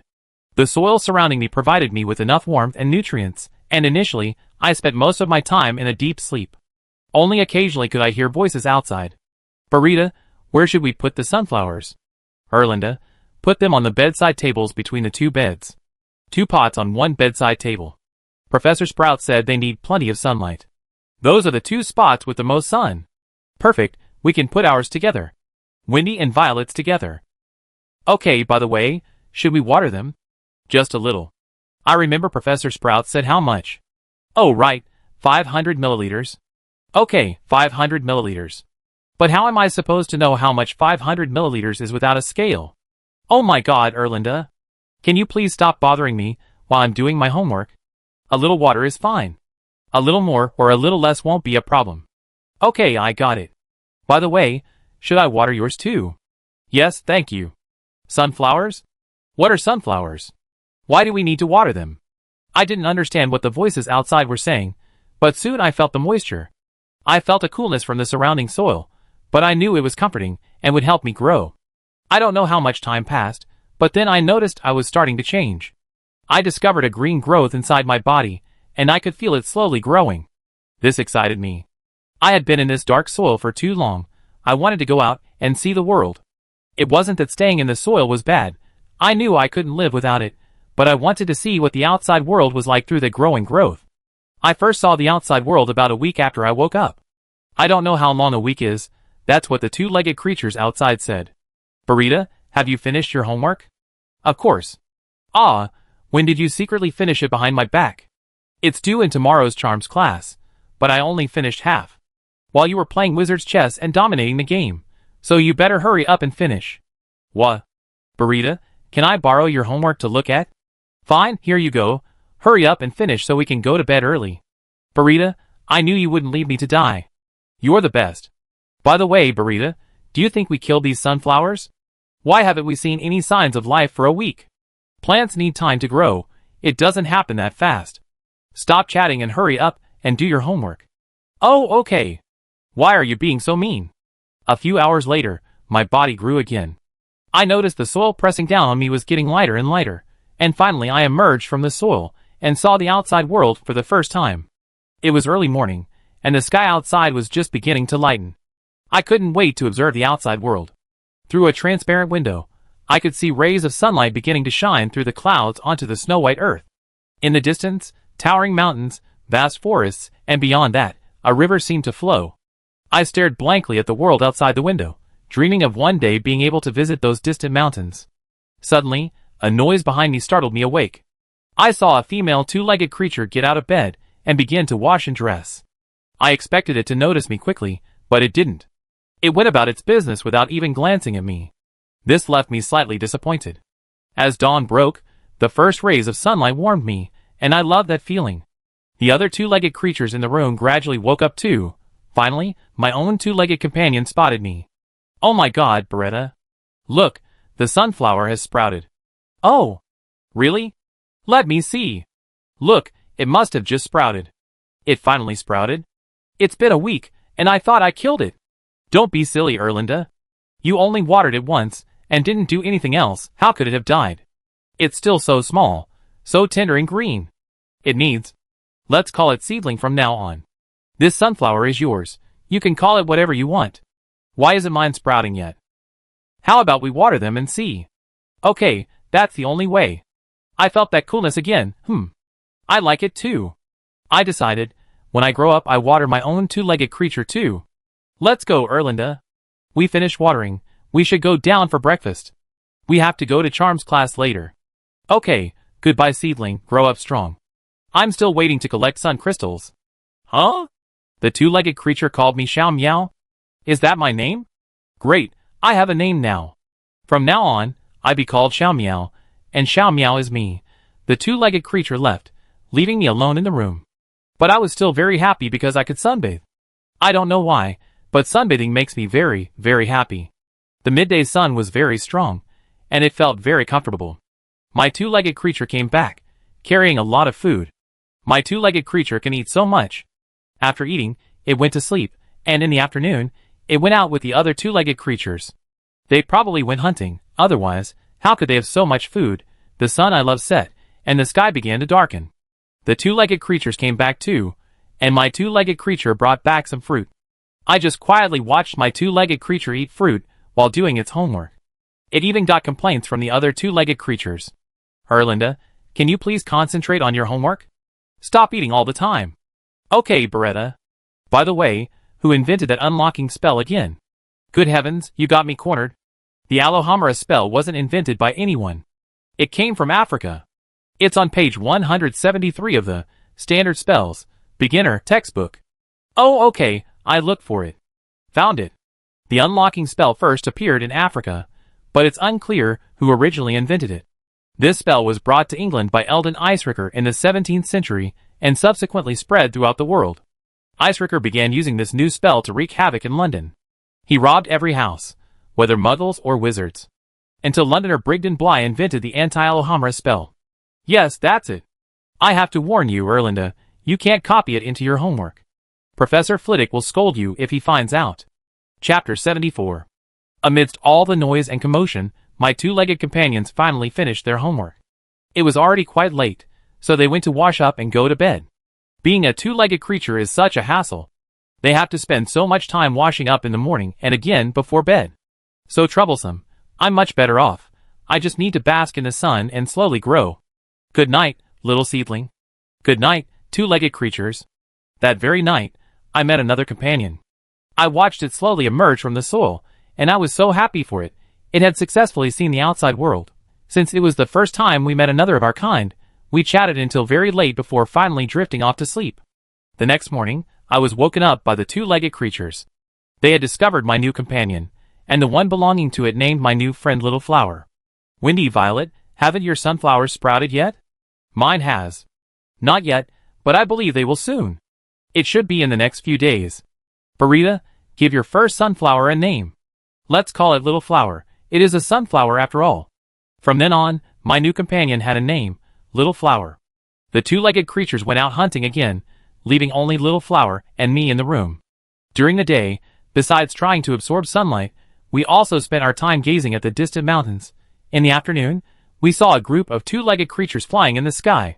There were not only female two-legged creatures, but also some males. We guessed that they were probably practicing their hunting skills, and so, in the days that followed, my other two companions, Cece and Xiaoyang, also sprouted one after another. We talked about two-legged creatures together, we worked hard to absorb sunlight together, and we also gazed blankly at the distant mountains. Everyone wanted to go and see the distant mountains, but none of us could stay away from the soil beneath our bodies. Little seedling, you must grow strong and tall. You must grow taller and stronger than Xiaohua, Cece, and Xiaoang. My two-legged creature murmured as it watered me. I could tell that it was the one who liked us the most out of the 4 two-legged creatures. Because it was the most diligent of the two-legged creatures, it often watered me and talked to me. The other two-legged creatures rarely watered my companions. Although it loved to eat, and was often complained about by the other two-legged creatures, what did it matter to me? As long as the two-legged creatures liked me, that was enough. In the following 2 weeks, just as the two-legged creatures hoped, I slowly grew and grew taller. I grew many leaves, which allowed me to absorb more sunlight. At the same time, I was also the tallest and biggest of my companions.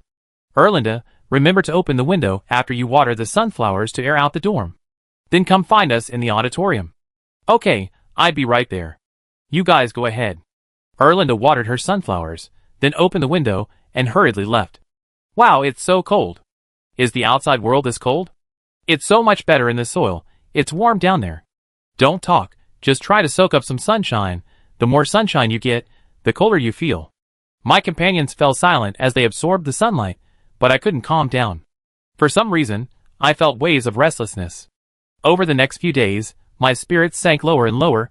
Many times, I would fall into a deep sleep from which I couldn't wake. I didn't understand what was wrong with me. I could feel my companions calling to me anxiously, but I couldn't respond. I couldn't grow anymore, I just wanted to sleep peacefully. Hey, Beretta. Why are there so many yellow spots on my sunflower leaves, while yours are all bright green? Let me see. Yes, why are so many parts of the leaves turning yellow? Windy, Violet, and Beretta all gathered around. Is it because it's not getting enough sunlight? Don't talk nonsense. If it wasn't getting enough sunlight, why would only the seedlings have problems? Is it infested with bugs? Please, do you see any bugs? It's probably sick. Erlinda, when did this start on the seedlings? A few days ago, I didn't pay much attention. It must have started a few days ago, starting as a small patch, and then it spread and got bigger. Come on, Erlinda. Grab the seedlings. Let's go ask Professor Sprout. So, before curfew, the group, carrying the sunflowers, went to Professor Sprout's greenhouse. They knocked on the greenhouse door. Come in. After receiving permission, they pushed open the door and filed in. What can I do for you so late? Professor Sprout, my little seedling is sick. Could you please take a look at it? A seedling? Hearing Sprout's question, Erlinda held up the flower pot high. Oh, it's a sunflower. Put it on the table, so I can see what's wrong. Tell me what's wrong. Professor, my seedling was fine until a few days ago, when yellow spots started appearing on its leaves. I didn't pay much attention at first, but today I noticed more and more yellow spots, so I rushed over to ask for your help. I can tell. It's been going on for a while. Don't worry, let me see. How often do you water it, and how much? Every 2 or 3 days, I guess. I haven't measured the amount carefully, but maybe half a watering can. That's the result of you not paying attention in class. Sunflowers don't need much water. They need more sunlight. With that, Professor Sprout smashed the flower pot, water spilling out as it shattered. Then he found another empty flower pot, and put the sunflower in it. Alright, take it back. Remember, the sunflower only needs 500 milliliters of water a week. Don't water it this week, it will recover on its own. I understand, thank you, Professor. Hurry back, curfew is coming soon. I woke up again on a sunny midday. My friends told me I had slept for 2 whole days. Little Flower told me that 2 days ago, the two-legged creatures hurriedly took me away, and when they returned, they found I had a new home. I could feel the irritability of the past few days gone. I was slowly healing. I shared this good news with my friends, and they were all happy for me. We can bask in the sun together again, gaze at the distant mountains together, and watch the two-legged creatures bickering and making a ruckus. Erlinda, look, the yellow spots on the seedling's leaves are getting smaller. That means it's recovering. Erlinda, tears streaming down her face, said to the sunflower, I'm so sorry, seedling. It's all my fault for forgetting what the professor said after class. I watered you too much. I'm sorry, I'm so sorry. It's okay, I'm okay. Don't cry, you two-legged creature. I know you didn't mean it. Unfortunately, the two-legged creature couldn't hear what I said. Chapter 75. A week after that day, the leaves on my body all turned green again. My two-legged companion was overjoyed, hugging the other two-legged companions and jumping for joy. Perhaps influenced by it, my body also began to undergo new changes. One dark night, a red flower bud sprouted on my body. I finally understood what the two-legged companions meant by sun crystals. They were like small pebbles, but unlike pebbles, they would slowly grow larger and emit a soft, faint glow in the darkness. My companions were very curious about this change in me. Perhaps they saw their future selves in me. When dawn broke, the bud's glow was almost imperceptible under the sunlight. Even so, it made my two-legged companion scream. Ah! Beretta, look! My little seedling has sprouted a flower bud. It's going to bloom. The other two-legged companion, however, covered its forehead, looking helpless. Alright, Erlinda, stop being so dramatic. Sunflowers need to bear fruit. Otherwise, where will we harvest sun crystals? Yes, Erlinda. But speaking of which, your seedling is growing better. It's the first to sprout buds. I wonder when my Cece will get hers. It should be soon, since they were all planted in the same batch and are only a few days apart. Yeah, that's true. Let's go, Violet, Erlinda, Beretta. Let's hurry and have breakfast. The house elf's cooking skills have improved lately. The egg pancake they made yesterday was really good. Yes. I ate 2 yesterday. I heard it was a Christmas gift from Principal Andres to the house elves, and it included some food magazines. That's wonderful. I was almost sick of pumpkin pie and fries last semester. Come on. Don't be late. The two-legged creatures chattered away, while we continued our diligent absorption of sunlight. At first, as usual, we diligently absorbed sunlight and nutrients from the soil to grow. But today, I discovered that some of the sunlight and nutrients I absorbed weren't actually absorbed by me, they were being absorbed by the sun crystals. But I wasn't worried, because the sun crystals are part of my body too, aren't they? I was even happy about it, because I wanted them to grow quickly so I could help my two-legged creature, which seemed to really want them. Since the two-legged creature couldn't produce sun crystals itself, I give it mine, it would be very happy. That same day, Little Flower, Cece, and Little Sun also sprouted flower buds. When the two-legged creatures returned from their hunt that evening, they were overjoyed to see us. Hey, Erlinda. Look, the sunflowers are glowing. Yeah, they're not glaring, and I can feel a faint warmth. No wonder they're called sunflowers. The sunlight doesn't come for nothing. They're more like lamps, much more convenient than lamps or oil lamps. 10 more days passed, and our buds grew larger, the sun crystals inside growing bigger too. The two-legged creatures were very happy, but a faint sadness lingered among the 4 of us. As the sun crystals slowly grew, we gradually realized that the blooming of the flower was the beginning of our death.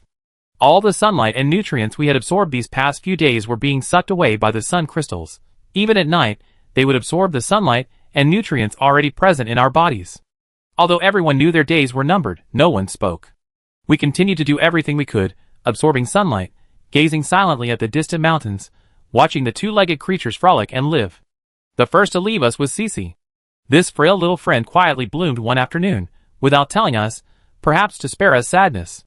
We only realized Cece was gone when we heard the sound of the sun crystals falling to the ground. We tried to call out to our companions, but there was no response. We didn't even have time to say goodbye. That night, the two-legged creature named Wendy was very happy because it had obtained more than 10 sun crystals. The other two-legged creatures were also fascinated for a while, and Wendy generously shared one with each of them. It probably doesn't know that Cece is dead yet, because Cece's body is still green, only we know it's dead. That night, Xiaoyang suddenly woke me and Xiaohua. We knew it was dying too. Xiao Miao Xiaohua. I might not be able to go to the distant mountains. After saying this, Xiaoyang's flower bloomed. The same sun crystals scattered all over the ground, the crisp sound waking the two-legged creatures. What's wrong? Did any of you get up and break something? Violet, you can go back to sleep. It's your sunflower that bloomed, and that's the sound of sun crystals falling to the ground. Oh, I pack it up tomorrow morning. I'm so sleepy. In the end, only Little Flower and I were left, but we knew our time was running out. Little Flower left the following afternoon, specifically saying goodbye to me before it departed. Goodbye, my companion. I'm so glad to have met you all. I was initially heartbroken to see Little Flower leave, but as I grieved, a strange feeling washed over me. I suddenly realized that I was about to bloom too.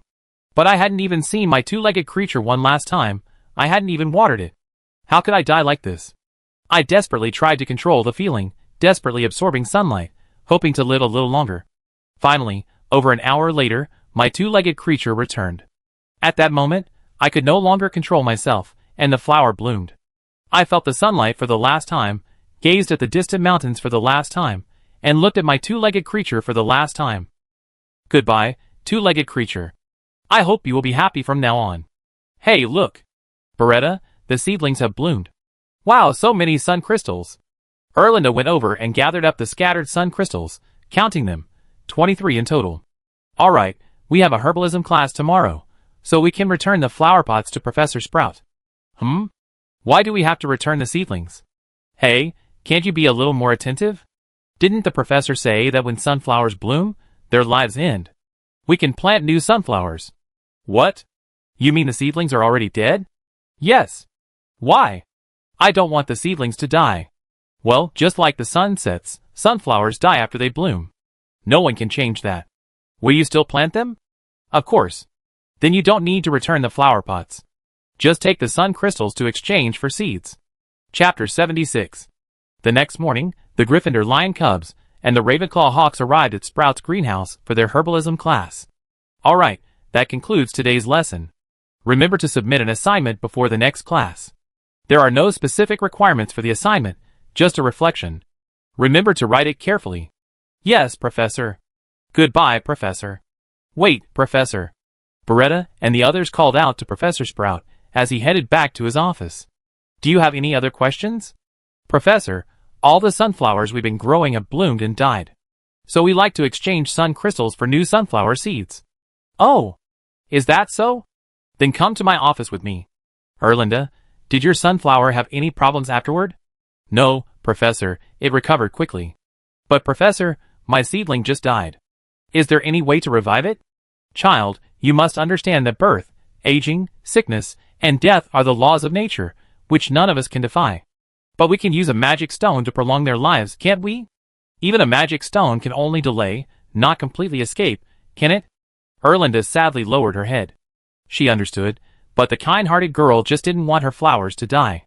Professor Sprout thought for a moment, and said to Erlinda, perhaps you're right. We can prolong the life of the sunflowers through other methods, but this requires sacrificing the amount of sun crystals. You know, the reason we cultivate so many sunflowers is for sun crystals, which are a type of potion ingredient. I don't want them to die. I want them to stay with me. Seeing Erlinda's reaction, Professor Sprout had no choice but to give up trying to persuade her. After all, she was still a child, and children are driven by emotion and don't consider practical benefits. Alright, I can use a potion to prevent the sunflower buds from blooming, thus extending their lifespan. But the longest it can extend is 6 months, they still die after that. Only 6 months? 6 months is fine too, then thank you, Professor. You need to wait a few days, the potion takes time to prepare. Okay, how many seeds do you need now? 1 for each of you, Professor. We found that since we started growing flowers, we become much more relaxed. That's why. Even though many things can be solved with magic, I still prefer to do things myself. If you don't pursue profits like you do with the herb garden in the future, I suggest you try to do things yourselves as much as possible. To be honest, I think doing more physical work is good for your health.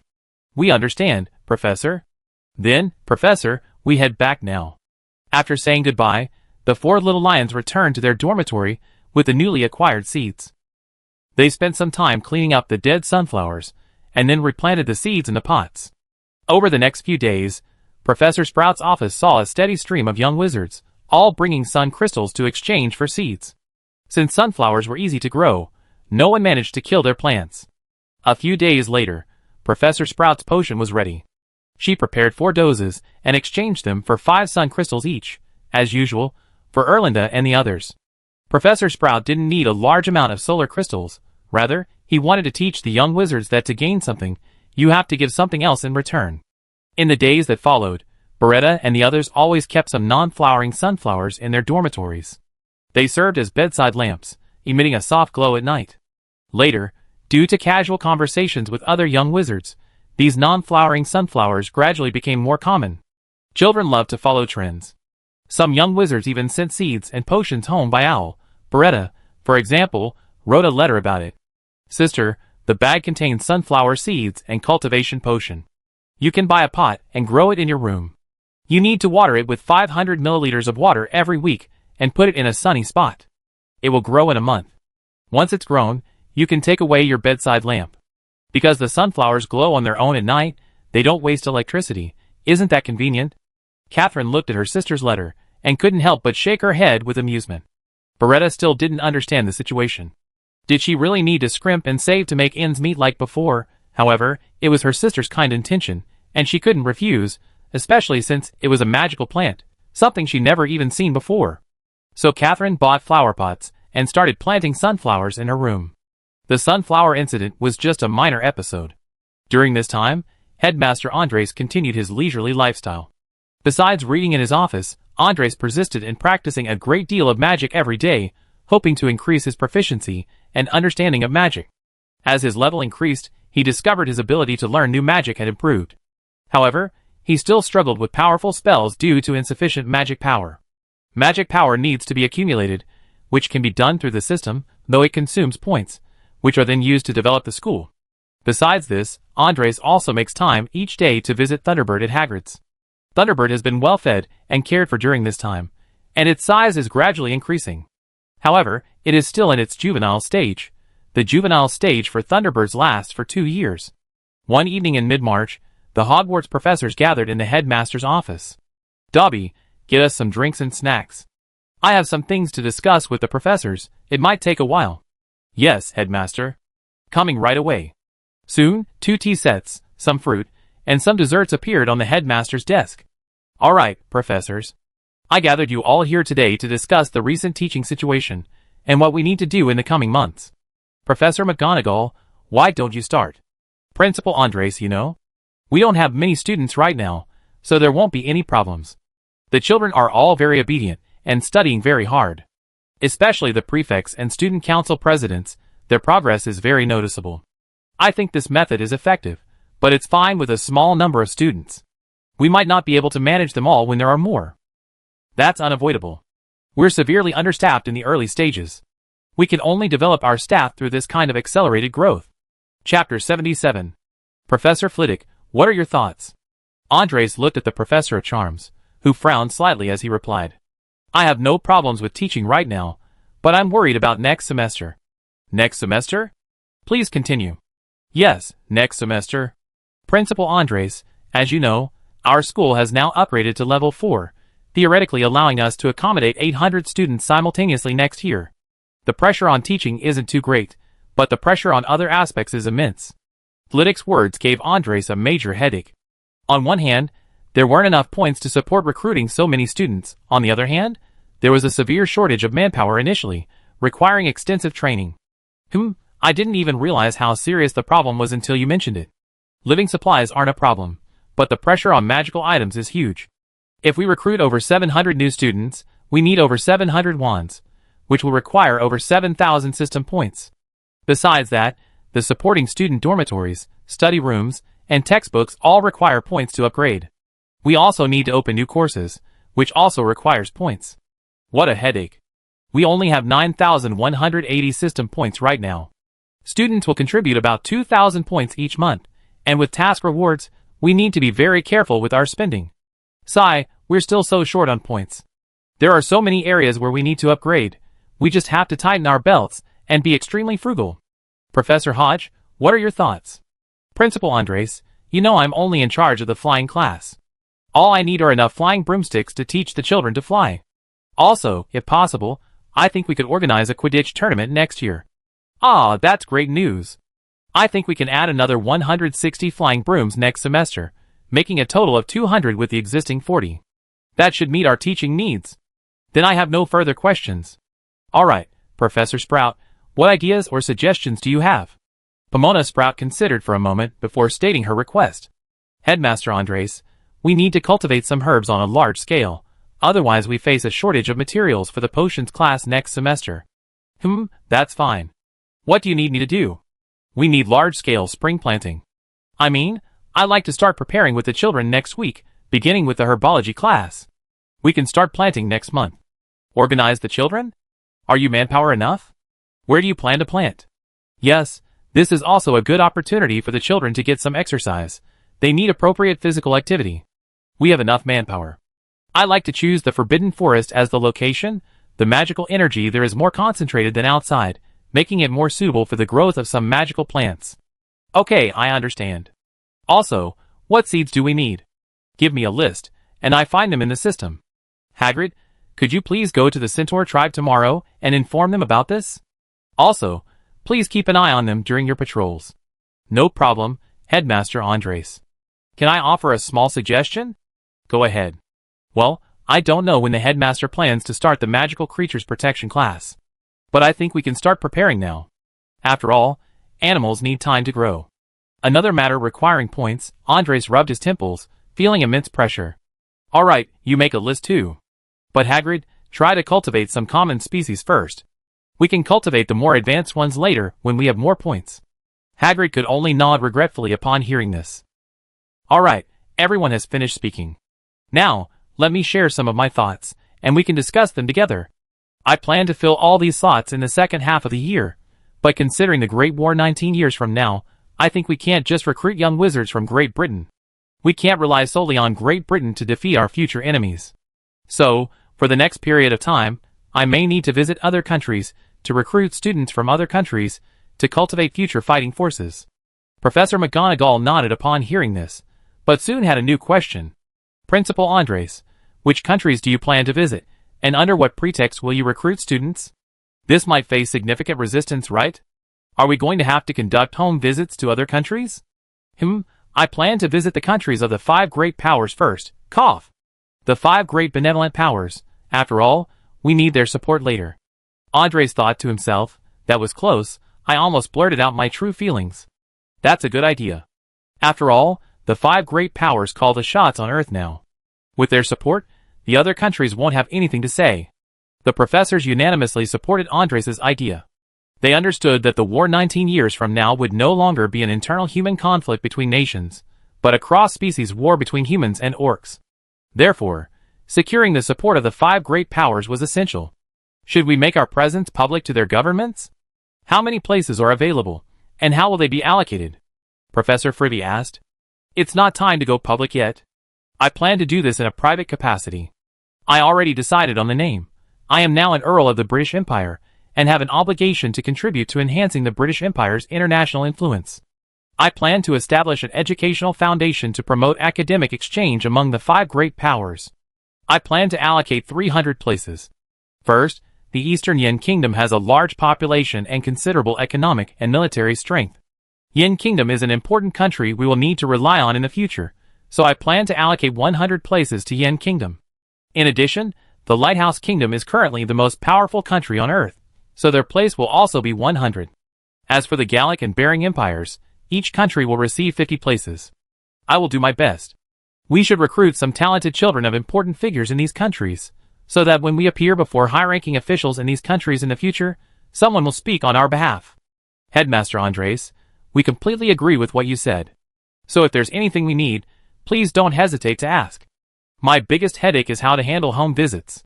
We might need to conduct home visits abroad. As for the rest, we decide after we confirm the number of students coming to Hogwarts. In short, this summer's tasks are very heavy, so I hope everyone is mentally prepared. This meeting on future plans lasted a long time, ending at midnight.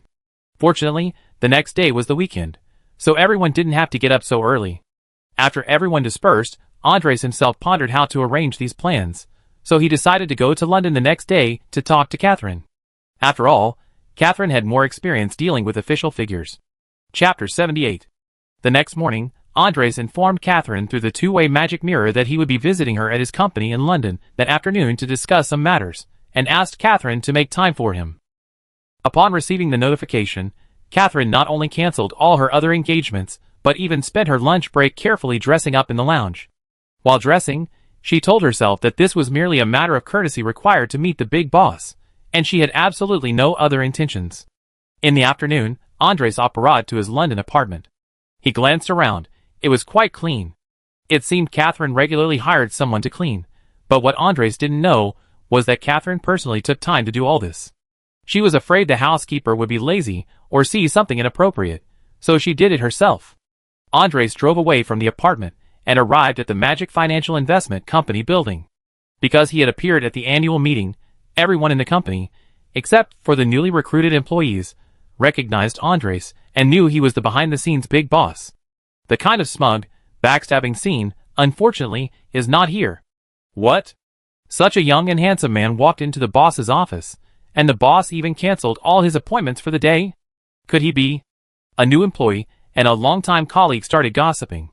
You want to quit? What nonsense are you talking about? He's the big boss behind the scenes. A seasoned employee said. Really? The big boss is that young? Hey, I'm not trying to be mean, but how did you even get into this company? You don't even know who the big boss is? Huh? I was recommended by a friend. He only told me this company has top-notch salaries and benefits, nothing else. Oh, you're asking me? I know. I've been here since the company was founded. Then tell me quickly, dinner's on me tonight. Great. Our boss. Andres hadn't expected his visit to the company today to further enhance his reputation. Hello, boss, long time no see. What brings you here today? Would you like some coffee? Catherine, long time no see. How's the company doing lately? Or would you like some tea? Catherine pressed a microphone on the table, and soon her secretary brought in 2 cups of tea. What? Why isn't Catherine drinking coffee? The big boss drinks tea, why isn't she? Does she even want to work here? Catherine then reported some recent changes in the company to Andres. With Andres' guidance, the company's profits were quite considerable, and her subordinate's spontaneous trading had been a mixed bag. These losing trades also masked the fact that the Magic Financial Investment Company was making a fortune in the financial market. Catherine, I have a plan that I need your help with. I'd like to recruit some international students to study at Hogwarts. International students? Catherine was a little puzzled. What would Hogwarts need international students for? But as a subordinate, she didn't question it. I'd like to recruit some students from the other 5 great nations of Earth. This will help us integrate into the Muggle world later. Oh, I see. Boss, you mean recruit some children of the leaders of these countries to learn magic, so their families will support our integration into Muggle society? The meaning is similar, but talent should be the primary factor. Family background is only one aspect. What are your thoughts? I wonder what pretext the principal plans to use for this. I plan to establish an educational development foundation in a private capacity, ostensibly to promote Britain's international influence. That should be a valid reason. If we're providing the funding, the Ministry of Education and the Ministry of Foreign Affairs have no reason to refuse such a good thing. Then I leave this matter to you. Let me know if there's anything I need you to do. No problem. It's no secret in high society that our company is so profitable, many individuals and families want to invest. As long as I spread the word, they come to us on their own. However, since you made an appearance, both sets of bosses need to meet before a final decision is made. That's no problem. Just let me know in advance. Push this forward as quickly as possible. There are still many things to discuss and handle. Understood. I let them know tonight, and I'm sure we hear back soon. Alright, I won't stay any longer. I need to go back and discuss some details with the professors. Oh, won't you stay for dinner? There's a nice restaurant nearby. I'm sure you like it. Seeing Andres about to leave, Catherine hurriedly invited him, knowing the staff outside would be shocked. No need for you to spend money, restaurants in central London certainly aren't cheap. With that, Andres pushed open the door and left, leaving Catherine alone, looking at him with a slightly resentful expression. She secretly wondered if he didn't like her outfit today. Andres, you bastard, just tell me which one you like. Catherine calmed herself and began to think about how to complete Andres's task. Lowering herself to ask officials for favors wasn't Catherine's style. She knew that asking for help and having someone come to you for help were two different things. Since she wanted to fish, she needed to cast her bait first. After thinking for a while, she picked up the phone and called her subordinate James. James was not only capable but also had connections, otherwise, Catherine wouldn't have let him lead a trading team alone. James, it's me. Come to my office. Oh, and bring the project proposal for the real estate debt packaging you mentioned earlier. Yes, boss, I'll be right there. Please wait a moment. James Hammond came from an official family, his lineage traced back to the British Civil War.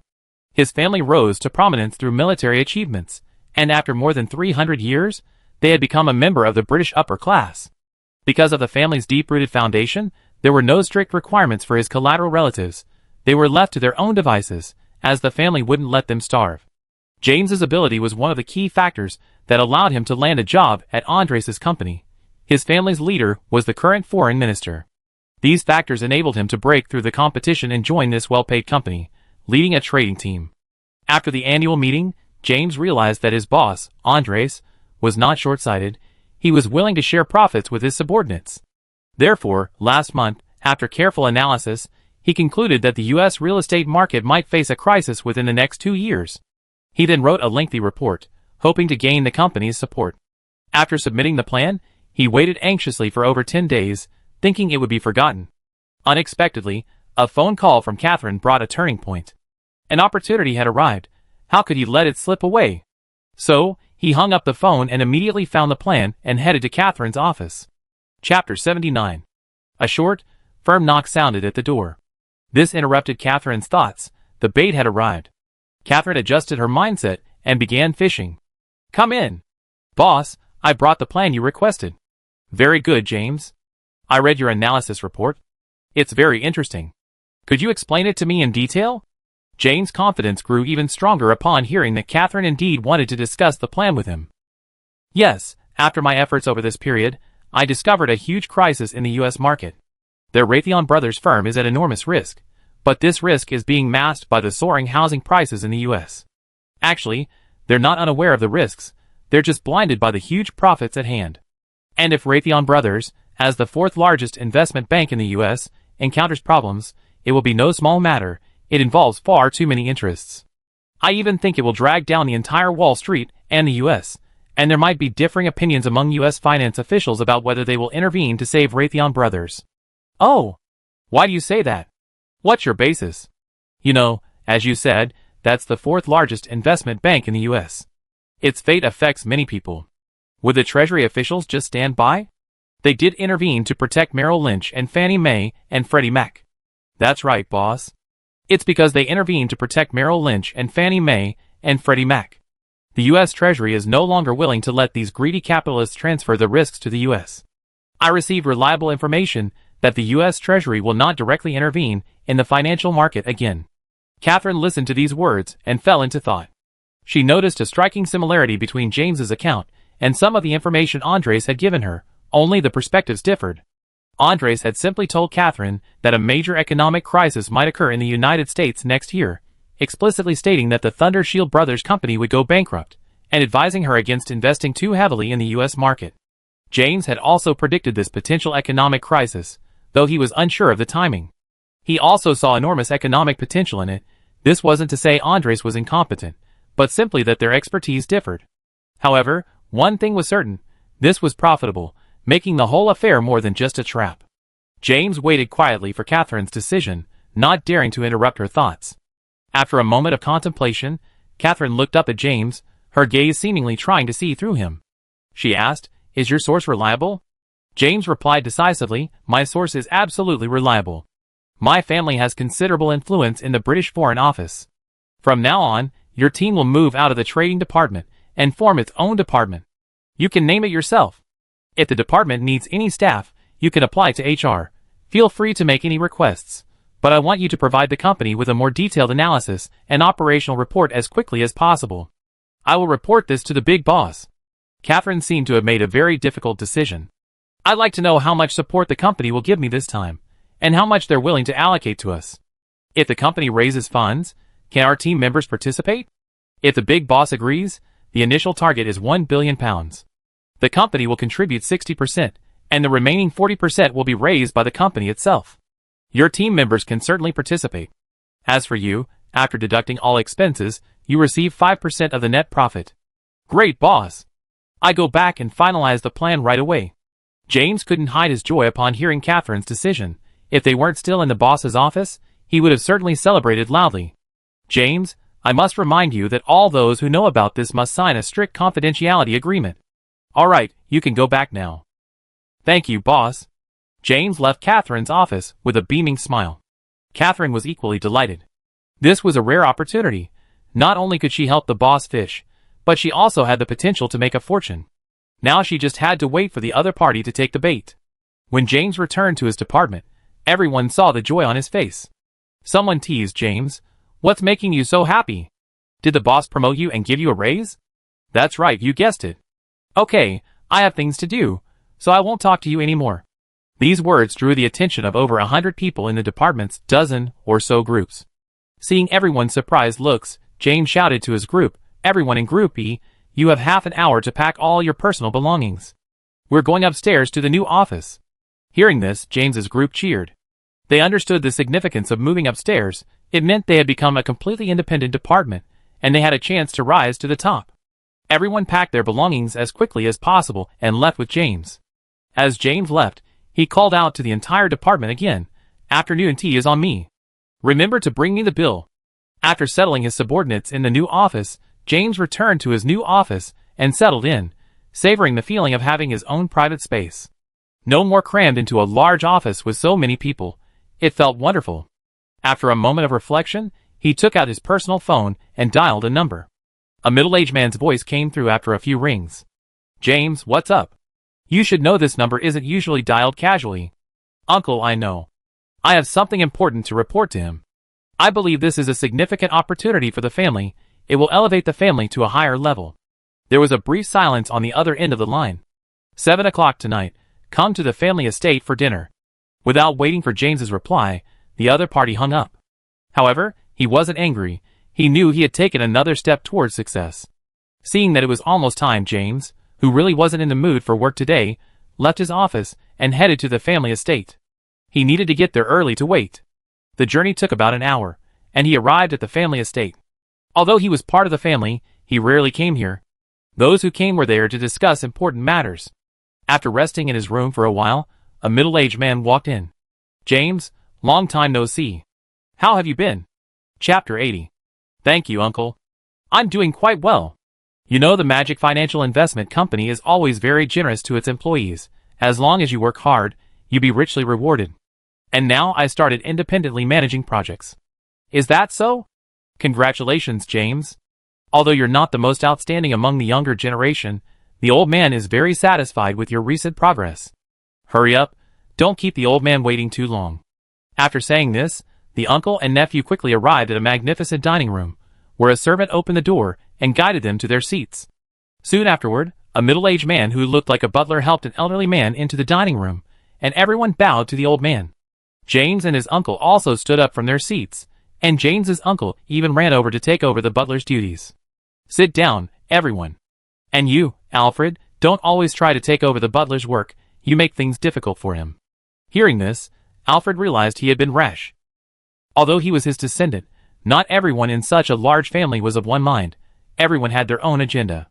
Therefore, those in power were very concerned about their safety. Unless there were exceptional circumstances, they would delegate most loyal subordinates to handle many tasks. Who knew what problems might arise if others rashly stepped in? This had nothing to do with kinship. It was the law of survival in a wealthy family. "I've been missing you so much. I've been away on business lately, which has taken up too much time. So seeing you made me a little flustered," Alfred said, nodding apologetically to the butler. All right. Enough of this nonsense.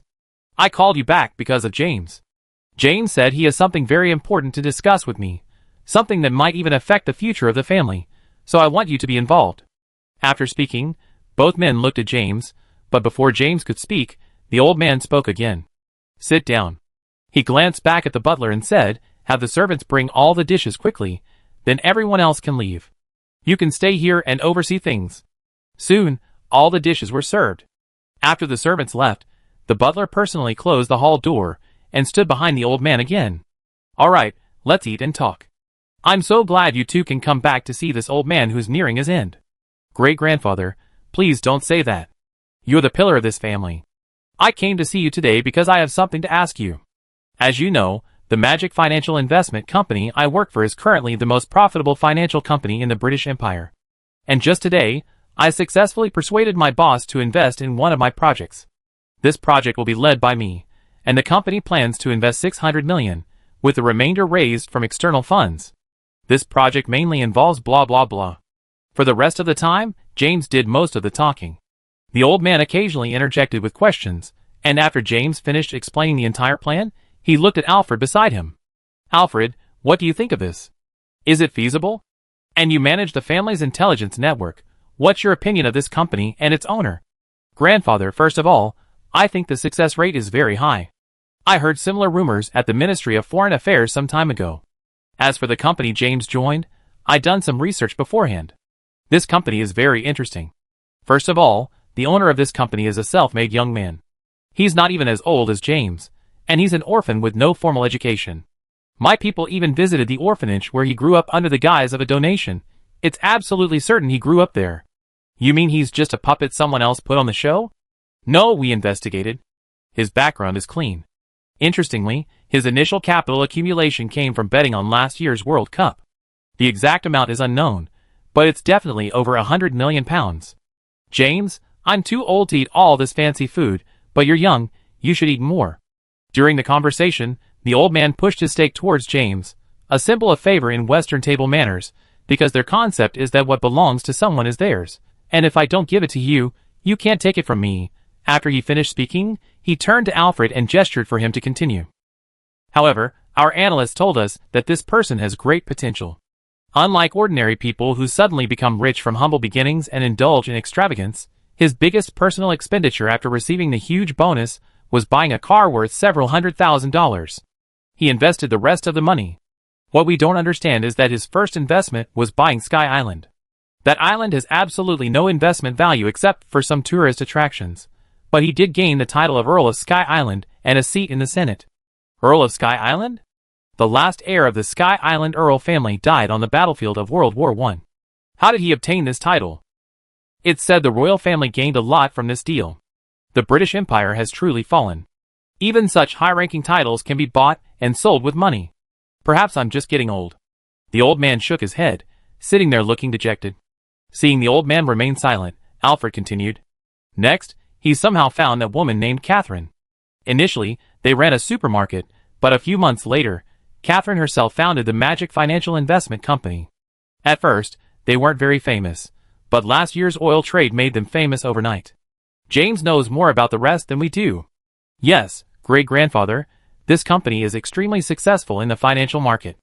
If it weren't for the losses incurred by our trading groups, the profit margin would be astonishingly high, solely due to Catherine's own efforts. Even including the losses caused by our trading groups, the company's overall performance is among the best in the financial industry. Hearing their introduction and analysis, the old man fell into deep thought. After a while, his previously closed eyes suddenly opened, and he abruptly asked James a question. You mean, your plan was shelved for a long time, and it was your boss who suddenly approached you and decided to push it forward? Yes, great-grandfather. I had already given up, but unexpectedly, things took a turn for the better today. And the company offered me very generous terms, allowing us to raise our own funds to participate. The old man said confidently. What made her suddenly change her attitude? Probably something she needs from our family, but instead of asking directly, she's using benefits to get us to bring it up. Heh, what an interesting little fox. Since she's offering such a large benefit, let's see what she wants to do. Alfred, when you get home, tell your father to make time to meet with James's boss. He definitely has something to gain. You can try to put some pressure on him. Chapter 81. After dinner, Alfred returned home. He told his father, the Foreign Secretary of the British Empire, about the request from the old man, the family patriarch. His father, after learning the details from Alfred, did not refuse. Although it was the patriarch's request, his current position allowed him to refuse. However, this meeting could bring significant benefits to the family, so he had no reason to refuse. After thinking for a moment, he told Alfred that he could arrange a time the day after tomorrow afternoon and asked him to quickly inform James to schedule a time with the other party. The next morning, James arrived at the company. He first arranged the work for his department, instructing his subordinates to collect all data regarding subprime mortgages in the United States through various means, including both public and private information. He even directly sent several people on a business trip to the United States to gather first-hand information. All expenses were paid by the company. Their main task was to visit various parts of the United States and screen the local situation, because much of the publicly available data was inflated, but the extent of this inflated data depended on the governments of each country. After arranging the work, he waited until the time was almost up. He called Catherine's secretary, saying there had been significant progress, and he wanted to report directly to Catherine. After a short while and receiving a positive reply, he went to see Catherine. He arrived at Catherine's office, knocked, and entered. "Boss, there's something I'd like to discuss with you about the project I'm in charge of." "Oh, tell me about it." "Well, as you know, my family is quite large and financially well off. Last night at dinner, I mentioned to my family that my project is raising funds, and they think it's a good project and want to invest." "Yes, that's good news. How much do you plan to invest?" "Just follow the company's procedures. There's no need to report to me specifically." "Around £50 million. Although my family has considerable financial resources, much of it is fixed assets, so our available liquid funds for one-time investment are limited. 50 million is quite a lot. Don't underestimate yourself. However, my family has a condition." "Oh, my family wants to meet with you or Mr. Andres, given the huge investment." "They want to meet Mr. Andres, right? Is it someone to you who wants to meet the big boss?" The implication was clear. Not just anyone can get a meeting with the big boss. "Oh, it's my great-uncle. He's currently the Empire's foreign minister. I don't think the big boss would refuse." "Ah, Mr. Tarn Hammond?" Hearing this, Catherine understood that her bait was too tempting. The other party had taken the bait so quickly, so she asked with feigned surprise. "Yes, he's my great-uncle." "That's amazing. I didn't know you had such a background." "All right, let's arrange a time and place. Mr. Andres and I will make time." James secretly curled his lip. Such a convincing performance. "I don't believe the company didn't conduct a background check when I joined. Tomorrow afternoon, your great-uncle will be waiting for you and Mr. Andres at one of our family's upscale clubs." "Okay, I understand.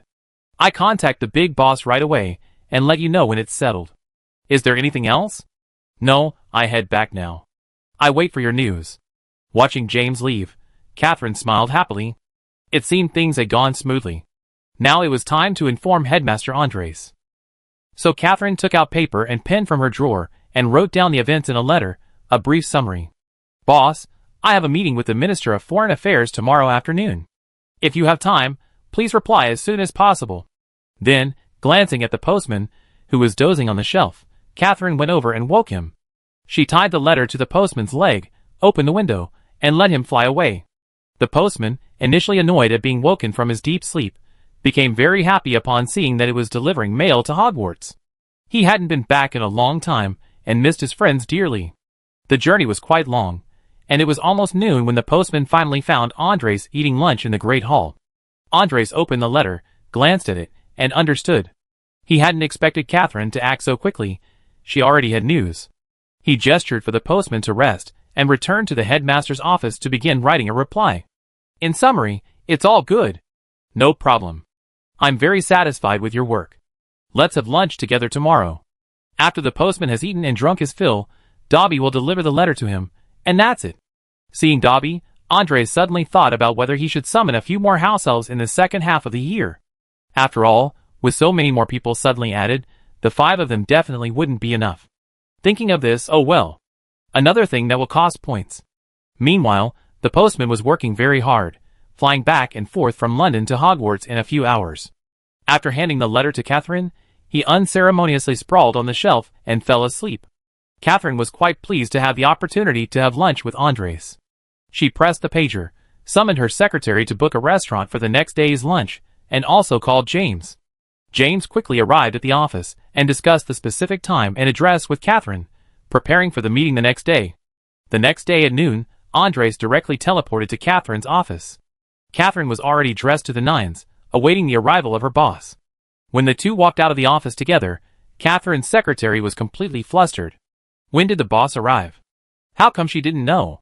Had she made a mistake in her work? No way, she wasn't asleep. She pondered all afternoon, but couldn't figure out how the boss had entered the office. Andres hadn't expected that his attempt at convenience had caused his secretary so much anxiety. In the afternoon, Catherine and Andres arrived at the agreed-upon location without any other guests.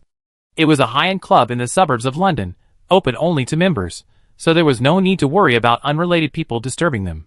Minister Torren only brought a driver/bodyguard and a secretary, along with James. Upon meeting, both sides greeted each other warmly. After all, one was a high-ranking official, and the other a future benefactor. They flattered each other, a classic case of mutual back-scratching. Minister Torren, hello. I am Catherine, and this gentleman beside me is my boss, Earl Andres. Ah. Hello, Earl Andres. I heard so much about you, but never had the chance to meet you. Miss Catherine, you are even more beautiful and charming than the rumors say. Catherine thought to herself, no wonder he's a diplomat, he knows how to talk. Chapter 82. Count Andres has achieved so much at such a young age. It's truly enviable. When I heard about your accomplishments, I felt old myself. You're too modest, Mr. Torren. Everyone knows you're the Prime Minister's right-hand man. I still have much to learn from you. Haha, not at all. Ah, look at this old fool making you all stand here for so long. Please come in. What would you like to drink? Of course, whatever you like. Catherine, what about you? Ah, I still need to drive. Just bring me a cup of coffee. Alright, go and give me that bottle of your prized wine. Today is a special day, Count Andres, and I would like to have a drink. Torren's secretary obeyed and left, and then the group began chatting. If I may ask, Miss Catherine, how did you come up with your strategy regarding crude oil futures trading last year? You know, many people lost money in that market. But you, with your excellent professional skills, made so much money. You know, when that news spread, it made countless people envious. You flatter me, Minister Torren. The futures business is more about intelligence analysis and accuracy. In fact, this is difficult for many people, but for someone of your stature, it's not hard at all. You simply focus your energy on the future of the empire. Haha, young lady, you're quite the talker. However, I have indeed devoted a lot of effort to diplomatic work. The immense pressure has left me exhausted. Therefore, I hope we can be frank today and not waste each other's time. Just as Andres was about to speak, Torren's secretary knocked and entered, carrying a bottle of wine and a cup of coffee. Seeing this, Andres remained silent. Come, Count Andres, try this bottle of Bordeaux from my collection. It was a gift from the French president when I was the ambassador to France. I kept it until now, and since we met today, let's drink it. The secretary poured the wine into 2 glasses and presented them to the 2 men. Andres and Torren each picked up a glass and tasted it. Mr. Torren, very nice, thank you for the wine. I think we can talk business now. Andres then gave Torren's secretary and bodyguard a meaningful look. Torren immediately gestured for them to leave, and the 2 quickly left the room and closed the door behind them. Only Andres, Catherine, Torren, and James remained in the room. Mr. Andres, I know your magical financial investment company is doing very well, and it's unlikely you lack investors. So, what are your requirements for this collaboration? If I can meet them, then we have a pleasant partnership. If not, then I can only say I regret it. Andres also began to put on an act, wearing a wry smile. As expected, I couldn't hide it from your discerning eye. I do have something to discuss with you. However, this isn't necessarily a bad thing for you. Tell me about it. Well, I plan to expand my influence to facilitate my future asset allocation. So, I come up with a good idea to increase my political and economic influence in several countries. I will establish a foundation, operated by the Financial Magic Investment Company. The annual profits will be used to strengthen educational and cultural exchanges among the 5 great powers. Specifically, I will provide funding for the Ministry of Foreign Affairs and the Ministry of Education to organize exchange programs for international students. Simultaneously, a similar number of students will come here to study and experience life. That doesn't seem too difficult. Are there any specific requirements? We hope the students' ages will be between 11 and 18 years old. This is the age when children establish their values. It's easier to influence them and foster a sense of belonging to our empire. I think that's perfectly fine, and even a good thing for me. Is that all the requirements? That's all, but I hope the first exchange can be held this summer. So urgent? Can't we choose next year? That would give us more time to operate. Because this matter also involves the Ministry of Education. If it were just the Ministry of Foreign Affairs, I could make a decision with a single word, but as far as I know, the Ministry of Education isn't that efficient. I hope you can make an introduction to the Ministry of Education. We will reserve a quota of £25 million for their people. If this matter is successful, both your family's share and the Ministry of Education's £25 million will be advanced by our company. But you know that investments always have gains and losses. If you make a profit, it belongs to you. If you lose, it naturally has nothing to do with you. Earl Andres, do you have plans to enter politics? Have you considered our Whig party? I have no political affiliation. I'm just trying to make myself look stronger. You know, the Magic Financial Investment Company is too dazzling. I need to do some things appropriately to avoid a lot of trouble. Faced with the old fox's probing, Andres could only use the excuse of protecting his interests. People are all the same. If you don't move forward, you fall behind. For their own benefit, they had to forge ahead. The old fox, Torin, on the other hand, thought Andres was paving the way for his future political career. Only paving the way for his future political career could explain why he would sacrifice so much profit for this thankless task. Aside from the loss of his investment share, the daily expenses of these 600 students were no small sum. However, this was not only a small favor for him, but he could also reap considerable benefits, even gaining a significant favor from the Minister of Education. Why not? So, after considering for a moment, Torin raised his glass and clinked it with Andres's. May our cooperation be fruitful. May our cooperation be fruitful. The two smiled at each other, and then began their mutual flattery, even making some unrealistic promises. For example, Andres believed that Torin promised he could help Andres resolve any trouble he encountered in Britain. To Andres, this was utter nonsense. When there's mutual benefit, friends are willing to say anything. To Torin, Andres' promise to handle some matters he couldn't personally resolve was seen as Andres trying to find fault with him. Things he couldn't personally resolve couldn't be kept secret, and he certainly wouldn't let outsiders know. In short, the two were practically inseparable, practically ready to chop off chicken heads and burn joss paper for each other. Luckily, there was no such thing as sworn brotherhood in England, otherwise Andres would have been at a huge disadvantage, especially since Torin was over 60. The meeting lasted over 2 hours. Although Torin repeatedly urged Andres to stay for dinner, Andres declined, citing important matters. On the way back, Andres entrusted the follow-up to this matter to Catherine. Chapter 83. After seeing Andres and Catherine off, Torin sat quietly in the main seat, deep in thought. Minister, Count Andres, and the others have left the manor. Good. You and the driver go to the guest rooms to rest. I'm tired. I probably won't be leaving today. Yes, Minister. We go rest then. Call me anytime if you need anything. After the two subordinates left, Torin looked at James. What do you think of your two bosses? What do you mean, grandfather? Wasn't I obvious enough? You're lacking in politics. Never mind, call Alfred over. From now on, you focus on making money. The family won't treat you unfairly. I understand. That's why I rarely get involved in politics. This cooperation with Count Andres was purely coincidental. Coincidence? Silly child, there aren't that many coincidences in this world. Have Alfred help you more in the future. After lecturing him, he dismissed James. A moment later, Alfred entered. Father, how did you find the meeting? Count Andres and Miss Catherine must have been formidable. You're absolutely right. Are you sure this Count Andres of Sky Isle is an orphan? He doesn't seem like one at all. He's incredibly shrewd and worldly wise. As for Catherine, she's a little fox, a very cunning woman. Oh! Such high praise. It seems father thinks highly of these two. Count Andres is a man of action, willing to invest heavily for his goals, and extremely efficient. He's a very promising young man. You should gather more information about them in the future. I have a feeling his motives aren't so simple. I understand. I keep a close eye on it. By the way, after you get back to the ministry tomorrow, immediately draft a proposal. It's about a plan to increase the empire's global influence. Since Andres wants to improve his political standing, we should get a share of the benefits too.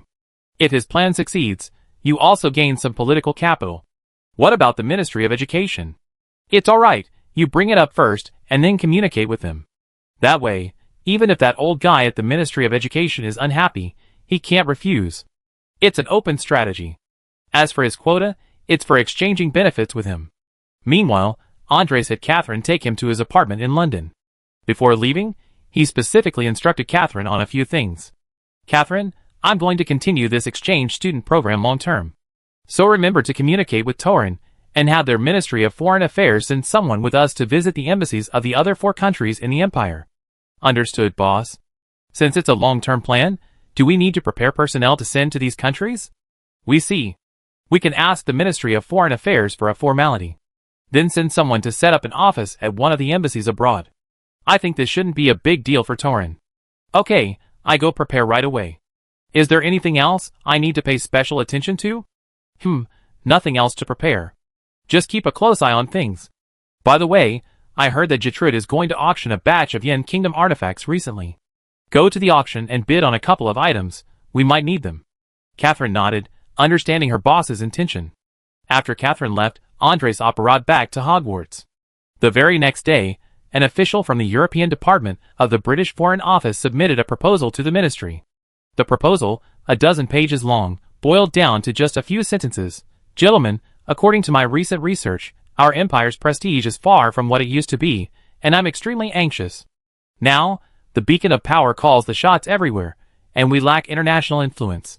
To expand our influence on Earth, we should actively promote an exchange student program, sending our students abroad to spread the glory of the empire, while also letting foreign students know our strength. If it were just a proposal initiated by an ordinary department member, it probably wouldn't have been taken seriously.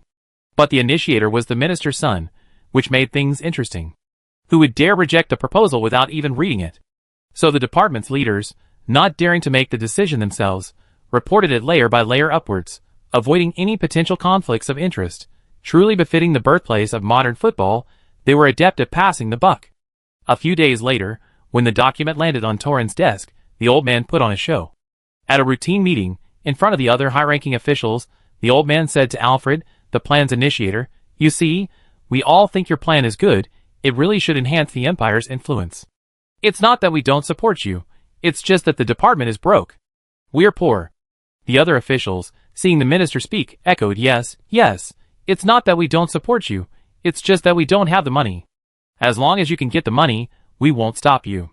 After listening to such a long-winded explanation, Alfred realized what was going on. His father, true to his cunning nature, feared opposition from within the department, and preemptively framed the objections as related to money. But was money really the problem? Obviously not. But the opposition within the department didn't know that. That's clever.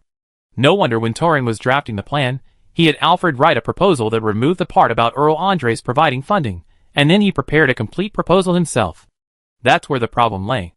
Now the opposition is also fixated on the funding issue, saying they support you if you can get the money from the treasury. But the treasury's money isn't so easy to get. All the money is budgeted and planned for last year. Where will the money come from for this new plan? Diverting money from other places? Aren't you afraid of being attacked by the parliamentarians? Alfred isn't stupid either, he has to play along. First, he argues with the opposition that this is a new initiative from our Ministry of Foreign Affairs, so why should I be the only one asking the treasury for money? Besides, if the plan succeeds, the credit won't be mine alone. Why should I take the lead? The opposition says, I won't listen. I won't listen. It's your plan. You go to the treasury for the money. If it succeeds, the credit is yours, we won't be jealous. Alfred gritted his teeth. You swear an oath. The opposition agreed. Fine, fine, fine. Swear it then, move on to the next topic. We're hungry, we need to go home and eat. Then, to everyone's astonishment, Alfred presented his second version of the plan. Compared to the first version, it included details on funding sources and usage. Torian didn't give the opposition a chance to speak, stating that since the money was settled, that was it. It's getting late, we discuss the remaining topics tomorrow. You're hungry, aren't you? Meeting adjourned. Then, he led his supporters and cronies away like birds scattering, leaving the opposition there secretly regretting their actions. Damn it, we've been tricked by the Hammond father and son again. Chapter 84. During this time, Andres wasn't idle either. Besides improving his magical skills, He devoted himself to cultivating a bond with Thunder every day without fail. Thunder no longer lived in Hagrid's hut.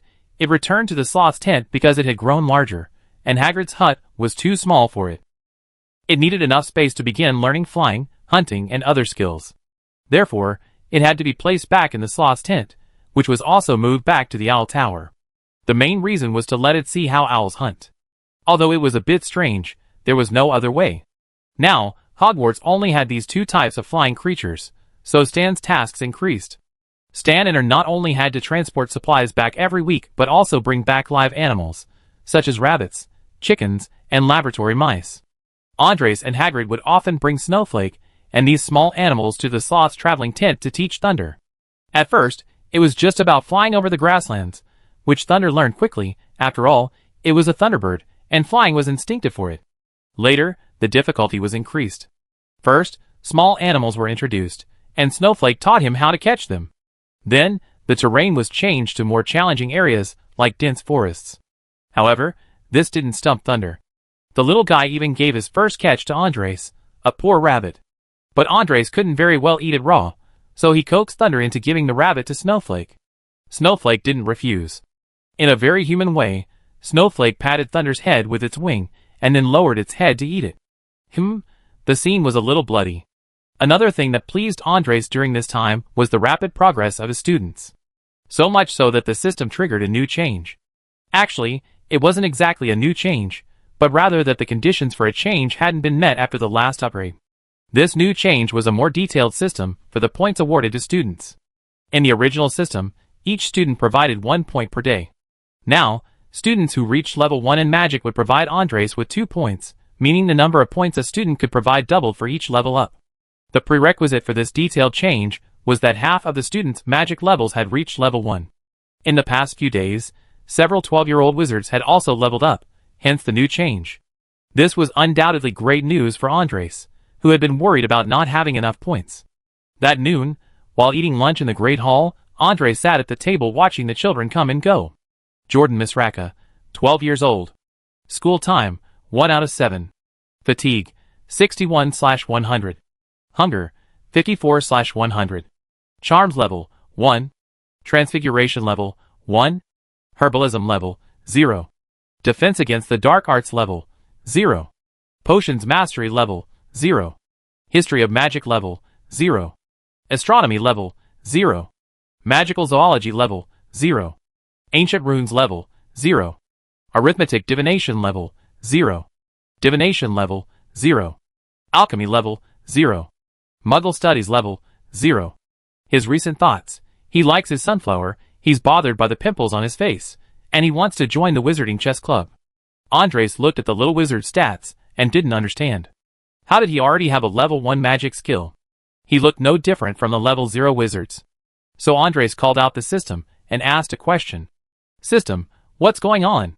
Magic level 1 means the wizard's magic power level has reached level 1, not that all subjects need to reach level 1. You mean, as long as the magic power level is high enough, it doesn't matter if you don't study some subjects? Yes, but then you'd be severely unbalanced in your studies. Why would that happen? It's easy to understand. Human energy is limited, isn't it? Wizards and ordinary humans both have career paths. They can't all be all-rounders, right? Like a STEM professor, his STEM level must be very high, reaching the professor level, but he might be tone-deaf. His music level might even be 0. Oh, I see. Now I understand. I thought I needed to reach level 1 in all subjects to become a level 1 wizard. But I still have a question. Why do all my subjects level up when I level up? Because your magic level is instilled by the system. You spent so many system points, of course the system won't let you waste them. However, this method still has its flaws. Even if you know all the skills, it's not certain whether you can perform them well. You need to practice diligently. I understand. So if I raise a student's level, will the student's missing subjects automatically level up to the same level as the highest level subject? No, all subjects will only level up. Don't try to exploit this bug. You're dreaming. Seeing his little scheme exposed by the system, Andres could only purse his lips. But there was nothing he could do. The master leads you through the door, but the practice is up to you. What level the children reach in the future depends entirely on themselves. Jordan Misraka wasn't particularly happy today, because when he woke up and washed up this morning, he discovered pimples on his face. He thought to himself that it must be because he'd been staying up late playing wizard chess with his roommate lately, and he absolutely couldn't do that again. During Charm's class this morning, he was constantly worried that Violet from the Lioness would see his pimples, and he couldn't bear to embarrass himself in front of her. Young boys like him are often a bit concerned about their image, especially in front of girls. So, as soon as Professor Flitwick announced the end of Get Out of Class, he was the first to rush out of the classroom without waiting for his roommate. This left his roommate bewildered, wondering what was wrong with him today. Fortunately, they met again in the Great Hall and sat down to discuss the day's Charms class. As he chatted, he noticed Principal Andres staring at him at the professor's table. What's wrong with the principal? Why is he staring at me? He turned to his roommate and asked, Flatch, Principal Andres seems to be staring at me. His roommate, Flatch Buxton, gave him a strange look, then continued eating his steak. What's wrong with you today? You're acting weird. Why is Principal Andres looking at you? He must be thinking about something, and his gaze just happens to be in this direction. Really? Maybe I'm overthinking it, but I just feel like he's looking at me. You're overthinking it. Hurry up and eat. The steak is pretty good today. Let's finish eating, and go back to play a game of wizard chess. Jordan could only shake his head, and continue eating his lunch. But in his heart, he was thinking, Principal Andres must have seen the pimple on my face. What am I going to do? He even pursed his lips? He must have seen it. Chapter 85. Regardless, after nearly a year of study, coupled with the ability boosts provided by Hogwarts Castle itself, it's not surprising that the students met the advancement requirements. Over the next 2 weeks, the remaining young wizards gradually advanced. On a weekend at the end of March, Andres and Professor McGonagall convened a meeting with the 2 student council presidents and the prefects from the 4 houses. Andres and Professor McGonagall had discussed the matter, noting that there were too many new students enrolling next semester, and almost every new student required home visits, not to mention the international exchange students. So, after much discussion, they decided to involve the student council presidents and prefects. Since recruiting them was intended to supplement manpower, assigning them some tasks would be beneficial. Andres then had Dobby inform them, leading to today's meeting. The meeting took place in a drawing room on the 5th floor. The interior space of Hogwarts Castle had also increased significantly after the upgrade. The most noticeable change is the significant increase in rooms on each floor, ranging in size from small to large. Compared to the somewhat monotonous rooms and classrooms before the upgrade, there are now rooms with all sorts of quirky functions. For example, this meeting room, Andres discovered, only appears at specific times each day and disappears afterward. Darius picked Kane with Kalima Molina, both Gryffindor lion cubs and roommates. They have a very good relationship. Darius, are you sure this is where the meeting is? Yes, Dobby told me this is the place. But there's nothing here. There's a storage room on the left, and what looks like an alchemy lab on the right. Did Dobby give the wrong information, or is he just messing with us? Just as the two were wondering, Diane Bryan arrived with 2 Ravenclaw prefects, Melissa Carlson and Ricardo Geese. Darius, you're here so early? Diane, we just got here too. But we can't find the meeting room. The 3 Ravenclaws looked at them with utter bewilderment, their expressions saying, Are you kidding me? Darius, this joke isn't funny at all. The meeting room is right behind you. Huh? Darius and Kalima turned around and were shocked to find an old-fashioned wooden door that had appeared in the otherwise empty stone wall. Diane ignored the 2 standing there dumbfounded and walked over to turn the doorknob. A dim, warm light emanated from the chandelier, reflecting off the gold trim of the portrait painting on the wall. The crackling firewood in the fireplace and the quiet growth of several deep green plants, their leaves appearing particularly lush under the light, brought a touch of life to the otherwise somber atmosphere. Then, everyone entered the meeting room and began to chat. Diane, I swear. When Karma and I arrived, this meeting room wasn't there. We thought Dobby had given us the wrong address. Come to think of it, Melissa and I have never seen this room before when we passed by. Is it some kind of room of requirement? Maybe, the mechanism is similar. It requires a trigger condition. Just as they were discussing this, Joanna walked in, arm in arm with Bernhard Wiggins. Hello everyone, what are you discussing? It sounds interesting. We're discussing this meeting room. Did you all go out for a stroll? Yeah, I dragged Bernhard up for a hike. A few minutes later, Hufflepuff's prefect Charlotte Dempsey, Slytherin's prefect Halkin Miller, and Slytherin's prefect Eleanor Morrison also arrived. Besides discussing the meeting room, they were also discussing why they had been summoned today. Andres rarely called them to meetings. Usually, a notification was enough. At that moment, the meeting room door opened slightly, letting in a faint light. Andres and Professor McGonagall had arrived. Everyone in the meeting room stood up to greet Andres and Professor McGonagall. "Good morning, Headmaster." "Good morning, Professor." Andres responded with a smile. "Hello everyone, please sit down. Please sit down." Everyone sat down, waiting for Andres to speak. "I called you all here today to discuss a few things regarding next semester. Professor McGonagall and I have discussed it, and we both agree that we should inform you to prepare." The 10 students all looked curious. Next semester? Next semester is still a long way off. What else could it be but new courses? They guessed some things correctly, but not everything. First, the school plans to offer new courses next semester. You probably all guessed this. We can tell you this in advance, so you can be mentally prepared. This means your studies may be even more demanding next semester. Secondly, we have big plans for next semester.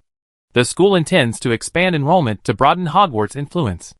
We plan to recruit international students to study at Hogwarts. That means many more international students will be coming to live and study at Hogwarts. The students didn't react much to the news of the increased curriculum. After all, it was expected. However, the second piece of information shocked them. Recruiting new students next semester was certain, but what about recruiting international students? Although they had read the Harry Potter novels and knew that Hogwarts had students of different races, those were all British. Darius, who reacted the fastest, raised his hand, indicating a problem. Andres nodded to him. "Headmaster Andres, does recruiting international students mean non-British students?" "Yes, Darius." "Then can we know how many students the school plans to recruit next semester?" "How many international students?" "We expect to have 800 students next semester." Hearing this answer, everyone was surprised again. So many people? Keep in mind there were only 68 students in their year. Subtracting these, next semester we'll see 732 new students. That means the ratio of new to returning students is over 10 to 1. This? Principal Andres, isn't this a bit too many new students? Won't it affect teaching? Your concerns are valid, but the school will be prepared. Oh, I forgot to mention, we plan to recruit 300 international students. The students fell silent again. Recruiting so many people, half of whom would be international, seemed unbelievable to them, but they had no right to refuse and could only accept it. At this moment, Darius asked another question, which caught the students' attention. "Then, Professor, could we know which countries you plan to recruit students from?" "I plan to recruit from the other 4 of the 5 great powers. 100 each from Yen and Beacon, and 50 each from Gaul and Bering." Chapter 86. One astonishing piece of news after another caused the students at the conference table to begin whispering amongst themselves. "Bernhard, what's wrong with the principal? Adding new courses is inevitable, and enrolling more students is understandable. After all, we're a school, meant to educate and nurture. But why are there so many foreigners, even some from Yin country?" "I don't know. Principal Andres probably has his reasons." Let's hear what Principal Andres has to say. It seems like he hasn't finished. "Melissa, we're going to have foreign students with us soon. I heard that people from the US aren't very disciplined." "Really? They seem alright in the movies. I'm more worried about the white men. I heard they're very combative and like to fight." "Really? That's probably untrue. Don't worry, we're wizards. We're not afraid of new students." Seeing the young wizard's discussion veer further and further off topic, Professor McGonagall cleared her throat. "Everyone, please be quiet for a moment. We still have something to say." All eyes turned to Andres again. Seeing that everyone had quieted down, Andres continued. "Since there's so much to do next semester, the school hopes you can all take on some responsibility. For example, the student council should play a role in maintaining discipline among students." "No problem, Principal Andres. This is something we should be doing anyway. Even if you hadn't said anything, we were already planning to do it. The reason Diane and I haven't been active this semester is because our class has too few students. We don't need that many people to help, and we don't have enough manpower either. But after a year, the 5-year students are all a year older, and we can help out next semester. Yes, don't just recruit returning students. You should also appropriately supplement your recruitment with new students and international students. This will help you carry out your work." "Okay, Principal Andres. We stay after the meeting to discuss this. Oh, and one more thing. This isn't mandatory, and it's okay if you refuse. I find a way. I'd like you to help with home visits to local students during the summer holidays, like Professor McGonagall and I did last year. Since we be going abroad to bring students back, I hope you can use your holidays to help. Of course, we won't use your help for free. Besides reimbursing your expenses during this period, we also provide a salary of £5,000. Principal Andres, we need to discuss this before we can answer you, but I personally would be willing to accept this well-paid job. Alright, that's all for today. I hope you can give me your reply as soon as possible, along with your student council's plans and proposals. After saying this, Andres left with Professor McGonagall, leaving the rest of the time to Darius. Seeing Andres and the others leave, the students' chatter resumed. Darius, why does Hogwarts accept so many international students? The first to speak was Harkin Miller, a prefectural head of Slytherin. I don't know either. Like everyone else, I just heard it from Headmaster Andres. My guess is that Headmaster Andres wants to establish connections in these countries. Establish connections? What for? I don't know. Anyway, if these international students graduate smoothly and return to their home countries, do you think it's a good thing or a bad thing for Hogwarts? Hard to say. At least they shouldn't be on the opposite side of us. Yes, that's the point. Then what do we do? Melissa asked. That's a good question. What should we do? I think we must establish a student council this semester. It can't just be the two of us. We need to consider whether we can keep these international students in check next year. I heard the students from Yin country are alright.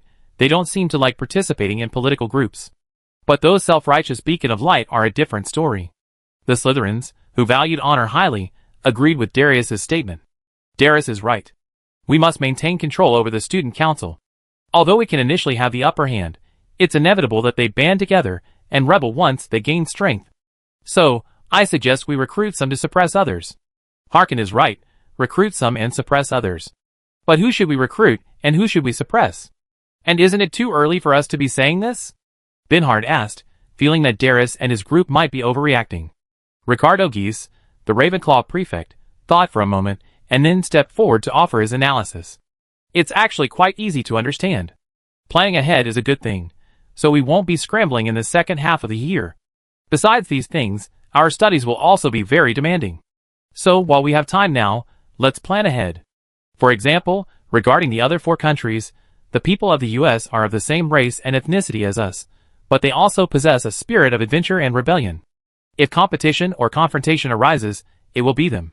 Then, there's the other major power, Yin, who has always been at odds with the US, so we just need to maintain a balance between them. Across the strait, France, and we have had a love-hate relationship for centuries, only recently making peace. As for the Barings, they're barbarians.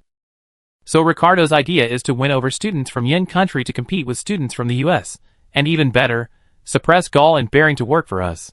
Diane echoed her thoughts. Darius continued, pretty much. In short, the student council must be under our control. And I suggest we all spend this summer visiting freshmen's homes. Local students are our core group, we must retain them, especially those in the 3-year program like us.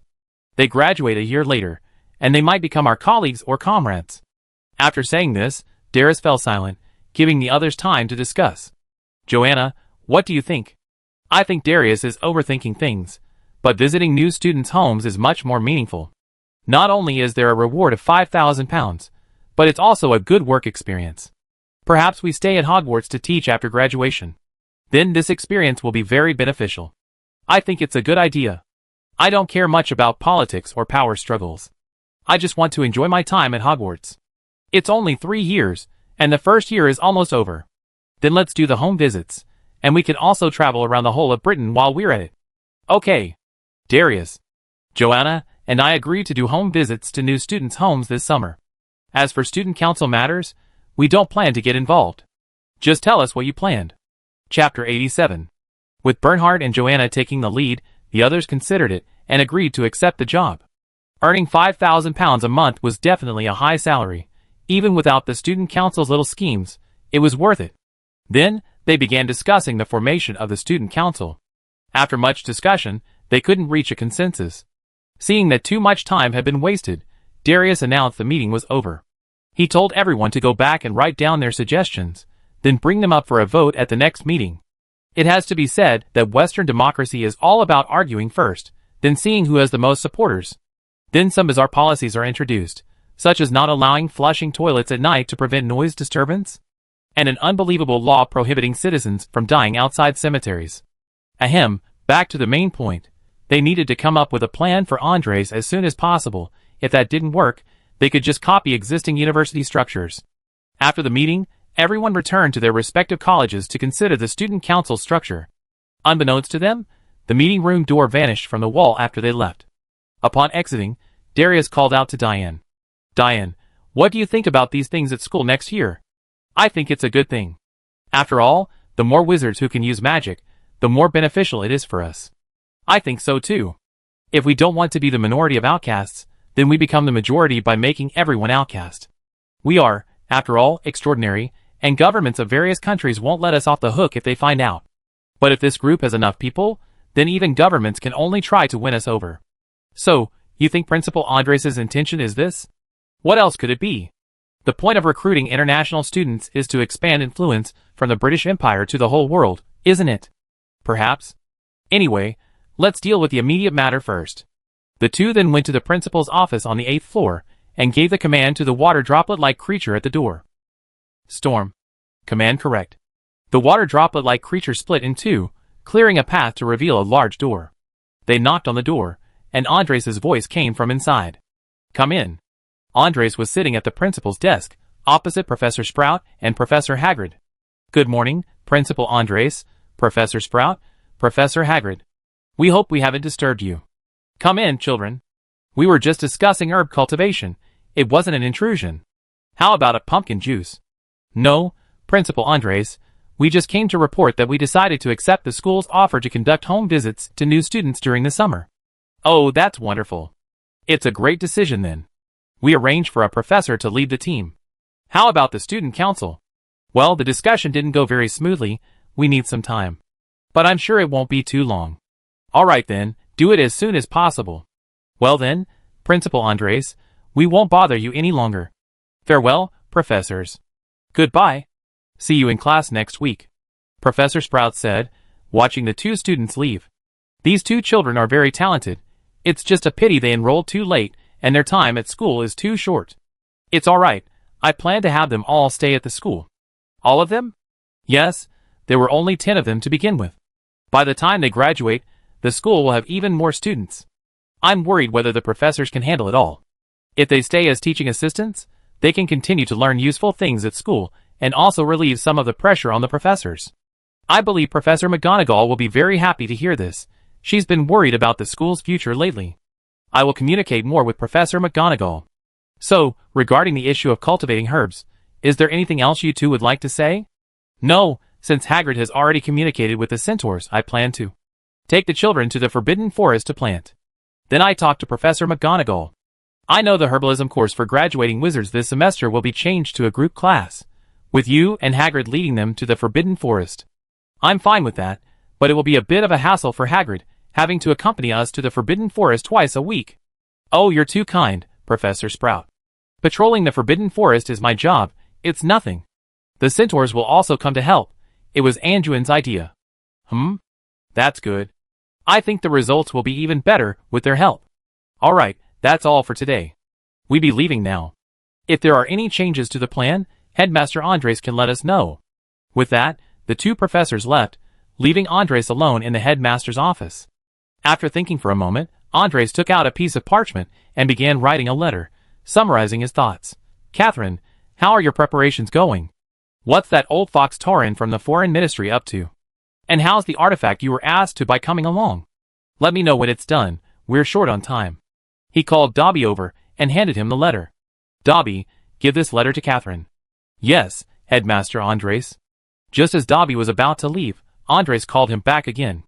By the way, Dobby, if the school's student population reaches 800 next semester, will you be able to handle it?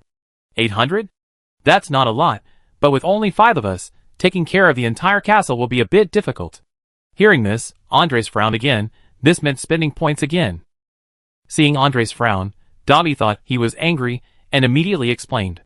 Don't worry, Headmaster Andres. We can overcome these difficulties. We take good care of Hogwarts. I arranged for 5 more house elves to come. Can you handle that? 5 companions? Yes, Headmaster. 5 is more than enough. Thank you so much, Headmaster Andres. Then it's settled. Remember to remind me before the start of next term. Now go and mail the letter. Dobby snapped his fingers and disappeared. While waiting for Catherine's reply, Andres was also pondering. With the increase in student numbers, especially so many international students, the risk of leaks increased, and the difficulty of maintaining secrecy also increased rapidly. This was a problem. Andres believed that decryption would take at least 4 or 5 years. Decryption would only happen when there were enough people. Thinking time passed quickly. Just as Andres was about to go downstairs for dinner, the owl that had delivered the letter returned. After tossing the letter on the table, the owl landed on Andres' shoulder and rubbed its large head against his cheek. Andres found a cup, poured some water, and placed it there. The owl understood, cooed twice in thanks, and flew to the table to drink the water. Chapter 88. Andres opened the letter and replied, summarizing the main points. Boss, we bought 2 bronze prime ministers from the Yuan Mingyuan at the auction house. One representing the snake, and the other the sheep from the Chinese zodiac. Also, we received information from within the Ministry of Foreign Affairs that the exchange student program has been approved. Now, it's just a matter of Torin and his team persuading the Ministry of Education. Furthermore, the documents for establishing the Magic Education Fund have been processed, and Torin intends to hold a press conference to announce its establishment. You might need to attend the ribbon-cutting ceremony. After reading Catherine's reply, he was generally satisfied with the progress. However, he hadn't expected Catherine to have actually acquired 2 bronze prime ministers from the Chinese zodiac. While these might not seem particularly valuable on the antique market, they held immense significance for dragons. With these 2 key pieces of evidence, he believed that the Yin Kingdom wouldn't hinder the plan. In his past life's memories, these insidious foreigners, taking advantage of the significant value of the 12 bronze heads, relentlessly swindled patriotic merchants from Yin Kingdom. He never imagined that in this life, he would actually manage to acquire 2 of them at a relatively low price. In high spirits, Andres went downstairs to the Great Hall for dinner. The moonlight, like silver, spilled onto the spires of Hogwarts Castle, the stone walls etched with the marks of time. Hogwarts nights were always peaceful and profound. In a quiet study within the castle, Professor Minerva sat at her desk, her silhouette softly outlined by the flickering candlelight. The quill in her hand scratched across the parchment, ink flowing slowly, with the movement of her wrist. Professor Minerva McGonagall was writing in her diary, a habit she maintained since her school days. She kept it up for so many years, going through dozens of notebooks. However, she carefully hid these diaries, never mentioning them to anyone. Today is March 25, 2007. It's also my 212th day in the New World. In my decades-long magical career, I know the wonder and charm of magic. But I never imagined it could be so unfathomable. In my original world, I was resting in bed after a busy day, and when I woke up, I was in a new world. Fortunately, there's a Hogwarts here, which calmed my bewildered heart. Next, I met the young headmaster, Andreas, who looked to be around 25 or 26 years old. But when I saw him, I knew he was the headmaster of this new Hogwarts in this world. I apologize, I can only use the word new to describe it, because although it's also Hogwarts, it's different from. The original was clearly different. This young headmaster talked to me a lot, and I gradually realized that he, too, had been summoned and was filled with many questions about this new Hogwarts castle.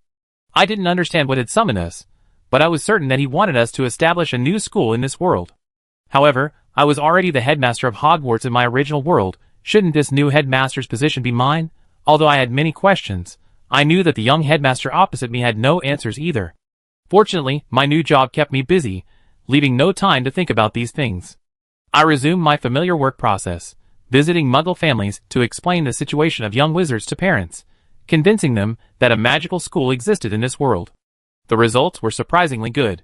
It seemed the world knew of our existence, but wasn't entirely convinced. Fortunately, almost all the parents were moved by the magic. Soon we enrolled 68 students. Yes, 68 is a small number, isn't it?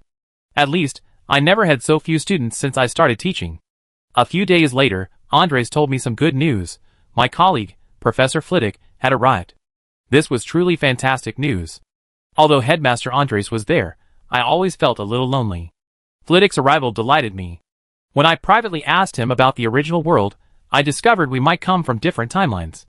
Because our timelines were different, in his timeline, I had only recently become headmaster. This left us feeling a bit lost, but school started soon after. At the start of the school year, we used the same old tricks to completely captivate the children. Sure enough, this trick works every time. It ignites a tremendous passion for magic in the children. However, the new Hogwarts is a bit rudimentary. but Headmaster Andres, Professor Flitwick, and I are confident we can make it even better. Sure enough, a few days later my old colleague, Mrs. Hodge, arrived, and the children had flying lessons. Unexpectedly, the children were incredibly enthusiastic about flying. Almost every weekend, many students would be flying and playing around at Hogwarts, even at the cost of points. Later, Rubeus Hagrid also appeared with Baskerville. He remained the keeper of the Forbidden Forest, as there weren't any elective courses available for him to teach the Care of Magical Creatures class. However, Headmaster Andreas gave us a delightful Halloween surprise. The magical dome and the ghosts of Hogwarts all appeared. This new Hogwarts castle is becoming more and more like the original. I can even sense that in some ways it surpasses the original castle. I don't know why, but I feel the young wizards are all smarter and easier to teach than those in the previous world. Afterwards, we took the children to the Forbidden Forest to visit the Centaur tribe. This was not only the children's first visit but also mine, because in the original magical society, centaurs were not recognized as human, they were only considered humanoid beings. I think their fate will be different in this world. It's worth mentioning that Beretta from the house gave me a sunflower this semester. She told me that Professor Sprout had modified it. Its flowering period is longer, but it can't produce sun crystals. It can be used as a desk lamp. Sure enough, the flower emits a soft, gentle glow at night, which I love. However, Headmaster Andreas has recently given us a new challenge. He told us that to prepare for future interdimensional invasions, he needed to expand enrollment and train as many wizards as possible to strengthen our power.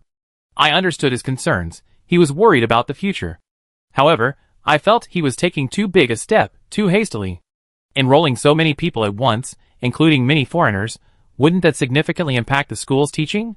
But considering his hard work in building Hogwarts, I didn't object. I understood this young man needed more experience and support. Perhaps one day he could become the greatest headmaster in Hogwarts history. Chapter 89. In early April, Skye was already bursting with the feel of spring. The forests of the Scottish Highlands were no longer covered in snow, and the young wizard's most immediate impression was that flying wasn't like being cut by a knife. The news that foreign students would be arriving next term had spread like wildfire throughout Hogwarts. The younger children didn't seem to care much, just finding it somewhat novel. The 5-year students, however, felt some pressure. Many had assumed that upon graduating from the 3-year program, they would inherit many responsibilities, such as the positions of student council president and vice president. But now, things seem to have changed. Therefore, recently, the 5-year students had been actively aligning themselves with the 3-year students. It could be said that this year's older students had united. Just a few days at the beginning of the month, Andreas made another trip to London, mainly to attend a reception hosted by the Hammond family with Catherine. It was the same manner as before, but this time, the reception was held in the banquet hall. At the banquet, Andres met many high-ranking British officials and members of parliament, who were all very welcoming and chatted with him enthusiastically.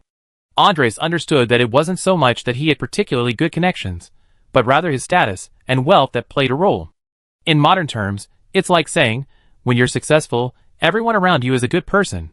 Midway through the banquet, Andres and Catherine were invited by the host, Tori, to the drawing room. In this drawing room, Andres met the Minister of Education.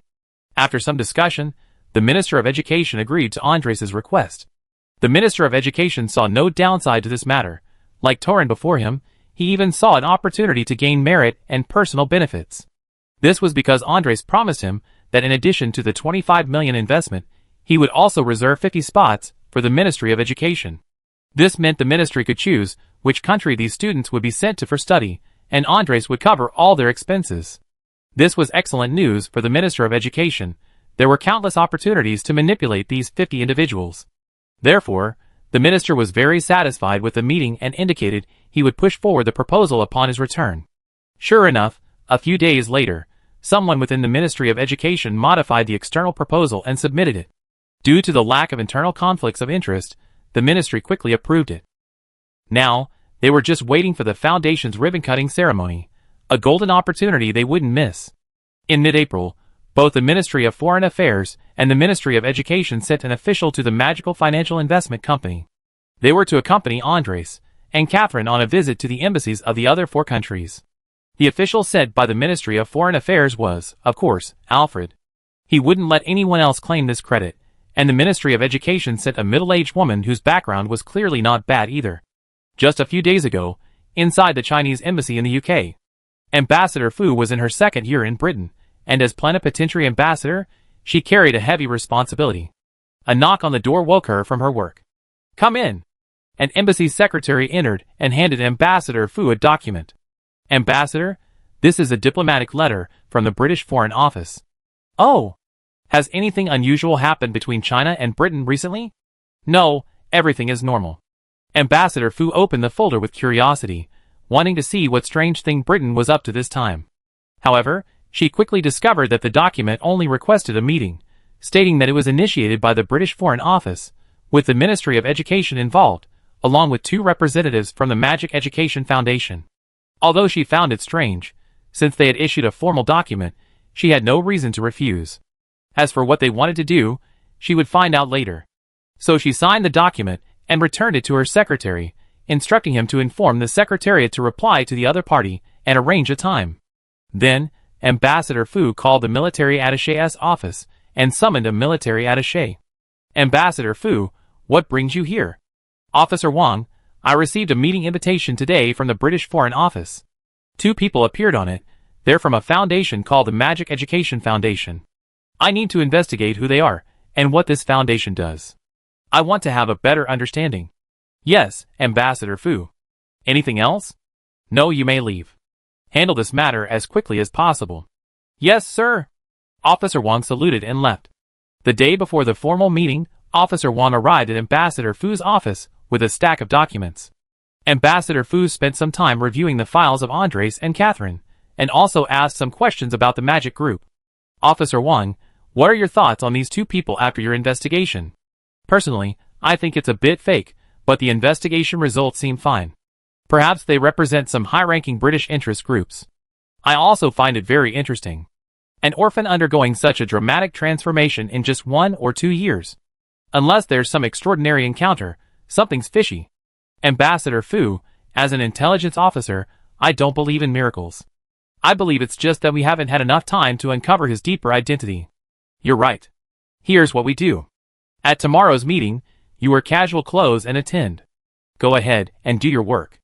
The military attaché surnamed Wang left the office, closing the door behind him. Ambassador Fu continued reviewing the documents from the attaché's office. From the documents, this seemed like a perfect example of a successful comeback. But her years of diplomatic experience told her that this person was definitely not simple. She believed that tomorrow's meeting would focus on these 2 young men, with the British Foreign Office and Ministry of Education merely playing supporting roles. Ambassador Fu put the documents aside and went back to thinking about it. It was better to wait for tomorrow's meeting than to speculate. A fox will always show its tail eventually. Alfred and the Ministry of Education official arrived early at the renowned Magic Financial Investment Company. They were led to the reception room. Over coffee, they chatted about the operation, and the middle-aged woman from the Ministry of Education asked first, "Mr. Alfred, what do you think Mr. Andres' purpose is in doing this?" "I don't know. You might as well ask him yourself later." As a diplomat and the manager of his family's intelligence, Alfred knew what to say and what not to say, and his sense of secrecy was beyond question. Seeing that she had been rebuffed, the Ministry of Education official didn't press further. She continued drinking her coffee. Just as she was finishing her coffee, Andres and Catherine entered. "Sorry to have kept you waiting, we can depart now." Chapter 90. Andres and Catherine didn't recognize the 2 officials before them, but Alfred knew them quite well.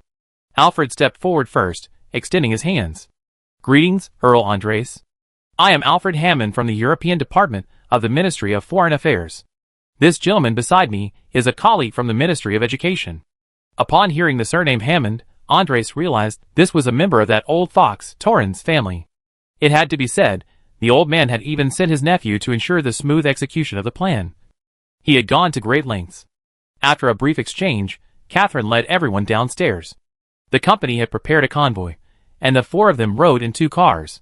The Ministry of Foreign Affairs had even arranged for a police escort to ensure they arrived at the embassy on time, as being late in diplomatic circles was considered very impolite. Upon arriving at the Yen State Embassy in Great Britain, a military attaché surnamed Wang was already waiting at the entrance to greet them. After all, it was a formal meeting request, so having a military attaché waiting at the door was appropriate. After getting out of the car, Andres and Catherine didn't greet anyone immediately, but instead stood behind Alfred and the Ministry of Education officials. "Welcome everyone. Ambassador Fu has been waiting for quite some time. Thank you for your help. We go in right away, so as not to keep the ambassador waiting. After these two polite exchanges, the military attaché surnamed Wang and Alfred's eyes met, both sensing a sense of camaraderie in each other. It's strange, really, that's how people are. Sometimes, a casual glance is enough to find someone like you in a crowd. Neither the military attaché surnamed Wang nor Alfred intended to expose each other. Encountering colleagues at diplomatic events was common. So, the military attaché led everyone to the security checkpoint for a quick screening. Just then, a security officer whispered a few words in the military attaché's ear. The military attaché looked surprised and glanced at the two bodyguards carrying the suitcases. Catherine, quick to notice, stepped forward and explained that the two items were gifts from Earl Andres to Ambassador Fu. The military attaché said nothing, simply having the two embassy staff take the suitcases, and together they headed towards the ambassador's office. Inside the ambassador's office, everyone took their seats. The initial conversation was nothing more than a long history of friendship between China and England, and after about 10 minutes of casual conversation, Alfred introduced himself to Ambassador Fu. The main reason we come here is because of Earl Andres. He's collaborated with our Ministry of Foreign Affairs and Ministry of Education to develop a plan. Oh! What kind of plan is it that requires Earl Andres to come all this way? Ambassador Fu looked at Andres with interest. Our principal Andres cleared his throat. Hello, Ambassador Fu, I am Andres Mori. My main purpose in coming to your embassy is to promote cultural exchange between our two countries and deepen our friendship. Hearing this, Catherine and the other two who came with him were a little confused. Because they didn't understand. Yes, they didn't understand. Ambassador Fu and military attaché Wang were also somewhat surprised. Because Andres spoke Chinese, and his pronunciation was quite standard. Military attaché Wang was a little annoyed, because the information he had collected didn't indicate that the other party spoke Chinese, and judging from the other party's upbringing, there was no chance of him learning Chinese. He thought to himself that it seemed those little rascals in the intelligence department had been a bit lax lately. Ambassador Fu, a seasoned diplomat, only hesitated for a moment before quickly responding. I didn't expect Earl Andres to speak such fluent Chinese. What kind of plan is this? It's like this. To strengthen cultural exchange, we like to establish a long-term cooperative relationship with Yen country, which involves sending students to each other's countries every year. Earl Andres, are you referring to government-sponsored students? But we're already doing that. No, Ambassador Fu, you misunderstand. It's not government-sponsored. I'm personally funding a cooperative mechanism with you, under the auspices of the Ministry of Foreign Affairs and the Ministry of Education. I hope my people can go to your country to select students, and this year, as the first exchange, I will personally lead the selection team. Oh! I wonder what kind of students you intend to select, and how you plan to do this. I have already established an education foundation, and I will initially invest £100 million as seed money. All income from this foundation will be used for the living expenses and tuition fees of these students. We want to select students aged 11 to 18 from your country to study here, and we will extend invitations to them in the name of the foundation. Ambassador Fu pondered for a moment, not understanding why the other party was doing this. Because, in this whole affair, there was no benefit whatsoever for Count Andres, the investor. In fact, it would cost him his own money. So Ambassador Fu inquired, may I ask why Count Andres is doing this? I believe that Yin country has enormous development potential in the future, and I wish to invest in your country. Our Yin kingdom welcomes investment from all countries at any time. You don't need to do anything. I did this not only to seek some convenience from your country, but also to enhance my political influence in both Great Britain and your country.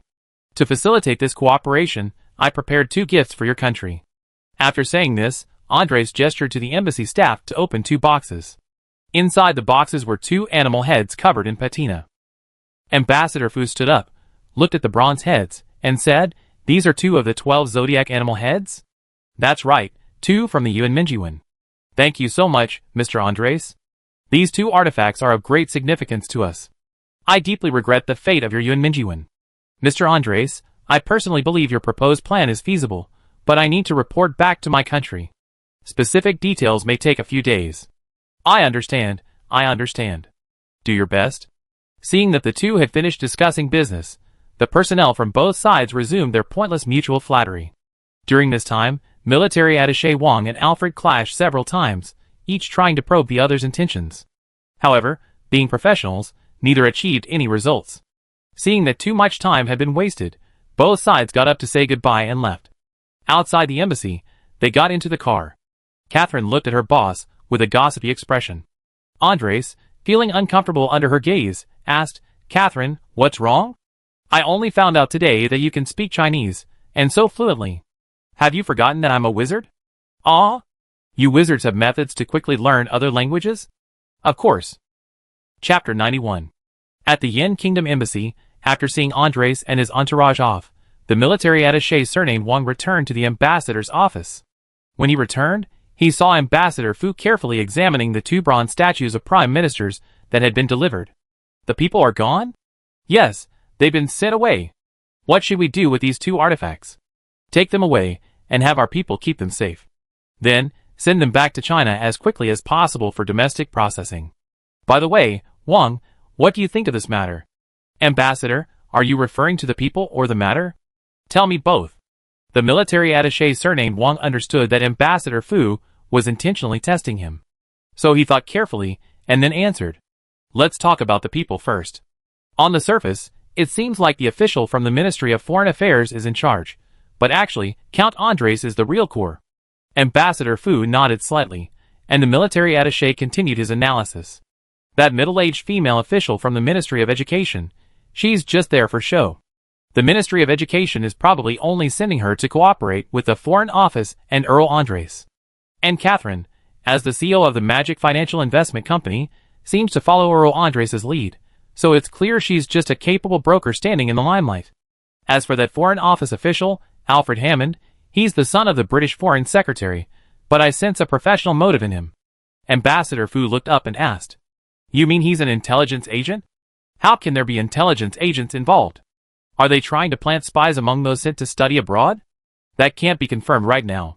I have someone follow up. As for Earl Andres, that's quite interesting.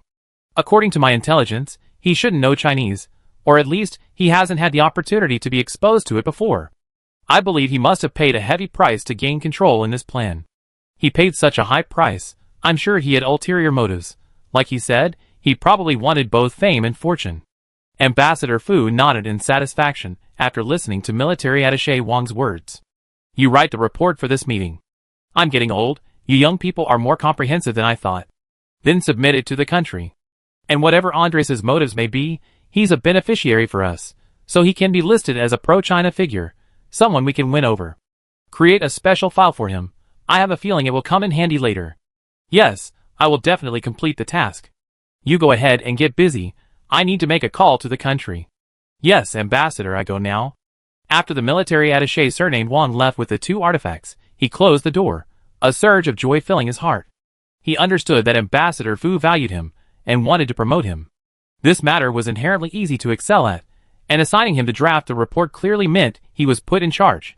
He couldn't let the ambassador down, and with that thought, he quickened his pace. After the military attaché left, Ambassador Fu also called his department to explain the situation. The leaders of the European department acknowledged it, but said they needed some time and a formal report. Meanwhile, Andres, along with Catherine, Alfred, and the female official from the Ministry of Education, visited the embassies of the United States, Bering, and France over the next few days. The negotiations were generally going smoothly, as it was beneficial for both sides, especially since none of the countries had to contribute financially. However, Andres still promised some benefits. For example, the ambassador of the United States secretly invested money in the magical financial investment company run by Catherine. The ambassador of Bering received a case of fine wine and expressed his desire to secure some exchange places to cultivate relationships within his own country. He thus obtained 10 exchange student places to Great Britain. Of course, these 10 were for regular study abroad, not to Hogwarts. The negotiations with the Gallic Empire were interesting. Initially, the Gallic ambassador stated, "We have the best education in Europe. Why would we go to Great Britain?" This revealed a deep-seated prejudice against the historical relationship between Great Britain and France. It's important to understand that before the European wars, the relationship between Great Britain and France was far from good. It was a complex and intertwined one. To put it simply, the two countries were like a young married couple. William I, originally the Duke of Normandy, conquered Great Britain, beginning Gallic rule. Later, the couple quarreled, leading to the 100 Years' War between Great Britain and France. Later, when someone bullied the French, the couple teamed up to fight back. Anyway, their love-hate relationship could fill a melodramatic novel of millions of words. That's a good idea. I could write a historical novel. Oops, I'm getting off topic. In short, the French ambassador rambled on and on, basically saying that the French looked down on fishermen like them. Andres was about to hand over a check, but Catherine stopped him. So Catherine requested a break, saying there was an urgent matter at the company to report to Andres. So the two left the ambassador's office and went outside. Catherine whispered to Andres, "Boss, actually, we don't need their approval." "What do you mean?" "We joined Huron this year. We're a member of Huron, and our two countries are so close, we can just go there and recruit students." Andres was stunned, slapping his forehead. Habitual thinking is a killer. Because other countries are somewhat distant or for various reasons, but France is different. It's right next door, and people-to-people exchanges between the two countries are just like between their own. So, after the intermission, Andres and Catherine returned to the ambassador's office. They explained that they were there for friendly exchanges between their two countries, and the plan had been submitted. Whether the ambassador approves it is their business. Their company has urgent business, and they have to leave now. This time, the French ambassador was also dumbfounded. He had originally wanted to test the waters, to see if he could squeeze any benefits out of them. Unexpectedly, they simply gave up, saying, "Whatever makes you happy." This caught him off guard, so at the end, he subtly indicated that he would report back to his country, and whether it would be successful was entirely up to them. A few days later, France indicated that the plan was approved. Normal communication between us would suffice. Following this, good news also came from the United States and Bering. After all, everyone shares the same cultural sphere, and the ambassadors had all received benefits, so the plan's approval was to be expected. On the contrary, the feedback from Yen, the country that was visited first, was the slowest. This was because there were dissenting voices within Yan's Ministry of Foreign Affairs. They weren't against the plan itself, but rather objected to Andres' request to independently select personnel. They feared that Andres and his team intended to select talent domestically for foreign use. Ultimately, it was an elder in the ministry who made the final decision. This elder stated that it was good for the children to travel and see the world. Many of the older generation of revolutionaries had studied abroad. Even if the children were temporarily dazzled by the outside world, they were still their children and would always return home. Chapter 92. Then, the reply from the Yen State Ministry of Foreign Affairs appeared on Ambassador Fu's desk, roughly meaning, "Since the other party has expressed sincerity, we can agree to this plan. Furthermore, if the other party makes any reasonable requests, the Yen State Embassy in Great Britain can grant them. As for Earl Andres' desire to invest, we can also provide assistance within legal boundaries. Regarding the fact that the personnel in the other party's Ministry of Foreign Affairs are intelligence agents, there's no need to worry too much. After all, this is quite normal, and we only need to pay necessary attention." Ambassador Fu called over military attaché Wang and handed him the documents. "This matter is entrusted to you. You must handle it well. Old Lee from the education section has recently applied for a transfer back to China. You've been in this position for so long, it's time for a change. This will allow you to carry out your work more effectively. Although the higher-ups haven't said anything, we must do our job well, and not let anyone take advantage of the situation." "Yes, Ambassador. I will definitely handle this matter well, and will not allow a hostile element to infiltrate the country through my hands." Military attaché Wang left the ambassador's office and immediately contacted Alfred to inform him that Yen State had agreed and that he could come over to discuss the details. Andres received a letter from Catherine during lunch one day. The letter essentially said that the boss and the four major powers had all agreed to the plan. Now they needed to come and discuss the details, but he thought he could handle it himself without bothering Catherine, so he asked if there was anything he should pay special attention to. After finishing lunch, Andres returned to the principal's office. After thinking for a moment, he began writing a reply. "Catherine, inform the Ministry of Foreign Affairs. We need some titles to facilitate our activities. I plan to establish offices in some cities of the four major countries, and then we can use these points as centers to expand the company's business. I think setting up 2 additional offices in each country, besides the capitals of the 4 major countries, should be sufficient. In Yen country, I think Shanghai and Guangzhou are good choices. Besides expanding our enrollment area, the economic development of these 2 places is extremely rapid. Also, my plan is to start in July, first going to Gaul, then Bering country, then Yen country, and finally the United States before returning to London. Remember to help us plan the itinerary en route." The total duration will be about a month. Soon it was early May, and a press conference was held at the Prime Minister's residence in London, facing the world. The press conference was packed with media from all over the world. All the reporters were whispering among themselves. A reporter from a certain crescent moon country asked a reporter from Han country next to him, "Hello, do you know the main content of today's press conference?" Although it sounded awkward, it was still understandable that it was in Yen country language. "I'm Korean." "Korean, not Chinese. This is an insult to me."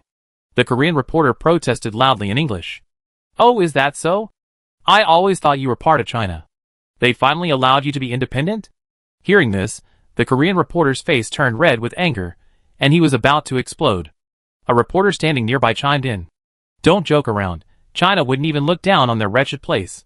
Then the Korean reporter erupted, starting to shout and yell, but he was quickly escorted out by security. Reporters from various countries cast disdainful glances at the South Korean journalists as they watched the scene unfold, quickly distancing themselves to avoid sharing in the embarrassment. However, everyone quickly forgot about it, as important figures began to arrive. The first to arrive was the British Foreign Secretary, the cunning Thorne Hammond, who, being practically a host, had arrived early to greet his guests. With the British Foreign Secretary's arrival, the reporters knew it was related to a diplomatic event, but they racked their brains trying to recall any major recent developments. The French ambassador arrived first, and the reporters speculated that it might be related to Europe. Then the Bering ambassador arrived, and reporters began speculating again about how this matter was related to Bering. Was Europe going to buy natural gas from Bering? A while later, the U.S. ambassador arrived, and the reporters' speculations became increasingly outlandish. Wow, Bering has successfully joined NATO? Finally, when Ambassador Fu from Yen also attended the press conference, the reporters were completely bewildered. What? Are the 5 great philanthropists holding a UN General Assembly here? While reporters from various countries were making wild guesses, the British Prime Minister also appeared at the venue. Our principal Andres mingled in the Prime Minister's entourage, following behind him, but this didn't attract the reporters' attention. Since the reporters didn't recognize Andres, they naturally assumed he might be the Prime Minister's secretary or bodyguard. Our principal Andres was following behind the Prime Minister because the British Foreign Office had made such a big commotion. Naturally, he needed to report to the British Prime Minister. The Prime Minister, a seasoned politician, understands that this event will add a highlight to his governing career, so he has indicated that he will also attend. Then he paid attention to the project's funder, Andres, and his Magic Financial Investment Company, and discovered that Andres might become a rising star in politics, so he summoned him. Andres was indifferent to the Prime Minister's summons, but thinking that he would have to meet the Prime Minister sooner or later, he agreed. After the meeting, the two exchanged some simple business pleasantries, and the Prime Minister said that Andres was a good young man and asked if he wanted to join their party, and that he would groom him as his successor. Andres didn't believe such nonsense, only a fool would believe that. So Andres politely declined, meaning that he was still young and wanted to observe and learn more before entering the political arena. This was just to pave the way for his future development. The Prime Minister expressed his regret, and then they went to the press conference together. Once everyone was present, the press officer began the day's press conference. As usual, he started with a round of promotion. The gist of the presentation was that Great Britain had made tremendous efforts for human peace within the global community over the years, and today they had invited the other 4 major powers to develop a cultural exchange plan to contribute to the development of humanity. Then, the plan's details were announced. Reporters from various countries, hearing that the implementing entity was a company called the Magic Education Investment Foundation, were somewhat confused, initially assuming it was a financial institution specifically established by Great Britain for this purpose. However, some quicker-witted individuals noticed something amiss. The name was strikingly similar to a recently prominent financial investment company. Could it be that they had established this education foundation? However, this thought was fleeting. Before they could even process it, the press officer announced the start of the signing ceremony and invited the dignitaries to take their seats at the conference table. Chapter 93. Then, reporters from various countries began frantically pressing their flashes. They then noticed that as staff guided the dignitaries, the young man who had been following the Prime Minister was now seated. Instantly, a flood of questions popped into the reporters' minds. Who is this person? Isn't he the Prime Minister's secretary or bodyguard? Why is he sitting there? Is there a mistake? Various questions raced through their minds, but their camera shutters continued to click incessantly. Then came the signing ceremony. 6 documents were passed around for signature by 6 people on the stage, with each person taking one for their records. Once everyone had signed, the press officer announced the start of the Q&A session. Hearing that questions were allowed, all the reporters raised their hands to signal the press officer. As the press officer, having worked there for so many years, he knew most of the reporters well. He quickly selected a familiar face from among them. He chose a middle-aged male reporter, who was from the BBC. Seeing that the man had let him ask the first question, he understood the man's intention, to keep his question from being too pointed. Saving face is a two-way street. He knew what to do, so he stood up and took the microphone. "Hello, press officer, this is David, a reporter from the BBC. I think many people are wondering who initiated this project, and why this project came about. We hope your excellency can answer this question, thank you." Hearing this standard question, the British Prime Minister on the platform opened the microphone. "I will answer the BBC reporter's question. This project was first proposed by an official from the European Department of the Foreign Office. He pointed out to us that in recent years, there have been various shortcomings in the people-to-people cultural exchanges among the 5 major world powers, and a new project is needed to strengthen our cooperative relationship, hence this project." This kind of answer sounds like it says everything, but actually says nothing at all. Soon the press officer announced the next question, and all the reporters raised their hands again. A reporter from Bering stood up, took the microphone, and asked his country's ambassador a question. "I'm a reporter from the Bering Red Star newspaper. Ambassador, what were the considerations behind Bering's agreement to this plan? The 5 major powers of Blue Star are a unified entity. We need to strengthen cooperation, that's all." The Bering ambassador answered decisively, but in his heart, he was thinking, "Of course I've benefited. Why should I tell you?" Soon the press officer called on a reporter from Yen. This Yen reporter was a beautiful woman. After taking the microphone, she also looked at her country's ambassador Fu. "I'm a reporter from CCTV of Yen State. Ambassador Fu, what is the significance of this plan, or what impact will it have on the future of the 5 major powers? This plan can effectively promote exchanges among young students from the 5 major powers of Earth, both sending them out and bringing them in. It will enhance students' understanding of the world, enabling them to better contribute to human society and reduce cultural conflicts between countries." Ambassador Fu's polite and measured answer won applause from the audience.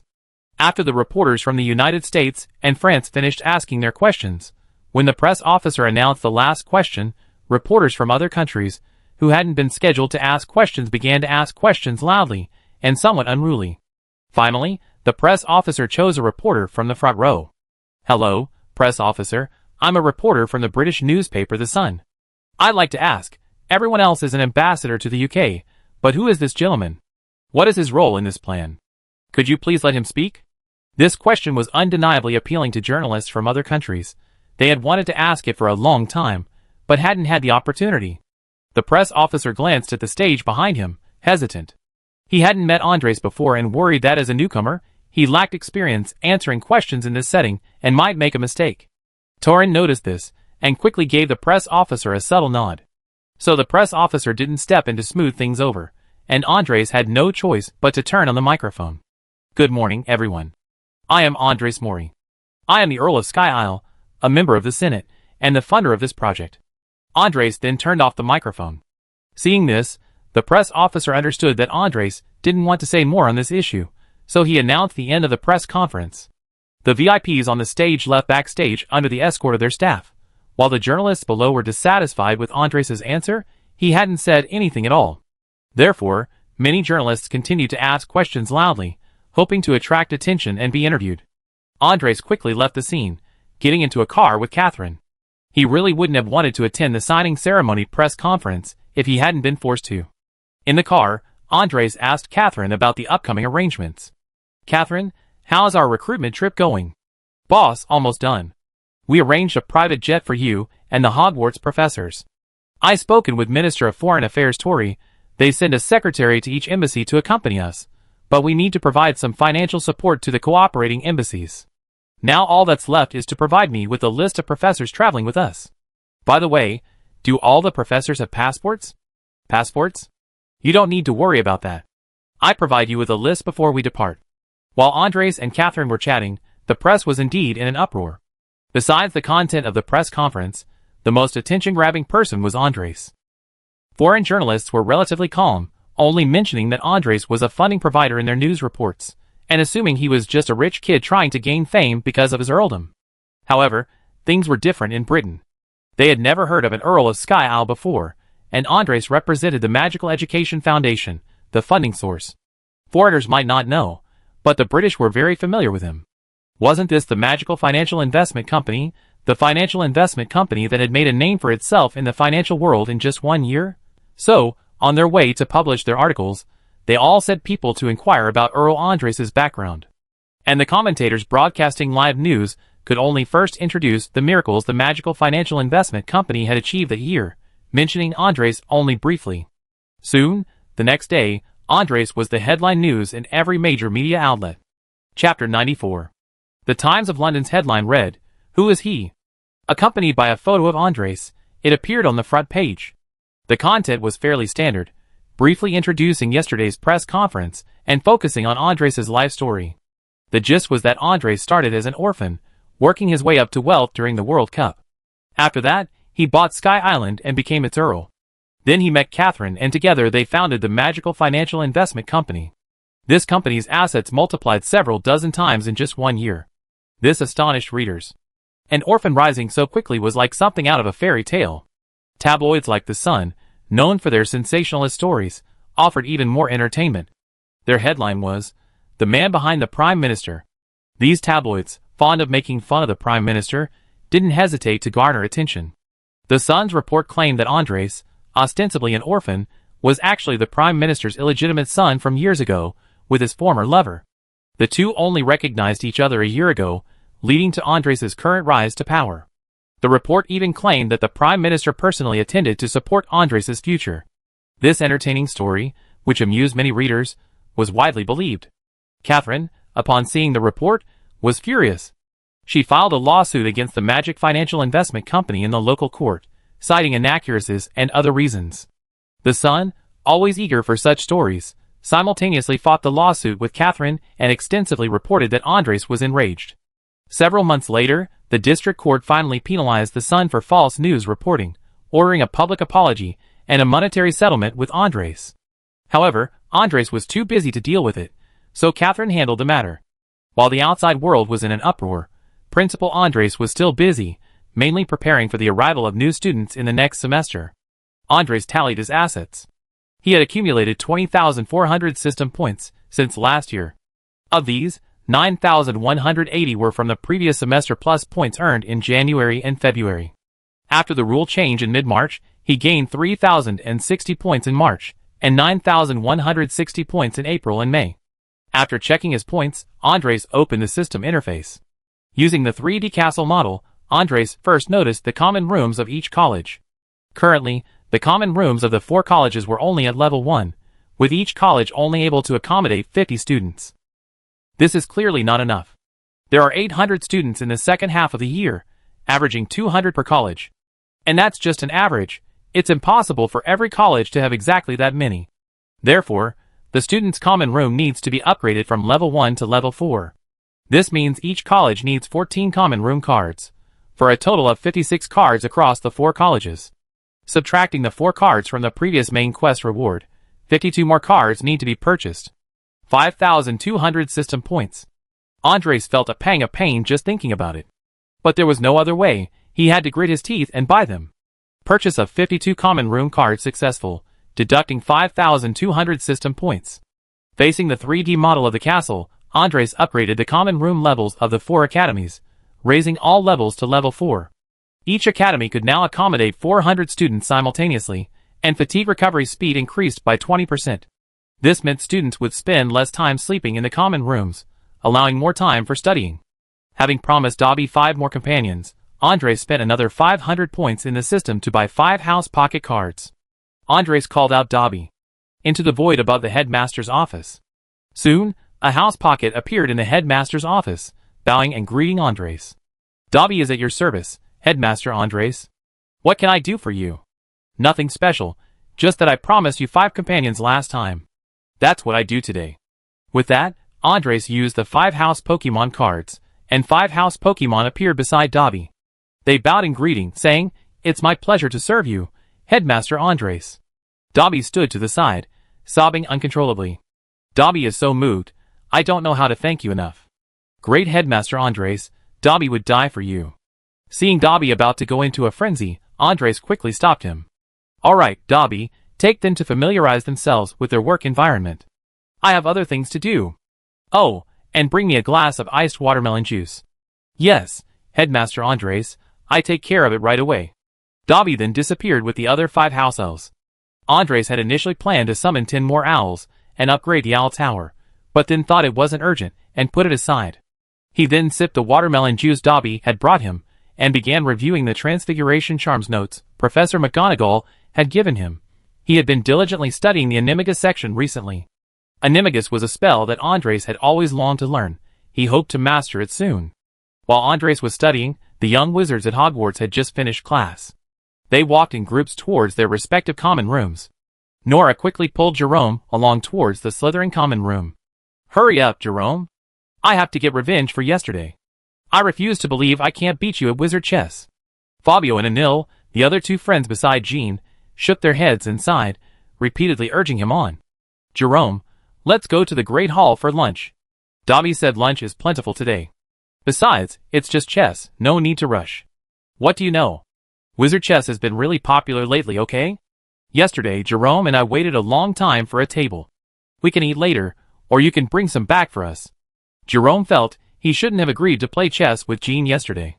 Jean had been cursed by the devil lately, dragging them to play chess whenever he had free time. Just as the 4 of them were noisily making their way to the lounge door, they found it blocked. What's going on?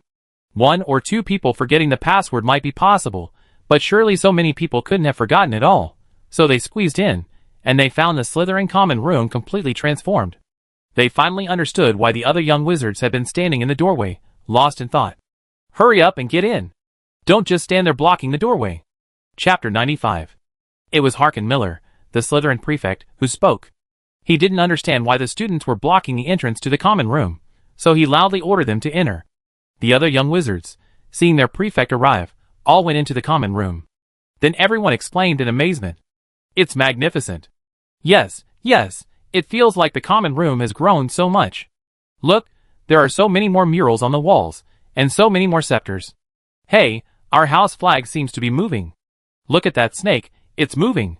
A heavy, mysterious atmosphere permeated the Slytherin common room. The floor-to-ceiling windows reflected the dark lake water, like the eyes of another world, deep and unfathomable. The lake water shimmered with a faint blue light in the dim light, so still that one could almost hear their own heartbeat.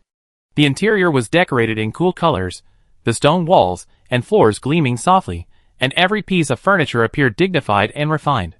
Delicate pastries and drinks were laid out on the coffee table in the common room, and a crackling fire in the fireplace in one corner brought a touch of warmth.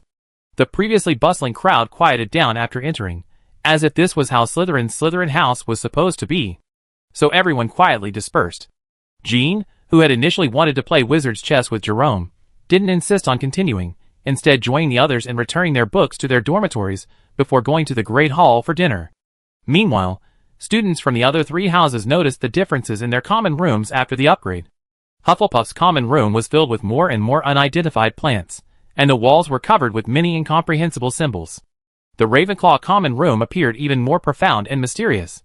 The starry sky, originally painted on the ceiling, now seemed more realistic. Careful observation revealed that the positions of the stars above appeared to change daily, with the various stars seemingly following certain trajectories.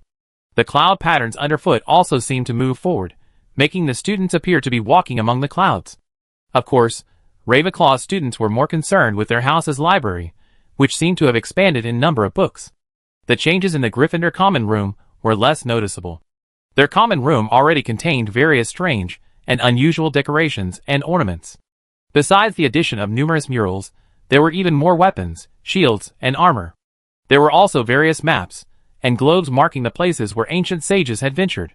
The only common change in the common rooms of the 4 houses was increased space. Since the number of students in each house remained the same, it felt more spacious.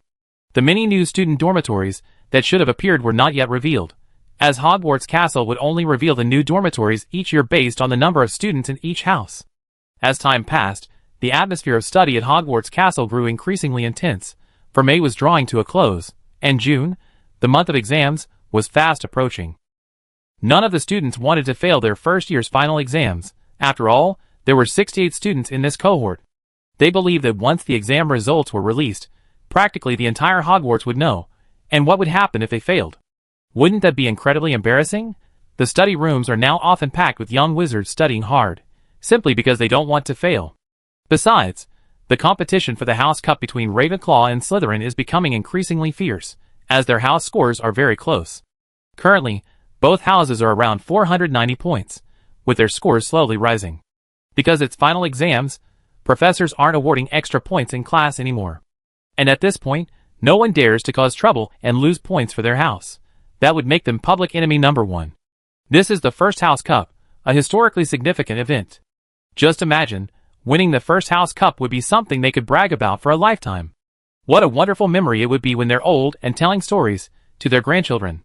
Therefore, Ravenclaw and Slytherin, under the guidance of their prefects, are behaving very well, striving to perform well in class and earn extra points. And the final exams are their last chance. In contrast, Gryffindor and Hufflepuff are much more relaxed and enjoy themselves more. Because the young wizards from the previous two houses were energetic and curious, they lost a significant number of points and fell out of contention for first place. The Gryffindors, of course, have the fewest points, currently ranking fourth with a total of 417 points. Hufflepuffs, on the other hand, are in third place with just over 430 points. The Gryffindors declare themselves carefree and indifferent to such things. These are just empty titles. Happiness is the most important thing. The Hufflepuffs, however, are quite laid back. Who comes in first doesn't matter, they don't care. What's important is sneaking out to the kitchen at night to get something to eat. Inside the Gryffindor common room, Burrito waved her wand, chanting a spell. Restore to its original state. As if receiving a command, shards of a broken vase on the floor jumped one by one onto the broken piece. In no time, a whole vase appeared before the group, and the other roommates marveled at its restoration. Burrito, how did you do that? I can fix small or simple things, but I can't do a vase this broken. Do you have a good method? Teach us. Yeah, Burrito. Teach us. What if this is on the final exam? Ugh, headache. I'm really impressed with you guys. Such a simple spell. Watch closely, I demonstrate again. Then it's your turn to try. With that, Burrito threw the vase to the ground again, and quickly, with a crash, it shattered into pieces once more. Burrito then cast a restoration spell again, fixing it. Then she handed the vase to her roommate, asking her to try and fix it for her. Wendy took the vase, and smashed it with equal force. Then, waving her wand, her spell succeeded, but the repair was riddled with flaws. Wendy, confidence. Confidence. You need to have confidence in yourself when you cast a spell. You must believe that your spell will succeed. Emotions can affect the magic you release. Erlinda, stop eating. Look at what you repaired. Didn't you think about what the vase originally looked like when you cast the spell? Not bad this time. At least it looks somewhat decent. But why did you stop channeling magic when the cracks weren't fixed? What? You think cracks are more beautiful? Merlin's beard, I hope you can convince the professors to accept your argument. Chapter 96. With 1 week left until the exams on June 1st, our professors had stopped teaching new material, leaving the remaining time for review. Actually, the first-year exams were quite easy. As long as everyone put in the effort, passing was relatively straightforward. The difficulty lay in achieving an excellent grade, as the professors would only select a few students for this honor. Also, the exams for the 8 prefects and the student council presidents, male and female, were different from those of the other young wizards. Because they had received private tutoring from Professors McGonagall and Flitwick, their learning progress was much faster than the other young wizards, and therefore, the expectations placed on them were much higher. The days of exam preparation were tense and busy. On the last Monday of May, the Academy posted a notice about the exams and holiday arrangements. This notice ignited the quiet campus. After class, the young wizards returned to the common room and crowded around the notice board, staring in disbelief at the announcement. Reno, taking advantage of his physical strength, quickly squeezed in. Giano, how did it go? Did you see clearly? Don't bother me, Jerome. I'll be done soon. A moment later, Giano squeezed his way out of the crowd. Panting, he told his friends, the written exam for charms is on the morning of June 1st, and the practical exam is on the afternoon of June 1st. The written exam for transfiguration is on the morning of the second day, and the practical exam is on the afternoon of the second day. Then we have 2 days off, and the exam results will be announced on June 5th. I understand. So the exams are on 2 days. The first day is all charms, and the second day is all transfiguration. Giano, did you see the end-of-term departure date and the start date of school? Do you even need to ask Jean? We can leave after the results are announced, and school starts on September 1st. No, Fabio. You're wrong this time. While we can choose to leave after the results are announced, we can also stay until June 20th. The announcement says June 21st is the last day for students at school, unless they have a guardian's authorization to supervise young wizards during the holidays. And our start date isn't September 1st, it's been moved up a week. The reason is that we'll be enrolling over 700 new students this semester, and to more easily and quickly assign them to their houses, there will be approximately 100 young wizards participating in an entrance ceremony every day. We have to come to school a week early. Of course, if you don't want to participate in the new, you can apply to arrive at school before September 1st for the freshman welcome party, but you can't be late on the first day. Oh no! I don't want to miss freshman enrollment. It'd be much more interesting than last year. But I plan to leave as soon as I get my exam results. I can't wait. What, Fabio? Do you have something important to take care of at home? I want to stay a little longer and play wizard chess with everyone. When are you leaving, Jean? Please, Anil, we're wizards, not cavemen. I miss my game console, and I miss my soda even more. I rather play games while drinking soda. Is that why you're so focused on the emergency freeze charm? Yes, ice cola doubles the happiness. Okay, enough about me, Jean. You haven't told me your plans yet. Well, I made an appointment with old Rand. He asked me to help forge some things. So I thought I might stay until the end? Wait, who's old Rand? You idiot, Jerome. The centaur who taught Jean how to blacksmith. What? Jean, you still have contact with that centaur? Yes, Jerome. Do you want to come along? Old Rand said he's getting old, and the Battleaxe clan urgently needs some things, so he invited me to help. No, thank you, Jean. I'm not like you, with a strong body. I want to live a few more years. Anyway, it's still early, let's focus on the exams. Meanwhile, in the Owl Tower of Hogwarts, Joanna was petting an owl. The owl was squinting, looking quite content. Honey? Joanna tried to wake the lost in thought, Binhard, and seeing that her boyfriend ignored her, she raised her voice a little louder. Binhard? Did you hear me? Huh? What is it? Binhard, as if waking from a dream, looked at his girlfriend. I was talking to you about the exams. Why aren't you answering me? Oh, I was thinking about what the school's actions mean. I have a feeling this isn't simple. Think about it, our Hogwarts has only just been established. Even if there are very few wizards with magical talent in Great Britain, it's enough to fill the 800 student quota this semester. But why is the school recruiting foreign students? How should I know? I'm not Headmaster Andres. I'm more concerned about my exam results. I know other wizards are fine with just a good. But we prefects have to strive for excellent. If we prefects can't even get excellent, how are we supposed to manage the new students next semester? Stop overthinking, Joanna. With your intelligence, how could you not get an excellent grade? The school's actions are even stranger. Even if they want to expand their influence, wouldn't it be easier to do so in Europe? Why come to poor and backward Yin country? Is it like what the newspapers say, that Principal Andres is expanding his company to Yin country? Or does he have his eye on something else in Yin country? After saying this, Bernhard fell into thought again. By this time, Joanna was completely convinced. She felt her boyfriend really had a vivid imagination. He could think about anything for a long time. But this was also his strength. He thought things through thoroughly. So Joanna started looking at Bernhard's study notes. Bernhard's thinking was sometimes different from hers, which brought her a completely new experience. In the Gryffindor dormitory at night, the lights were off. Only the sunflower on the bedside table emitted a faint glow. Barita, you said you got the guardianship letter, and are staying at Hogwarts for the summer? Yeah, my sister said there will be big changes at Hogwarts this semester, and she'd be very busy, so she won't have time to take care of me. I think she just wants to sneak out with Headmaster Andreas without me. You poor thing, I remember you spent Christmas at school. Would you like to come over to our house for the holidays? We can do our homework together. Aw, no thanks, that would be too much trouble for you. Besides, I made plans with Marfa. I'm going to learn archery from her during the holidays. Really? I want to go too. What a pity, I'd rather go back to see my parents. I haven't seen them for months. It's okay, Wendy. Come early when school starts, and I take you to the Forbidden Forest to learn archery. Really? That's wonderful. Really, I, Beretta, always keep my word. Chapter 97. Although the young wizards were very reluctant, the final exams arrived nonetheless. On the morning of Children's Day, June 1st, all the young wizards gathered in a study room, awaiting the professor's arrival. This classroom had been rearranged the day before by the house elf Dobby. Unlike the usual side-by-side arrangement, the students were now spaced apart, about a meter apart in all directions. Quills and ink, provided by the school, were laid out on the desks. The young wizards were all talking in hushed tones, especially the younger ones, who were somewhat nervous. The older wizards, having seen many exams, were more concerned with whether they could get an excellent grade.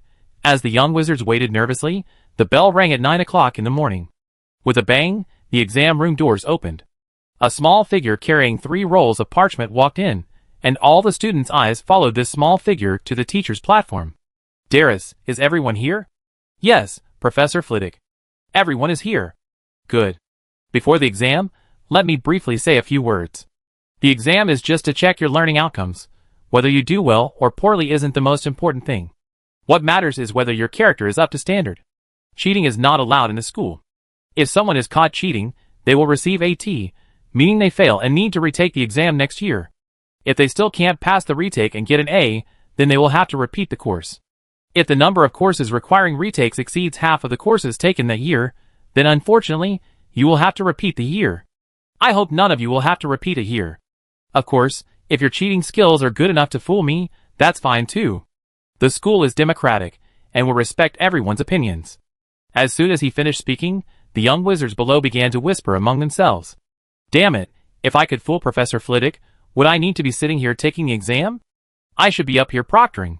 Flatsy, you probably never get to sit up there. Oh, Jordan, you idiot, shut up.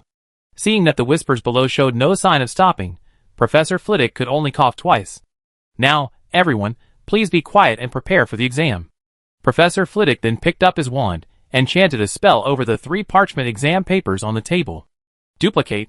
The 3 exam papers began to multiply rapidly, but in different numbers, stacked according to the content of the 3-year, 5-year, and 7-year programs. Then, with a flick of his wand, a group levitation spell sent all the exam papers flying into the air, landing on the desks in the exam room. Although the young wizards had already learned these 2 simple spells, seeing Professor Flitwick perform these 2 group spells so easily still made them realize the vast difference between themselves and the professor. There's a fundamental difference between learning and mastering. Alright, the exam begins now. You have 1 hour. If anyone finishes first, they can hand in their paper and leave the exam room. But remember not to disturb the other students. The young wizards then opened their exam papers and began to write furiously. For a top student like Diane, radiating magical genius, the first few questions were absolute freebies. For example, the first question, what is the essence of a spell? Diane was a little incredulous. So simple? She quickly wrote down the answer on the exam paper.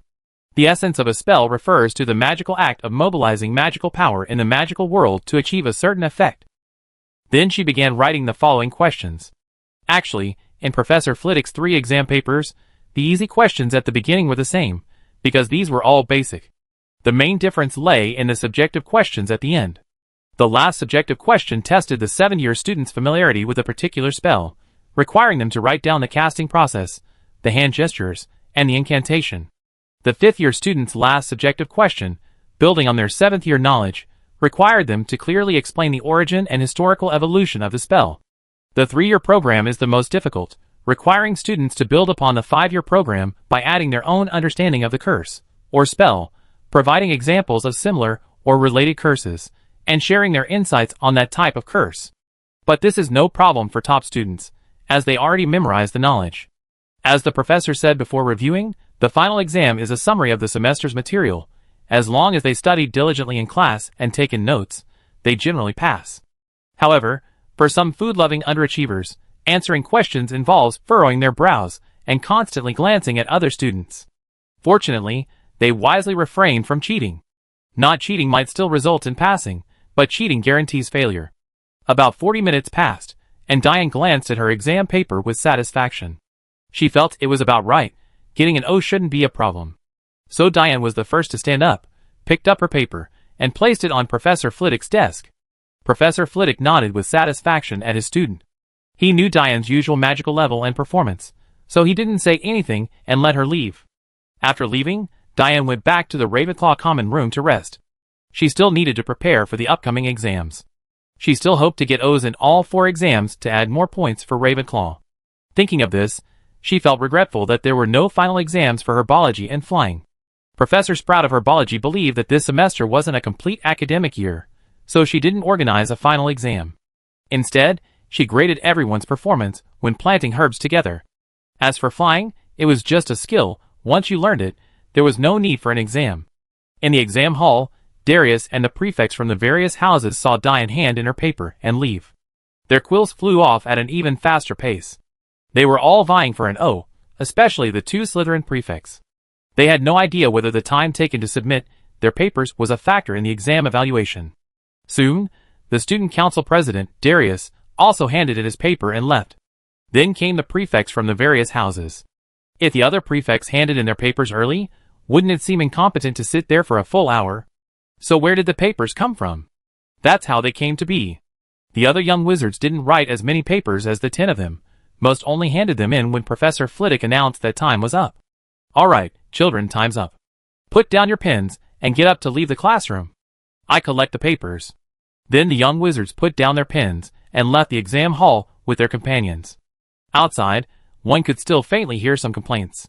Annel, did you do the last big question? Fabio, don't talk nonsense, of course I did. What's wrong? You didn't? I did, but only half of it, because I couldn't remember the answer right away. By the time I remembered, time was almost up, and when Professor Flitwick called for everyone to stop writing, I still had a small section left unfinished. Chapter 98. Oh, poor Fabio. Hopefully we won't have to call you Junior in the fall. Jean jumped in, joking with Fabio with a pitying expression. Yeah. Fabio. Actually, we really enjoyed sharing a dorm with you. What if you fail and have to move out? Where will we find a new roommate like you?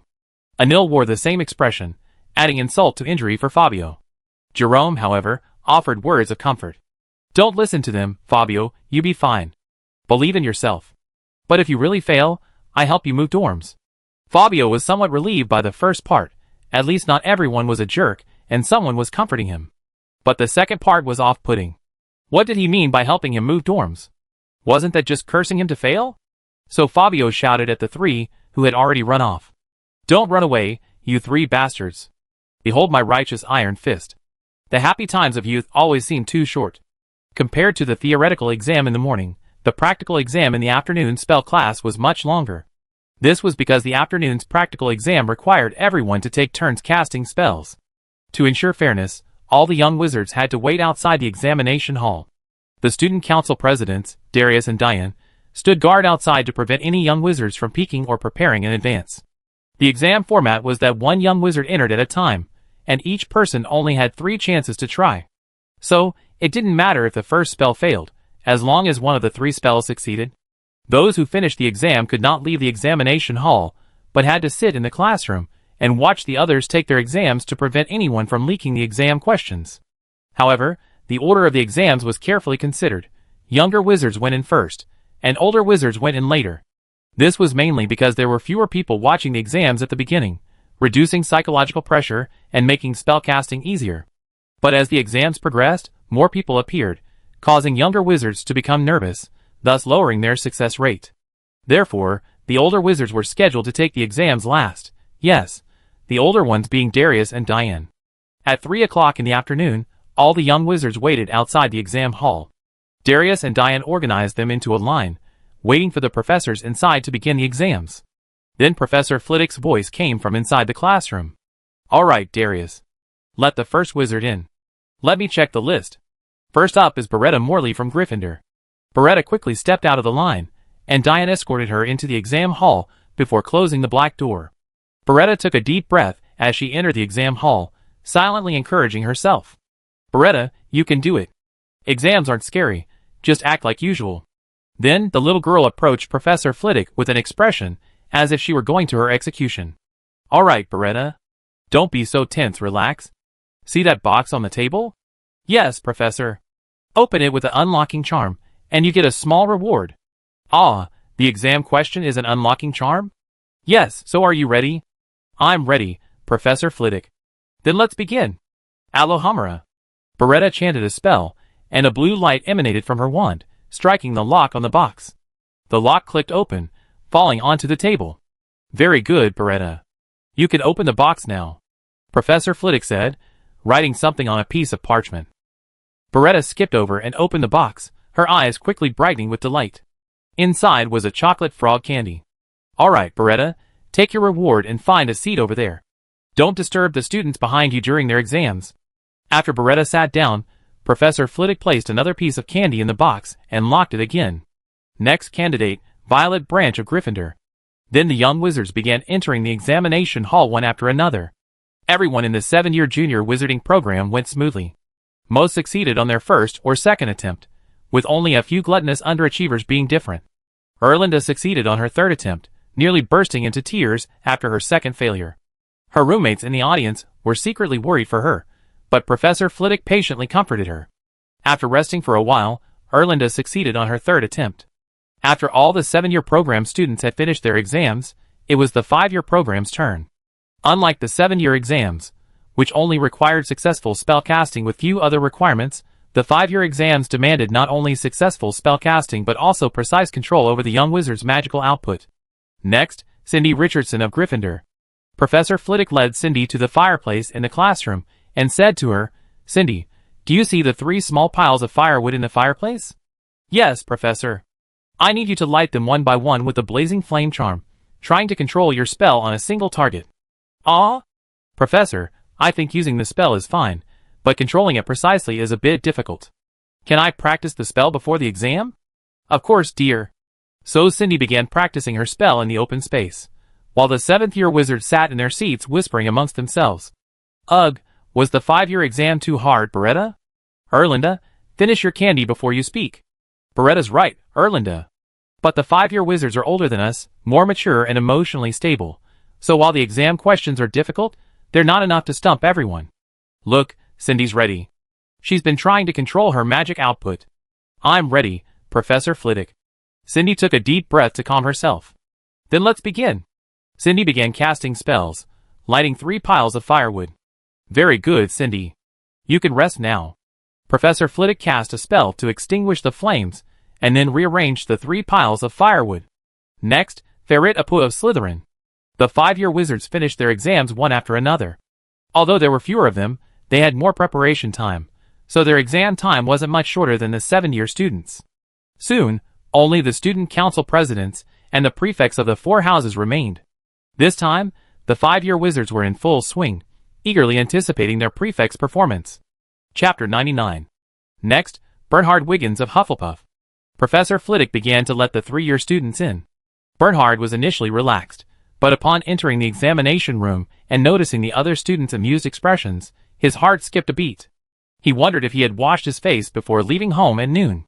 Why were they looking at him like that? Professor Flitwick had great confidence in Bernhard, whom he had personally tutored, which was why he had chosen him as the first examinee. He wanted him to set an example for the students below. Professor Flitwick cleared a small area with a wave of his wand, allowing Bernhard to stand in the center. He then cast a protective spell, enveloping Bernhard in a transparent dome. Then Professor Flitwick spoke to Bernhard. "Several small animals will appear out of thin air around you in a moment. Your task is to defeat them all with the Petrify charm. You have 2 minutes. The more you defeat, the higher your score, understand?" "Understood, Professor Flitwick. I think I'm ready. Let's begin." "All right, let's begin the test." Then, the first small animal appeared in the dome where Bernhard was. The first small animal was a golden retriever. This silly golden retriever was wagging its tail at Bernhard, not even trying to dodge. Bernhard easily petrified it with the Petrify charm, and then the golden retriever disappeared. Other canines began to appear in the dome, but they were getting smaller and smaller. When Bernhard defeated the 10th one, what appeared were no longer canines, but smaller and more agile cats of various breeds. Compared to canines, felines were much harder to hit as they leaped and bounded. Fortunately, Bernhard's reaction was quick enough, and his magic power was sufficient. Just after Bernhard's petrify the 10th cat, even smaller mice emerged from the dome. Although Bernhard's magic was still sufficient, his reaction speed couldn't keep up. The mice were too small and ran incredibly fast. Hitting each mouse required a lot of luck with spells, and by the time the timer ended, Bernhard had only hit 3 mice. 2 minutes seemed short, but for Bernhard, it was exhausting. For 2 minutes, he needed to constantly turn around, run, and cast spells, maintaining a high level of concentration. Just as Bernhard was resting inside the dome, Professor Flitwick's voice woke him. "All right, Bernhard. Stop spacing out in the dome. Come here. Good job, lad. Here's a chocolate frog as a reward. Go rest over there." Bernhard, holding the candy, walked towards the direction Professor Flitwick was pointing. There, a group of young wizards were buzzing with discussion. Among them was a Hufflepuff wizard who knew Bernhard well, asking quietly, "Prefect, how's it going? Those mice were really hard to hit." "It's all right, just a bit tiring after casting so many spells." He said it casually, but in his heart, Bernhard was thinking, "How's it going? My arms are practically smoking from all the casting." Then he heard Professor Flitwick call out, "Next, Sharon Dempsey of Hufflepuff." Then the Hufflepuff prefect entered, and Bernhard fell silent, settling into spectator mode, wanting to see how his companion would perform. Sharon Dempsey began the same test, but she was clearly not as quick as Bernhard. Although she also entered the part where she tried to hit the mice, it took her much longer, and she only managed to hit one. Then she approached Bernhard, also holding a chocolate frog. "Bernhard, how did you do?" "Not bad, hit 2 more mice than you. They're so small, and they run so fast." "How did you manage to hit them?" "I only hit one by pure luck. I used a lot of spells to hit it." Don't talk. Harkin's coming in." Harkin Miller, who came next, was clearly much better than Sharon Dempsey. He used a shorter time with the dogs and cats, giving him more time with the mice, and hit 3 more mice than Sharon Dempsey. Then came Slytherin prefect Eleanor Morrison, who was about the same as Sharon Dempsey, struggling to hit 1 mouse. Next up were Gryffindor prefect Kalima Molina and prefect Joanna Hampton. While both Joanna and Kalima performed similarly to the others, Joanna's grades were better than Kalima's, thanks to Joanna's love of sports and greater physical agility. Finally, the Ravenclaw prefects appeared. Prefect Ricardo Geese and Prefect Melissa Carlson performed well as well, even receiving applause from the young Ravenclaw wizards as they walked back to the student lounge, indicating their popularity. Then, the final 2 began their final exams. First up was Student Council President Diane Bryan, this academically gifted girl with a magical aura, who was indeed different from the other prefects. She astutely spotted a loophole in Professor Flitwick's exam rules.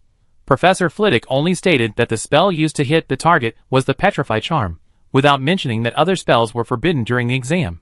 So, when the exam began, Diane didn't rush to cast a spell to hit the target.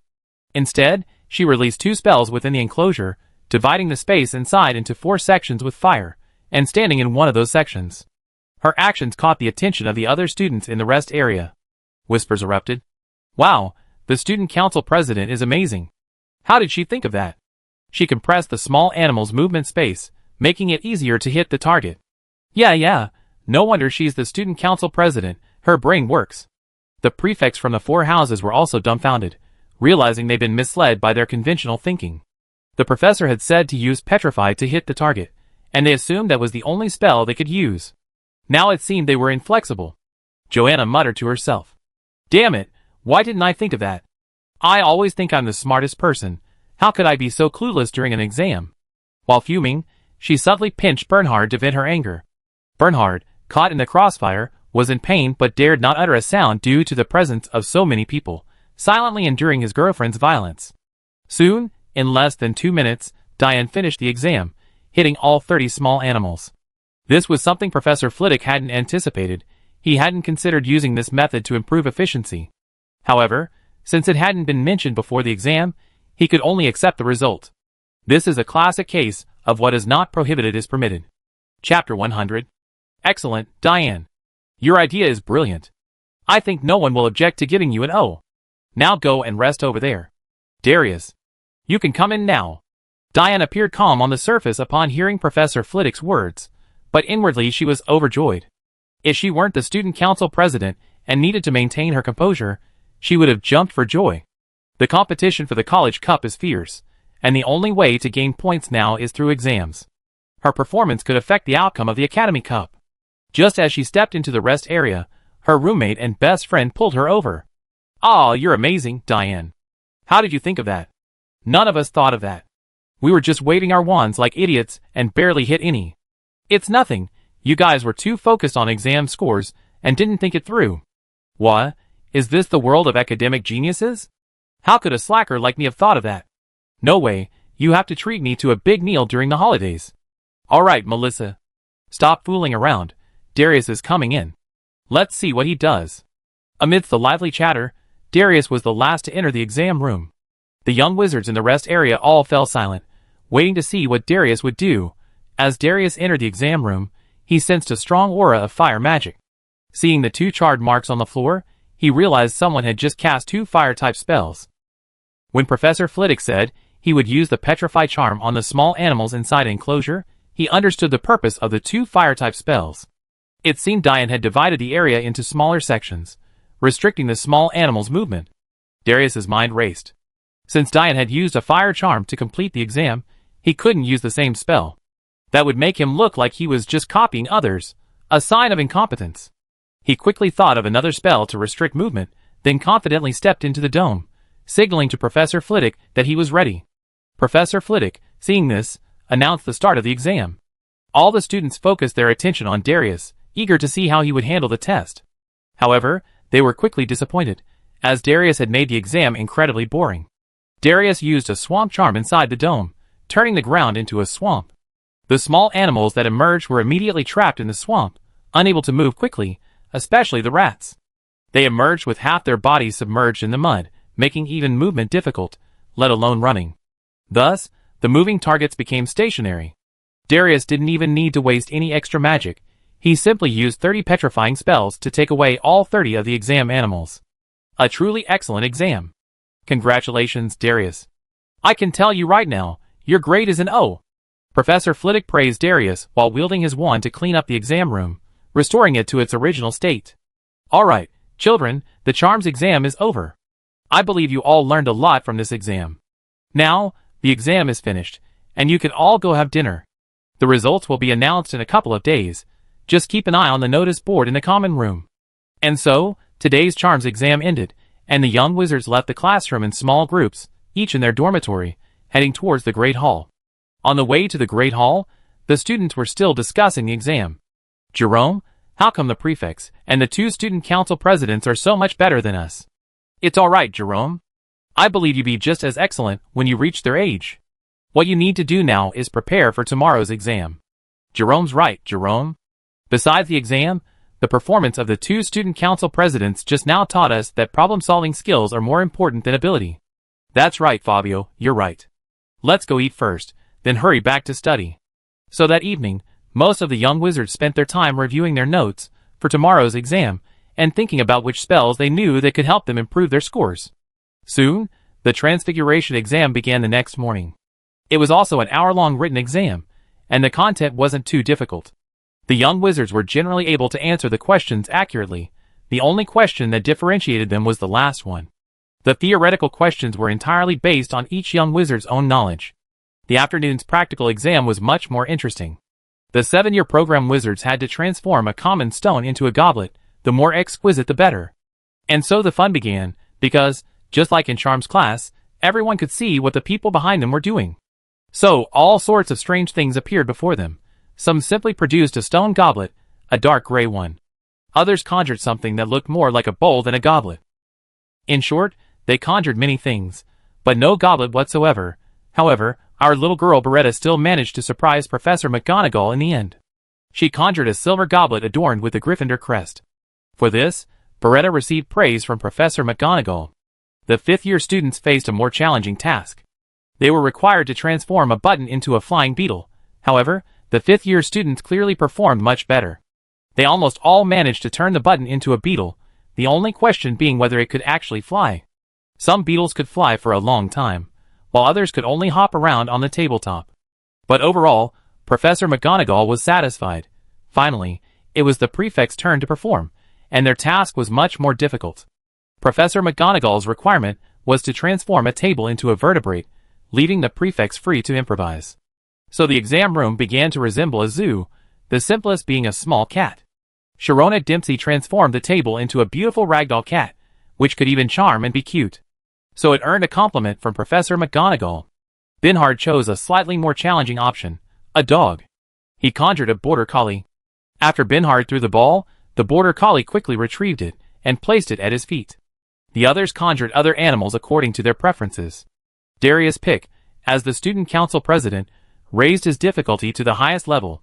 He conjured a lion, which greatly surprised the other young wizards. This was Professor McGonagall's performance in the first class, and Darius had managed to replicate it a year later. Although Darius's lion had obvious flaws, it still couldn't change the fact that it was a lion.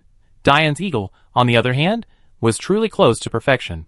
And so, the young wizard's first school year came to an end. Chapter 101. Regardless, the first school year was over. For the next 2 days, the young wizards went into overdrive with fun. Under Professor Hodge's guidance, they even organized a Quidditch match. The two teams were Gryffindor and Ravenclaw versus Slytherin and Hufflepuff. Both the prefects and the younger wizards got a chance to play, and most of them performed admirably. This gave Mrs. Hodge hope for organizing a Quidditch match next term. In addition, the Wizarding Chess Association also held a tournament during these 2 days. Organized by Orlando Munnis, a 5-year Ravenclaw, he had fallen madly in love with the sport the first time he played it. In the first half of the year, he first visited Professor McGonagall to inquire about the requirements for establishing the Wizarding Chess Association. Professor McGonagall told him that 10 students were needed to sign their names to join the association, and he quickly collected the signatures, even having more than enough. Then Orlando approached Headmaster Andres to request a venue, and Andres, who happened to be on a mission to increase happiness, conveniently granted him an empty room as a club activity space. After the Wizards Chess Club was established, although they organized activities regularly, the young wizards were usually busy with their own affairs, making it difficult to gather everyone. Therefore, attendance was always a problem, and everyone had never played together as a group. So, during his 2-day break, Orlando issued a call to all members and organized this event. In the end, Orlando lost 1-2 to a 5-year Slytherin girl named Alina Garner. He only got second place, and the first place prize was a special edition Wizard's chess set provided by Andres. The chessboard's second color pattern was a Slytherin serpent. Happy times always fly by, and the 2 days passed quickly. Early on June 5th, the bulletin boards of each house were plastered with report cards. All the young wizards could check their exam results on the bulletin boards, and to everyone's delight, no one needed to retake their exams, meaning no one failed. Therefore, everyone was in high spirits at the evening banquet. Tonight's banquet also served as the farewell dinner for the semester, so the food was exceptionally lavish. Starting tomorrow, everyone would gradually leave school and return home to enjoy their 2-month-long summer vacation. Just as the banquet was drawing to a close, Andres stood up from his seat and tapped his wine glass with his spoon. With a clinking sound, all the students' attention turned to Andres. I noticed everyone has almost finished eating, so I have a few announcements to make. First is the House Cup, and here are the scores for each house. First up is Gryffindor, whose total score is 423. Congratulations. The entire Great Hall erupted in applause from the young wizards. Then comes the Hufflepuffs. Their total score is 430. Congratulations. Another round of applause filled the Great Hall. Then comes the Slytherin. Their total score is 500. Congratulations. This time the applause subsided considerably, as everyone awaited the Ravenclaw's scores, which would determine the winner of the House Cup. Finally, comes the Ravenclaws. Their total score is 503. Congratulations on winning this year's House Cup. A huge cheer erupted from the Ravenclaws' table, while the Slytherins next door sighed in disappointment. They were just a few points away from the House Cup. Of course they were disappointed. Ahem, ahem. Quiet, everyone. Andres gestured with his hands to quiet everyone. Then I think our castle decorations need some changes. With a flick of his wand, all the flags in Hogwarts Castle changed from the Hogwarts crest to blue eagle banners. The ubiquitous Ravenclaw crests caused Ravenclaw House to erupt in cheers once again. Quiet. Now that the House Cup is over, our school year is also over. I am very satisfied with everyone's performance throughout the year. I hope that you will continue to study diligently after returning home during the summer vacation. But remember, you must not reveal yourselves when practicing magic. I don't want you to cause a ruckus in the Muggle world during the summer vacation. Although we are not afraid of trouble, deliberately creating trouble is unwise. You can still stay at Hogwarts for the next 2 weeks. However, if you want to stay at Hogwarts for the entire summer vacation, you need your guardian's permission. As for the start of the next term, I suggest you come to school early, because there will be some new changes waiting for you at Hogwarts. Finally, I wish you a pleasant summer vacation. After Andres announced the end of the banquet, the excited young wizards were led back to their respective common rooms by their prefects. Back in the headmaster's office, Andres opened the system. Sure enough, the main quest completion notification had appeared, showing congratulations, host, on completing main quest, 5. Congratulations, host, you have received a reward. Your character level and Hogwarts castle level have both increased by 1. Would you like to use the system reward now? Is there even a question? Andres immediately raised his host character level to level 5. A flash of white light enveloped him, and he felt his strength advance further. If judged by the levels of the Harry Potter world, he was probably now at the level of an elite Auror. At this point, Andres was stronger than ordinary Auros and most ordinary wizards in terms of magical power. While most people were probably at level 5 in most subjects, Andres was a level higher in magical power, making his magical output significantly stronger. At the same time, Andres' understanding of these subjects also improved, saving him a lot of time acquiring knowledge. After experiencing the thrill of his increased strength, Andres looked at the details of Hogwarts Castle's level 5 upgrade. The system information showed that when Hogwarts Castle was upgraded to level 5, its student capacity doubled. The system information also showed that if Hogwarts Castle was upgraded to level 5, the castle space would continue to expand to accommodate the increased number of students, and there would also be bonus gifts. In addition to the Forbidden Forest bonus that comes with upgrading the castle to level 4, upgrading to level 5 comes with a village. Yes, you read that right. A whole village. The rather famous Hogsmeade village from my memories. The system information states that, considering the increasing number of students at Hogwarts, providing many of their necessary supplies through Hogwarts or Andres would become a burden. Therefore, the system is providing the host with Hogsmeade Village as a reward for upgrading the castle. Andres was overjoyed upon seeing this information, but what's with the little gift? And what's with Hogsmeade Village? Chapter 102. Andres looked at the system notification, his excitement beyond words. The system notification was quite clear. Hogsmeade Village was more than just a place to sell food and drinks, like in the novels. Since it was for helping with school construction, it probably wouldn't be like last year, distributing wands to the young wizards. They didn't even have the right to choose their wands. Andres didn't rush to upgrade the castle level, he decided to observe the situation first. So he looked at the next step of the main quest. System issued main quest. 6. Having completed the first year, you are now familiar with everything at the school. The next step is to expand enrollment. New semester enrollment reached 0/200. Quest completion reward, 1 Hogwarts Express train. Rewards for exceeding this number will be assessed based on the number of students exceeding the limit. Great. This time, even the method for students to get to Hogwarts has been solved. Andres had been worried about how 800 students would get to Hogwarts, since even the night bus couldn't transport so many people at once. They couldn't possibly go door to door to pick up students like last year. That would be such a waste of time. With the Hogwarts Express, they could arrange for students to board in London and bring everyone over at once. However, if too many people arrived at once, the sorting process would take a long time. Therefore, Andres considered having the new students arrive in batches, which would greatly reduce the pressure during sorting. Thinking about this, Andres fell asleep. The next day, June 6th. Cloudy. In the morning, after breakfast, the young wizards gradually arrived at the square outside the castle with their luggage. They were all waiting for the night bus to arrive. Some students who weren't leaving yet came to see their friends off. Barita, remember to write to me. Come visit me if you have time. I will, Erlinda. But I have to go find Marfa to learn archery first. It's a promise I made to him. And Barita, remember to water my sunflower. Okay, but weren't you going to take it home? Why is it still in the dorm? I thought about it, and I keep this sunflower for myself. I also got some seeds from Professor Sprout, so it's easier to carry. Alright, have a great holiday. I will. I miss my mom's cooking so much. Jerome, Fabio, and Anil, who had just arrived, were all dragging luggage, only Jean arrived empty-handed. Jean, we're off. Remember to call us when you get home. No problem, but you have to wait until the end of the month. I'm leaving school last. Hee hee hee, be careful when you're blacksmithing. I never imagined my roommate would be a blacksmith. Get lost, you're the one who become a blacksmith. Oh, right. You never be one, because you don't even have the strength to swing a hammer.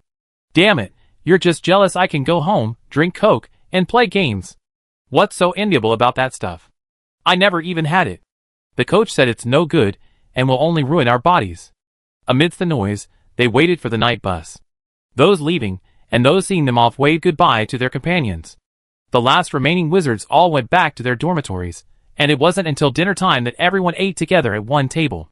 Andres counted, and only 15 wizards remained.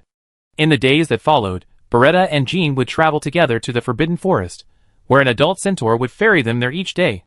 Sometimes, if it got too late, they would stay overnight in a centaur village. During these days, Beretta and Marfa practiced archery together in the Forbidden Forest. Unbeknownst to them, Beretta's survival skills in the jungle improved, and she also learned about many plants and animals she had never seen before. Marfa, spending every day with Beretta, also saw significant progress in its human language skills. Now it spoke human language quite fluently. Meanwhile, under Old Rand's guidance, Jean became increasingly proficient in simple ironwork forging. In the following days, he even began to forge items with special properties according to Old Rand's instructions. These items delighted Old Rand, while Jean looked utterly bewildered. It was just some strange patterns on the items. What was there to be happy about? If Andres were here, he would surely notice that Jean's academic track had expanded to include ancient runecraft. It turned out that when Old Rand was teaching Jean to craft, he secretly instilled in him some runes passed down from the centaur's ancestors. Jean himself was unaware of this, mistaking them for patterns and designs. Finally, on June 21st, only Beretta and a Ravenclaw named Colette Franco received guardianship orders to stay at Hogwarts for the summer holidays. This Ravenclaw hawk was the same age as Beretta. She stayed because her parents were going through a divorce, and with no one to care for her, she had asked her parents for the guardianship order.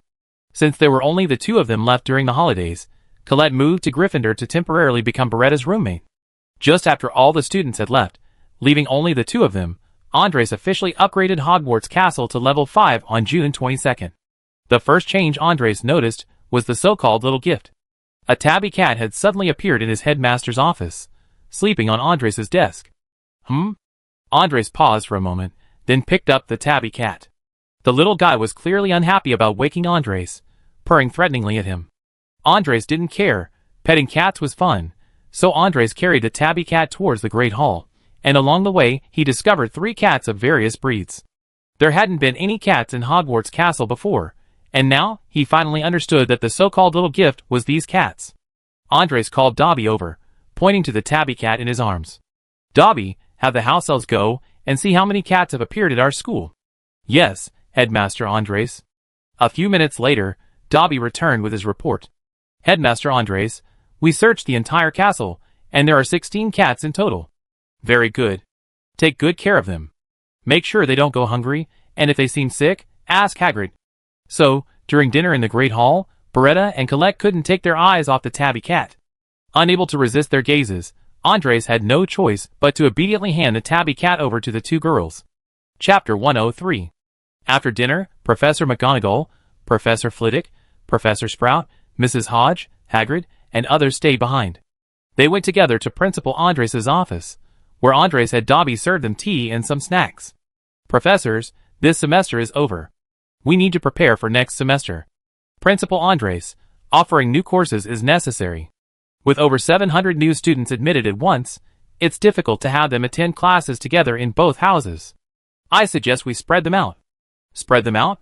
Professor McGonagall means random grouping, still with both houses attending together, but with each class limited to around 100 students. How about that? That's probably not feasible. Around 100 students would require 7 classes. If each class has 2 periods, that's 14 periods a week. Add to that the 2 second-year classes with 4 periods each. That's an average of 18 periods per professor per week. Classes. If we keep it to around 150 people, then there will only be 5 classes, and the course can be limited to 14 periods. On average, the professors can teach 1 less class per day. Principal Andres, isn't a class of 150 people a bit too many? We never taught so many people at the same time before, and the teaching quality is really hard to guarantee. No, Professor McGonagall. In the Muggle world, a class of 150 people is nothing. We could also organize freshmen to study more independently through the student council. And next year, when there are even more students, we can arrange for Darius and the others to be teaching assistants to teach the lower year students, or I can recruit more professors through the system. Since Headmaster Andres thinks it's fine, let's proceed this way. However, all the classrooms will need upgrading. Well, that's another considerable expense. By the way, I'd be visiting Hogsmeade Village tomorrow. Anyone interested in coming? Of course. We haven't been to Hogsmeade in ages. Maybe we can even have a drink there. Great. Then let's go together tomorrow. Everyone, go back and rest now. The professors then left the headmaster's office together. Andres thought for a moment, then wrote a letter and called Dobby. Dobby, send this to Catherine for me. Dobby took the letter and turned to go to the owl tower. Soon, an owl spread its wings and disappeared into the moonlight in the darkness. Late at night in London, at the headquarters of the Magical Financial Investment Company, Catherine, as the company's CEO, was still busy. Her secretary brought her a cup of coffee and then left. The postman was out partying and hadn't returned yet. Lately, he'd been coming home very late, and no one knew what he was doing out there. Catherine could only leave a window open for him. Just as the wizard chess pieces on the bookshelf were setting up their pieces for another game, a dark shadow loomed over them, and they froze, as if petrified. When they saw an owl land near Catherine, they started hurling insults at it again, as if by prior agreement, but the owl ignored them completely. Catherine was used to this, so she didn't pay any attention to the pieces. She untied the letter from the owl's leg, filled a cup with water, and placed it in front of the owl. The owl nuzzled Catherine with its head, and then lowered its head to drink. Catherine opened the letter and skimmed through it. Although she didn't understand why Andres wanted her to come to Hogwarts tomorrow, she was sure it was for something. So, after writing a reply and releasing the owl, she pressed the pager to summon her secretary. She told her secretary that she could cancel all her appointments for tomorrow and go home to rest. Then Catherine also dropped her work and quickly went to sleep. She couldn't go to see Andres tomorrow with dark circles under her eyes. She had to present a good image to her boss. The next morning, around 10 o'clock, Catherine finished breakfast and waited in her office. Just as she was leisurely reading, a large-eyed house elf suddenly appeared in the office. It looked like Sparkle. Are you Sparkle? Sparkle is delighted to meet Miss Catherine. Headmaster Andres sent me to pick you up. Very well, we can set off now. Please take my hand, Miss Catherine. Then Catherine took Sparkle's hand, experiencing apparition for a moment. When Catherine finally took in her surroundings, she found herself in a strange village. Standing in the center of the village, Catherine saw a signpost in the middle of the road with addresses marked on it. For example, Ollivander's wand shop was 100 meters ahead, Madame Malkin's robe shop was 200 meters to the left, and the magical creature's shop was 150 meters to the right. Just as Catherine was getting dizzy from looking at the signs, a voice woke her up. Hi, Catherine. We're here. Catherine looked around and saw that it was Andres who had called her, and standing next to Andres were a group of professors. Let's rewind an hour. After having breakfast with the professors, Andres set off from the castle, walking to the village at the foot of the mountain. The journey was about 3 kilometers, and took 45 minutes. Upon arriving at Hogsmeade Village, there were only a dozen or so empty buildings. These houses were clearly in the Scottish style, with pointed roofs, slender chimneys, and stepped gables. 2 cobblestone paths intersected in the village center, dividing the village into 4 sections. Andres had inquired with the system beforehand, and it stated that Hogsmeade Village was currently at level 1, offering 18 empty buildings. As for which shops to open, Andres would have to exchange for them himself. However, to Andres' delight, the first shop he exchanged came with a free owner. Yes, buy a shop and get a free owner. Just as Andres was complaining, the system prompted him. The host can choose to keep only the shops and not the NPCs, leaving everything to the host to manage. Andres immediately shut up. He had no time to manage these shops. He let the NPCs handle it. So Andres began redeeming items from the shops he had discussed with the professors along the way. First was Ollivander's wand shop, a must-have. Did Andres really have to redeem each one by one from the system? Next was Madame Malkin's robe shop.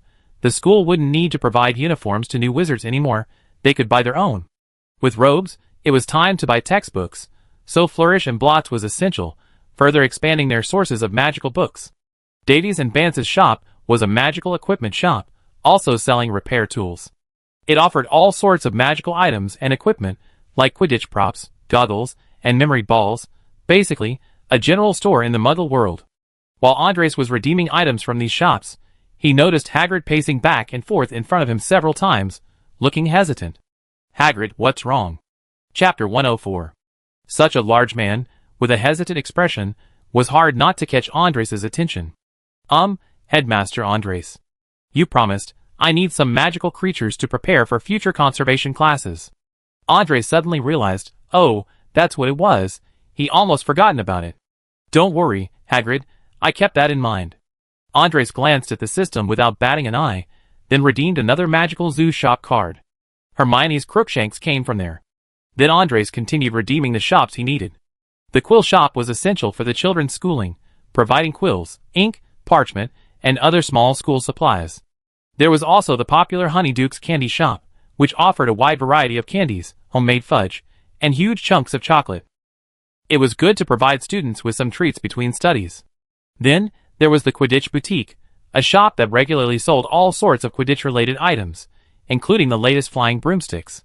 Andres looked at the cards he already redeemed and felt it was still a bit short. So, Andres picked out Florin's ice cream shop from the pile of shops.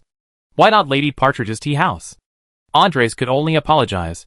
Their main task now was to train more wizards to deal with future orc invasions, not to let them date during their studies. Thinking this, Andres continued circling Hogsmeade Village, feeling like something was missing. What was it? Seeing the village entrance, Andres suddenly remembered the Three Broomsticks pub. Damn it, he almost forgotten about it. The professors were planning to have a drink there.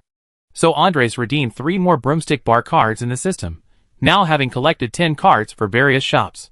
He could start using them, so Andres brought up the system's 3D model. He shifted his view from Hogwarts School Castle to Hogsmeade Village, and the 3D model displayed the entire village. He placed the 3 broomstick bars at the village entrance, then Honeyduke Sweets, and then Ollivander's wand shop. Andres materialized all 10 shops in this way. To the other professors, after Andres walked around Hogsmeade Village several times, starting with a house at the village entrance, 10 buildings emitted white light in succession. Soon after the white light disappeared, the entire village was different. No longer lifeless, it was full of vitality. These 10 shops gave the original buildings a new look. Although the main structures were still stone houses, each shop clearly had a different style. Just as Andres and the professors were about to head to the 3 broomsticks for a drink, Andres sensed a magical fluctuation, and then he saw Sparkle apparate with Catherine. Then the scene from before unfolded. Catherine saw Andres and the professors and walked towards them. Thank you for bringing Catherine here, Sparkle. You're too kind, Headmaster Andres. It's my pleasure. Alright, Sparkle, could you please gather all the other shop owners at the 3 broomsticks? Yes, Headmaster Andres. It's a pleasure to serve you. With that, Sparkle vanished from sight. You come at the perfect time, Catherine. We were just about to grab a drink at the 3 broomsticks. Come on, let's go together. Oh, sure, boss. Catherine was also excited to see what the 3 broomsticks had to offer. Although she had already sampled many delicacies and drinks from the magical world, she was still full of anticipation for new experiences. Soon, the group followed Andres to the 3 broomsticks. As they pushed open the door, the bell on the door rang, announcing the arrival of guests. Welcome to the 3 broomsticks. What would you like to order? Ms. Rosmerta, as usual, a butter beer for each of us. Headmaster Andres and Miss Catherine, what would you like? Andres and Catherine exchanged a glance, and Andres suggested, let's start with a butter beer for everyone. Alright, please wait a moment. Ms. Rosmerta then turned to prepare the drinks. Headmaster Andres, actually, the drinks at this bar are quite good. The mead, red currant rum, violet water, and iced cherry syrup soda are all very famous.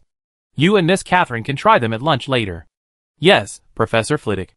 We certainly will. While everyone was chatting, Ms. Rosmerta served everyone butterbeer. Just as she was about to leave, Andres called her back. Ms. Rosmerta, the other owners will be coming over soon. Prepare a drink for them too. I pay for everything. Then the professors began drinking butterbeer and reminiscing about the past, while Andres and Catherine only took a few sips before stopping. They couldn't understand why wizards would like this stuff. How to put it? It was quite sweet. The beer flavor was neutralized by the rich butter, but the sweetness overpowered the beer taste, making it feel more like a sweet beverage than traditional beer. In short, Andres and Catherine didn't have the courage to finish it, and then the doorbell of the 3 broomsticks bar started ringing. The first to enter was Mr. Garrick Ollivander, who greeted everyone warmly as soon as he came in. Professor Minerva McGonagall, it's been a long time. How's your cedar heartstring wand? It's as elegant as you are. Thank you, Garrick. You even remember what one I use. Of course, I remember every one I make. Oh, Professor Felius Flitwick. It's so good to see you again. How about your peachwood wand with the unicorn scales? Would you like it sent to me for some maintenance? Don't worry, I give you the best price, and I guarantee it will be as good as when you bought it from me. Oh, thank you. I think I come see you when I have time. Then Garrick Ollivander began his great memory spell, chatting with everyone about their wands, until he habitually struck up a conversation with Andreas. Seeing that Andreas was quite young, he instinctively spoke up. Ah, Headmaster Andres. Every time I see you, I'm reminded of the day you bought my wand. The words had barely left his lips when Garrick Ollivander immediately realized his mistake and fell silent. Then he and Andres stared at each other awkwardly. Fortunately, just then the bell on the door of the Three Broomsticks pub rang again. The other owners had arrived. Chapter 105. Everyone turned to look, and a short, plump woman in a purple robe walked in. Garrick Ollivander, seeing her, quickly stood up and waved. Here, Madame Malkin. It's been a long time. I didn't expect to see you here. Garrick. It has indeed been a long time. I didn't expect to meet you in Hogsmeade Village in the New World. With that, Madame Malkin walked to the table, and Andres spoke. Please sit, madam. I am Andres Mori, the current headmaster of Hogwarts. Oh, hello, Mr. Andres. I was just tidying up in the shop when I received a message from the house elf and rushed over. Thank you for your cooperation. I mainly wanted to gather everyone here for a meeting, and then I have some things to discuss. But you can have a drink while we wait for the others to arrive. Thank you, Headmaster Andres. After saying this, Madame Malkin joined the group drinking and chatting. Next to enter the shop were Ambrose Froome and his wife from Honeyduke's Confectionery. The two of them were also former Hogwarts students. After graduation, they opened a sweets shop in Hogsmeade Village, which was very popular with the students. Then, people gradually joined in, and the Three Broomsticks pub began to liven up. Finally, Ms. Nancy Eiffel, the owner of the Fantastic Beasts shop, arrived. Ms. Nancy Eiffel apologized to everyone as soon as she entered. I'm sorry, everyone, I'm late. The little ones in the shop were just too noisy. I need to feed and water them before I can leave. It's all right, Ms. Nancy Eiffel. Everyone's just chatting. Waiting a bit won't hurt. With that, Andres stepped forward, raised his glass, and addressed everyone. First of all, I want to thank you all for coming. Your presence has been a great help. Let's raise a glass and celebrate. Andres then downed his beer, and everyone else followed suit, taking a large gulp. Seeing that everyone had drunk their butter beer, Andres set down his empty glass and continued. I know many of you prefer Diagon Alley, but our current circumstances don't allow it. As you know, the path of magic in our world has only just begun. Before your arrival, there were fewer than 80 young wizards, including us professors, and even with the new students next semester, it's only a little over 800. That's not enough to support a commercial street, but Hogwarts' many young wizards do need a place to replenish their supplies. That's why I thought of Hogsmeade Village. Hogsmeade Village is very close to Hogwarts, making it convenient for the young wizards to come out and play on weekends. We can't always keep them confined in the castle. Young wizards need rest and entertainment in addition to their studies, so I decided to invite everyone to Hogsmeade Village first. If you set up your shops in Diagon Alley, the young wizards won't be able to go there on weekends, and you won't have any customers except during summer and winter breaks. Andres finished speaking and observed everyone's reactions. Garrick Ollivander, being more perceptive, immediately spoke up. We understand, Principal Andres. You're doing this for our own good, and I'm sure you don't intend to cause us any trouble. Then, the other shopkeepers chimed in. Yes, Headmaster Andres thinks of things more deeply than we do. Andres nodded in satisfaction and continued, Thank you all for your understanding and support. I promise that once we have more wizards in the future, we will build our own Diagon Alley in London, and I will reserve a shop for each of you there. I believe that day is not far off. Thank you, Headmaster Andres. I propose a toast. Catherine, ever the opportunist, stepped in to promote the idea. Andres picked up the new glass that Madame Rosmerta had brought him and raised it high. To the future. Everyone took another large gulp of butterbeer. Next, I'd like to ask you all, there will be 800 students attending Hogwarts this new school year. Will that put too much pressure on you? Headmaster Andres, generally speaking, 800 students won't put pressure on us. Hogwarts has always maintained around 1,000 students, with no more than 200 new students joining each year. However, having nearly 800 students at once is a first for us, but fortunately, we still have time to prepare. When do you plan to open Hogsmeade Village? It was Garrick Ollivander who spoke. He and Madame Malkin had the heaviest workload. Their tasks were custom-made, not general purpose. Wands and school robes needed to be personally selected by the young wizards, while other items, like Flourish and Blots and Literati's quill shop were general-purpose products, so stocking up on supplies wasn't a problem. I plan to have the new young wizards arrive at Hogwarts a week early, which will help alleviate the pressure of large numbers during the sorting ceremony. Hey Mother Andres, I have a suggestion you might consider. Oh! Ms. Rosmerta, please go ahead. I suggest you extend the arrival time by a few days, since September 1st and 2nd fall on a weekend this year. That means those 2 days can be counted as the early arrival period. I just heard the professors mention that we also have a night's bus. If possible, I think parents could also come and visit Hogsmeade Village. This would help strengthen parents' trust in the school. It would also benefit the development of Hogsmeade Village. The only problem is that we need to trouble Stan and Ernst to make several trips back and forth these few days. Thank you, Ms. Rosmerta. We will consider your suggestion. Yes. But this requires careful consideration from me and the professors when we get back. Does anyone else have any opinions? Principal Andres, there's another very important point I haven't mentioned. That is, resupplying supplies. We can buy most supplies in the Muggle world, but we lack the channels since we just arrived. However, some magical items, like the wand cores I need to make wands, will require your help. I currently only have about 1,000 wands in my shop. I need to consider not only this year's freshmen, but also next year's students. These 1,000 are barely enough, but what about next year? I think there will be even more students next year. Yes, Mr. Garrick is right. There will be even more freshmen next year, so the supply problem must be solved. Then, Miss Catherine, please stand next to me. Then Catherine stood up from the table and walked to Andres' side, standing there quietly. Everyone, let me introduce you. Standing next to me is Miss Catherine Morley, who is currently providing supplies for Hogwarts. In a moment, you can think about what supplies you need, and I have Catherine purchase them for you first. Once you have your own purchasing channels, you can choose to buy them yourself or continue having Catherine buy them for you. Chapter 106. Hello everyone, I'm Catherine. Please feel free to contact me if you need anything.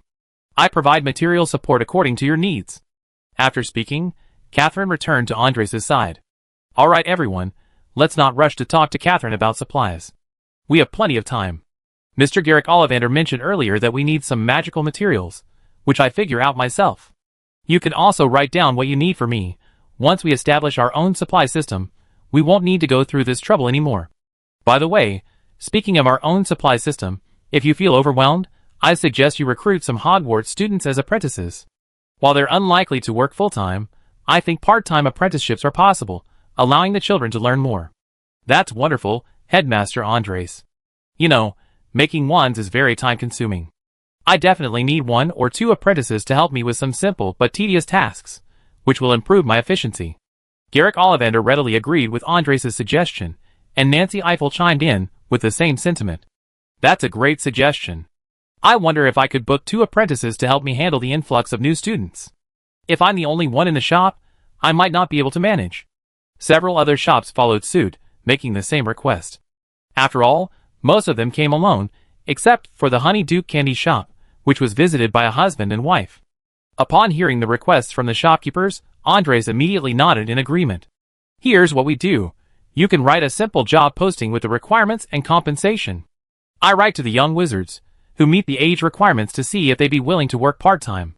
If we really can't find enough help by August, I have the house elves from Hogwarts Castle come and help for a few days. Alright, thank you, Headmaster Andres. The situation is rather special right now, so this is all we can do.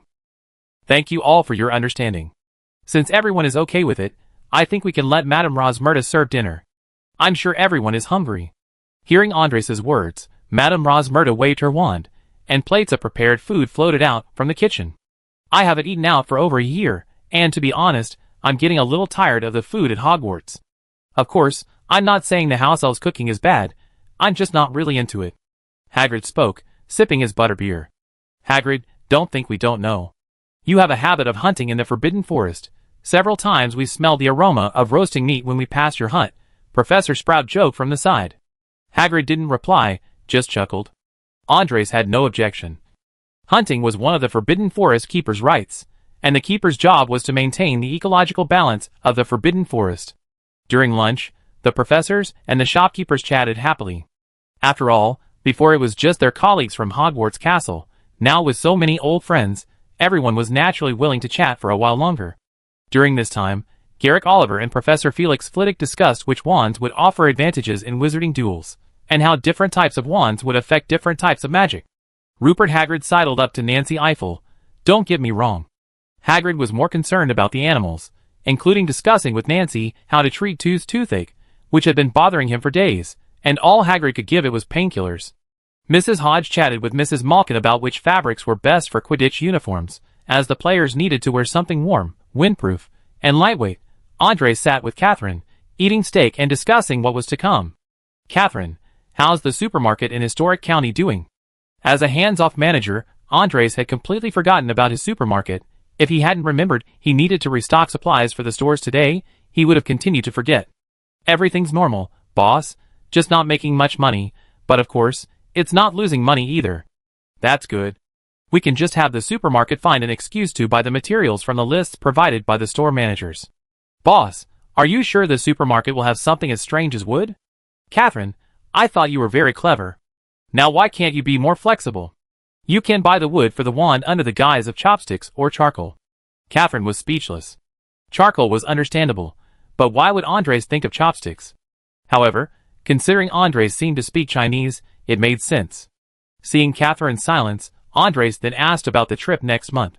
I plan to leave for the other 4 major countries in July. How's it going on your end? I arranged a Gulfstream private jet for you and the professors. This will save you a lot of trouble. Once you arrive, embassy personnel will accompany you. They mainly handle communication with the local government. They won't deal with anything else. That's fine. Any other arrangements? No, but I have a suggestion. I'm not sure if I should say it. What suggestion? Tell me. I think you should go to Yin first, boss. Why? My plan is to go to France first, then Bering, then Yin, and finally the United States before flying back. Normally, your plan is correct. It will save time and money. But you haven't considered one thing, the language problem. Language problem? What do you mean? That's the problem. I don't know if the wizards have a way to solve the language barrier. Other countries are fine, but English isn't an official language in Yin, so the first hurdle for Yanzhong wizards is language. Catherine, your concern is not unfounded. We need to give them some intensive language training before they arrive, but fortunately, Yin will teach English as a year-round subject. Here's what we do. Catherine, go to the embassy tomorrow and find that military attaché surnamed Wang. Ask him to help you find a school in Yan's capital and borrow a classroom. Then we gather the children together and give them intensive training for a month, so they at least be able to live independently here. Andres instructed Catherine this way, but there was one idea he didn't mention. Andres could use a self-study classroom card there to speed up the students' learning, and this classroom could be permanently available to help future students. Chapter 107. After lunch, Andres and the professors chatted with the shopkeepers in the pub for a while, before returning to Hogwarts Castle. Before leaving, Andres summoned his house elf Dobby, and told him to collect lists of materials needed by the shopkeepers. Back at the castle, Catherine saw her sister Beretta, who was leaving her bedroom with Colette, heading to the Forbidden Forest to find Malfurion. Seeing her sister and Headmaster Andres return together, Beretta ran to her and the two embraced. Beretta was surprised that her sister had come to see her, as Catherine had mentioned in her letter that she was very busy. Catherine, what brings you to Hogwarts? I thought you'd be too busy to visit. I was busy too, but Headmaster Andres called me here today to handle some matters related to Hogsmeade. Now that I'm done, I came to see you. Hogsmeade Village? You mean that village? Yes, it was just built today. There are only 10 shops there right now. I was called here to meet with the shopkeepers, so I can provide them with raw materials. Colette, we have a new place to play. Hogsmeade Village. Colette looked blank, not understanding what Beretta was talking about. It's that Hogsmeade Village. My sister said it was just built today. There are 10 shops there we can visit. Catherine finally understood and realized. It was the village with the Honeyduke's candy shop. Looking at the two incredibly excited girls, Catherine could only smile helplessly. It seems the two kids are quite bored, especially Beretta, who doesn't leave Hogwarts during summer and winter vacations. If I have time after I'm done with my work, I should take them on a trip. I just wonder if the little girl's parents have agreed. Andres, watching the sisters' reunion, granted Catherine a day off, letting her spend time with her sister. As for the supplies, there was no rush. If they couldn't be dealt with today, they could be dealt with tomorrow. Beretta was overjoyed to hear this from Andres, and pulled her sister and Colette towards the Forbidden Forest. She wanted to take her best friend Malfa to Hogsmeade Village. Catherine could only turn back, give Andres an apologetic smile, and follow them. Back in his office, Andres hadn't even had a chance to rest when Dobby came to him with a roll of parchment. "Headmaster Andres, these are some materials needed by the various shops, 2 sets in total. Please take a look." "Oh, thank you, Dobby. Just put them on the table." Andres had originally intended for Dobby to leave first, and he would handle this later, but he suddenly remembered that the shopkeepers wouldn't be staying at Hogwarts, and would need some supplies and pounds. So he called Dobby back, and took out some pounds that had been gathering dust in his spatial pocket for a long time. "Oh right, Dobby. Later, arrange for the house elves to deliver some supplies to the shopkeepers, including food and other necessities. Also, give each of them 10,000 pounds as living expenses for the next 2 months. "Yes, Headmaster Andres." Dobby then disappeared when Andres gave no further instructions. The entire afternoon, Andres considered the arrangements for the upcoming trip. He wondered if there would be any similar issues, like the language problems faced by the students from Yen country, or perhaps the students from Baron country would also encounter this problem. Finally, before dinner, Andres opened the 2 supply lists. The first, a general supply list, was for Catherine, but it was quite varied. For example, it listed 40 or 50 different types of wood for making staffs, such as pear, fir oak, peach, and grapewood, each with specific origin requirements. Andres even saw a requirement for lightning-struck wood on the list. In total, over 500 trees were needed. Then, there was a list of ingredients for the pub and various alcoholic beverages, some of which Mrs. Rosmerta would have to brew herself. Honeydux's candy shop was fine. They only needed edible gelatin, flour, jam, spices, and milk. These weren't things he needed to find. Andres's supermarket had them. Speaking of the supermarket, the number of Hogwarts students would increase, and the demand for supplies would also rise. If the supermarket didn't expand, wouldn't that raise suspicion? After all, the foot traffic in a supermarket was limited.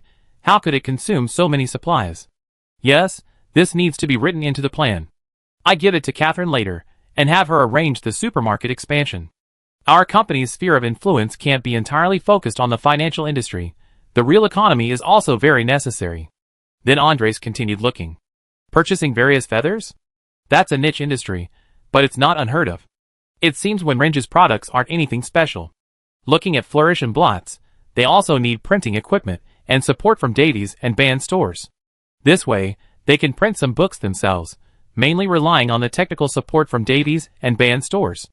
The items needed at Davies and Band shop were far more complicated: paper, metal materials, glass, clocks, globes.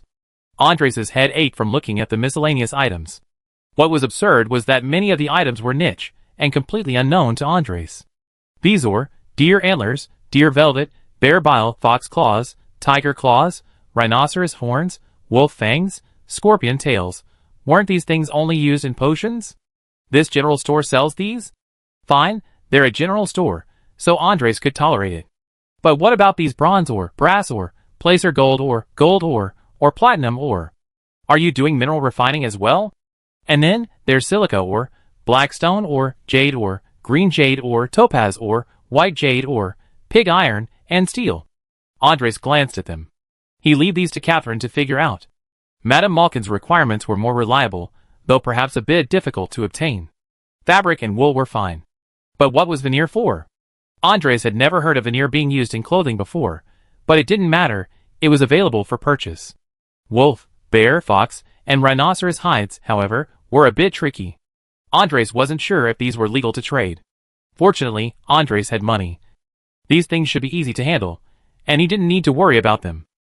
Looking at the materials list on the table, Andres decided to wait until after dinner to look at it, worried he wouldn't be able to handle some of the inexplicable material requirements. So he took the list to give to Catherine and headed towards the Great Hall, wondering if they had returned for dinner. Chapter 108. Catherine had indeed taken the 2 children back. They had escorted Marfa, who had come with them, back to the Forbidden Forest. The 3 little ones had even made a pact to go to Honeyduke's candy shop in Hogsmeade Village the next day to try other sweets. Because Catherine had been there today, she hadn't let the children eat too much candy, fearing it would hurt their teeth. On the way back, the 2 children with Catherine were also very talkative. Perhaps because they were bored at school, they were very excited and talked about their experiences in Hogsmeade Village all the way. Although Hogsmeade Village only had 10 shops, it was still very novel for them. However, Catherine believed they would soon get bored. Children's novelty wears off quickly. The children originally wanted to have dinner in Hogsmeade Village, but Catherine knew she had things to discuss with Andreas, so she refused their request, telling them to come back tomorrow. Because of the afternoon's activities, Catherine also learned about Colette's family situation. So Catherine deliberately left some extra pounds for Beretta, asking her to look after Colette.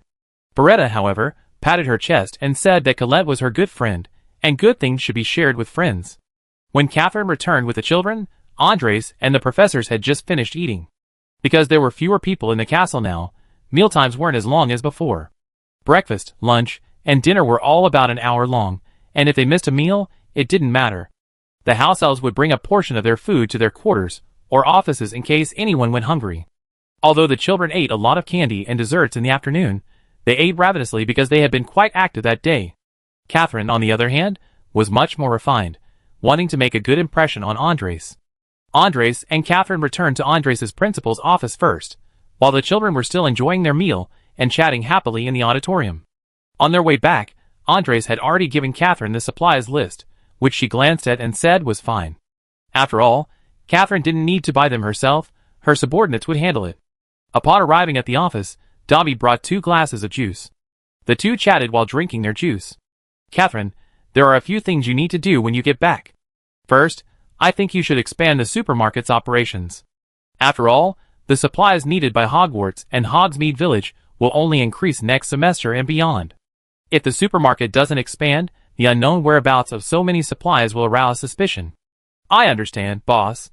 Do you have any suggestions? We can invest heavily in promotion and expand rapidly in the retail industry. We can establish a high-end retail brand in one of the 5 major countries, implementing a membership system. We can choose locations with potential, especially in Yin Country, where the economic growth is very rapid. Many places that seem remote now might be prime locations next year. Understood, boss. I will convene the supermarket CEO in London to discuss this matter. However, this may not progress so quickly, as site selection, construction, employee training, and supplier selection all take time. I know, I'm just worried that our assets are too concentrated. There's also the second thing, the English problem with the Yin students you mentioned today. Remember to have military attaché Wang contact their country when you get back. Official involvement is more effective than us handling it ourselves. Okay, boss. I contact military attaché Wang when I get back. I can also mention the supermarket matter to him. Giving them advance notice will make things easier when we enter Yin. That's a good idea. By the way, after the supermarket enters Yin, we recruit the senior management ourselves, but we can use the lower and middle level staff to negotiate terms with military attaché Wang. You mean? Catherine looked at Andres with some confusion. What I mean is, wherever we do business in the world and make a profit, we attract the attention of local interest groups. In Britain, we don't feel so much hostility because we're British. And with your investment company sharing the profits, no one in Britain openly opposes us. But it's different abroad. Even in the US, they only talk about free trade. If we actually make a lot of money there, they find one reason or another to sanction us and take those profits back. Boss, if you were talking about Bering and Yen, I could understand, but the US is our ally. They wouldn't dare treat us like that. Catherine, you're being too naive politically. There are no true allies. Everything can be sold out in the face of profit. It just depends on whether they get enough. I understand, boss. What should I do? Don't rush things with the US and France. They won't react much until their interests are affected. But we don't know about Yin. We need government protection. Tell the military officer surnamed Wang that in order to obtain a fair and stable business environment, our supermarket is willing to recruit local military and police martyrs' families to work there. We promise that the salary will always be 2,000 yuan higher than the industry average in Yin, and the benefits will also be in accordance with the highest local standards. But boss, won't this increase our operating costs? It's alright, these things depend on. It cost a lot of money, but it also helped us get rid of a lot of unnecessary trouble. With the protection of these 2 powerful institutions, the military and police, we won't encounter any problems, and we can also indirectly win over these 2 major clients. Besides, we won't only have this one type of business in Yin Country in the future. I understand, boss. I go back and start preparing for this. I believe Yin Country won't refuse this proposal. After understanding Andres' meaning, Catherine began to consider the 2 matters. She looked at her watch. It was only 7:30 p.m., not even 8 p.m. yet.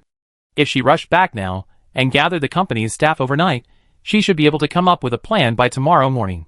This way, both matters could be discussed with the Yin country embassy together. Thinking of this, Catherine proposed to Andres. "Boss, is there anything else? If not, I'd like to head back now. If we hurry, there might be progress by tomorrow. Of course, but you still need to take care of yourself. The supermarket matter, as you said, can't be rushed." After their conversation, Andres called for Sparkle, and had to take Catherine back to her office in London.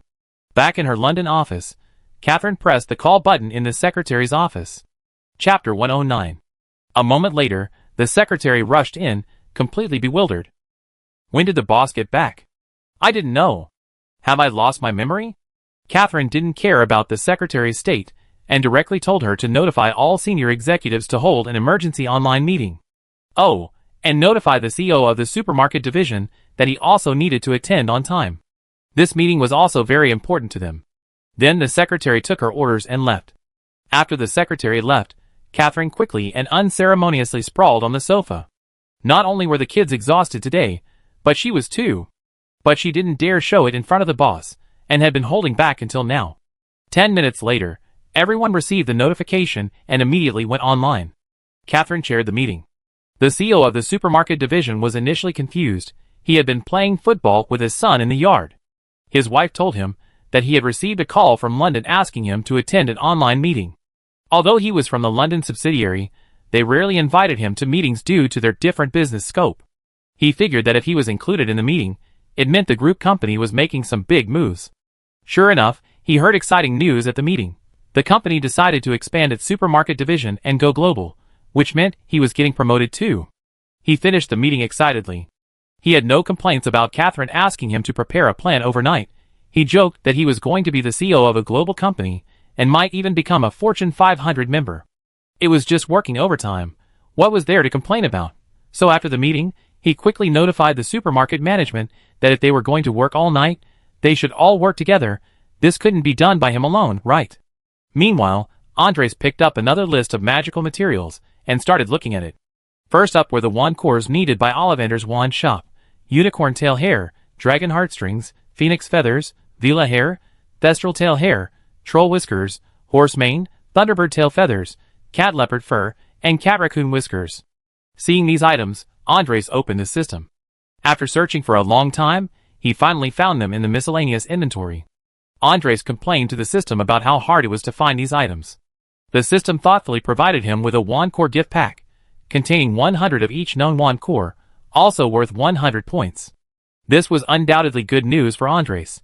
It was much cheaper than buying wands directly with points. Looking at the list again, the rest of the list still contained the outrageous names of materials from Davies and Band shops.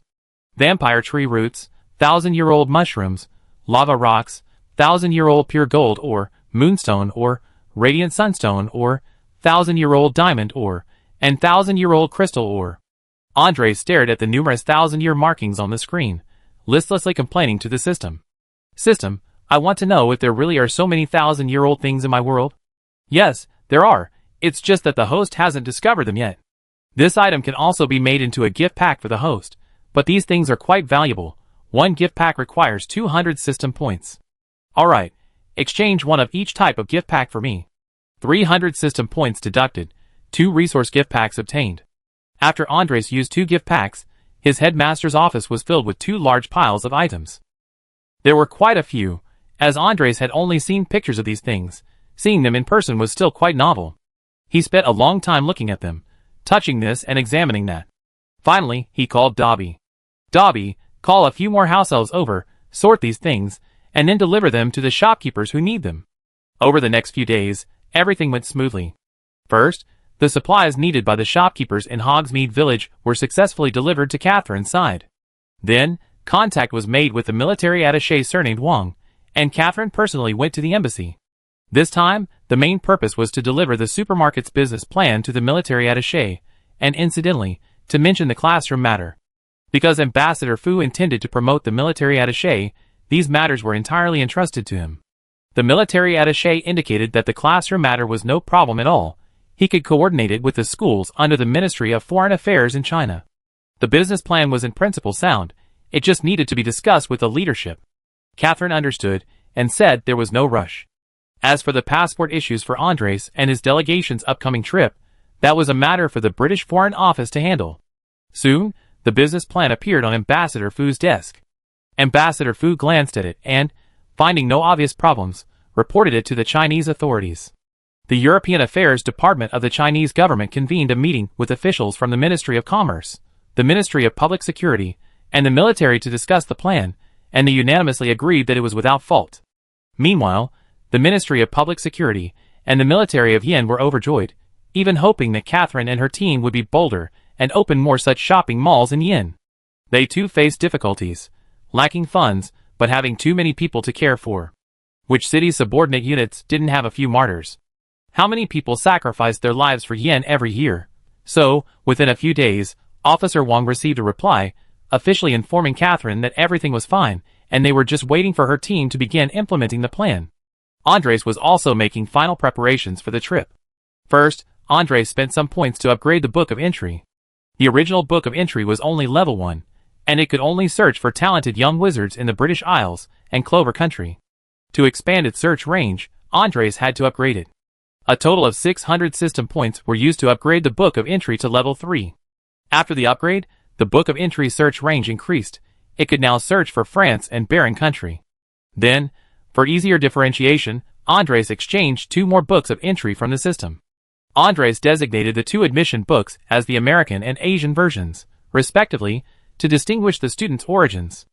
After writing down the search scope in the 2 admission books, Andres watched as names and addresses appeared frantically in all 3 books. While looking at the names, Andres suddenly realized he might need Professor McGonagall to write the acceptance letters for the British side before leaving. Otherwise, what would happen to Hogwarts after these 3 admission books were taken away? So Andres summoned Professor McGonagall. Professor McGonagall, I might need you to finish writing the letters we need to send out this year in the next couple of days. We're leaving for another country in a couple of days, and we need to take the admission documents with us. That's no problem, Headmaster Andres. But there's something you need to consider. To better recruit students, I think we should change our recruitment method. We should first write to talented young wizards, informing them of the school's existence, and that we be visiting them to explain the school's situation. Then, after the young wizards and their parents decide whether to attend, we send out the acceptance letters. Chapter 110. Andres quickly understood. Professor McGonagall meant that many letters went unanswered because people didn't believe in Hogwarts, thus overlooking some talented young wizards. However, if home visits were conducted before admissions, the success rate would be greatly increased. Therefore, Andres nodded in agreement to Professor McGonagall's minor change to the admissions process. Since it could increase the success rate, it was certainly going to be implemented, but it seemed some plans needed to be moved forward. After Professor McGonagall left, Andres purchased 2 professor cards. One for the potions professor, and one for the defense against the dark arts professor. Andres was somewhat looking forward to it. After using both cards, the potions professor appeared first, a man in a long black robe with straight hair, cold, deep eyes, sallow skin, and a large, hooked nose. Yes, this man was Severus Snape, the youngest head of Slytherin House, and the youngest headmaster of Hogwarts in its history. Looking at the man before him, Andres felt a mix of emotions. You could call him a good person, but he was actually a double agent. You could call him a bad person, but he was also someone who would sacrifice everything for love. However, regardless, he was a magical genius, possessing unique insights into both potions and spells. Hello, Professor Severus Snape. It's a pleasure to have you teaching at the new Hogwarts.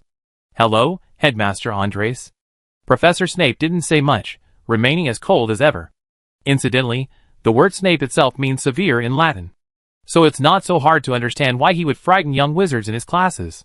Just as the atmosphere became somewhat awkward and silent, another defense against the dark arts professor appeared. He was a man with prominent wrinkles, gray hair, and tattered clothes. As Andres was about to greet him, Snape, with a cold expression, suddenly rushed forward and grabbed the professor's collar. I don't know why Headmaster Andres summoned you, a werewolf. I think it might have been a mistake. But since you're here, I expect you to abide by school rules. Don't let me find out you haven't taken your medicine on time. If you dare threaten a student, I won't hesitate to kill you. Professor Severus Snape. Considering you were protecting Harry at the last moment, I won't hold it against you. Now, there are no Death Eaters in this new world. Now there are your colleagues. So let go of my grasp. Lupin said, looking directly into Snape's eyes, enunciating each word clearly. Andres was completely bewildered by their behavior. What was going on? They were fighting right after arriving? Fortunately, Professor Snape managed to regain his composure and release Lupin. After straightening Lupin's collar, he still threatened him, saying, "You better keep your composure." He then stood silently in Andres' office, watching the situation calm down. Andres quickly summoned the House Elf Dobby and asked him to take Professor Snape to rest. Then he gave Professor Snape 10,000 pounds for some supplies. Professor Snape said nothing and silently followed Dobby out of the headmaster's office. "Professor Lupin, please have a seat. I settle Professor Snape in first." As Andres spoke, he retrieved the headmaster's office and Potion's classroom from the system. He located the corresponding locations using the 3D projection of Hogwarts Castle within the system and activated them. Then he exited the system and looked at Lupin. "Welcome, Professor Remus John Lupin. I hope you can forget the unpleasantness that just happened with Professor Snape." "Don't worry, Headmaster Andres. My conflict with Snape dates back to when we were students. Although it's hard to resolve in a short time, I don't hate him. It was just a minor disagreement. Alright, I have a question for you. Please don't mind." "It's alright, Headmaster Andres. I think I know what you're going to ask. When you summoned me to this world, the system cured my problem, so you don't need to worry about me hurting the students." "Cured? That's great. You won't transform into a werewolf anymore?" "That's not what I meant. I mean, I will still transform on the night of the full moon, but my sanity won't disappear after transforming. In other words, I can maintain my sanity after transforming." "Oh, then isn't this a bad thing turned into a good thing for you? It's like having an animagus transformation." Lupin replied with a wry smile. "Headmaster Andres, I don't think being able to transform into a werewolf is a good thing. You know, I suffered terribly because of it, and I haven't been able to find a decent job for years." "Don't worry, Professor Lupin, you get everything you deserve here." "Thank you, Headmaster Andres. It's wonderful to be back teaching at Hogwarts. Well, here's what we do. Go and rest. Here's 10,000 pounds. You can go to Hogsmeade Village to buy some daily necessities. Remember to come back on time for dinner tonight. I arrange a welcome dinner for you and Professor Snape." "Okay, thank you very much, Headmaster Andres." With that, Lupin left with another house elf. Andres then opened the system again, redeeming a teacher's lounge and a defense against the dark arts classroom. He used the 3D system again to materialize them in the castle, thus completing the 5 major courses. The remaining task was to arrange some elective courses for the young wizards in the second semester, and these electives would be crucial in determining their future career paths. After finishing everything, Andres remembered to write to Darius and Diane. He wanted to tell them that he would arrange a home visit around early July, which would last about 2 weeks. Andres summoned Dobby again. "Dobby, send these letters to the student council presidents and prefects of each college. Also, inform all the professors that we prepared a sumptuous dinner tonight to welcome our new colleague, and ask them not to miss it. Tell the kitchen to prepare extra dishes tonight too." "No problem.